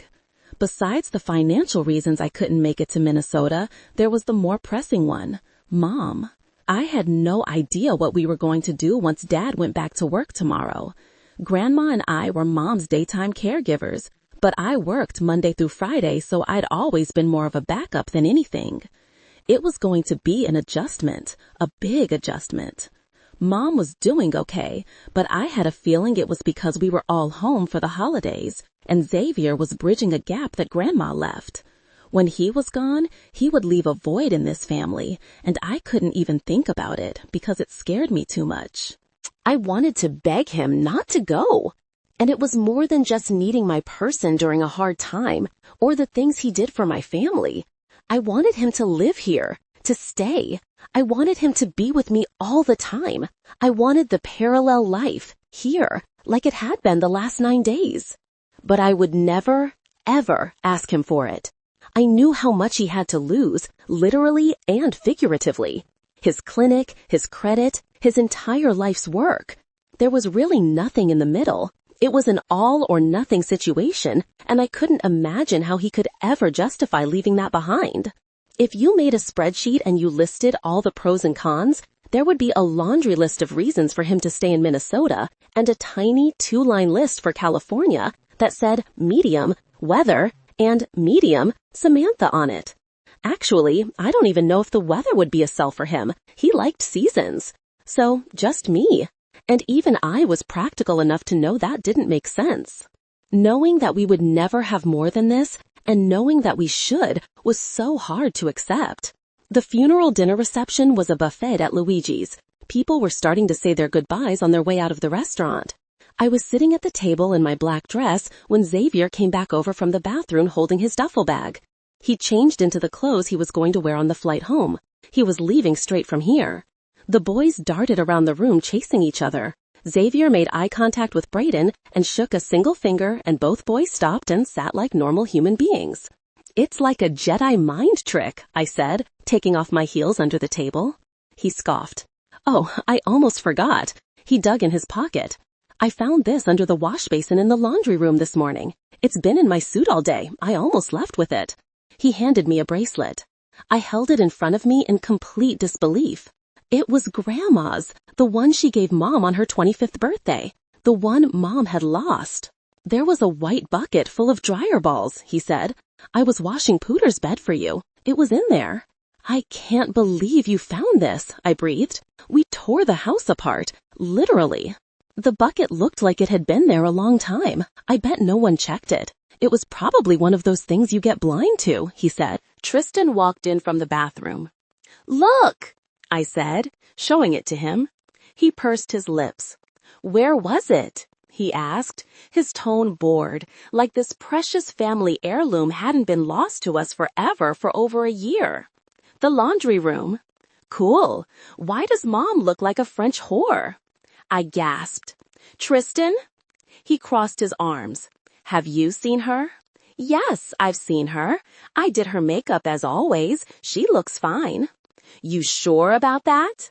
I let out an exasperated sigh, and like the universe intended to prove his point, Mom turned around from where she was sitting with her cousin Debbie at the end of the long table. I almost choked on my spit. Mom was contoured within an inch of her life. Dark, almost black-red lipstick and a smoky eye. Debbie had her makeup strewn out on the table, and she was putting on yet more blush. And Dad was just sitting there, letting it happen. I started digging in my purse for makeup wipes. I would be glad when all this was over. It made me remember how much my extended family annoyed me. Xavier looked at his phone. "My Uber's almost here." I froze with my hands in my bag. "I thought I was driving you." "You should stay with your family. You'd only get an extra half an hour with me." "But I wanted the half an hour." He sat down and scooted in to put his lips to my ear. "I don't think your sister is doing well. I think your family needs you to stay and get them home." I looked over at Geneva. She was staring at a wall with red eyes while my Uncle Roman on Dad's side was talking to the side of her face. She looked mentally checked out, as checked out of Dad was, and probably a little drunk too. Xavier was right. I should stay with them. But I hated losing even 30 minutes. I already said goodbye to everyone. Xavier nodded to the door. "Walk me out front?" I took a steadying. Then I handed my purse to my brother. "Here, find the wipes. Save our mother." I slipped my heels back on and walked with Xavier through the restaurant. I felt like I was walking him to the plank. Neither of us wanted him to go. It was dark outside. The freeway hummed somewhere off in the distance. While we stood in front of the entrance, he dug in his pocket. "Here, what's this?" "New earbuds." I gave him a look. "Xavier, you need them. I already programmed them to your phone. Please don't eat them." I snorted. "Thank you." "Of course, I made you a playlist." I smiled. "You did?" "Yeah, I'll text you the link." "How many times is Come On Eileen on there?" I asked. "Not even once." I laughed tiredly and wrapped my arms around him and let him hold me. "I'll do everything I can to get here in February," he whispered. "I'll work overnights every weekend if I have to." I pulled away to look at him. Xavier, no, please take care of yourself. Me getting back here is me taking care of myself. We peered at each other, me begging him with my eyes not to leave, and him giving me his contemplative gaze. "What are you thinking about when you look at me like that?" I asked. "Lots of things," he said quietly. "Like?" He regarded me with those crystal blue eyes. "I'm thinking that I'm in love with you." The words were so unexpected, I lost my breath. "Xavier!" "You don't have to say it back. I just didn't want to lie." But you've always looked at me like that," I said. "I know. I've always loved you," he said simply. "I think I couldn't forget you because I remember you from a different lifetime, and I loved you then, too." I had to clutch a hand over my heart. His Uber drove up behind him. He leaned down and gave me a kiss. When he pulled away, I peered up at him. "I love you, too." He held my gaze for a long moment, something pained on his face. Then he let me go and left me. Again. Love or no, it was still just my name on that list. Leaving was different today. Standing on the sidewalk in front of the restaurant, kissing her goodbye felt like having a panic attack. My soul took root every time I came there. It dug down and anchored me, and I'd stayed so long this time, I'd had to tear myself in half to leave. Being 2,000 miles away was unnatural. It went against every instinct I had. She needed me. I loved her, and she needed me. But I couldn't take another day away. Hank had already covered for me so I could stay for the funeral. He couldn't do 2 days in a row. I hadn't even given him a walkthrough of the clinic before I left. I'd just run out of there when Samantha called about her grandmother. We'd been closed the week after Christmas. I'd planned to go to the cabin, but I ended up in California instead. Now I had to get back. So I picked the latest flight I could find to give me as much time with Samantha, and I left. I had no choice but to go home. Correction, to go to Minnesota. Because home was where she was. Minnesota was just where I worked now. Even with the guys there, it felt like a place I was tethered to by obligation.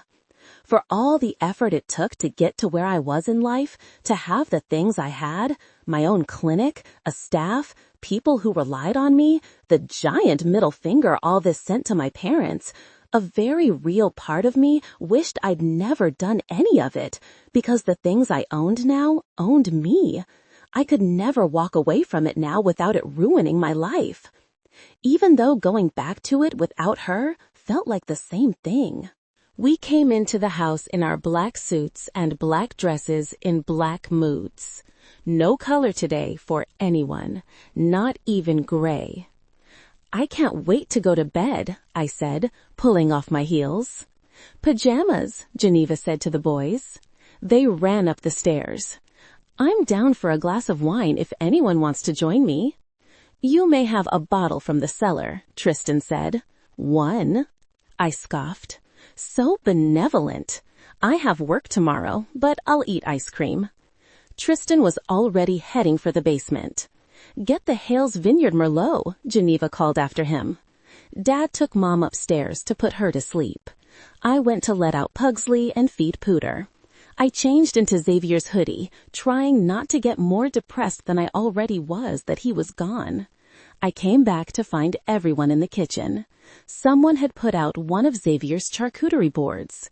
Tristan was eating a stack of cheese slices with a single piece of salami in the middle. My sister was already drinking a glass of red wine in her sweats.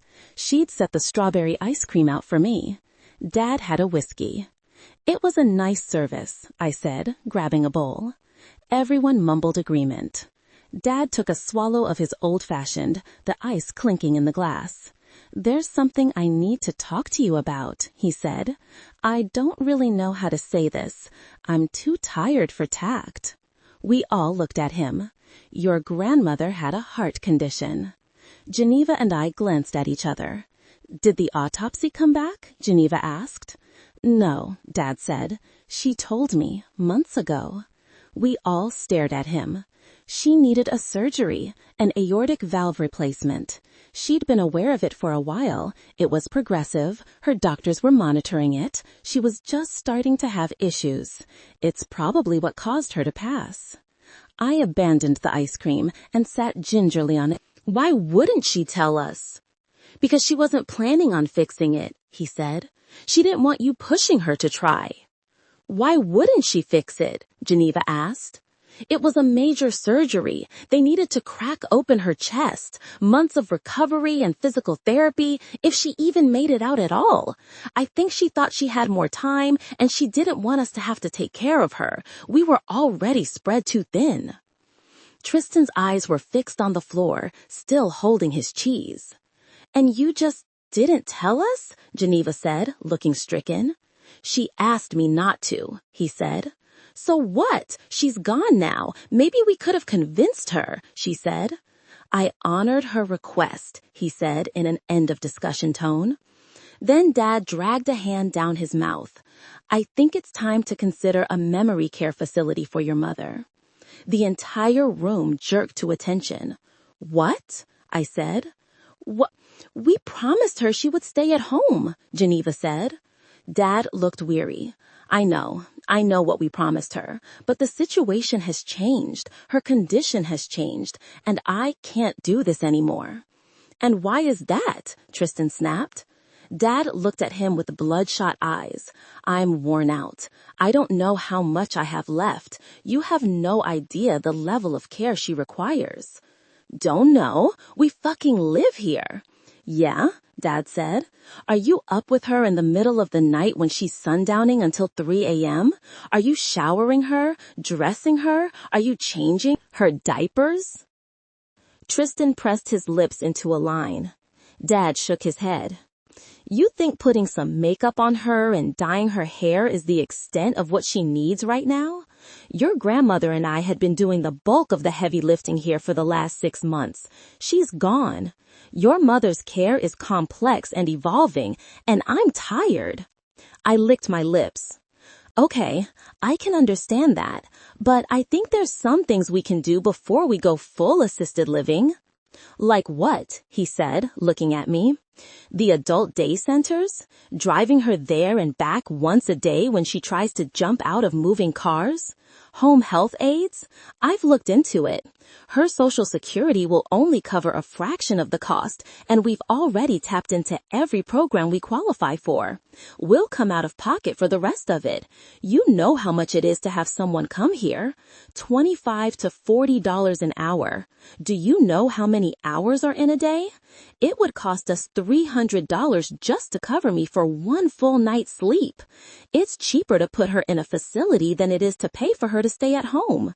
Your grandmother and I talked about this at great length. It was her idea, and I think she was right. Her idea? Tristan said.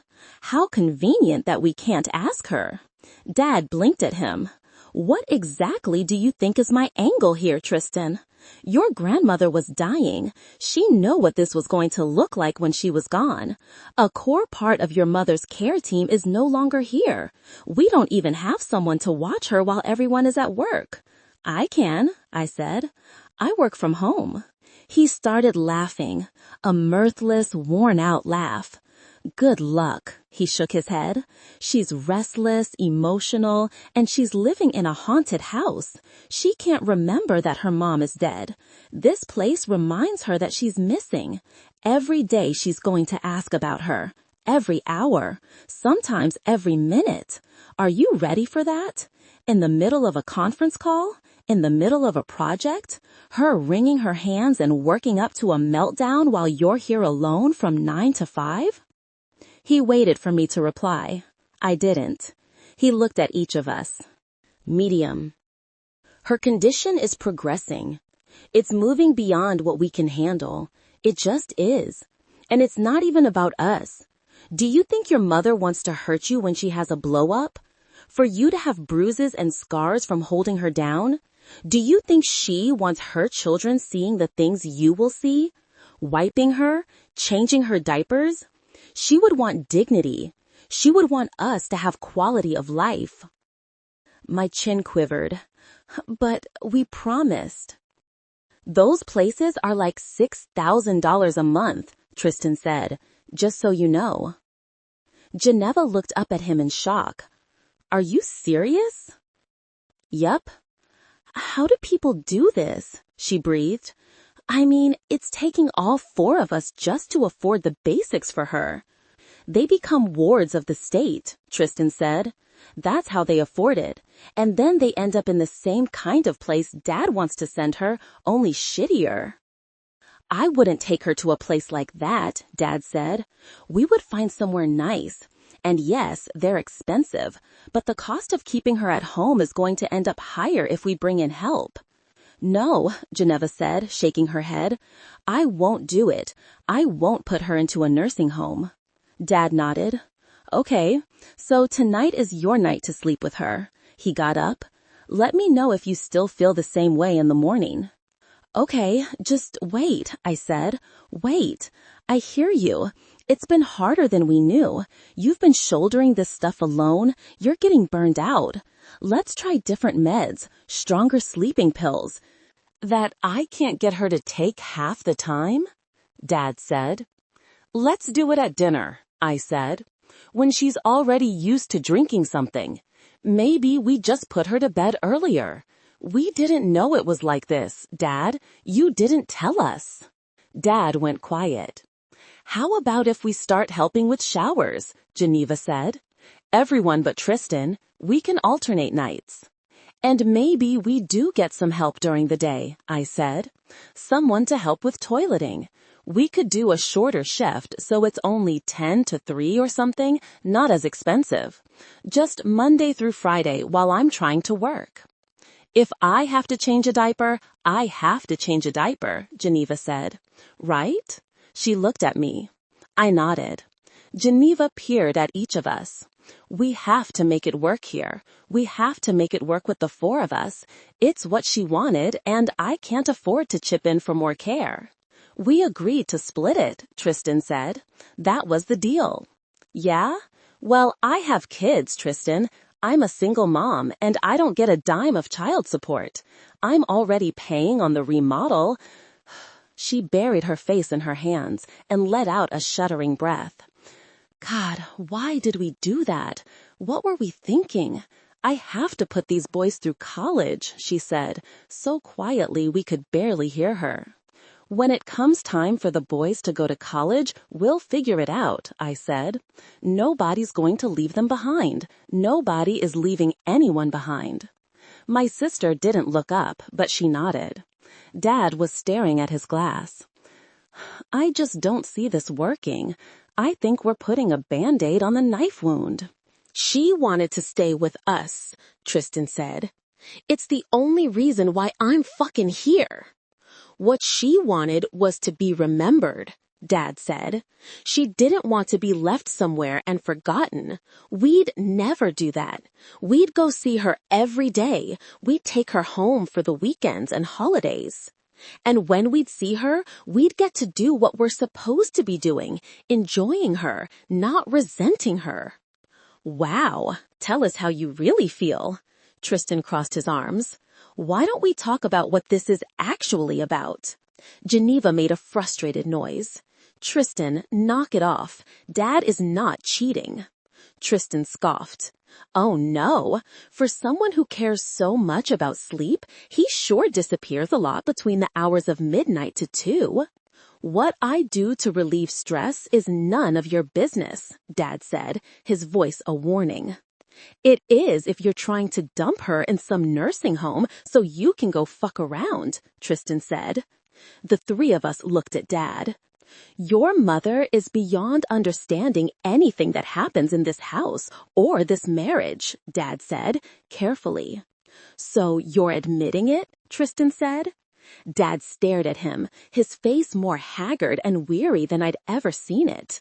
Or maybe it had been this way for a while, and unlike the slides I see of Xavier, it had happened before my eyes and I'd gotten used to it.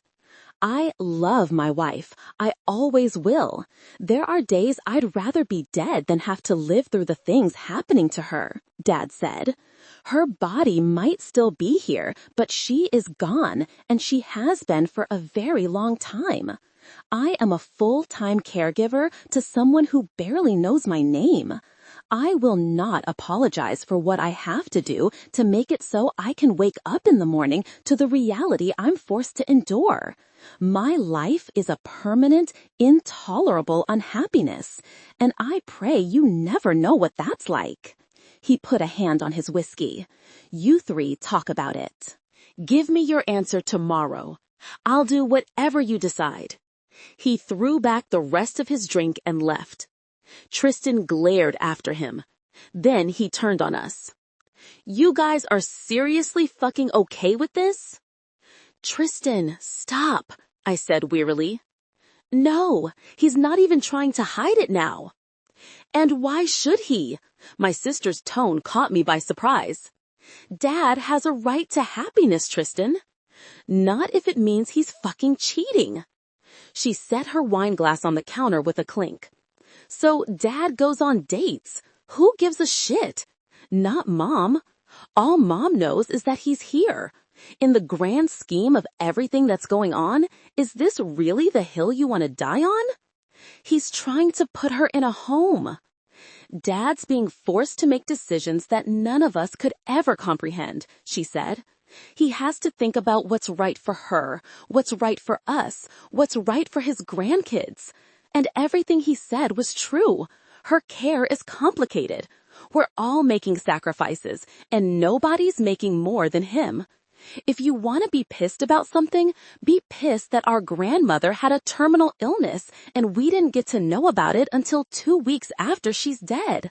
Stop, I said. My brother's chin quivered. He looked like he was about to burst into tears or storm out or both.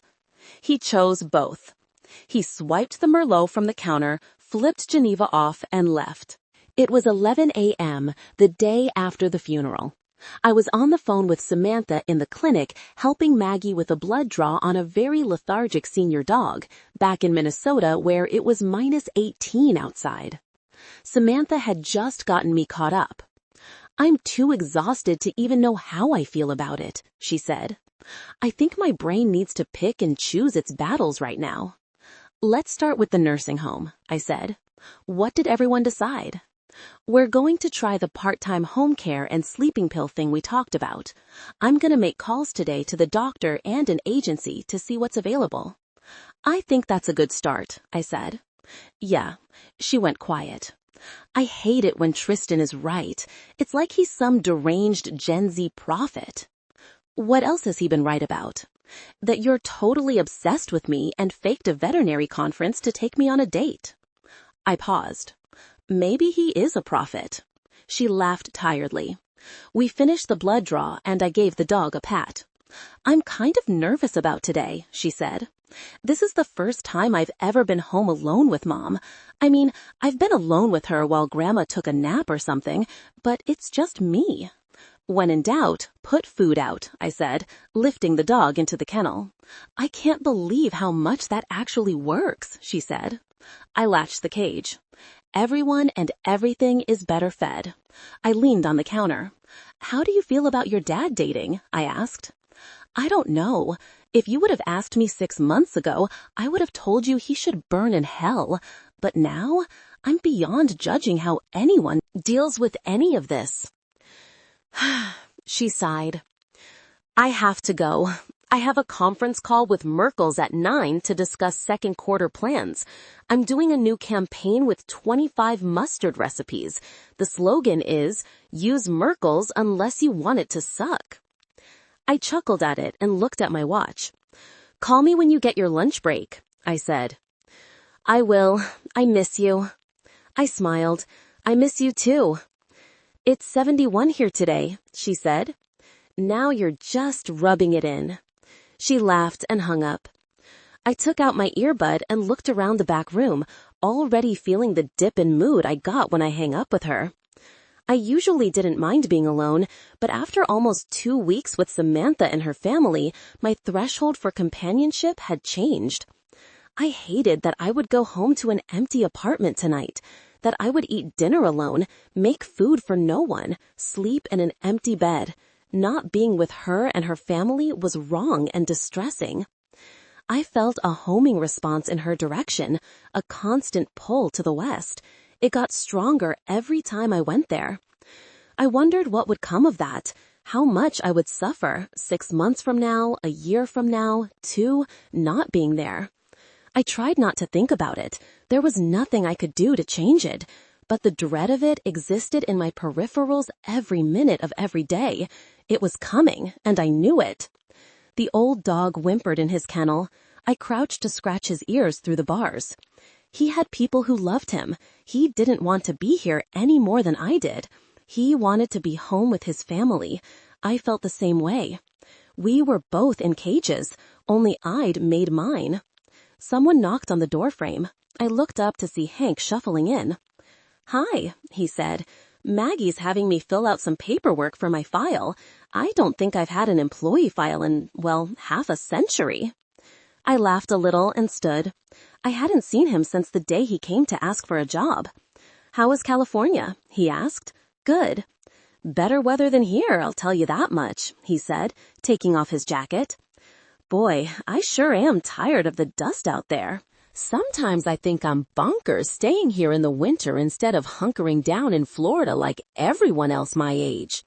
He hung his coat and put hands on his hips. "What you have going on today?" "Nothing. Lethargic senior. I think he's got Lyme disease. 2 Dalmatians here for the day for vaccinations and a lab that ate a Christmas bulb." "How you treating it?" he asked. "The bulb? Just observing. Take an x-ray. If the bulb is intact, make him puke it up. It's a lab. It's probably intact. They don't chew. They inhale. If it's broken, then give him cream-soaked bread balls." I arched an eyebrow. "Do what?" "They roll through the intestines, grab up all the glass. How much does he weigh?" 65? "About 7 or 8 balls should do it. Have the owners keep an eye out for tarry stools, and he's good to go." "Really?" "Oh yeah. You won't have any problem getting him to eat the balls either. He is a lab." I scoffed. "Thank you. I'll try it," I said. He smiled at me. "Well, I better get to it," he said, turning for the office. One of the Dalmatians made a pitiful wailing noise from his cage. Hank stopped and nodded to the 2 dogs in side-by-side kennels. "Brothers?" "Yeah." "Any reason why they're not in the same cage? Diarrhea? Contagious? Aggressive?" "No. I like to keep patients separated," I said. "Safer." It's how I had been trained. "They'll be happier together," he said. "Less stressed, better outcomes. Bonded pairs suffer apart."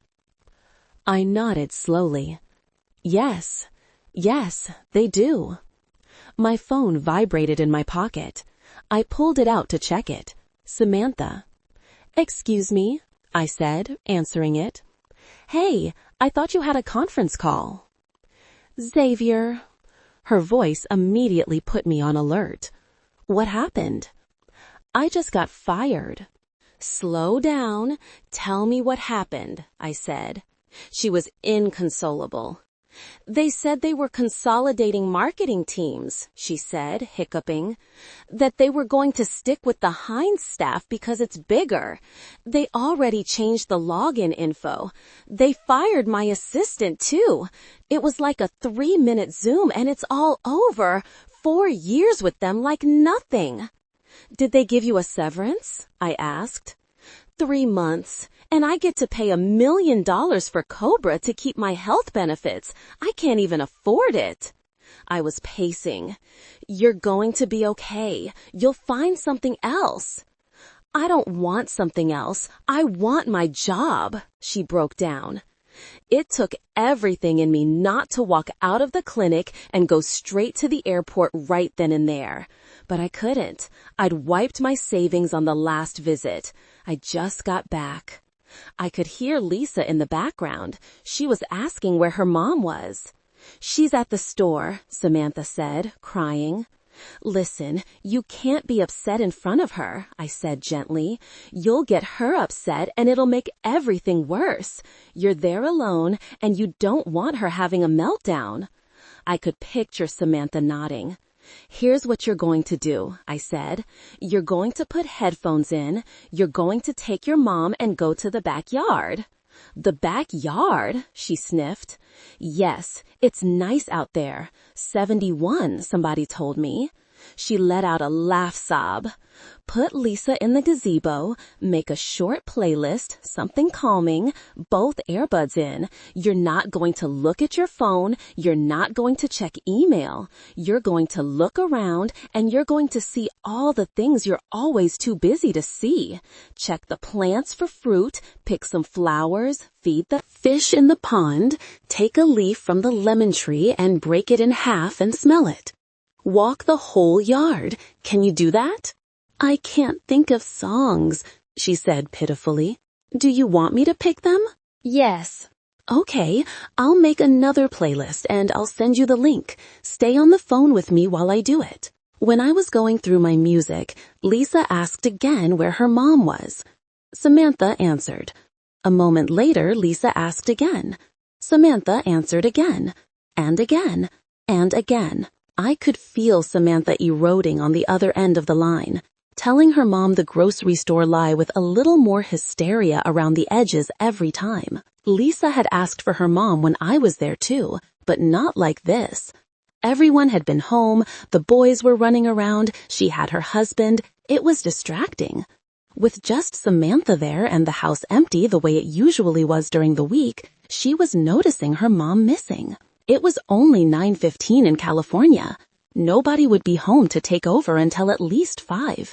Even if I were in the car on the way to the airport now, I couldn't get there faster than that. I had never felt so helpless. The distance had never felt so big. Samantha had just lost her grandmother. She hadn't rebounded yet. She wasn't okay. And now this. "There," I said, finishing the compilation. I sent it, both earbuds. "But I won't be able to hear Mom." "You need to de-escalate yourself before you can do anything for her, okay? You put the oxygen mask on yourself first. She's used to the yard. She'll be okay in the gazebo." She sniffed. "All right." She hung up with me. I texted the family group chat, minus Samantha, and told them what happened, asking if anyone could get home early. Tristan said he could. He wasn't exactly gentle, but his direct delivery had a way of bringing his sister back from a nosedive, so this might actually be the best-case scenario. Then I ordered her favorite iced coffee to be delivered to the house. I went to Merkel's on Instagram. The last graphic was a retro-looking picture of a smiling couple holding corn dogs with a yellow mustard squiggle on them. The text read, "This could be us, but you only like ketchup." The last thing she posted. I unfollowed the page, and that was it. That was all I could do. I couldn't hold her. I couldn't help her. We were a bonded pair, separated by cages 2,000 miles apart. 3 months. That's how long Grandma had been dead. That's how long since I'd been laid off. It was also how long it had been since I'd seen Xavier. He'd tried to come in February. He had the flight booked and everything, but a pipe burst at the clinic 2 days before his trip. It flooded 2 of the exam rooms and the bathroom, and he'd had to close the office for a week to mitigate the water damage. He had insurance, but it didn't cover flooding or paying his staff while they were closed. He'd had to put payroll and the repairs on cards and then work graveyards at the ER just to pay them off before the interest kicked in. It took him 2 months to financially recover from that. He was finally going to come this weekend, but now he was sick. Hank came in for him, and Xavier went to urgent care, where he found out he'd been working 80 hours a week with a severe sinus infection. Hank was covering for him going on 2 days now. Xavier hated that because Hank couldn't be on his knees that much, but he was too sick to go in, which, knowing my boyfriend, spoke to how bad it truly was. Xavier would probably come to work on hospice. He didn't shirk his responsibilities for anything. I was also sick. Physically, I was fine. Mentally, I was unwell. Since I lost my job, it didn't make sense to hire the homemaid for Mom. Now I was the homemaid. My days were monotonous. I couldn't leave. I couldn't take her anywhere, not even for a quick drive for a coffee or a walk or to sit in a park. I washed her, dressed her, changed her diapers when she had an accident. I fed her with a spoon and wiped her mouth and did listless orange juice shots with her in the kitchen. I hung out alone all day with someone who couldn't talk to me, who couldn't remember my name, who looked like my mom but didn't know her, couldn't remember her, had never seen her a day in her life. Mom asked about Grandma constantly. For the last 3 months, 7 days a week, 8 hours a day, I told a story about Grandma being at Vaughn's 6 times in a single afternoon. I stopped doing her makeup. No point. It just gave me one more thing to do at the end of the night when I had to take it off. Her roots were growing out again. Nobody had time to do the little things for her anymore. Or we had time, but we just didn't have the energy. None of us did. We were all too sad. My family was a mess.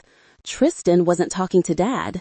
This made Geneva mad, so she wasn't talking to Tristan, which was an interesting position to take considering she also wasn't speaking to Dad over the grandma thing. Dad seemed to be avoiding both of them. He looked even more worn out than usual, and I was so depressed I just wanted to be alone whenever I could so I could do the only thing that actually brought me happiness, which was talking to my boyfriend, who worked so much he never had time. I missed Mom, I missed Grandma, and I missed the person I was 3.5 months ago, too. Last year, Sam was shiny and hopeful and making mustard jokes. The me of today was a worm, and my worm expert never came to see me. I tried to see the bright side of this thing with Xavier. I'd never get tired of my boyfriend being around. I'd always have something to look forward to. The sex would always be great, because by the time we saw each other, we were famished. That's it. That's all I could come up with for the bright side. It was like dating a ghost. I was attached to someone invisible. I didn't have someone to help carry groceries in from the car, or to put the clothes in the dryer when I forget, or to go with me to get drinks on a random Tuesday when I was stressed and tired from taking care of Mom and I needed a beer. He would run himself into the ground trying to be here. He'd show up so exhausted from the effort of affording his 2,000-mile commute that he'd sleep half the time he was with me. And I'd let him, because at least he was sleeping where I could reach out and touch him, instead of him sleeping in Minnesota, where the entire time he'd go dark and radio silent, and I'd wait on my end of the country for him to wake up and exist for me again. I just wanted us to be a boring, regular old couple who napped and folded laundry together, who argued about whose turn it was to take out the trash. I wanted the luxury of mundane cohabitation. I wanted to get sick of him. I wanted to see him so much. His bad habits exasperated me. I wanted to be so tired of his shit, I looked forward to him going out on his boys' weekends, just so I could get some alone time. And then once he's gone, I'd miss him so much I can't stand it, and I'm miserable the whole time because he's my best friend. But I would never get that much of him, ever, not even close. This was it. This was the only way this relationship would ever be, and it was better than nothing, but somehow worse than anything because of what it cost us to keep it going. It didn't even surprise me that he got sick. I don't know how he didn't get sick sooner, the way he ran himself into the ground. I wanted to go visit him, go for a weekend, but now that I was unemployed, I 1,000% couldn't afford to drop the money on an airline ticket, especially now that I was reaching the end of my severance payments. I'd looked for another job, had 6 interviews, but nothing was Merkel's. No one wanted to pay me what I was worth, or they did, but the product sucked so bad, not even I could sell it. The only salvation for either of us was for me to get a job. If I got one that paid enough, Xavier could quit all his side hustles, and I could pay for travel, and then maybe both of us would be happier. He kept telling me something would turn up, to not force it, to just wait for the right opportunity to come, but waiting was killing me. I felt like I was fading. Every night when Dad came home, I tapped out immediately, handed Mom over, and left to bed rot in my apartment and wait for Xavier to call me in between his 2 jobs. I used to feel bad that Dad came home from work to more work, but now that I took care of Mom full time, I realized his 9 to 5 was his break. I couldn't even pee with the door closed when it was just the two of us. I would love to have a 9 to 5 and then come home and do a few easy hours of hanging out with Mom while the house is full of other helpers before she goes to bed, or tries to. Dad said she was getting up in the middle of the night again, that the sleeping pills weren't working anymore. He was tired, I was tired, everyone was tense. We weren't a team. Missing Xavier, grieving Grandma, and taking care of Mom, that was my life. There was no color in my world, only the promise of color for visits with Xavier that never seemed to materialize. I was living now in nothing but gray. My door flew open. "Get up," Tristan said. I groaned into my pillow. "Be so freaking for real right now, Tristan. Why? It's Saturday." "I don't give a shit. Move." I pushed up my eye mask to glare at him standing in my doorway. "It's one of my only days I don't have to watch Mom." "Get up. I'm your fairy godfather. I'm granting you a wish." "Tristan, I don't have the energy for this." He yanked my blankets off. I shot up. "What is your problem?" "I'm sick of your face. I'm sick of your mopey attitude. I bought you a ticket to go see your boyfriend." I blinked at him. You bought me a ticket? For when?" "Now. The flight leaves at 9. The speed at which I moved off that bed would have impressed professional track stars. I tore around my room, throwing clothing suitable for the Arctic tundra into my bag. "When do I come back?" "Tuesday." "Who's watching Mom?" I asked, jumping to get my -25-degree snow boots off the top shelf in the closet. "All of us. Hurry up. You'll miss your flight and that will seriously piss me off." I'd get to see Xavier today. I felt like I'd just been zinged back to life, shocked alive, wound up, and set north. I took a quick shower, brushed my teeth, dumped my makeup into my purse to do on the plane, and we left. Xavier didn't pick up when I called. It was 8 a.m. in Minnesota. He was probably knocked out from NyQuil or pure exhaustion, or a mixture of both. Let it be a surprise then when I showed up to take care of him. I'd compartmentalized the repressed guilt and despair of not being there while he was sick because there was nothing I could do about it. And now the relief of knowing I was going to see him in a few hours made me want to burst into tears. I was going to kiss every inch of his fevered face. I was going to make him soup and watch him sleep and hand him his antibiotics with a cup of hot tea with honey and lemon. I'd needed this so badly. I smiled the whole way there. When the plane landed in Minnesota, all my delayed texts came through. He was up now. There were several from him asking where I was. I called while we taxied. "Hey, where are you?" he asked. He still sounded terrible. "You won't believe it if I tell you." I bit my lip. He paused. "Where?" "Minnesota. About 45 minutes from being at your house. The plane is taxiing. Tristan bought me a ticket and they're covering for me with Mom until Tuesday." I beamed, waiting for the excited reply. What I got was silence. "Samantha?" My face fell at the tone.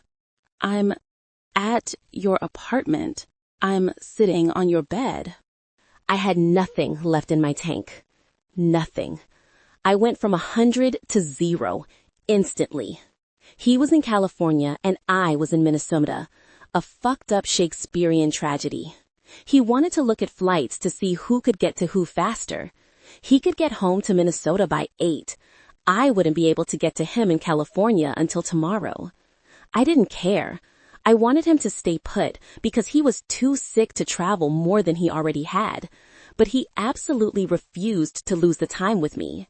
We argued about it for 20 minutes, and then he told me he was already in the Uber on the way to the airport. So 3 hours after he landed at LAX, he was heading back, sick, in LA traffic to get a flight home. Of all the things that had happened the last few months, this was somehow the thing that broke me. I felt like our relationship was cursed, like we'd angered some god who was jealous of our love and vowed never to let us be in the same room at the same time ever again. I cried the whole way to his apartment, and when I got there, I cried harder. Not because he wasn't there, or because I was probably clinically depressed, but because it was clear how sick he'd been and how completely and utterly alone he was. His trash was overflowing with empty medicine boxes, his bed was unmade, his laundry was piled up. Xavier didn't live like this. He was neat and clean and very much had his shit together. He needed me, and I hadn't been here. I would never be here. I sat on the edge of his bed and sobbed. I know it was ridiculous, but there was a very real part of me that wanted to let him go. If he was free, he could find someone else, someone who could be here for him and take care of him. Janessa, maybe. They could get married, and Mike would be his brother-in-law, and everything would be perfect. He deserved more than what our relationship could give him. But I couldn't do it. I couldn't break up with him.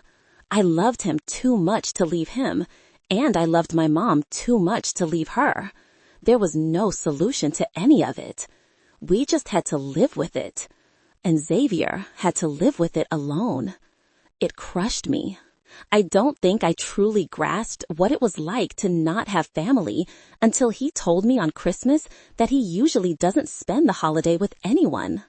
The way that information tore my heart into pieces was compounded now by seeing how he was living. It wasn't me dating a ghost.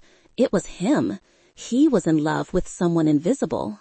I rallied myself and started cleaning, driven only by the thought of him coming home after his 4,000-mile round trip to a dirty apartment. I stripped his bed, bleached his shower, Lysoled, washed his dishes, vacuumed, threw open the blinds, did his laundry, ordered groceries to make him food when he got here. There was a manic energy to my work. Like if I could just get all this done before he got home, it would be okay. It would somehow make up for the fact that he had been sick and vulnerable and alone because he picked me to be in love with, the girl from a different hemisphere. But I knew no matter how clean I got his grout, none of this would ever be okay. It was the one thing I wished I could forget. I had officially pushed my body past its limits. I'd used what little I had to get to California, and then I somehow managed to turn around and get back. By the time I was walking up to my apartment, I felt like my legs were going to give out. Then she opened the door, dragged me inside, and threw her arms around me, and I could have done this whole nightmare of a round trip 100 times over if this was waiting for me at the end. I was so happy to see her, tears squeezed from my eyes. "You're so pale," she whispered. "I'm a Minnesotan." She did a little laugh cry and pulled away to look at me. I could tell by the splotches around her eyes that she'd been crying before I got here. "I'm sorry," I said, putting a palm to her cheek. "I should have told you I was coming. I wanted to surprise you." "Why were you even out? You're sick. You look half dead." "I'm not contagious." "That's not the point, Xavier. You need to rest." "I can't rest unless I'm with you." I swayed a little. I wasn't feeling well. My body ached, and my ears still hadn't popped from the flights. I didn't feel like myself. I felt drunk, even though I wasn't. I chose to chalk it up to exhaustion and cold medicine. She was studying me with beautiful, worried brown eyes. I wondered if I was hallucinating that she was here. I'd been wanting to be alone in a room with her for so long that maybe my brain had finally cracked and I created her myself out of pure imagination.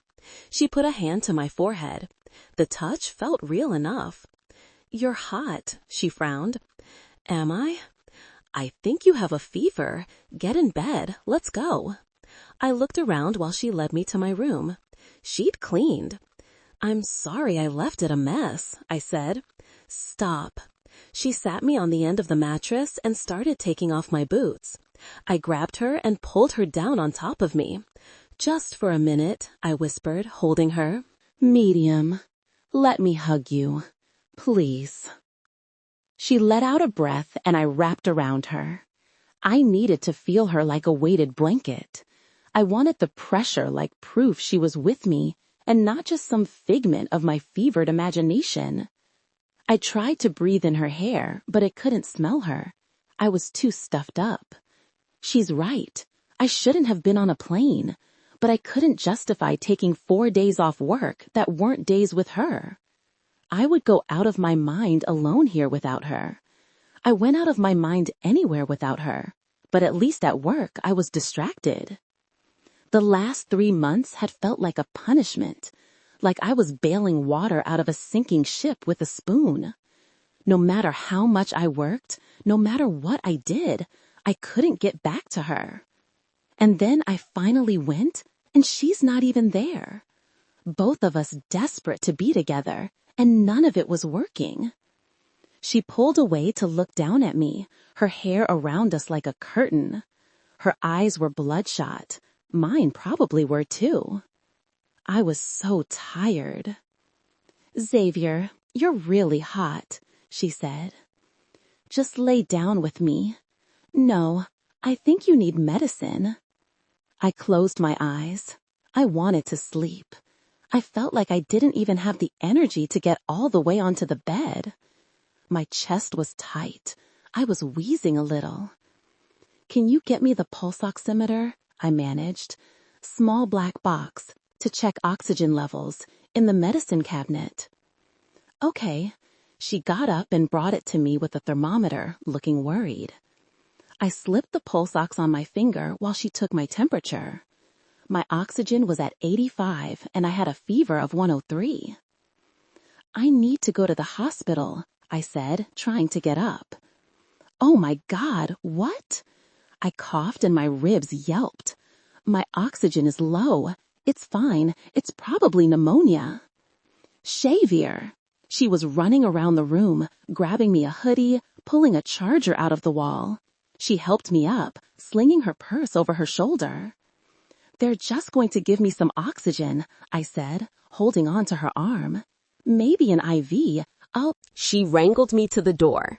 I tried to take the keys. "I'll drive." "You are not driving, Xavier. I know where the hospital is. So does Google." I swayed into the wall. She looked at me, panicked. "Should I call an ambulance?" No, I can make it." I didn't actually know if that was true. My body was giving out. I could feel it.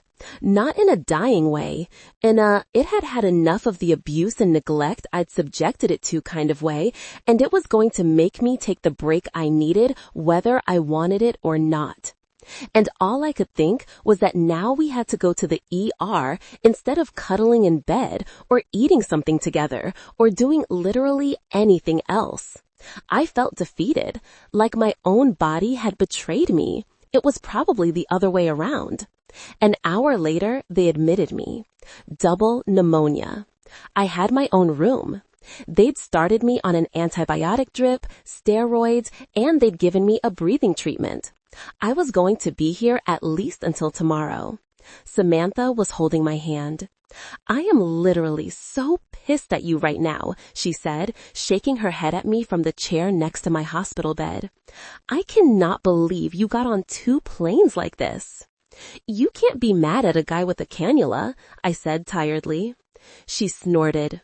"You should have let me drive," I said. She rubbed her forehead. "Xavier." "I don't get to do things for you," I said. "I want to do things for you when you're here. You think you should be driving yourself to the ER? That's what you want to do for me?" She gave me a look. "You can do one thing for me," she said. "Anything. You can break up with me." I scoffed. "No." She sat back in her chair. "I thought you'd say that." "Why are you thinking about that?" I asked. "Because this sucks for you, and I don't know why you'd want it. I love you. That's why I want it." She let out a puff of air. "I love you too," she said, "but this is ridiculous." "I don't care. You can't keep living like this, Xavier. I don't want you working like you have been anymore, okay? Please promise me. Then I won't be able to come see you as much. Then don't come see me as much. I'd rather know you're here and healthy than working yourself sick. And I don't like that you had to give up the rescue stuff. I don't like any of it. If you're not going to have a life with me in California, I want you to have a life here. I want you to have time to see your friends and go to the gym and sleep. Things that keep you sane and healthy. Maybe we'll just have to be okay with quality instead of quantity. Maybe we see each other less. But then when we do, we're not in the ER. I'm fine. No, you're not. And neither am I. She peered at me, her red eyes sad. I promised you on our first date that I'd always tell you if things aren't okay, she said. They're not. I swallowed. Are you unhappy? She threw up her hands. Of course I'm unhappy. I'm watching my mom vanish before my eyes. My family is falling apart. I don't get a break. I don't have a job. I don't have my person. Those small moments when I have time for me or time for something, anything that isn't mom, you're not there. I can't call you when I'm having a particularly shitty day and say, hey, take me for margaritas. Or, hey, it's Wednesday, let's get wings.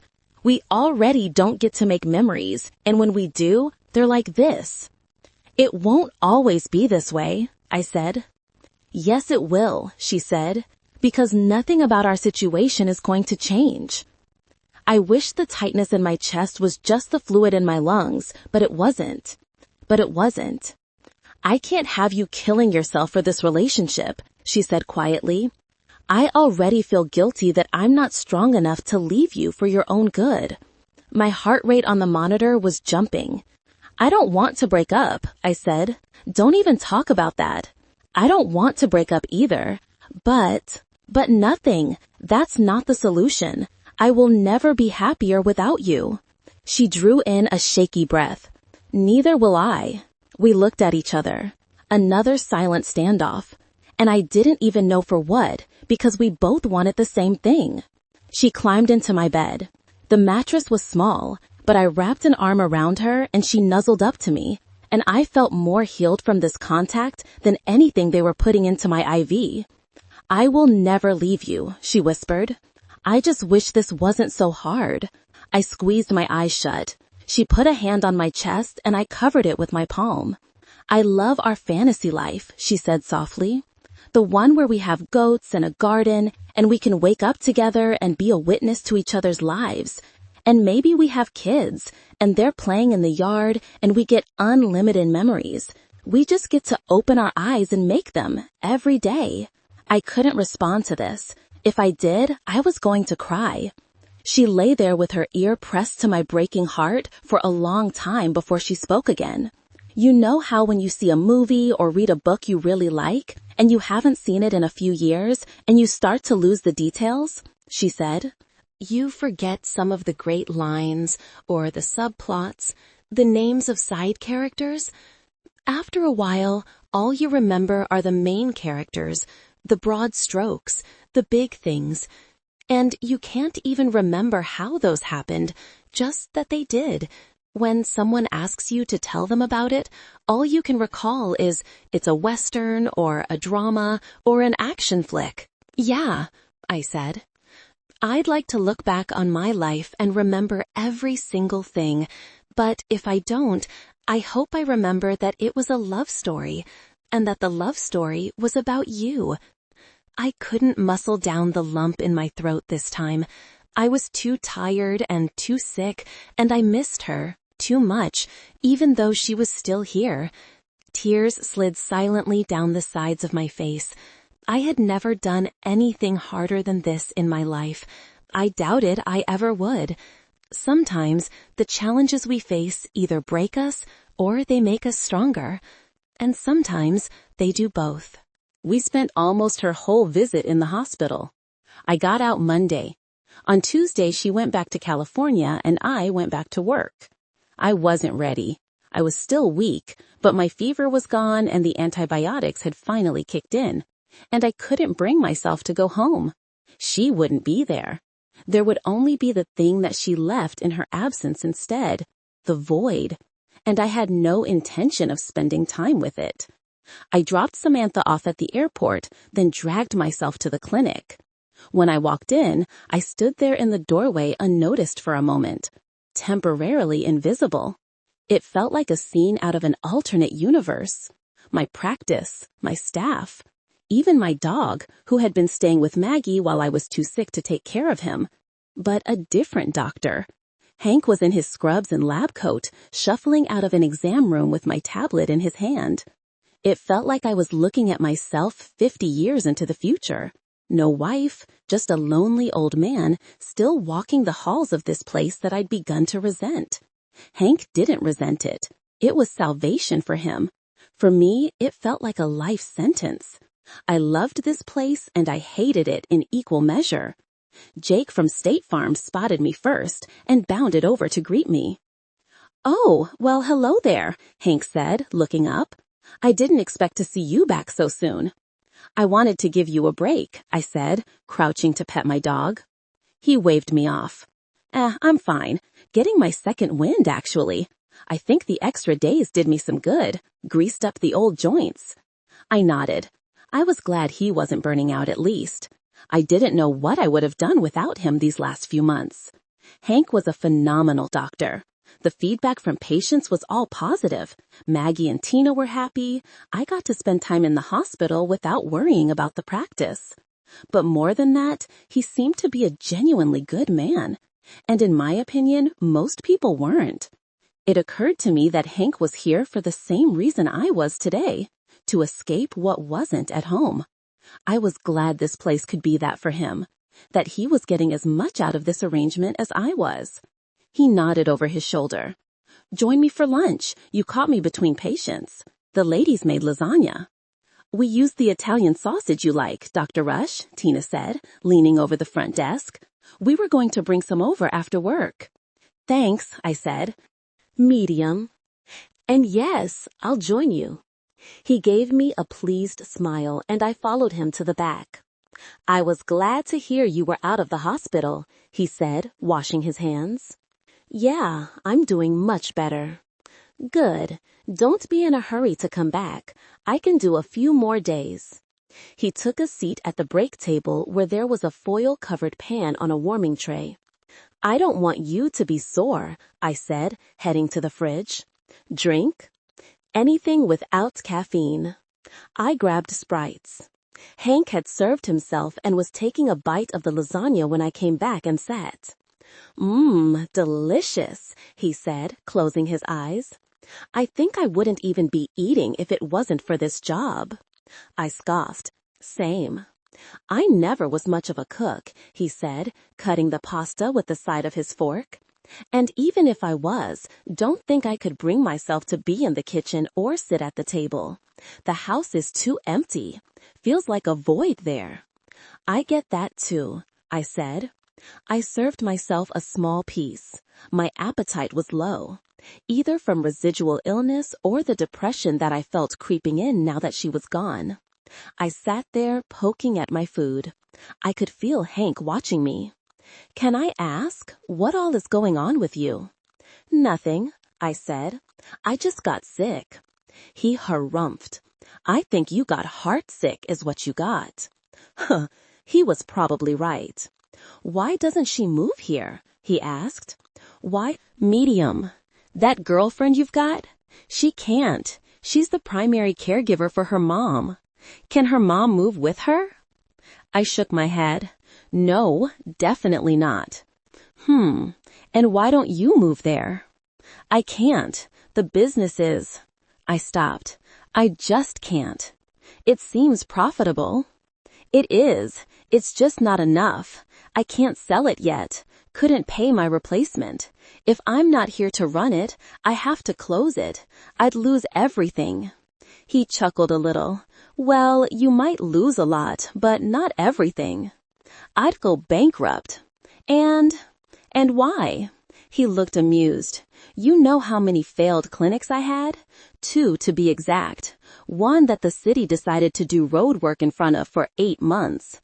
Made my patients walk 2 blocks in sub-degree weather just to get to the door. Put me right out of business. Then another one with a bad deal with a partner. Shuttered after 11 years. Had to start all over again from scratch. These things happen. At the end of the day, you're still a doctor, whether you have this building or not. He took another bite. It's not just that, I said. He chewed and swallowed. It never is. I'm going to tell you something. I hope you don't mind some sage advice from an old man. He looked me in the eye. I would trade everything for one more day with my wife. Everything. If you love that girl even half as much as I loved my Claire, you will pack your bags and leave yesterday. He nodded at the back room. None of this matters. None of it. It's just stuff. You can build another clinic somewhere else. But that, what you have with her, that is not easy to find. The universe doesn't just hand out true love. And I know that's what this is because I see you're willing to kill yourself over it. So if you have that, if you're one of the lucky ones, why in God's green earth would you give it up? My credit. Yep, that's going to be rough for a while, but it won't stop you from getting a good job somewhere. These are excuses. Is it pride? Or maybe you don't love the girl enough. I might be jumping to conclusions on that. If I am, I apologize. Feel free to ignore me. But I did. I loved the girl enough. It wasn't really any one thing. It was all the things. There was the showing up with nothing to offer her. No job, no savings, bankrupt and penniless. Letting Maggie and Tina down, them having to find a new job after they'd believed in me. Having to disassemble everything I'd spent years working toward, watching my clinic sell at auction for parts. All of that was enough. But to know my parents would be laughing, rejoicing in it, the last insult to this injury. I couldn't stomach that most of all. I put my head into my hands. Hank studied me. This might come out of left field, but do you talk to your parents? He asked. I shook my head slowly. No. Why not? It's hard to explain, I said, sitting up. I figured as much. He set his fork down. Did you know my clinic used to be over on Main? He asked, wiping his mouth with a napkin. No, I didn't know that. Yeah, that was the business with the bad partner, the one that went under. Used to be New Hope Veterinary back then. Something about the name was familiar, but I couldn't place it.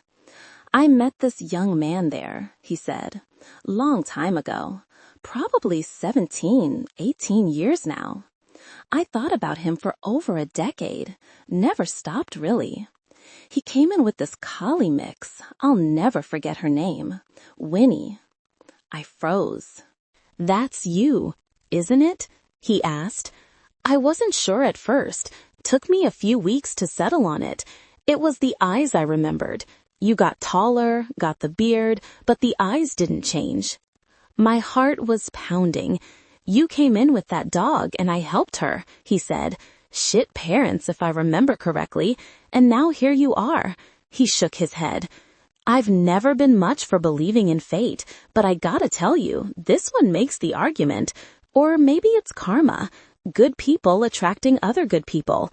The ladies working for you because you're a good doctor, and then coming to get me because they knew this would be a safe place for me when I needed it.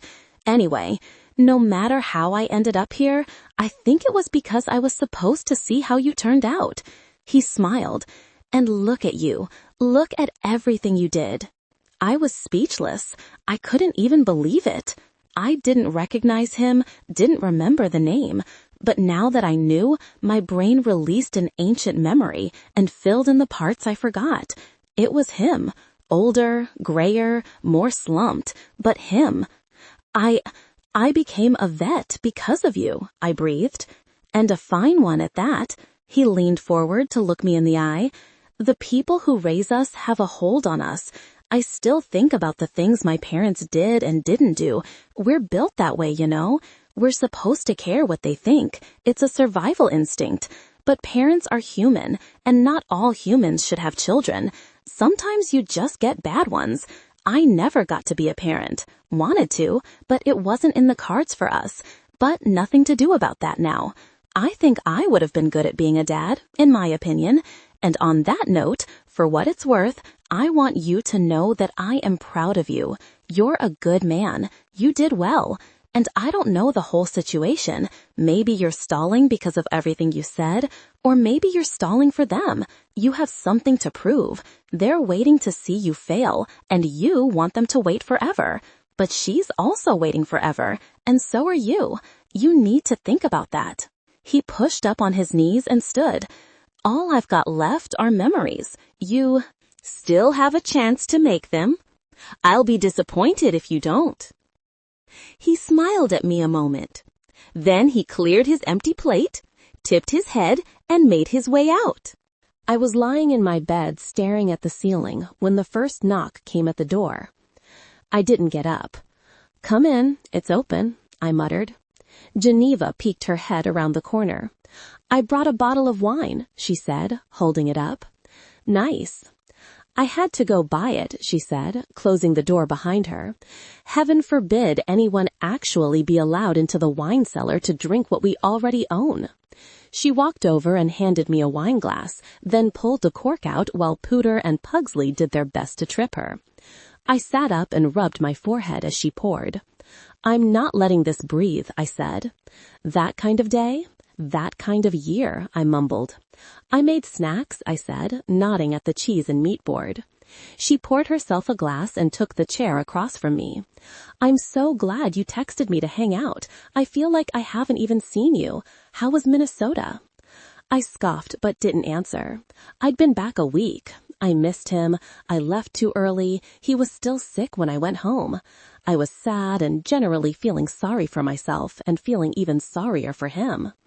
"Minnesota was fine," I lied. "When's he coming to see you?"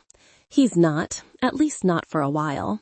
Now he had hospital bills to pay. The bad news and bad luck just kept coming. I didn't even bother to get up from the hits anymore. I just lay down and let them pelt me. She looked at me with pity. "I'm sorry," she said. "It's okay. I'm used to it." There was a second knock at the door. I got up to get it. This time it was Dad. I knew this because I asked him to come 5 minutes after the time I gave Geneva. "Hey," I said, letting him in. He saw my sister and stopped in the doorway. "Oh, hello." She blinked at him. "Hi, where's Mom?" "In the living room with the boys," he said. "Wine?" I asked. Dad didn't move from the door like he wasn't sure if he should come in. "Sure. Is this a family meeting?" "It is," I said, handing him my glass. "Close the door and find a spot. Tristan will be here in a second." Geneva eyed me. He will?" she asked. "He will," I said. I watched her stiffen. "Why didn't you tell us you wanted to have a meeting?" she asked. "Because I needed to make sure everyone came." "What is this about?" Dad asked. I sat on the end of the bed and was thinking about what I was going to say to keep them from leaving the room, but I didn't have to because Tristan showed up. He didn't knock, as usual. My door flung open and he stood dramatically in the frame while he registered that everyone was here. Once he'd taken it all in, he crossed his arms. "Is this why Mom is watching anime with the 2 crotch goblins?" "Oh, God," Geneva said, getting up. I'm sorry, I can't. Sit, please," I said. Dad and Tristan were still standing. "You too." They looked at each other like they were contemplating leaving, but in the end, curiosity must have won out. They sat. I don't think they would have shown up if it hadn't been for the intervention-style way I chose to do this, but I didn't really have any choice. We didn't share meals anymore, half the people in this house weren't even speaking, and honestly, I was beyond caring if they liked how I'd done this. "I called you all here today to tell you I got a job offer," I said. Geneva pulled her face back. "Oh, Well, that's good news, right? It is, I nodded. It's with Frito-Lay. It's remote, it pays more than Merkel's, and the benefits are better. They're going to let me make Frito dog paw jokes. Congratulations, Dad said. Thank you. If I take this job, I think we should put Mom in the memory care facility. The room instantly hushed. Right now, I'm doing the bulk of her care, I said. We'd need to hire full-time help during the day. Dad says Mom's still not sleeping at night, and we'd need to hire full-time help for then, too. I looked into it. Dad was right. It's less expensive to put her in a home than it is to try and keep her here. Geneva sat up. But no, I said, cutting her off, because whatever you're about to say is going to be based on us, her care team, cooperating, and this family hasn't been a team in a while. All three of them averted their eyes. I looked at each of them. Can I ask you all something? What do you want for Mom? In an ideal world, if money and time weren't an obstacle, what would you want? Dad was staring at the floor. I'd want her to stay home with us, Geneva said quietly. It was a long moment before Tristan replied. Stay home, he said. Dad was nodding at the carpet. Home. I nodded. Okay, I said. So we all want the same thing. We're capable of having what we want, if we work together. But none of you will pull your heads out of your asses long enough to get it done. I looked at my brother. You know what sucks? You go to bed every night at 2 or 3 o'clock in the morning. Not once have you offered to be the one to stay up with Mom so Dad can sleep. He pressed his lips into a line. Why would I? Zip it, I said. I mean it. I love you. I appreciate you. I'm beyond thankful for the ticket to see Xavier. You can be incredibly generous and perceptive when you want to be, but this thing with Dad is not it. As someone who's been taking care of Mom full-time for the last 3 months, the burnout is real. The isolation is real. I looked him in the eye. I understand Dad now so much more than I did that night after the funeral, I said. Loneliness in a relationship is the deepest loneliness of all. Dad shouldn't have had to sneak out. He should have been able to come to us and say, hey, I need a life. I need a break.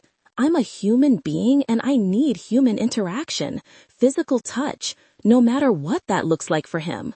Before it got to the point where he was so done, the nursing home was starting to look like the best option. I turned to my dad. You need to better communicate with us. I know you're airport dad and you want to do all the planning and get us there and carry all the baggage, but you can't. We're adults. We can handle everything you can handle. We should have known about Grandma. We should have known how close to a breaking point you were. And Geneva, I looked at my sister. You need to let things go. I held gazes with each of them. We all want the same thing. We want to keep our promises to Mom. We want her here, with us. But she would never have wanted to be here if she knew it meant us sacrificing our mental health and happiness to make it happen, and she definitely wouldn't have wanted it if it meant this family was going to lose each other over it. I let them sit in the silence for a long moment. I have a proposition, I said. I am willing to decline the job offer. I will continue to stay home with Mom so she can stay home with us, but on 2 conditions. The first one is that the 3 of you cover my portion of the rent and loan payment. I can take on freelance jobs to pay the rest of my bills. If I stay home, it'll be a fraction of the cost of a facility or hiring a professional to be here. We get to keep our promise, at least for a while, because I can't guarantee that this is going to be a long-term fix. We very well might get to a point where it's no longer the right thing for her or us to keep her here. I personally don't think we're there yet. I think we should take this 1 month at a time and see how it goes. The second condition is that you all consider if this is something that you're actually capable of. Because if we're not willing to work together, it's not going to work at all. We should just put her where it's easier on us and easier on her. Because watching you all bicker and ignore each other isn't what she asked us for either. So you tell me what it's going to be. I'm willing to do my part. The rest of it's on you." I let the words linger in the air. Geneva sat there clutching her wine glass with both hands, staring at someplace past me on the wall. Dad's eyes were fixed on the carpet. Tristan was hugging his arms around himself while Pooter purred and rubbed against his legs. "I don't like that you're fucking around," he said to Dad quietly. It wasn't an attack. He was trying to talk about it. It was a long moment before Dad replied. "Sometimes the way we love someone changes with the seasons of our lives," Dad said. "Sometimes love and commitment looks like caring for the person you're married to by feeding them and putting on their pajamas and brushing their teeth. I will love your mother until the day I die. I will whisper her name with my last breath." He choked on the words, and I had to swallow a lump in my throat. I'm not looking to replace her. I could never replace her. I just need something in my life that isn't this. He raised his eyes to Tristan. "There is no bad guy here, Tristan," he said, his voice thick. "I know it would make it easier if there was, but there's not." My brother looked like he was going to cry. "I just always thought you two had true love," he whispered. "They do," Geneva said, her eyes tearing up. "I believe that too," I said quietly. Dad put his face in his hands. "I'm sorry, Dad. And Tristan, I'm sorry to you too." Tristan nodded. "So am I." Dad sat back in his chair and wiped under his eyes. "I still don't think I could have told you about Grandma. I wish I could have, but I couldn't. She told me in confidence, but I should have convinced her to tell you herself. At the bare minimum, I should have done more to make her feel like she wouldn't have been a burden if she was someone else we had to take care of." "That's not your fault, Dad," Geneva said. "I shouldn't have made you feel like it was. I'm just—" She trailed off. "I'm so angry about everything." Her chin quivered. "And it's not even about you. It's just everything." "Everything fucking sucks," Tristan said. I nodded. "It really does." "Finally, something we can agree on," Dad said. We all laughed a little. Then we slipped back into silence. "Life is so hard," I said quietly. "I don't even remember a time when it wasn't," Geneva said. Dad nodded absently. "Maybe we need to work on that, make things easier on each other, make happy memories again." Another thing we could agree on. I sniffed and grabbed a tissue from the box on my nightstand. "Does anyone want pizza?" "Oh God, yes," Geneva said. "Okay," I said. "Okay, let's order some pizzas, let's go check on Mom, and then let's talk through what this is going to look like." Dad leaned forward with his elbows on his knees. "I love all of you, in case I haven't said it lately, or said it enough." I smiled. "We know." "Dad?" "We haven't forgotten." 3 months later. "Did you see the post?" I grinned. "I did," Xavier said. "He's got 200 applications." I did a little jumpy thing in the living room. In addition to the freelancing I did in my spare time, I'd been writing all the animal bios for the rescue Xavier volunteered at for the last 3 months. About every third or fourth one went viral. This week was a bio for a tabby named Apple Bottom Jeans. My name choice. I called him the guy your mom always warned you about. Toxic, controlling, unemployed, and watching you at 3 a.m. with night vision. Comes with boots with the fur. "The traffic crashed the website," he said. I gasped. "Really? Really?" I don't know if I should be proud or feel bad for the IT guy.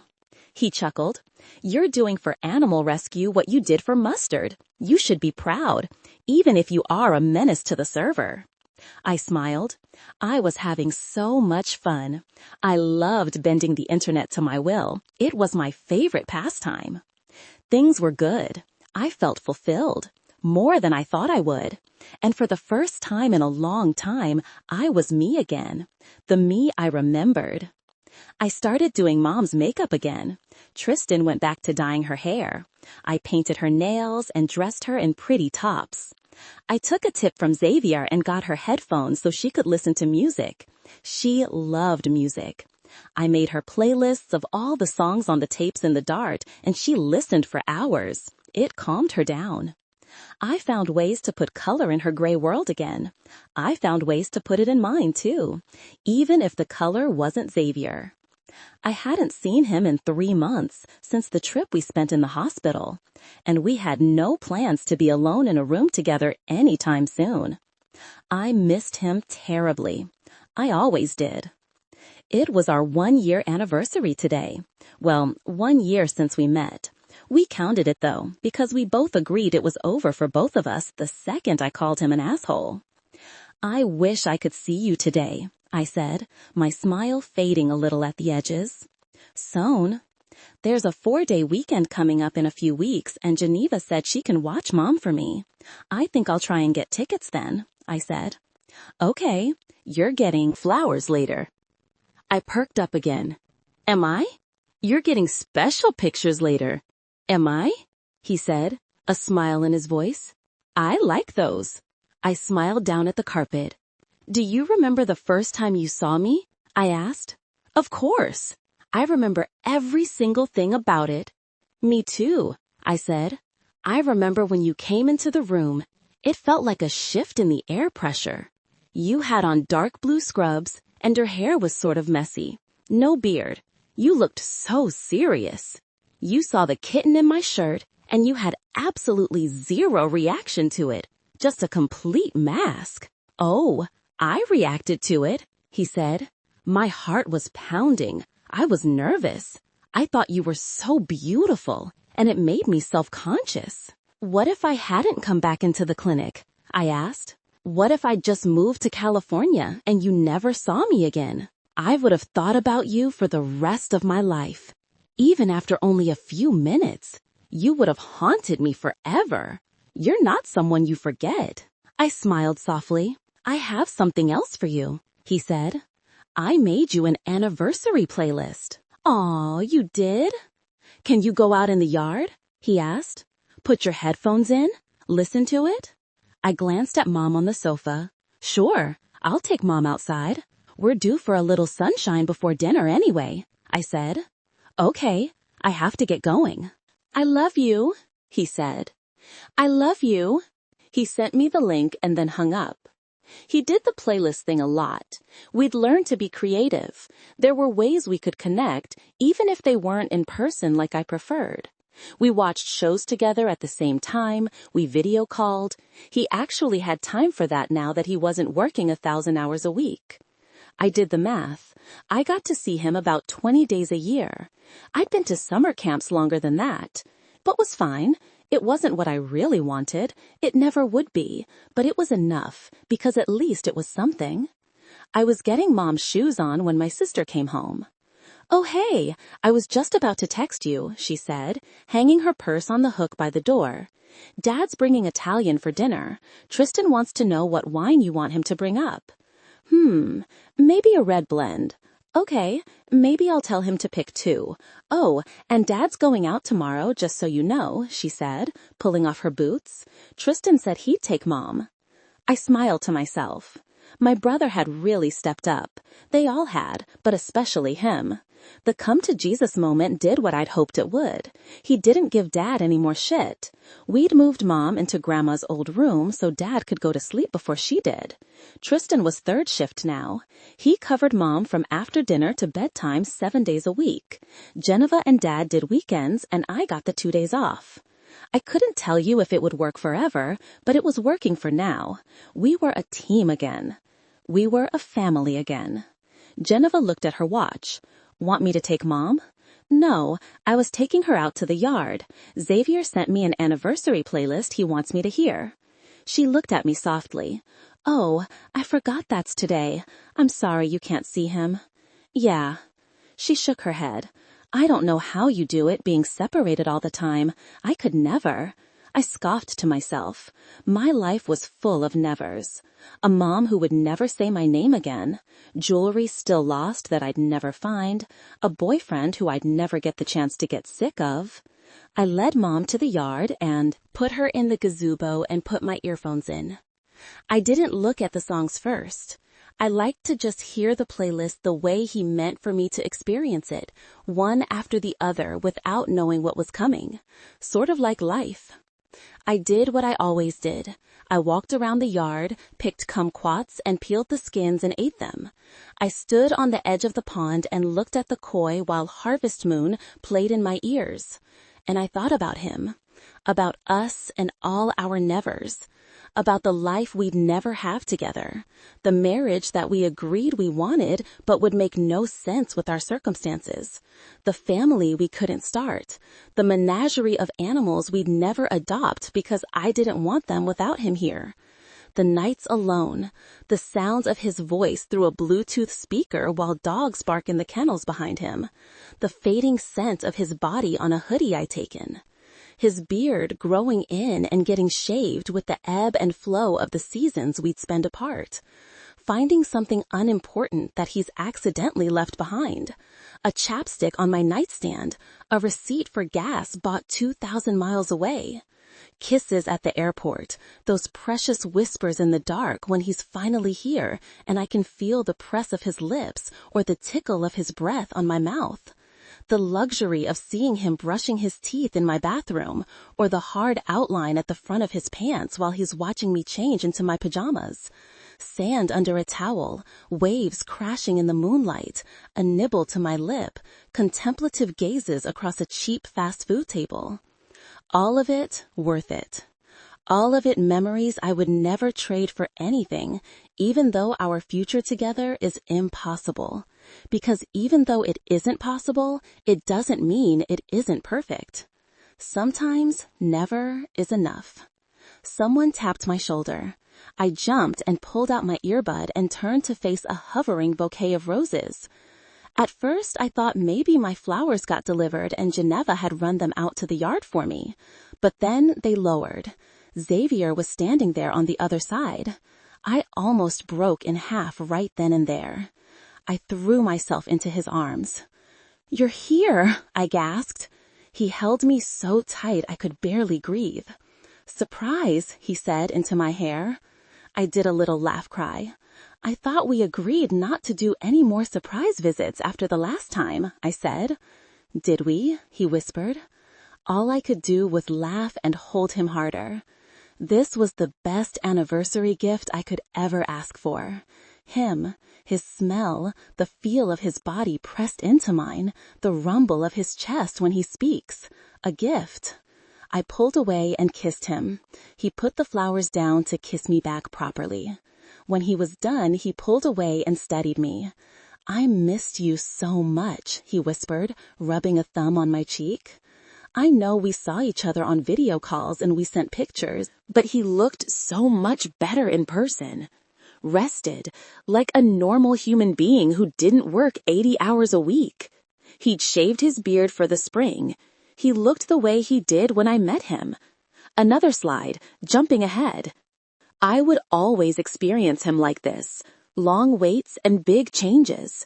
A reminder that every time I saw him, I was remembering the time before and how he'd become different in the distance between visits. "Why didn't you tell me?" I said, wiping under my eyes. "It would have given me something to look forward to." "Because the look on your face gave me something to look forward to," he said. "Yeah, but—" I stopped and stared at something happening in the gazebo. Mom was on her knees, laughing, petting a dog, but it wasn't Pugsley. I squinted. "Is that Jake?" I said, blinking over his shoulder. I looked up at him. "You flew your dog in?" I asked. Maggie couldn't watch him. She could, but it wouldn't make any sense for a one-way trip. It took me a moment. The words had to swirl around my brain for a second before I heard them in the right order. "What do you mean, one-way trip?" I said carefully. He smiled. Then he stepped aside. His SUV was parked in the driveway behind him. I stared at it, my heart pounding. "No, Xavier, please don't play with me." "I'm not," he said. "You didn't?" "Yes, I did." I looked up at him. But your practice." I don't care, he said, shaking his head. I don't care about any of it. I'm tired of waiting forever. I smacked a hand over my mouth. Xavier, it's too much, I breathed. You had to give up too much. This had to be the hardest thing you've ever done. No, being without you is the hardest thing I've ever done, and I'm sorry I put you through it. I should have ended up here sooner, but I had to come to it on my own. Tears started to sting my eyes. What made you? Hank, he said. He made me think about it, about what was keeping me there. At the end of the day, it wasn't the business. It was them. I didn't want my parents to see me fail, and really, that's exactly what I was doing anyway. I was failing myself, trying to prove that I measure up to people I don't give a shit about. And for what? Pride? The last word? I don't care what they think or what they say, or the narrative they run with when there's a for lease sign on the door. It doesn't matter. I'm going to forget them. It's what they deserve. But your friends, they helped me pack. They're happy for me. Couldn't get me out of there fast enough. I laughed, wiping under my eyes. I did what I could to mitigate the damage, he said. I waited until my lease was up on my apartment. I sold all my furniture. Hank is going to keep working 3 days a week until Maggie and Tina can find new jobs and my patients can find new vets. And then I'll liquidate what I can and... He stopped to give me the contemplative gaze I'd missed so much. I want to stop living one flight to California at a time. I want to wake up every day and be alone in a room with you. I want to witness your life and have you witness mine. I want a parallel line and the fantasy world we talked about to be real. I want us to make memories. I studied him and he tucked my hair behind my ear. I have nothing, Samantha. I don't even have a job. I'm about to be several $100,000 in debt. I'm broke. All I have is my veterinary license, and I'm not even licensed in California yet. Xavier. He looked at me like maybe I was going to send him home. This is a very weird way to ask me to marry you. I watched the smile spread across his face. Will you?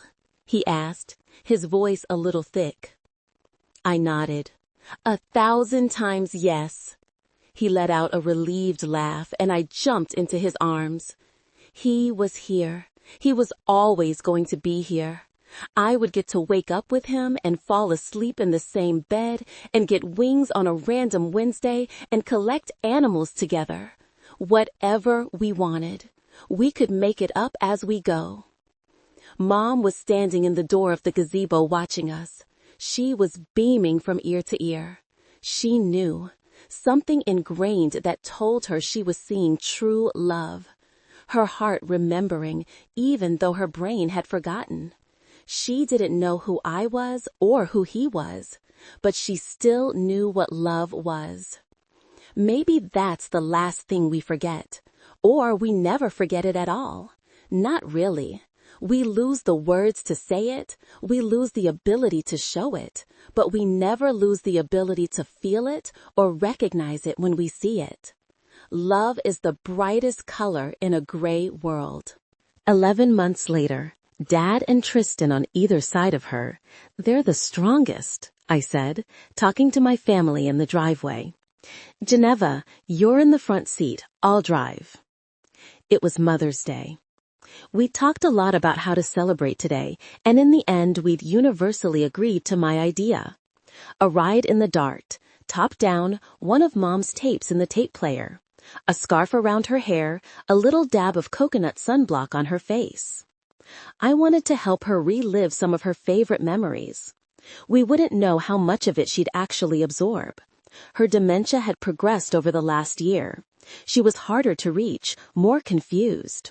The car ride might scare her. She might try to jump out. Dad and Tristan might need to hold her onto the seat. But we agreed to try it. If it worked, the payout would be worth it. Xavier came out of the house and jogged down the steps. Hey, what did they say? I asked. They want to come with me to work. I laughed. You offered to take the boys anywhere while we're gone, and they want to go to the clinic, I deadpanned. Geneva shook her head. I think they'd live there if they could. They love Uncle Z. My husband looked at his watch. What time will you be back? An hour maybe, depends, I said. Okay, whose night is it for dinner again? He asked. It's mine, Dad said. I'm making spicy coconut chicken. Need anything from the store while I'm out? Xavier asked, over my shoulder. I'll text you, Dad said. All right, Xavier leaned in and kissed me. Drive safe. I smiled against his mouth. I will. Mom, Medium. If it breaks down again, call me. If it breaks down, I'm opening the hood. It'll be faster. He snorted. Are we going? Tristan said impatiently. I rolled my eyes. Yes, we're going. I looked back to my husband. Tristan, I said under my breath, and Xavier knew exactly what I meant. I love you, he said. I love you too. He grinned and kissed me again. Almost 2 years together now. Contrary to what I'd wished for, I never did get tired of him. I don't think I ever would. We got Mom in the car. Dad and Tristan sat on either side of her.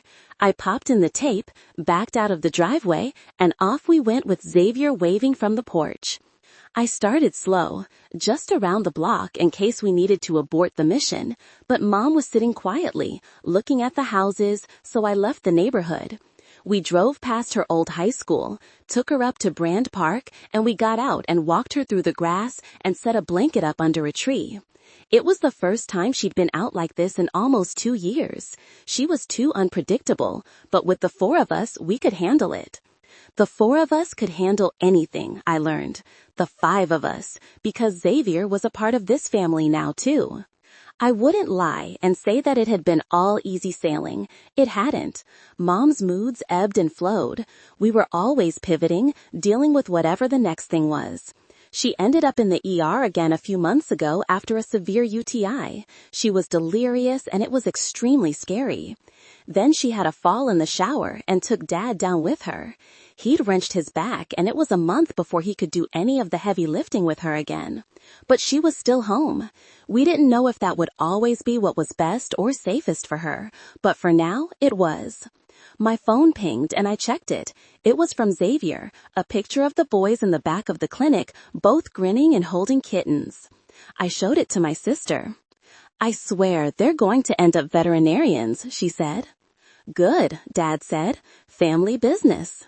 I smiled. It was entirely possible. Something remarkable had happened after Xavier left Minnesota. The clinic there didn't close. It opened 6 days a week instead. Hank had some retired colleagues who were bored and liked the idea of getting out of the house once in a while to hang out with their friends, with the added bonus of bailing a young veterinarian out of financial ruin. They took turns working shifts, same arrangement as Hank. The practice kept running. It wasn't a forever fix, but it was long enough and substantial enough to keep the business in the black and his credit score high so he could get a loan to open a second location in California. So now he had 2 buildings with his name on them in not 1, but 2 different states. I hoped his parents' eyes bled every time they Googled him. The plan was to try to keep the Minnesota location going for a few years until the loans for the business were down to what Xavier could get for it if he sold it, or until he could afford to hire a doctor to run it. Either way, what Hank had done had changed our lives, even though Hank insists that Xavier changed his. Hank had changed our lives a few times, actually, starting when my husband was just a boy. Hank was a ripple in the ocean of our love story. If it hadn't been for him, Xavier would never have become an animal doctor, and he and I would have never met. Xavier might never have come here. Hank was an honorary grandfather now, a part of our family. We flew out every few months to see him and check on the clinic and visit Becca and the guys. Hank stood in as father of the groom at the wedding, and he looked so proud. After an hour, we packed up the blanket and left the park. Mom was doing so well, we decided to stop at Grandma's favorite panaderia for Mexican sweetbread like Grandma would have asked us to had she been here. Mom didn't ask about her much anymore. Every once in a while, but not like before. She was forgetting. The memories were smearing. For once, I was glad they were. She didn't need to know her parents were both gone. Mom was the only one who got to exist in a world where that never happened, where Grandma was just out of sight and not lost to us forever. All Mom knew was that she was loved. Her son put her to bed at night, and her husband woke her up every morning and took her down to breakfast with her grandkids and her daughters and a son-in-law she met for the first time every day when he made her eggs. She had witnesses to her life and love. She was surrounded by love, and there's nothing more beautiful. We took the freeway home. The weather was cool and the sun was setting. We kept the top down. I put in another of Mom's mixtapes and turned up the volume, and we cruised the freeway to Alanis Morissette's Medium, hand in my pocket. One hand in my pocket, the other one smoking a cigarette.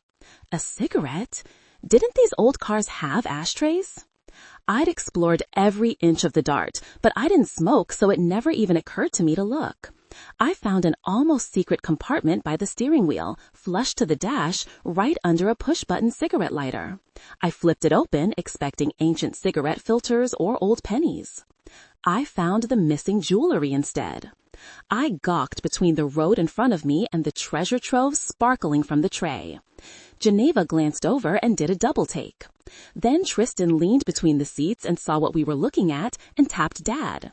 His eyes went wide in the rearview mirror.